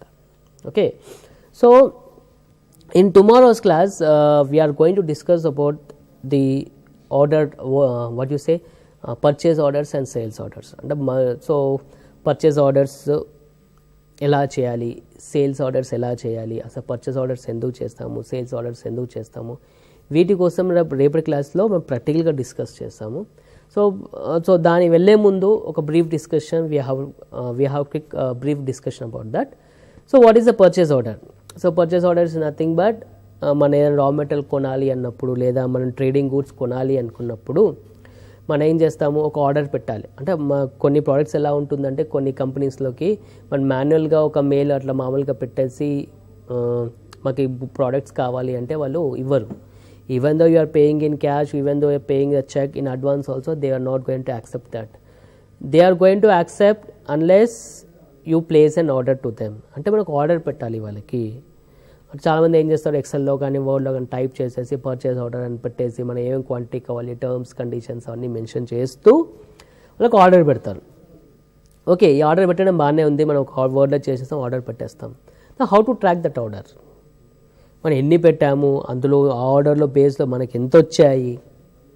ఓకే, ఈవెన్ ఇప్పుడు for example through out year ఒకటే రేట్ ఉంటే మనకు ప్రాబ్లం ఉండదు. But some times what happens is in some material the rate will be changed. అంటే మనము సో అండ్ సో పీరియడ్లో ఆర్డర్ ఇచ్చినప్పుడు ఒక రేట్ ఉంటుంది, సో మళ్ళీ ఒక 3-4 months ఇచ్చినప్పుడు ఒక రేట్ ఉంటుంది. అంటే rate May increase or decrease. So మనకి ఫస్ట్ ఒక ఆర్డర్ పెట్టిన ఆర్డర్ కంప్లీట్ అవ్వాలి, ఆ రేట్తోనే మనకి రావాలి. మళ్ళీ తర్వాత తను రేట్ చేంజెస్ చేస్తే మనకి ప్రాబ్లం అవుతుంది. So this all how to track. Okay, so that is the reason Tally has developed purchase orders and sales orders also. So here what happens is we can track the purchase orders. అంటే మనం ఎవరికి purchase order పెట్టాము, ఏం quantity పెట్టాము, ఆర్డర్లో ఎంత receive అయ్యింది, మళ్ళీ మనకి ఎంత రిసీవ్ వచ్చింది, ఇంకా ఎంత పెండింగ్ ఉంది. సో ఆర్డర్ని ఎలా క్యాన్సిల్ చేయాలి, అప్పుడు ఒకవేళ ఆర్డర్లో బ్రేక్ అవుతుంది, మనకి క్వాంటిటీ నచ్చకనో మనము ఆర్డర్ క్యాన్సిల్ చేయొచ్చు. లేదా దీనే ప్రీ క్లోజర్ అంటారు. ఆర్డర్ క్యాన్సిలేషన్ ప్రీ క్లోజ్ అంటే we're closing the order before completing it, that is called pre closure. So ఆర్డర్ని ఎలా మనం ప్రీ క్లోజ్ చేయాలి, ఓకేనా, ఇంకా ఎంత పెండింగ్ ఉంది. సో ఒకసారి మన డ్యూ డేట్ ఉంటుంది, సో అండ్ సో డేట్లో మనకి ఆర్డర్ రావాలి, సో అండ్ సో డేట్లో మనకి ఆర్డర్ రావాలి. డ్యూ డేట్ ఏంటి, ఆ డ్యూ డేట్ తర్వాత వచ్చిందా, డ్యూ డేట్ బిఫోర్ వచ్చిందా. సో ఇవన్నీ ఎందుకు అంటే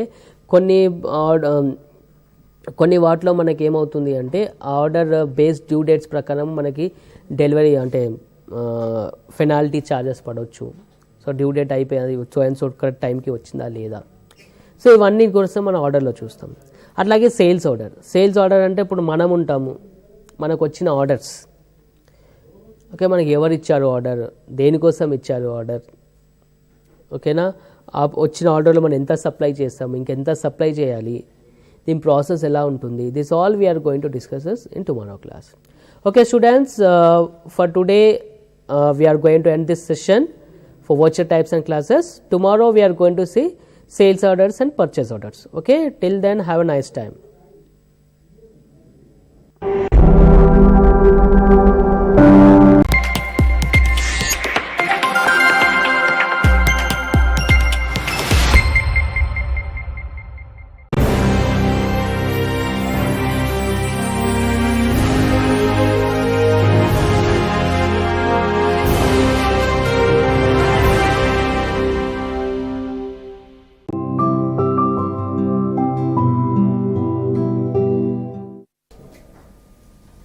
Hello, good morning students, welcome to Mana TV, welcome to Tally training program conducted by APSSTC.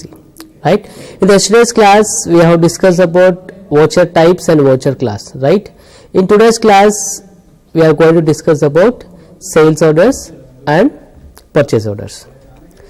So what is a sales order and what is a purchase order? So sales orders and purchase orders nothing but same. So purchase order is nothing, it's a document issued to the supplier that we need some material or goods. So we are giving a document to him and we are putting an order, okay, that we want this in order.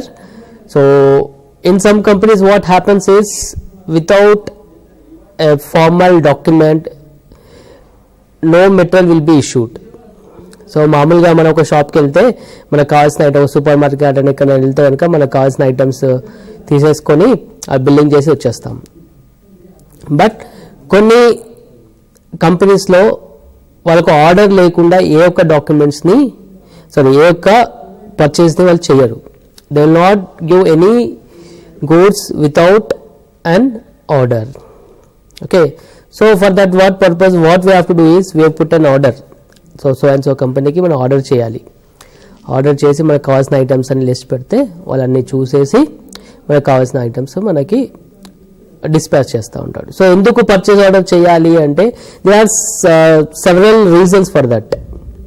For example, there are some products which are which are done for particular persons only. So in the market లో మనం చూసుకున్నట్టయితే మన 2 types of products ఉంటాయి. One is make for order, one is make for stock. Make for order అంటే వాళ్ళు ఇచ్చిన విధంగా వాళ్ళు ఇచ్చిన ఆర్డర్ని ప్రకారం మనము చేస్తామన్నమాట. మేక్ ఫర్ స్టాక్ అంటే ఫస్ట్ మనకు కావాల్సిన బల్క్ క్వాంటిటీలో ప్రొడక్షన్ చేస్తాము.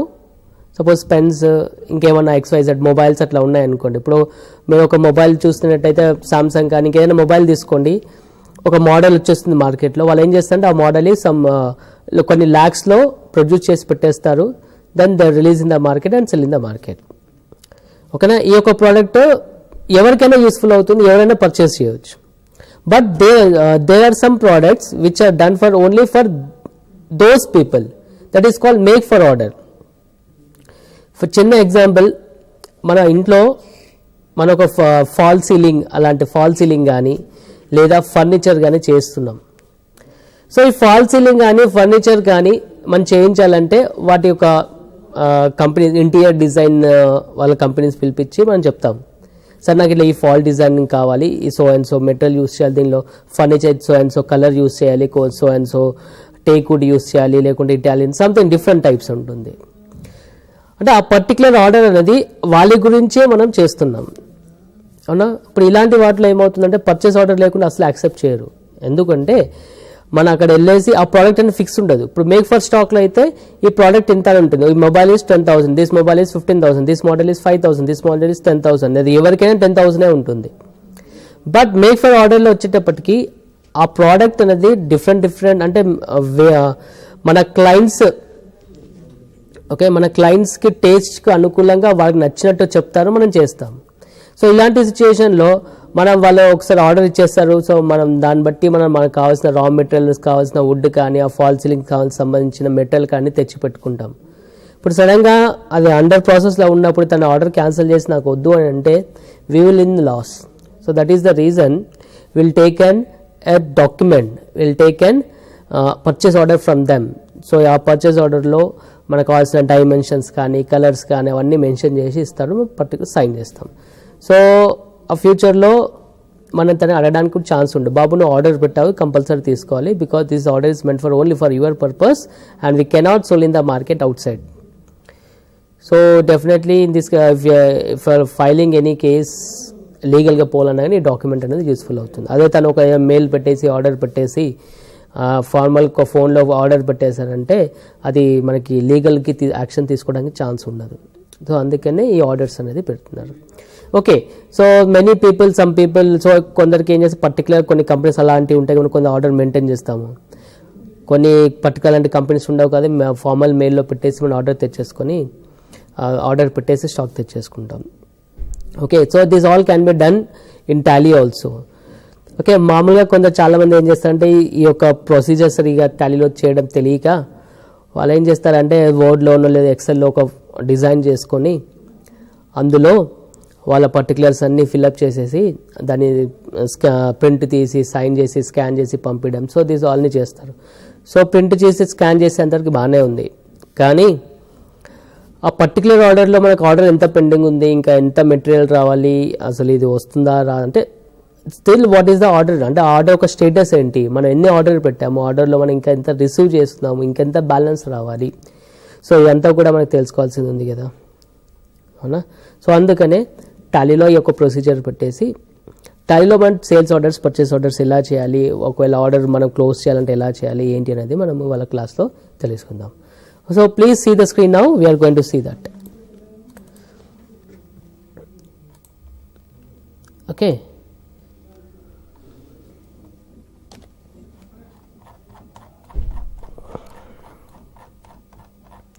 So in today's class we are going to discuss about purchase orders and sales orders. So right, now see the screen. Purchase order, right? What is the purchase order? Purchase order is the document given to the supplier to purchase the raw materials, finished goods or service, etc. It's a document given to the supplier to purchase the raw material or finished goods or services, right? Next one, what is a sales order? Sales order is a document received from the customer to sell the goods or services. That is purchase order from the customer. అంటే వాళ్ళకి purchase order, మనకు sales order. Okay, అది రెండింటి quantity. Okay, next one, జనరల్గా purchase format అంటే ఇలా ఉంటుంది. First ఏమవుతుందంటే ఇండెంట్ వస్తుంది మనకి. Will get the indent from the production department. So okay, వాళ్ళు మన అంటే ప్రొడక్షన్ డిపార్ట్మెంట్ వాళ్ళు ఏదైనా చేయాలి అనుకో, ఒక ప్రోడక్ట్ చేయాలి అనుకున్నప్పుడు వాళ్ళకి ప్రోడక్ట్ కావాల్సిన ఐటమ్స్ ఏమేమి కావాలి, ఆ ప్రోడక్ట్ కావాల్సిన రా మెటీరియల్స్ కానీ వాటికి సంబంధించిన పార్ట్స్ కానీ అలాంటివన్నీ కావాలి వాళ్ళకి. సో వాళ్ళు ఏం చేస్తారంటే మాకు ఈ ఐటమ్స్ కావాలి అని చెప్పేసి పర్చేస్ డిపార్ట్మెంట్ వాళ్ళకి ఇస్తారు. పర్చేస్ డిపార్ట్మెంట్ వాళ్ళు ఏం చేస్తారు, purchase department will search for the products. Okay, మనం ఏదైతే ఇండెంట్ పెడుతున్నామో మనకు కావాల్సిన ప్రోడక్ట్స్ ఏవైతే కావాలో వాళ్ళకి, సో వాళ్ళు ఏం చేస్తారంటే ఈ ప్రోడక్ట్ ఎక్కడ పెట్టాలి, ఈ ప్రోడక్ట్ ఎక్కడ దొరుకుతుంది, ఏ రేట్లో దొరుకుతుంది, వాళ్ళకి కావాల్సిన క్వాంటిటీ ఏంటి అనేది వాళ్ళు నెట్లో సెర్చ్ చేసి వాళ్ళకన్నా వాళ్ళు ఏం చేస్తారంటే ఈ పర్చేస్ డిపార్ట్మెంట్ వాళ్ళు పర్చేస్ ఆర్డర్ రిలీజ్ చేస్తారు. So I want to tell you that PO. So వాడుక భాషల్లో మనం పిఓ అని అంటుంది. So when you're going to the real time also they will not called as purchase order or they may not called as purchase order or they may not called as sales order. So short కట్లో they may call as PO, purchase order. అంటే PO అంటే purchase order అనుకోవాలి. అంటే మనం వేరే వాళ్ళకి ఇచ్చేదైనా purchase order అనే మాట్లాడతారు, వేరే వాళ్ళు మనకి ఇచ్చిందైనా పర్చేస్ ఆర్డర్ అనే వాడతారు. అంటే భాష మొత్తం వాళ్ళు అలాగే వాడతారు. సో మనం అర్థం చేసుకోవాలి పిఓ పర్చేస్ ఆర్డర్, మళ్ళీ పర్చేస్ ఆర్డర్ అనేది సేల్స్ ఆర్డర్ ఎలా అనుకోవాలి. So how we're going to think that is a sales order, purchase order. So ఆ క్లయింట్ నేమ్ ఉంటుంది కదా, అంటే సపోజ్ గోద్రేజ్ అని కంపెనీ ఉంది, మనం ఆయనకు పర్చేస్ పెడతాం. సో గోద్రేజ్ పర్చేస్ ఆర్డర్ అంటే మనం ఏమనుకోవాలి, ఇది మనం ఆయనకు పెట్టిన ఆర్డర్ అని అనుకోవాలి. సో మన క్లయింట్ ఉన్నాడు, ఇప్పుడు సపోజ్ బాండియా ఫర్నిచర్స్ ఉన్నాడు. బాండియా ఫర్నిచర్ అనే మన ఆయన క్లయింట్, మనం ఆయనకు సేల్ చేస్తాం. సో ఆయన మనకు ఆర్డర్ పెడతాడు. సో ఆ పార్టీని అంటే ఆ పార్టీని బట్టి మనం డిసైడ్ చేసుకోవాలి. ఓకేనా, ఈయన మన క్రెడిటార్ పార్టీ అయితే ఇది పిఓ అని అర్థం చేసుకోవాలి, ఇది కస్టమర్ పార్టీ అయితేనేమో కస్టమర్ పిఓ అంటేనేమో అది సేల్స్ ఆర్డర్ అని అజ్యూమ్ చేసుకొని ఎంటర్ చేయాలి. So see the screen. So how the order will be, so from purchase department again it goes to stores department. అంటే purchase department వాళ్ళు ఫస్ట్ ఆర్డర్ పెడతారు. ఓకేనా, సో ఆర్డర్ పెట్టిన తర్వాత ఆర్డర్ ఎక్కడ వస్తుంది, మన వచ్చిన స్టోర్స్ మన స్టాక్ అంతా ఎక్కడికి వెళ్తుంది, వాళ్ళు వచ్చి మన ఆఫీస్లో పెట్టారు కదా, అంతా స్టోర్స్ డిపార్ట్మెంట్లో ఉంటుంది.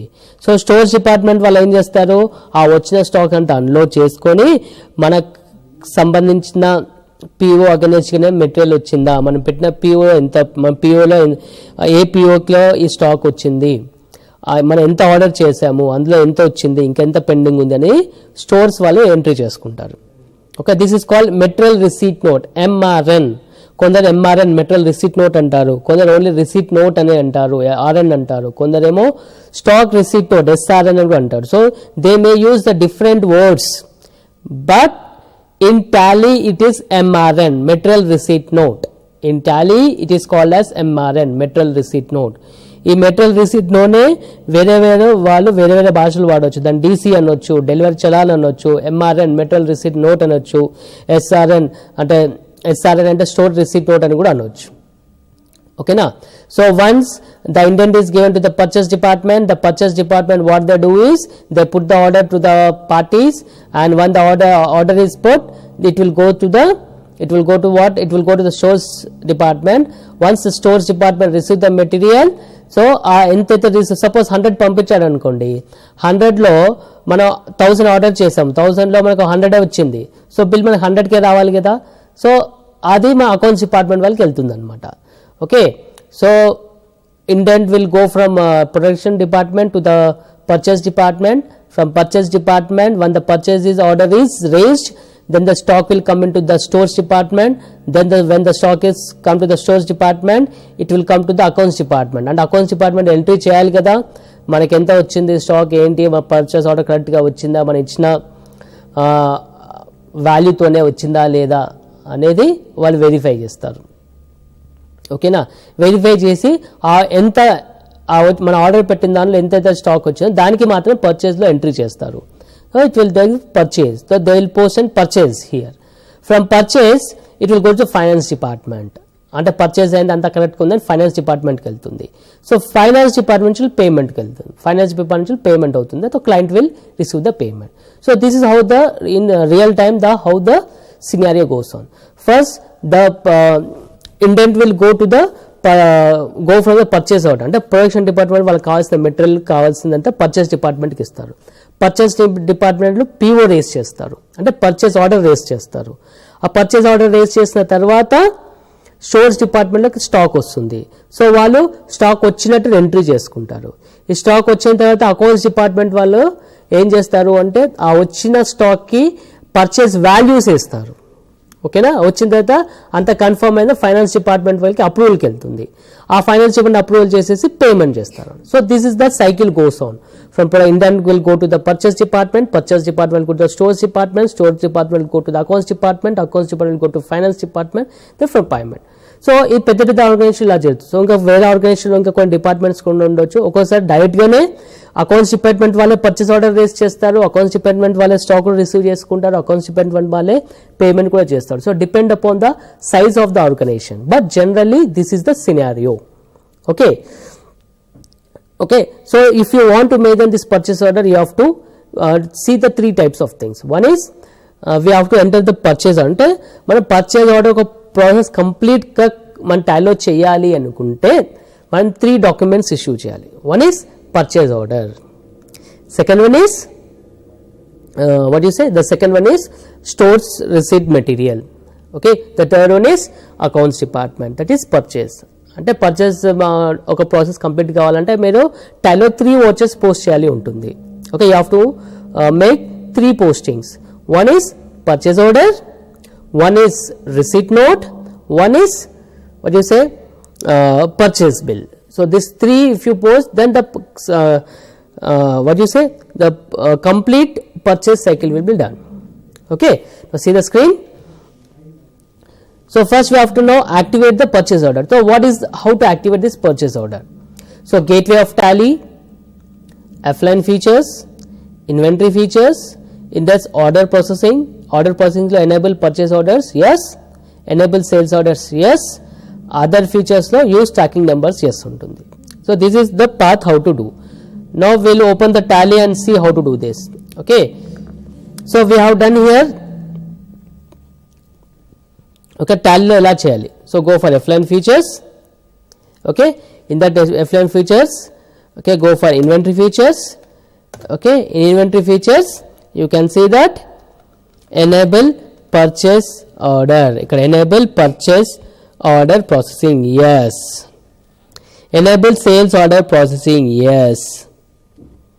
Okay, use tracking numbers, yes. So this 3 should be activated. Okay, ఏమేమి యాక్టివేట్ ఉండాలి? once again I'm repeating, just go to offline features, go for inventory features. Okay, select the company. Okay, enable purchase order, yes. Enable sales order, yes. Use tracking numbers, yes. So ఈ 3 అన్ని మనం activate చేస్తే మనకు purchase order అనేది activate అవుతుంది. So if you observe this, okay, ఇందాక మనం చూసినట్లయితే transaction only accounting vouchers, inventory vouchers 2 మాత్రమే ఉండేది. ఇప్పుడు ఈ ఆర్డర్ వోచర్స్ అనేది కూడా ఎక్స్ట్రా యాడ్ అయింది. ఓకే, నా హౌ టు మేక్ అంటే దీనికి ఒక చిన్న ప్రాబ్లం చేశాను నేను. Let we see that. So here I have done with 3 transactions. One is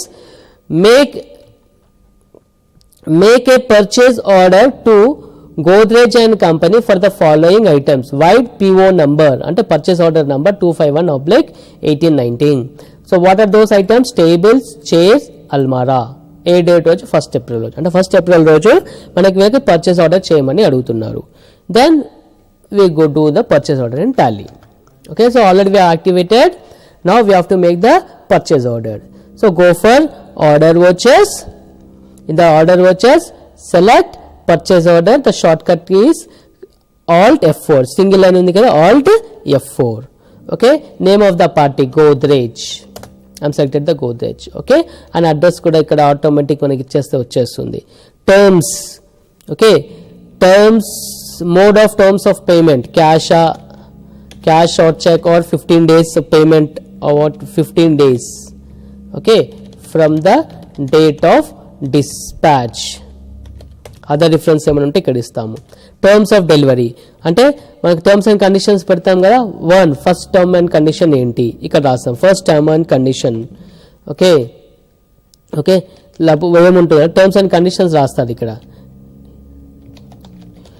transport, okay, transport charges paid by you ఇట్లా రాస్తాం. So what are the conditions you can write here. Second one, ఓకేనా, the rates for the items is excluding of tax. ఇలా terms and conditions మనము ఏవైనా 3, 4, 5 terms and conditions రాసుకోవచ్చు అనమాట. Okay, receipt details, dispatch to ఎలా వెళ్తుంది, auto. Destination, what is the destination, you can give the destination here. Destination what you want, you can give the destination, okay, okay, this. So what PO number, so PO number ఇక్కడ మార్చుకునే chance ఉంది. So ఇక్కడ PO number ఏమంటున్నారు మనకి.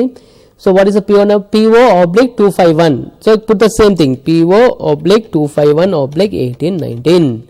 So ఇక్కడ PO number ఏమని చెప్పారు మనకి, PO number is PO/251/1819, okay. So party name, purchase, okay, party name select చేసిన పర్చేజ్. ఇప్పుడు ఏం ఐటమ్స్ అన్నాం మనము, tables, okay. Quantity, due on, ఇక్కడ మనం ఏ రోజు డ్యూ ఉంది అంటే 10 days ఆఫ్టర్ అక్కడ డ్యూ డేట్ కూడా మనం ఇవ్వచ్చు అనమాట, okay. Quantity, what is the quantity, 100, rate ఎంత, 5000, ఓకే, రైట్. నెక్స్ట్ టేబుల్స్ తర్వాత చైర్స్, క్వాంటిటీ ఎన్ని, 1000, రేట్ ఎంత, 500, ఓకే. నెక్స్ట్ అల్మారా, ఎన్ని క్వాంటిటీ 10, రేట్ ఎంత, 8000 each, okay. This year so 10,80,000 ఉంది. So 10,80,000 is the order price, okay. Now so this is how you have to order. So once again I am repeating, go for order vouchers, select the purchase order, okay, purchase order, just give the party name Godrej, fill the details, fill the terms and conditions, okay. Purchase order, purchase ledger, tables, so quantity ఏముంది, rate ఎంత ఉంది, okay, అది ఎక్కడని ఇవ్వచ్చు ఇక్కడ, okay. So ఒక్కోసారి మనకి ఏమవుతుంది, purchase ఆర్డర్లో ఒకేసారి ఫర్ ఎగ్జాంపుల్ టేబుల్స్ మనము 100 పెట్టాం. సో 100లో 50 ఒక date, so due on 1st April 50 ఇవ్వచ్చు. మళ్ళీ మీరు అబ్జర్వ్ చేసినట్టయితే ఇక్కడ ఇంకొక డేట్ వచ్చింది, ఆ డేట్ రోజు ఇంకో 50 అట్లా కూడా పెట్టుకోవచ్చు. అంటే 100లో ఏ రోజు ఎంతెంత కావాలి అనేది కూడా మీరు ఇక్కడ డ్యూ ఆన్ పెట్టుకుంటే సరిపోతుంది. Suppose we do that. So in this 150 I'm putting as and 1st April and 10th April again I am putting, so the education mode accept cheyadu. So what I am doing is I am taking as 1st May, I am ordering 15th, okay, again, okay, 1st June I am expecting 50, okay, like that I have done 750. అలాగే chairs కూడా 1st April కి ఒక 500 పెట్టాను, okay, 1st May కి ఒక 500 పెట్టాను, okay. Almaras 5 numbers on 1st May 5 numbers, okay, and I am saving it. Now how to take the print of this, go for page up and press Alt P. So Alt P ఉన్నప్పుడు ఇక్కడ observe చేయండి, with preview ఉందా అని చూసుకోండి, అంటే preview లేకుండా direct printing వెళ్ళిపోతుంది. So first go for preview and press enter. Now you can see here, see, so purchase order document వచ్చింది, ఇన్వాయిస్ 2, ఓకేనా, ఎవరికి ఇన్వాయిస్ చేయాలి, సప్లయర్ ఎవరు, okay, Godrej, voucher number, okay, supplier reference number అంటే ఇక PO number మనం చేసింది వచ్చింది ఇక్కడ, okay.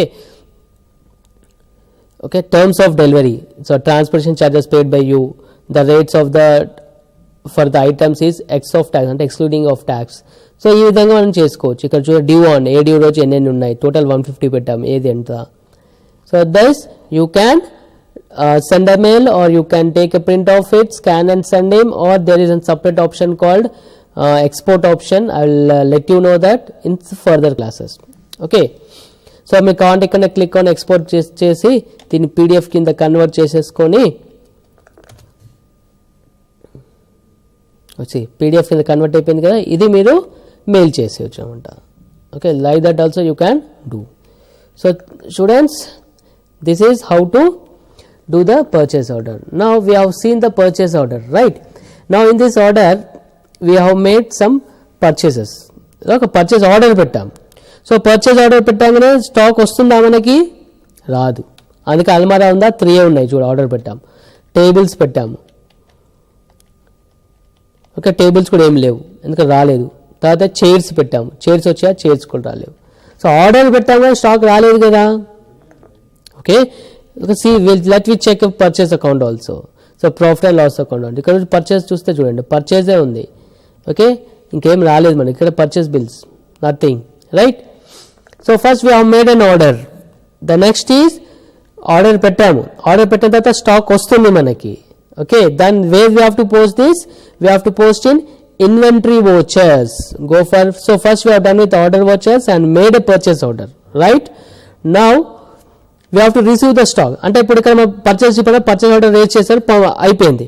Now the next role comes for stores department. In stores department he'll go for the storekeeper or the person who is doing stock in charge. Okay, we go for inventory vouchers. When the stock is coming in, it is called material receipt note. That is called receipt note in tally. దీన్ని వేరే వాళ్ళు కొంత stock material receipt note అనొచ్చు, కొంత only material receipt note అనొచ్చు. But in Tally it is receipt note. So click on receipt note. So ఇక్కడ ఏమైంది, ఏ రోజు మనకి స్టాక్ వచ్చింది, 4th April రోజు స్టాక్ వచ్చింది మనకి, అవునా? On 4th April we have received the stock, right? On 4th April we have received the stock. Now enter that date. Okay, F2 4th April, right?